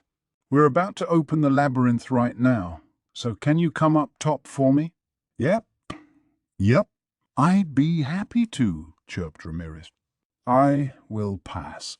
It is the role of the labyrinth master to await his challenges. Look, I told you, nobody's gonna make it to the bottom in one day. In fact, you'd probably have to wait many days before anyone shows up. I refrained from telling him this, however. That's so kind of me. Great. Well, good luck then. Leaving Veldora with some encouragement, I took Ramirez along as we teleported to the chamber up top. With lunch over, a large number of people had arrived at their seats. Ramirez and I were there to greet them. Welcome back, Sir Rimuru, Diablo said, smiling. He was done with his refereeing work, and I heard he was looking for me.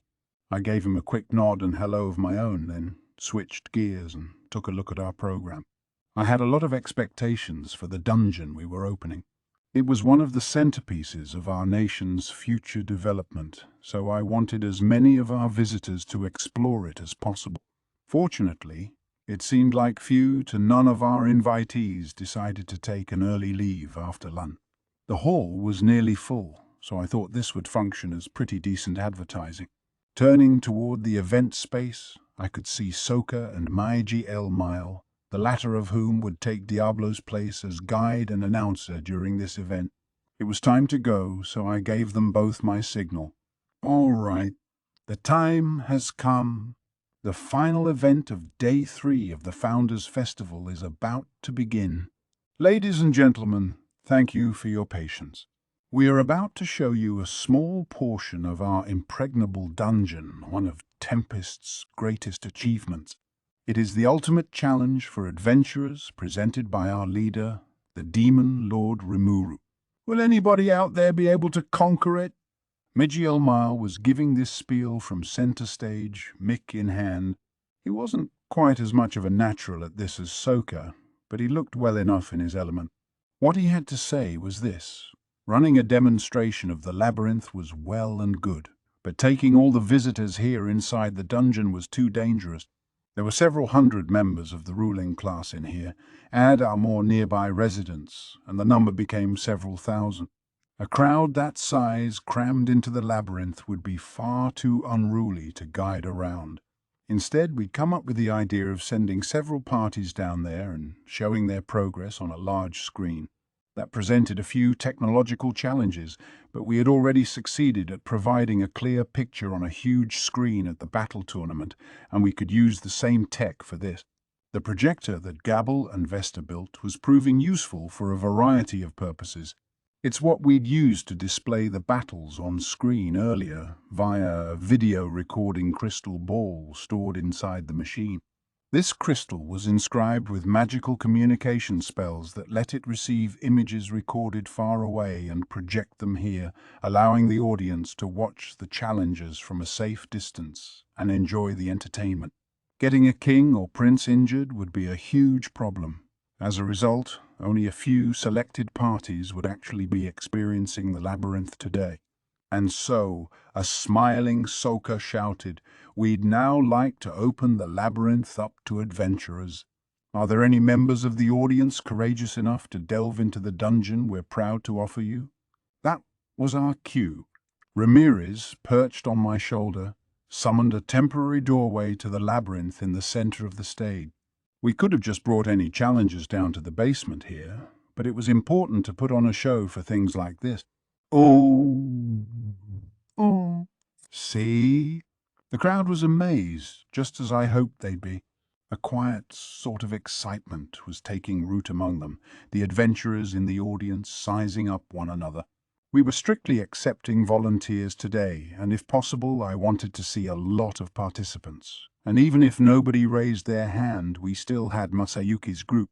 That was part of why I wanted to negotiate with him earlier. He had already explained matters to his friends, and they were on standby right now. I'd given them a map of the first 5 floors to ensure against any mistakes. Hopefully they'd serve as the advertising pitchman I wanted. So would we see any volunteers? As it turned out, my concerns were for nothing.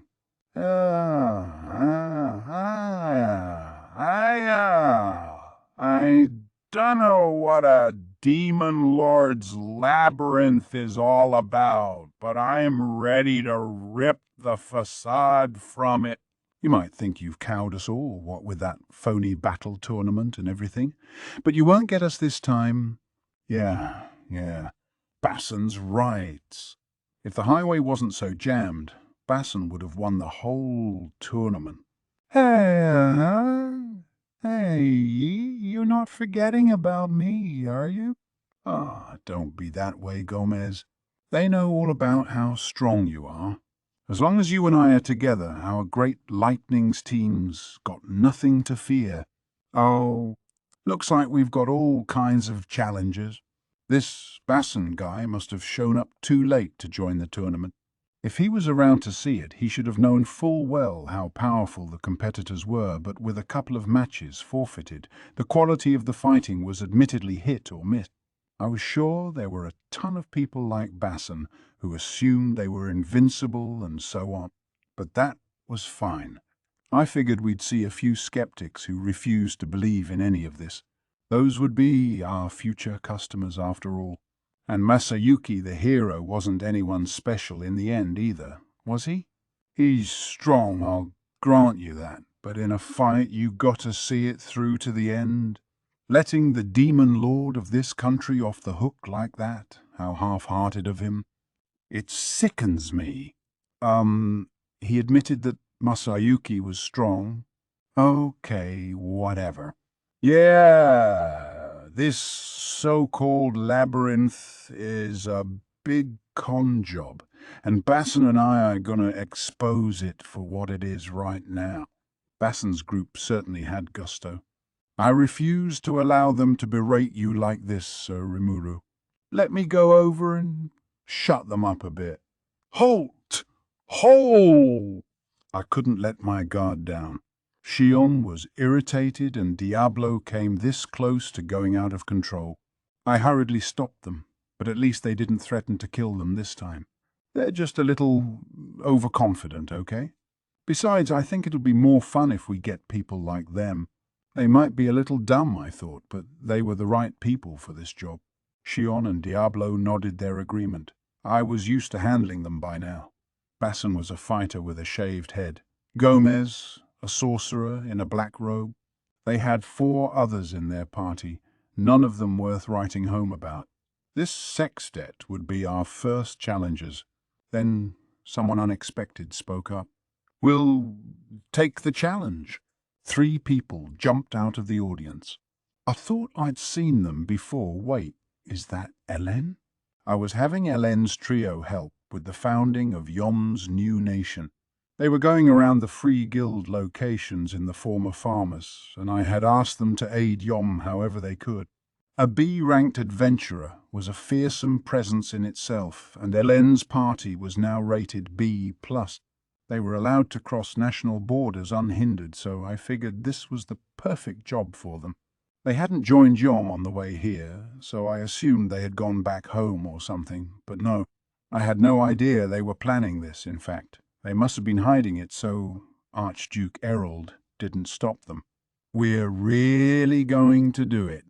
Oh, of course we are. I haven't had any adventures lately, so I've been waiting for this. Let me ask, as leader, I have the right to say no, right? Right. No, not at all. It's already set in stone. Crazy. I felt so bad for Cabal, and I thought I'd just heard Errol screaming over in the other room, only to fall silent after the sound of something smashing. I could picture what had happened, but chose not to. Hopefully, at least, Ellen would be done before her father woke up. Our third party here was led by Masayuki, hero of the day. They all calmly strode on stage, greeting the audience with smiles. Ma! Sa! Yeah! Key!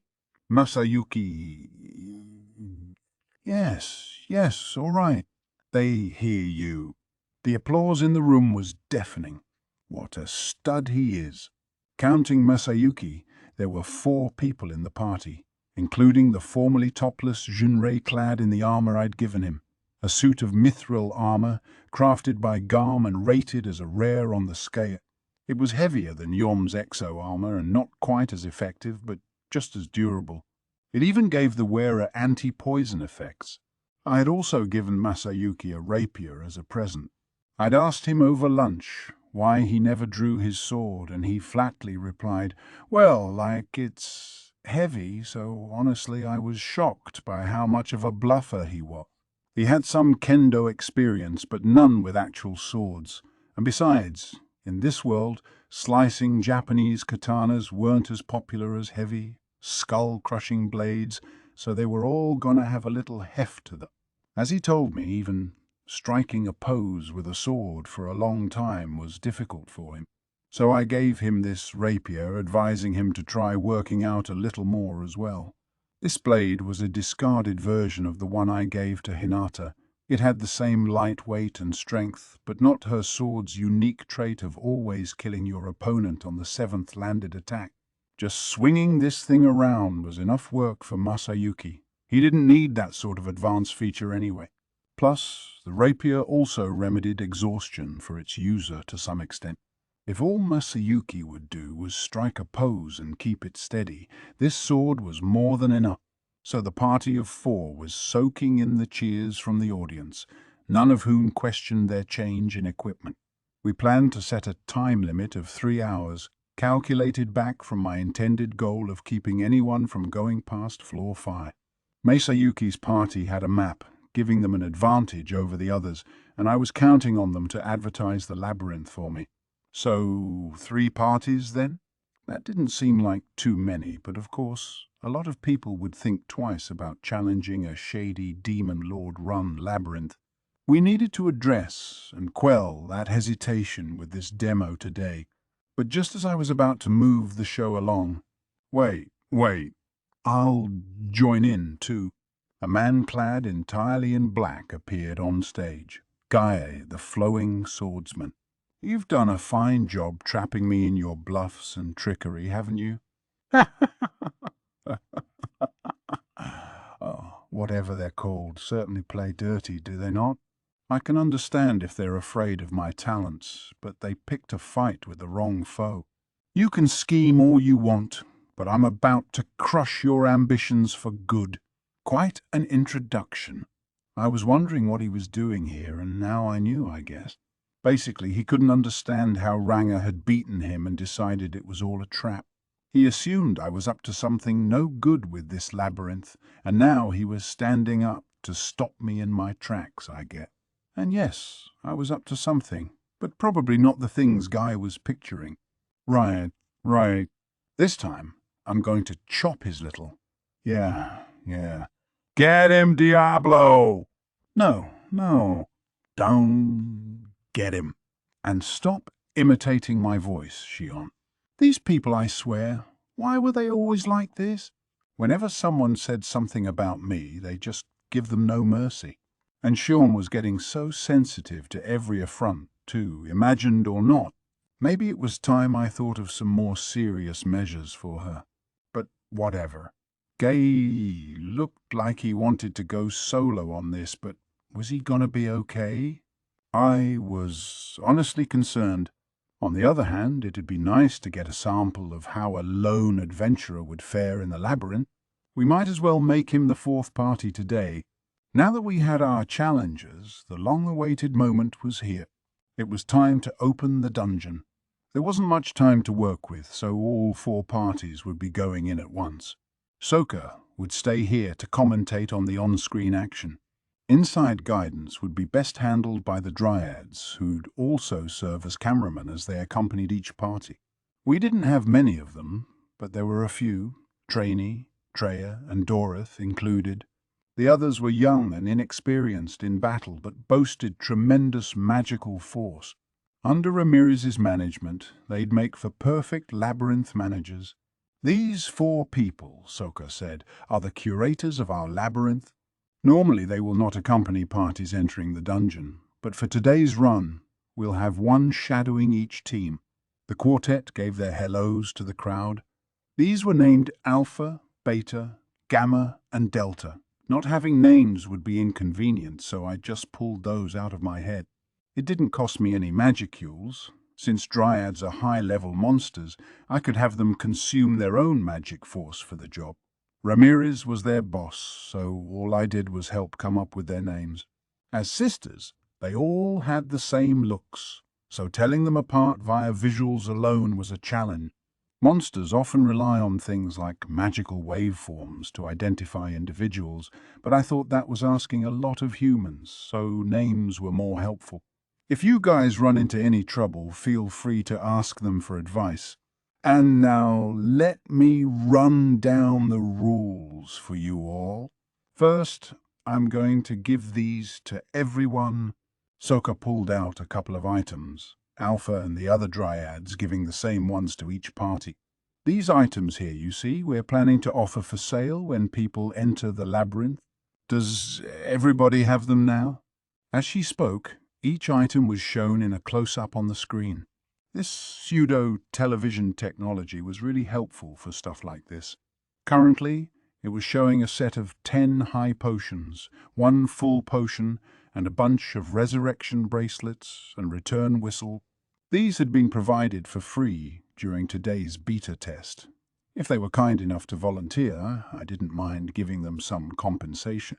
The Dryad chaperones would have some backup items too, just in case, so they could get whisked to safety if things went south. Given the size of this thing, it was entirely possible that a party wouldn't get out of floor 1 in the time allotted.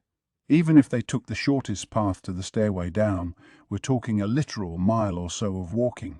And given that this was a maze, they were going to be covering much more distance than that. For the next 3 hours, it'd be best if the parties tried just hard enough to keep the audience entertained. And once time expired, they'd use their items to get back up top. I had other rewards for them too, of course.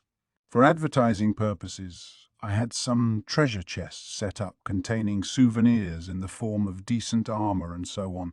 During actual operation, these chests wouldn't show up until floor 2 onward, but we were being generous today. Finally, Soka explained the most important item in the lot. Now, take a look at this item. This is known as a resurrection bracelet, and we highly recommend you purchase this when you enter our labyrinth.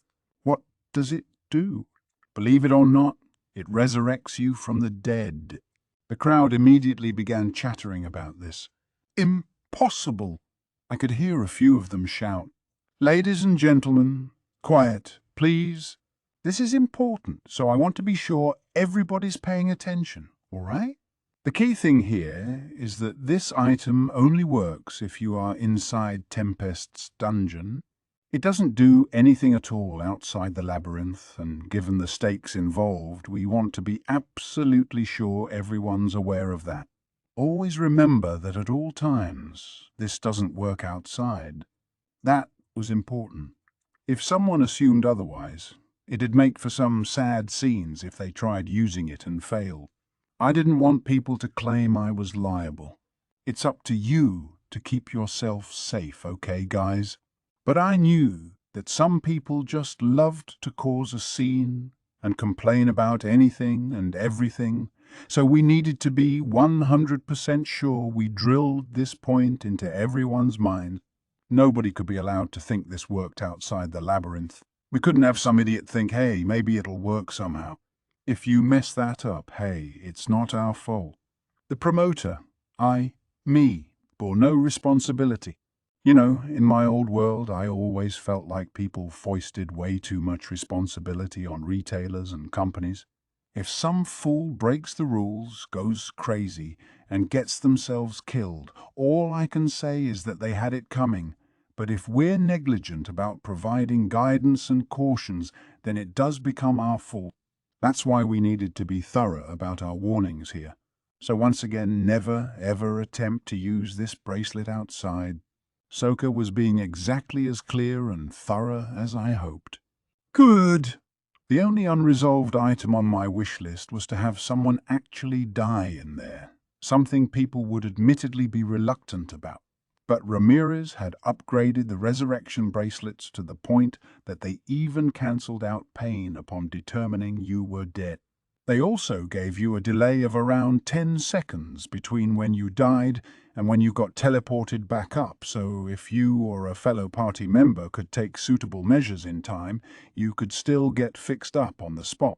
Resurrection, being a divine skill and everything, was too high level for most people to cast, but still. By the way, full potions normally cannot regenerate the soul, but since your soul was stuck firmly inside your own body, inside the labyrinth, you actually could resurrect people with a full potion to restore the body.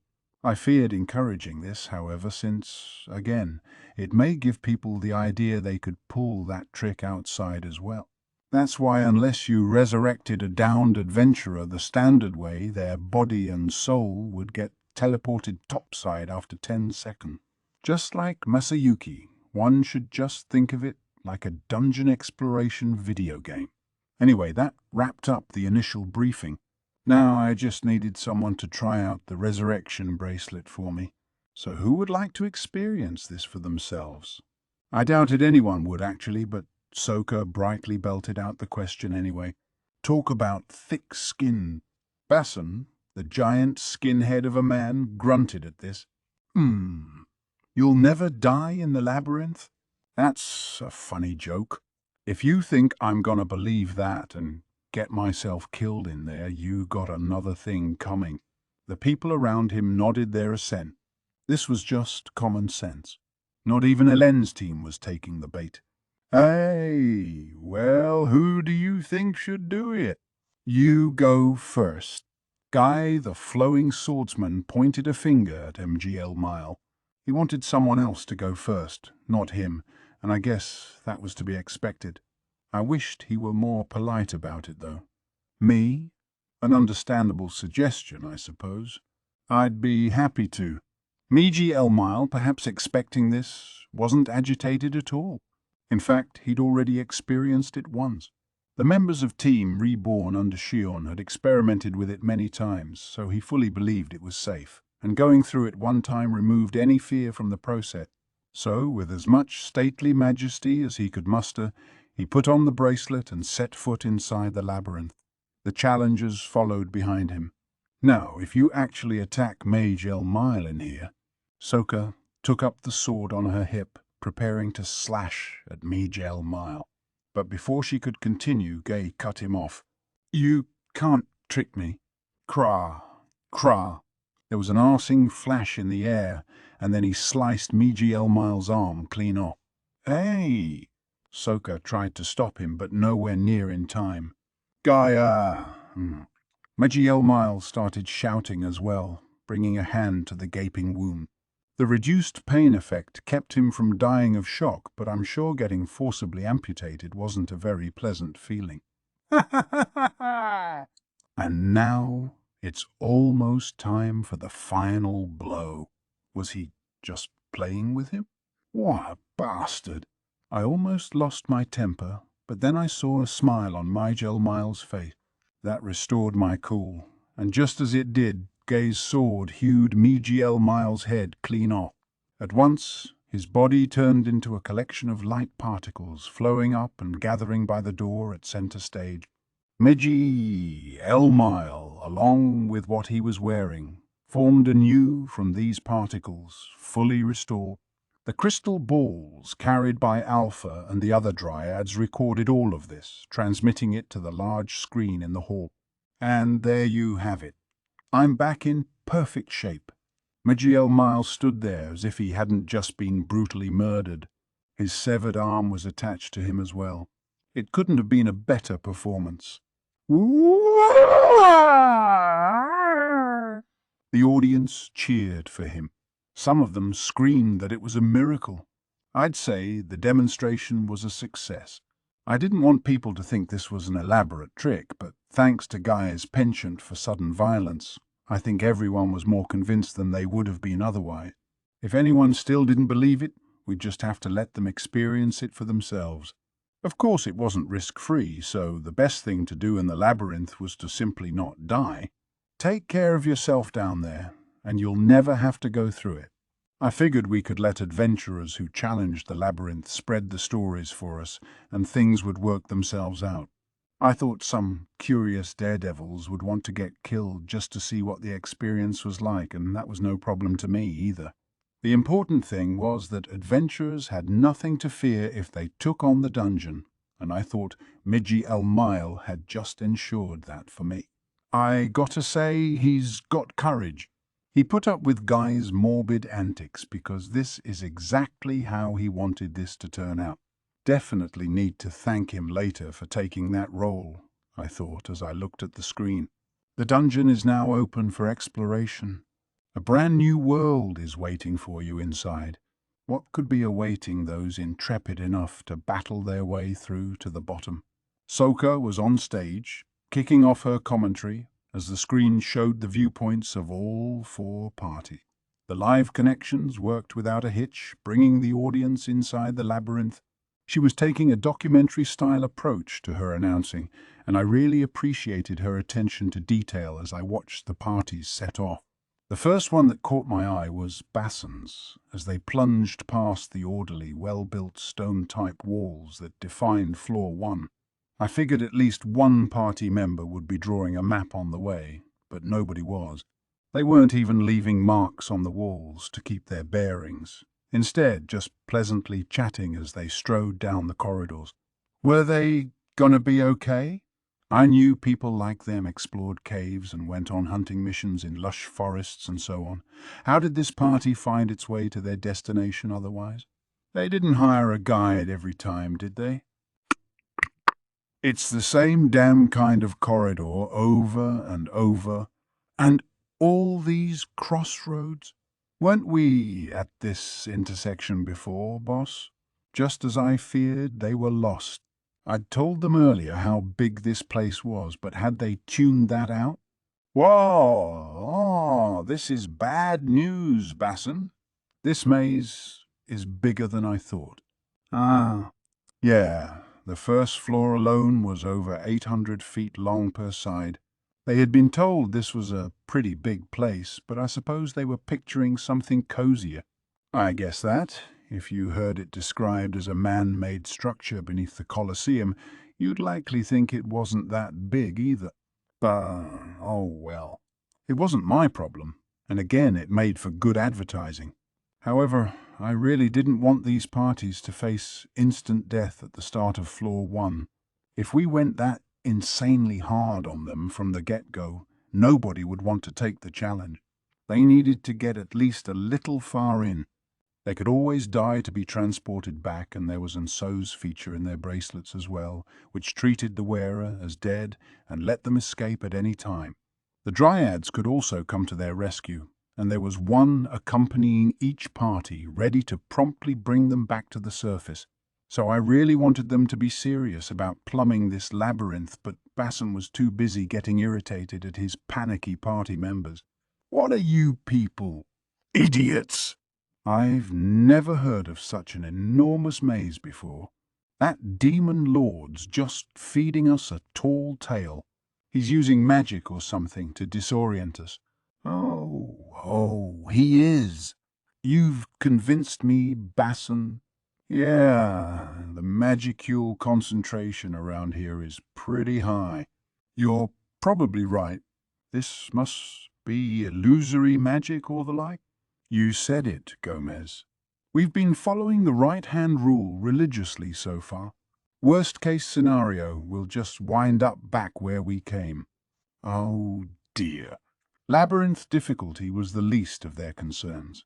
They might thought they were thinking things through, but they sure weren't. I wouldn't be so harsh on them if they were taking notes on paper, but no way could they memorize a path through all these similar-looking corridors, packed with forks, four-way intersections, and dead ends. Between the uniform decor and the twistiness of the paths, simply going right at every opportunity wasn't going to get you anyplace. These challenges were just way too idiotic. Couldn't count on them for too much, I guess. But then Basson's party disappeared. Or, to be more exact, they fell down to the next level. Was that a trapdoor? I was as quizzical as Soka. Did we set up any trapdoors on the first level? Ramirez. Yeah? How can I help you? When I set up this floor, I really don't think I installed anything like that. You haven't been messing around with my design, have you? I tried to keep a smile on my face so as not to scare Ramirez. That being said, I still found it prudent to grab her to keep her from flying away. Well, actually, she replied with a forced smile, we wanted to make the labyrinth a more complete creation, so, upon further interrogation, Ramirez admitted to placing a fairly decent number of trapdoors around. I had to chew her out for this. A floor this large doesn't need trapdoors, all right? The idea was to tire adventurers out and sap their endurance, but these kinds of traps had the opposite effect, essentially serving as time-saving shortcut. Traps are only traps, after all, if their effect matches your intended purpose. But I mean, you had a lot more fiendish trapdoors in the lower levels, didn't you? So I thought, perhaps you forgot to install some higher up. I just did it out of kindness, you see. I didn't need that type of kindness. Sure, if they wanted to make this into a punishing gauntlet, I could get that. If I left everything in the hands of Ramirez, Veldora, and Milim, they'd litter the whole labyrinth with insane traps like that. But I didn't want that at the very start. That was the whole reason I worked on the topmost floors myself. Quickly, I turned my attention to the other parties. Hélène's group was theoretically led by Cabal, but Hélène herself had fully taken over the leader role. On the whole, they had no sense of direction at all, so I thought beating the first floor could prove difficult for them, and I was half right. The group didn't run into any traps, at least as they carefully advanced. Amazingly, they were even writing down notes as they went, following the textbook method of dungeon conquering. Oh, Hélène's party is sure taking this seriously. They didn't hit any trapdoors, and they're dodging the traps I set up as well. And they already looted 3 treasure chests. They're having a pretty smooth time so far. What's so funny? Why are they having such a smooth time of it? And something about Ramirez hiding her reaction with a laugh rubbed me the wrong way. Ooh, Ramirez? Yeah. What is it? I trust in you, okay? I know you wouldn't hide anything from me. Of course not, Rimuru. So let me ask, did you do something to Hélène's group? Nothing looked amiss on screen, but they were performing a little too well. As one would expect in a dungeon, many of the treasure chests throughout contained nothing of value. But Hélène's party picked 3 chests in a row with killer loot. It stank of cheating. Well, actually, not that again. What did you do?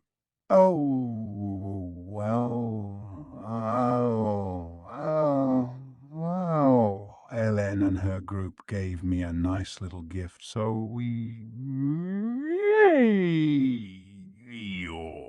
So then, the more I heard, the worse my headache got.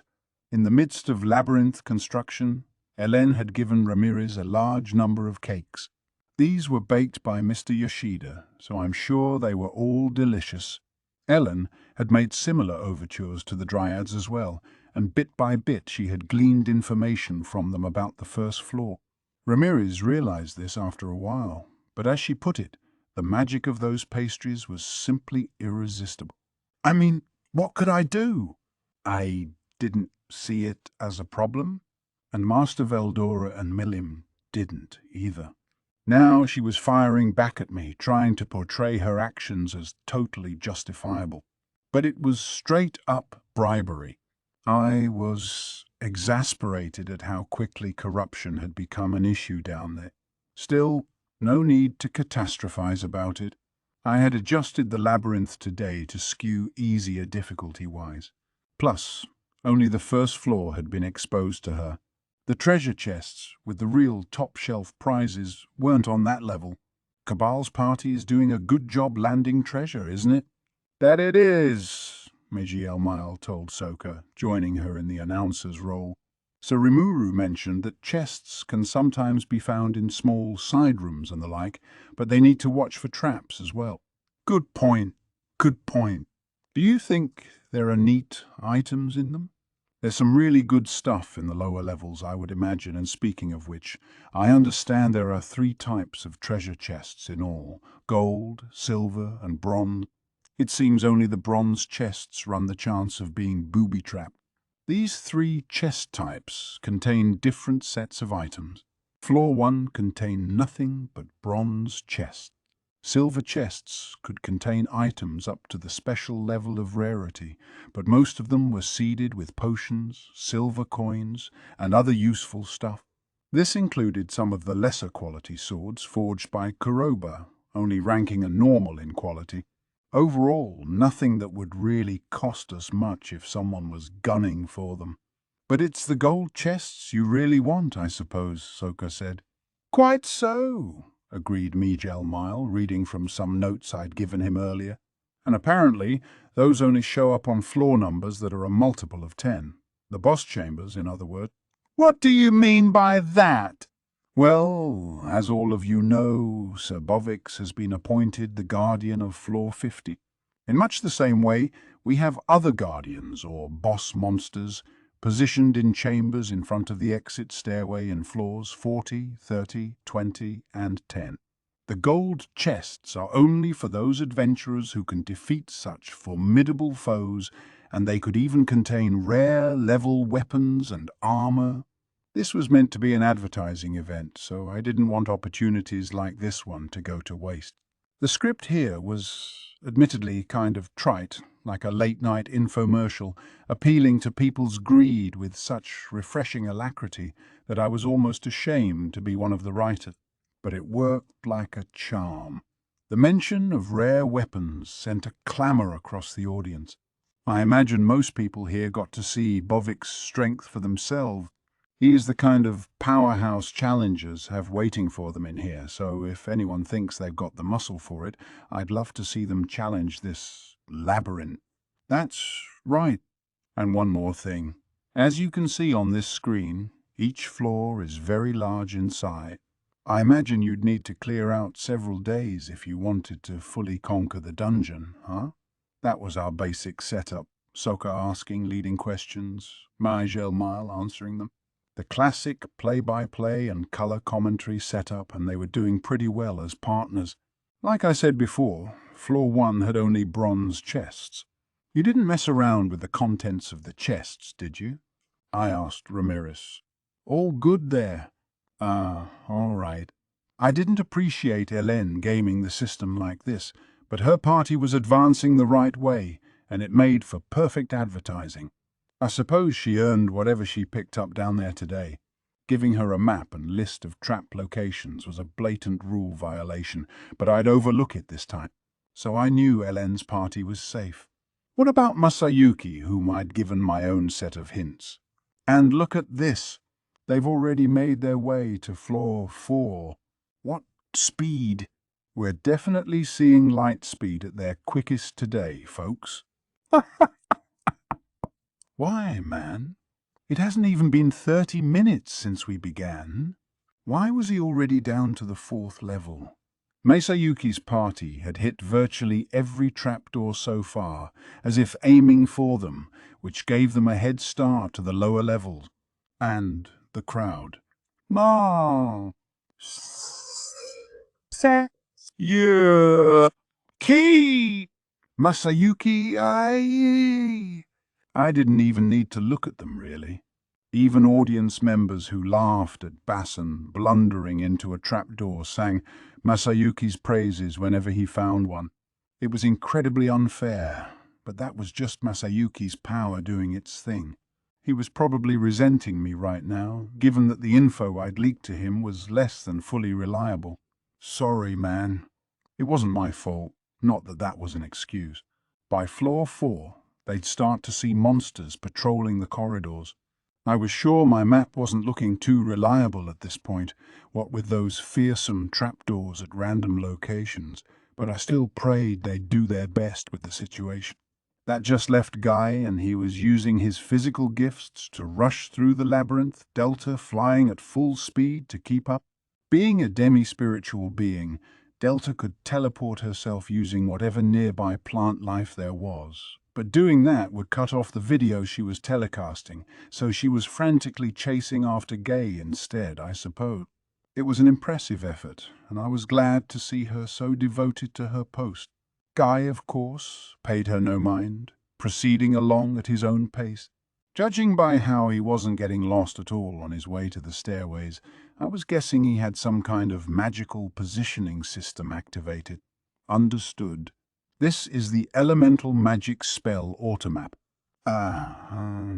You wouldn't need a map at all then, huh? This magic flashed pinpoint positional data into your brain, sort of like what the great sage used to provide me.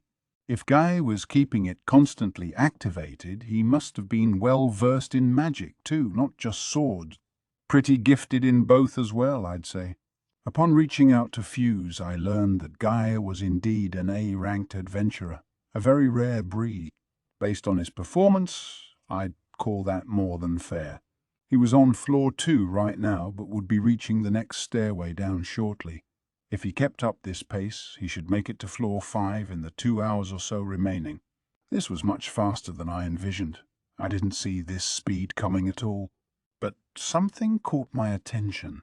There was something sparkling within Gay's eyes, something unusual. His lips were twisted downward, his eyes bloodshot, and even when he hit floor 3, he kept up his blazing speed.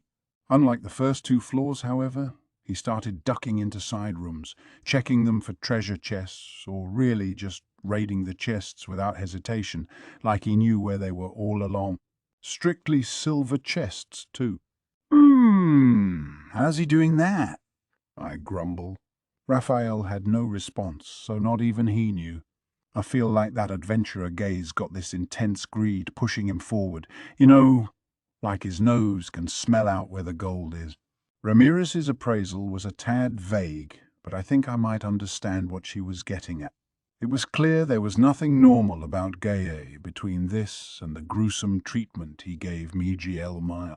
Hopefully, I reasoned as I watched him sprint forward, I won't have to get involved with him much. We were now 2 hours in, and Basson's party had just found another hidden room. Basson, there's another chamber in here. A fellow party member happened upon the latch for the door. Not another trap, is it? A doubtful Basson asked. The adventurers had been stymied by a paralysis poison trap I'd laid for them, as well as a treasure chest loaded with sleeping gas. They even got accosted by one of the weaker mimics in the labyrinth, so now they were eyeing every chest with caution. Hey, Ramirez, which chest was in that chamber? I'd really like them to find something good soon.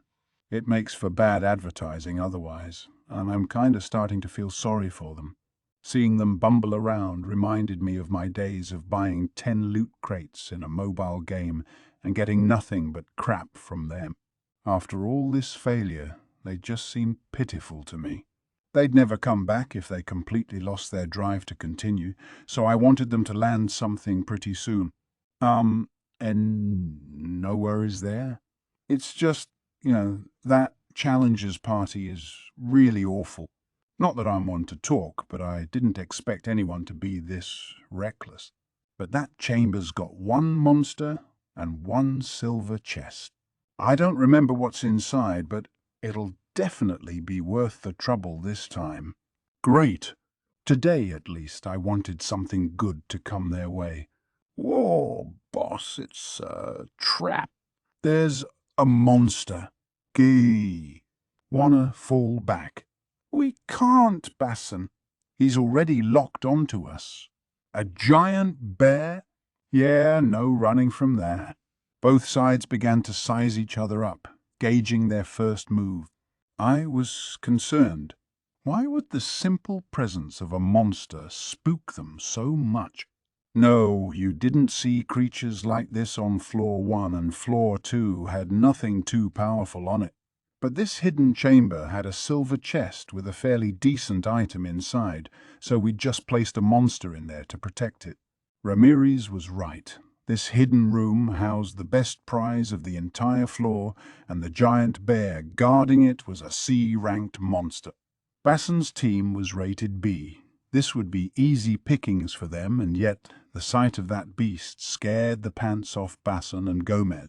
Basson, I see a treasure chest on the other side, and it's silver. It might be a trap, but we gotta do it. Brace yourselves, people! Let's go. Now the party of 6 was finally ready to fight, gripping their weapons tightly as they stared the bear down. I'll distract it. You guys catch it off guard? Basson, as leader, intended to play the advance guard role. The moment he jumped into the room, He let out a roar, drawing the bear's attention. The two of them faced off. Whoa! Basson's party has started fighting a monster? Is that a giant bear they're up against? Those enormous claws could easily take your life with one swipe, it said. Soka's commentary made me realize how wrong I was. Yes, this wasn't a game. Basson's party wasn't proving it too well today, but they were professional adventurers and they didn't like getting hurt. The stakes dictated that one wrong move could end your life, so naturally, they wanted to avoid any combat that didn't suitably reward them. I told everyone that dying in here was perfectly safe, but it looked like that'd take a while to sink in. Maybe I needed to reconsider the pitch I was making with this labyrinth. And then battle began. Basson was up in front, fending off the giant bear's attack. His face was taut. He had gone with a set of hard leather armor today, which left his arms and sides undefended. No wonder even a lower-level foe was making him sweat. The swipes from his axe were heavy and punishing, no doubt, but they didn't offer good defense against a clawed foe. Instead, he was deftly using his circular shield to push the giant bear's arms away. Meanwhile, his companions were offering him support, focused on staying safe as they aimed for the enemy's eyes and footing with their barrage of attack. It was Gomez the sorcerer who struck the final blow, however, with a wind-cutter attack that hit home. And the curtain has closed on their battle with the giant bear. That was quite a battle, wasn't it? That it was. Truly a textbook approach, not going in too far at any time. These are true veterans of the craft at work. I listened to Soka and Miel Miles' banter as I thought over the fight. The party had worked well together. They'd wrapped up that battle successfully in around 5 minutes, with nobody hurt on their side. To me, though, this was a serious problem. My head started to hurt again.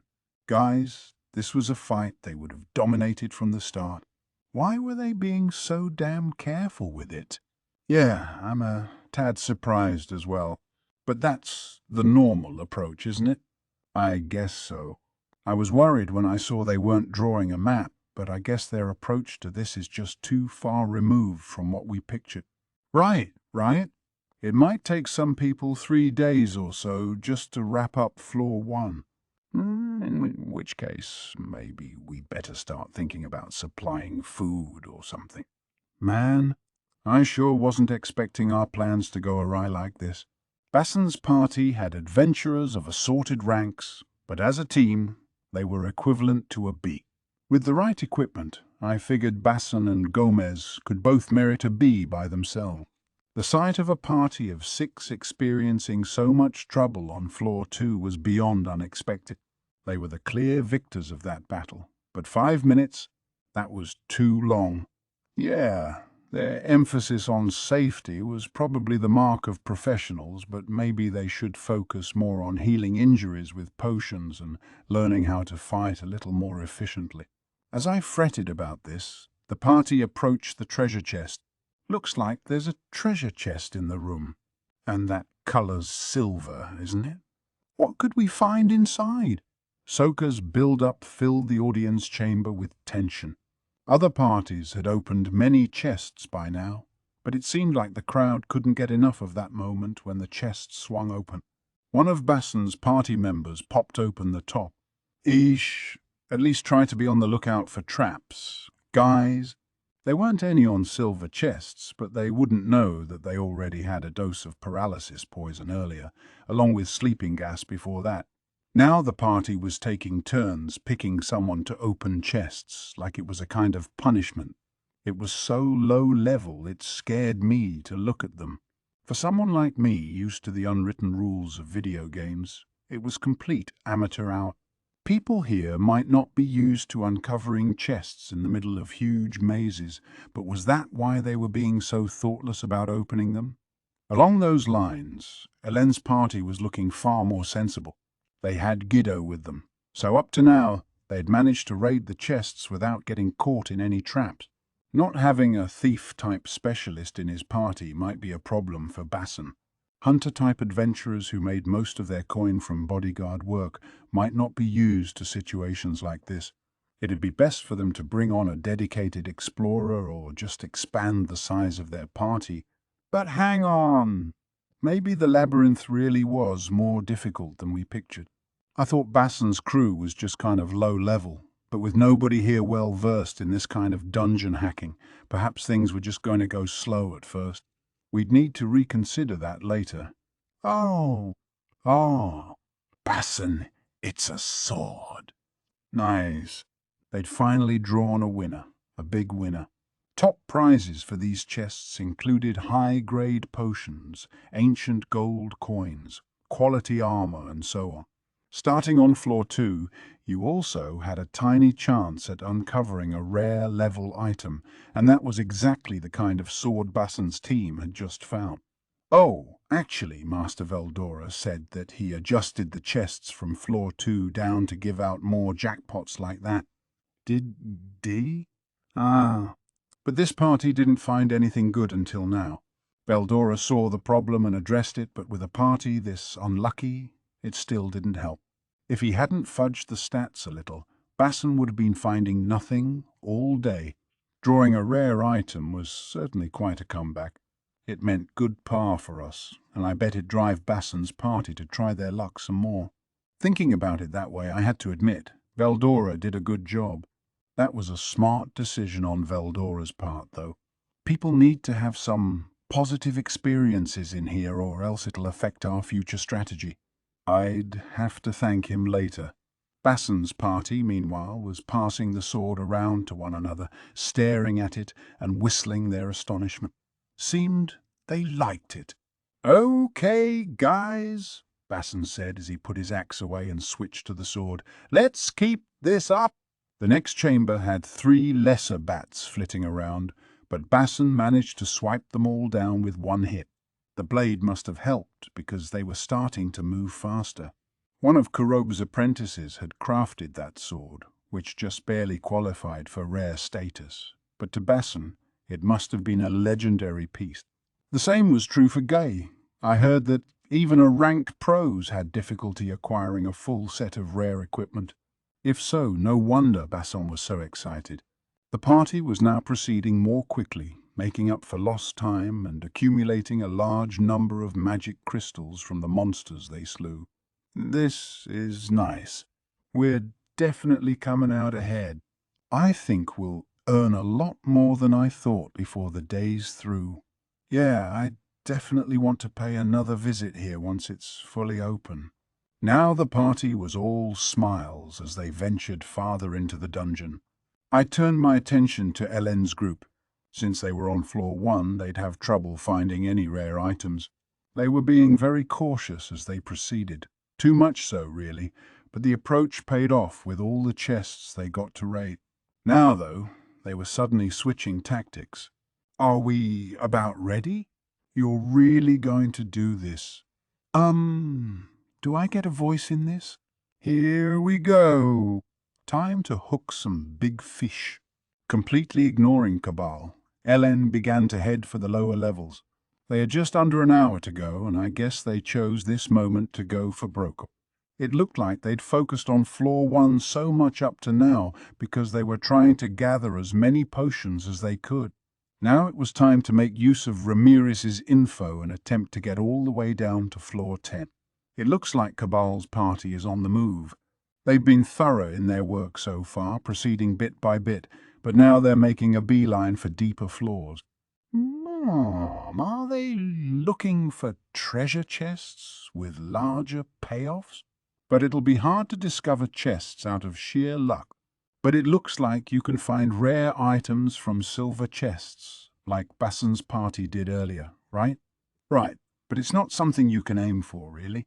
Sergei has opened something like 20 silver chests so far, but he still hasn't scored any rares. So they'll need to look for gold chests to be guaranteed rare items. That's correct. But they'll only find gold chests in the designated boss monster chambers mostly. Mostly? Are they anywhere else? Well, Actually, there are other powerful creatures in the labyrinth that you may run into at random. These are called area bosses, and the rooms they guard could contain golden chests. Sokar's and Miguel Miles' guidance convinced me of what Ellen was after. Hey, Ramirez. Yeah. Did you leak out the locations of the area bosses as well? Well, hmm. I think such a thing might have been included, yes. Oh, Lord. But hey, let's stay optimistic. These area bosses, something I included mainly for fun, could also be good par for us. And I knew I laid one out in floor 4. Its position changes whenever it's defeated, but those guys should still be where I left them. Essentially, this floor housed a small monster lair inhabited by several giant bats, each ranked C+. If you weren't aware of them, you'd have to face a torrent of monsters all at once, but if Ellen's party saw them coming, I suppose they could prepare for it well enough. I just didn't want it to look like they knew in advance there was something in that lair. That seemed a little too contrived, but I had nothing to worry about.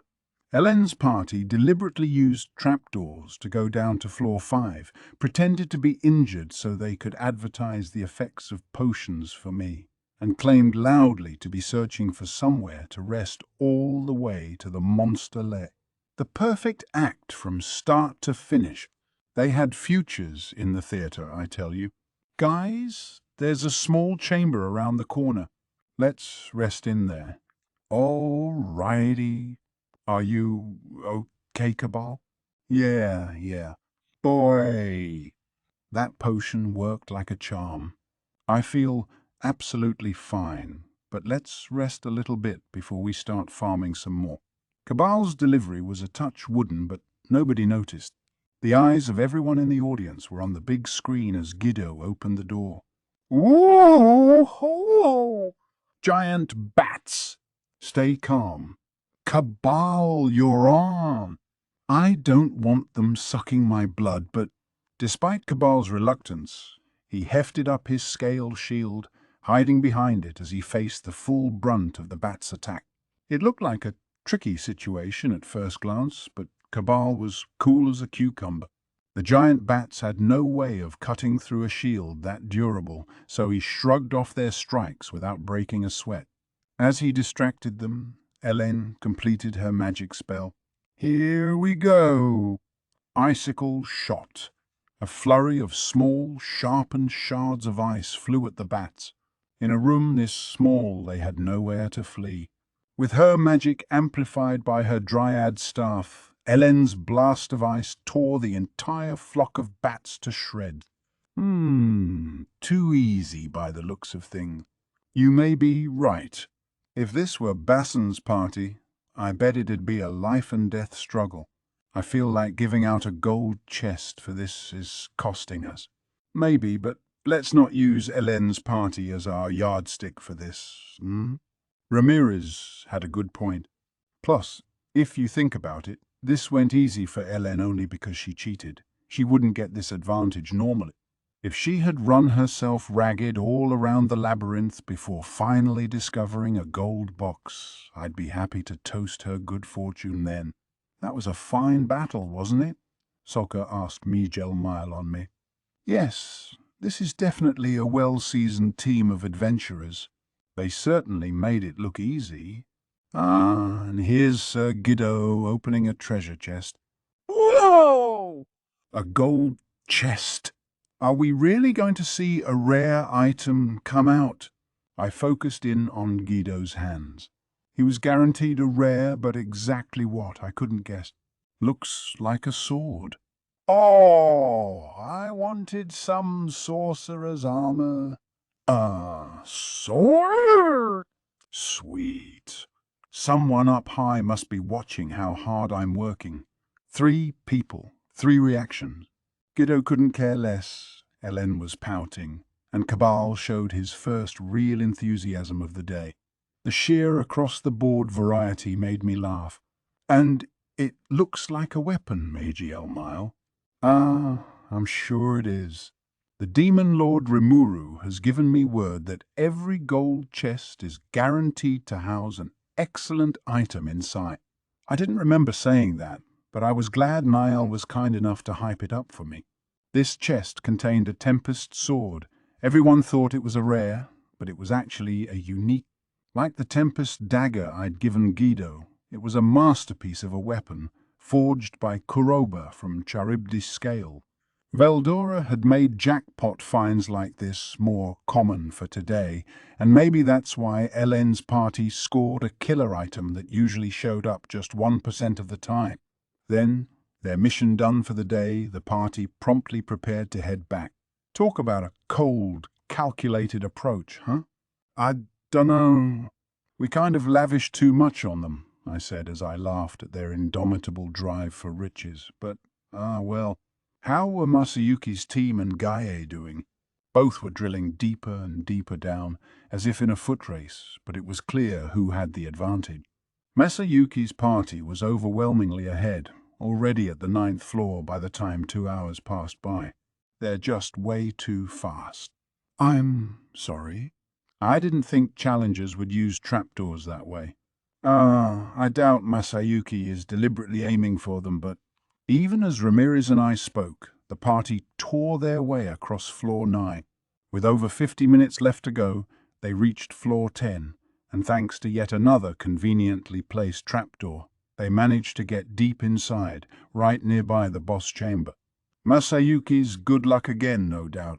I never would have guessed they'd go this far in under 3 hours. Their speed just totally floored me. By this point in the labyrinth, you'd start to encounter monsters in the middle of corridors as well, not just in rooms. Sometimes they'd appear in small groups too, but Masayuki's friends did an impressive job against them. Nearly all their foes fell with one hit. At no time were they ever endangered, and since my map was accurate except for the trapdoors, they were still checking it to figure out the way ahead. Finally, the party reached the last chamber in the floor. The stairs to floor 11 would appear only once they defeated the boss lurking inside. A black spider ranked a B in difficulty. The party cowered against this fearsome sight. Yeah. And Jinrei then slashed it to death in one swipe. Damn! That was frustrating. Against Team Masayuki, a black spider didn't even begin to pose a challenge. If it weren't for all those damn trapdoors, at least they would have had to spend more time getting here. Thus the party picked up their gold treasure chest, grabbing a rare level dagger from it. That, and they even added their names to the floor's save point. I decided right then and there to just do away with all the trapdoors. Once the boss was slain, Masayuki's group used their return whistle to head back to the surface, making them the second group to emerge after Ellen's. Just when the party exited the boss chamber, the door leading to it opened again. Masayuki's party is back with us, but now Sir Gay is going to challenge the boss. Guy has traversed this far into the labyrinth all by himself. No traps or pitfalls have caught him yet, and he's been going at a breathtaking clip the whole time. Yes, at the speed he's going, he's racing past trapdoors before they can even open. That's an unexpected approach to take. I don't think most people could copy it. The adventurer types in the audience nodded in agreement with May J. Elmile. Going solo was one thing, but a multi-member team could never pull a trick like that. Guy didn't have the greatest of personalities, but he was every bit worthy of the A rank he was rewarded. He had run into no problems in these early floors, taking every measure available to score as many silver chests as possible. It was about the worst beta tester I could have picked, but I couldn't do much about that now. Puffed! That piece of garbage swordsman beat me here, eh? Oh, well. Bring back that boss for me. Guy wasted no time copying an attitude. It was grating, but I was mature enough to put up with it. So what happens at a time like this, Mijel Mile? Well, I'm told that the boss is resurrected in approximately 30 minutes, and the gold treasure chest with it. That's what I understand, yes. Otherwise, Sir Rimuru was concerned people would start fighting each other for the right to tackle a boss. I see, I see. In that case, I'm afraid Gaia may not have enough time. No, there's not much time left. I imagine that'll be the end of this run for him. 15 minutes remained out of the 3 hours allotted. Guy, once the situation was explained to him, did not take it well.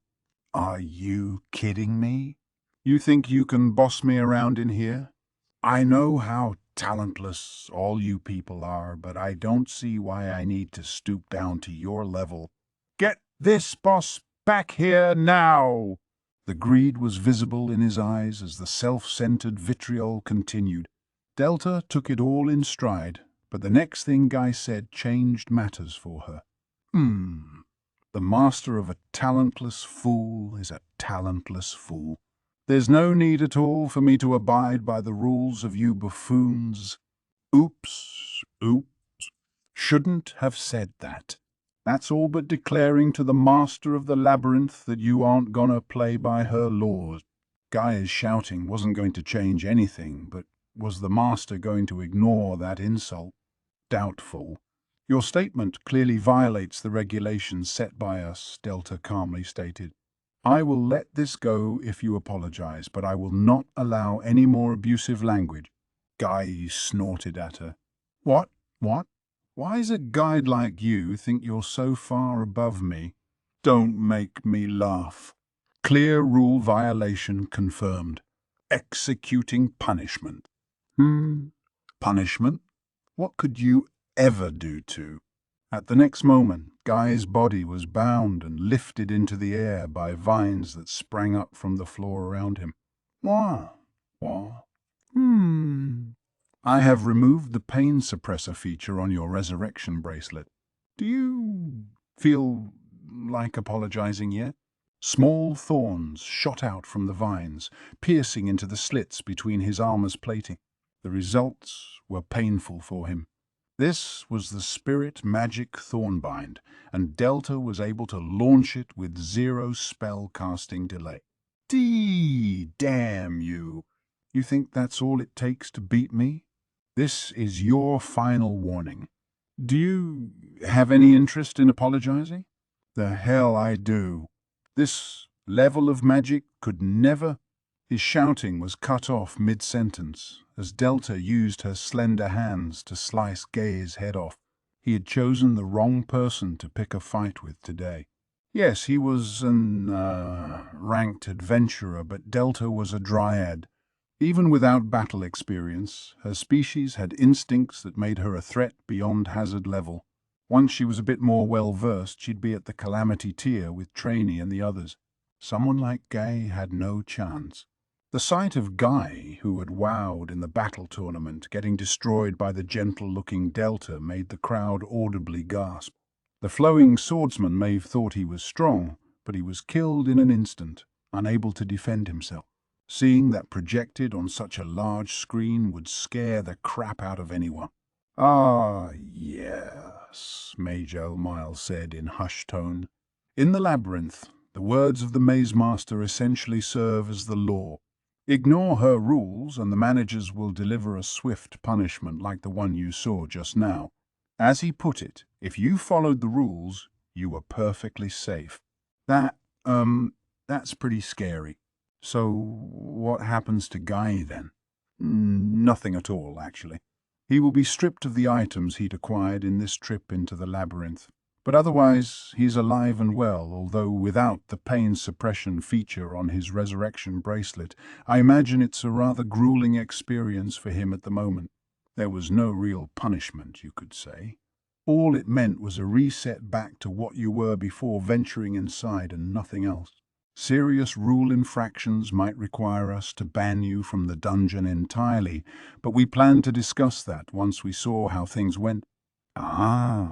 Guy's now out from the labyrinth, but unlike you, Mage Elmile, it appears he's unconscious. Immediately after the decapitation, Guy dissolved into particles of light and was resurrected at the surface, still knocked out. That's because Delta exercised her right to restrict the functionality of his resurrection bracelet, a sort of nuanced way to mete out extra punishment. He was safe and unhurt, but his body would need some time to recover from the shock of dying. Between his mistreatment of Meiji Elmile and outright contempt for Delta, Guy was proving to be one of the most distasteful people I'd ever met. Seeing him like this was, to say the least, gratifying. Hopefully, he learned his lesson a little. Yes, Meiji Elmile continued, as long as participants follow the rules, the resurrection bracelet always works perfectly. But as all of you saw, Sir Gay was deliberately flaunting regulations, so the Labyrinth has a number of rules for visitors to follow. For example, no conflicts among adventurers, and always follow the advice of the maze's manager. We plan to distribute a book of rules once normal operation begins, and our guides will also provide rule rundowns to those adventurers who can't read. We'll want all of you to follow the rules and behave well inside, lest you meet the same fate Sir Guy just did. Oh, I could imagine Gay might be a little disappointed about this result, but during normal operation, all you have to do is wait a short period of time and the boss will reappear. It's against the rules to fight other adventurers, so it's important to wait your turn and conquer this dungeon the right way. Soka used a melodious tone of voice to run all of this down. What's the right way mean here? She didn't specify. I thought the crowd felt kind of awkward about this, but Soka's follow-up largely steamrolled over all of that. As she went on, Guy woke up again, then reeled back in shock, remembering what had happened to him. Seeing him recovered, if intensely frustrated, helped calm the crowd down a great deal. Well, good. It seemed like the crowd had accepted Meiji Elmile's explanations for everything. He may have been a total prick, but the things we learned observing Guy were quite useful. If we could work out how to deal with high-level adventurers sprinting down just to raid treasure chests, hopefully we could avoid losing a mint on this. That, and everybody certainly knew how the rules worked now. All in all, I'd say Guy's journey proved pretty satisfactory for all of us. Thus, each team wrapped up their runes, leaving only Bassan's party in sight. They had about 10 minutes left, so I'd want them to wrap up shortly. As I thought about that, one of Bassan's companions screamed loudly and fell to the ground in the corridor. Someone in the adjacent room must have gotten him. He was alive, but there was an arrow straight through his right eye. See? I told you going in all careless like that was dangerous. There was a single skeleton inside this chamber, wielding a bow and taking potshots at anyone through the door. The second party member through the archway was rewarded with a bolt between the eyes. He fell as well, but unlike Gay, he disappeared into light particles after 10 seconds. Nice. We'd have at least one challenger experience death before time expired then. The remaining 4 party members made quick work of the skeleton. "Ah, look at this," Soka said, talking quickly. "We haven't had anyone drop out yet, but that skeleton has just claimed 2 victims. But don't worry, because the deceased will be revived shortly back at the surface." The audience was riveted by the "you are there" viewpoint they had of the battle. Having it shown on such a huge screen like that really did make it feel like you were exploring the labyrinth with them. I heard screams here and there whenever a monster appeared, which I thought was a pretty cool reaction. Maybe it was like watching a horror film. People started shouting their heads off when that party member died, too. Maybe staging viewing events of the action inside the labyrinth would be a fun idea. We'd worked this out with the participating adventurers in advance, of course. We couldn't get away with showcasing their exploits without permission. Really, today was helping me come up with all kinds of little ideas. For now, though, time was almost up. This offered a nice taste of the show to everyone, I thought. Bassan's party helped keep things tense throughout. In the end, they were pretty good challengers, actually. They dissed Masayuki and crowed about ripping the facade off the labyrinth and accused me of running a con job. But once they were in, they forgot about all of that and focused on their task. Now they were shedding tears and wailing the names of their fallen comrades. Not only did they have the wrong impression, they clearly weren't the kind of people who listened to anything they were told. As beta testers, they were tremendously helpful. "All right, everyone, it's just about time to return to the surface." Alpha, the guide for Bassan's party, interrupted their mourning in her matter-of-fact voice. Bassan looked livid at her for a moment, but Alpha ignored him and forced their return whistles to activate. "God damn you!" Bassan protested, but he swallowed his words back on the surface. "Oh, hey, Bassan. I guess I actually got resurrected." Being greeted by his alive and very confused companion made Bassan's anger vanish. "Ooh, awesome. You really came back to life." "Yeah, I thought I was done for, but it didn't hurt near as much as I thought, and now I'm back to normal." "Man, are you serious? Because if so, this is just amazing. There's so few people out there who can cast resurrection magic, and this bracelet does it all for us." The group chattered on some more as they celebrated their revived companion. "Ah, damn it, my eye. How about we use this?" The man with his eye shot out had it all fixed up with a dose of potion. "This is crazy. For people like us, you know, our bodies are our main asset. So having this sort of setup is like a dream." "Wow, so it's true. Man, we can really go all out next time." "You were going all out, man. I don't think I saw you check for traps once all day. Once they get nastier on later floors, you're goners." I could criticize their style all day, but I stayed mum for now. The key thing was how the crowd reacted, and after seeing how Bassan's party fared start to finish, I think they understood how safe the dungeon was. As an advertising stunt, I'd call today a success. The challengers were all lined up on stage now. I headed up as well, standing in front of them, to offer some closing remarks. "So, what did you all think?" I asked, mic in hand. "Did you have fun today? Our dungeon will be officially opening to the public in just a few more days. I guarantee to all of you that it's perfectly safe, so if you're interested, go ahead and give it a try for yourself. And if any of you can conquer the 100th floor on the bottom, I will grant you the right to challenge me to battle." With that, the event was over, and my instincts told me we kicked ass. The tournament final was exciting enough, but viewing these test runs into the labyrinth really did make it seem like you were there. It was a great way to round out the show. Of course, it would have been perfect if the show actually ended then.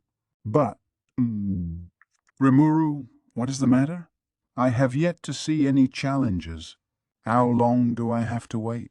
Veldora, Lord of the Labyrinth, sent me a thought communication that clearly indicated he hadn't listened to a word I said. Way to ruin the moment, man. Shut up! How many times do I have to tell you? Listen to me. You're not going to see anyone good enough to make it to the bottom for a while. Oh, what? That was not how I understood it. Then you understood it wrong, dumbass. Why don't you try actually listening to me? We argued about this for a little while afterward. You know how you sometimes see kids get yelled at during a fair or festival because they get too worked up and all that? It's so regrettably common. So this time I lectured Veldora until I was damn sure he was sorry.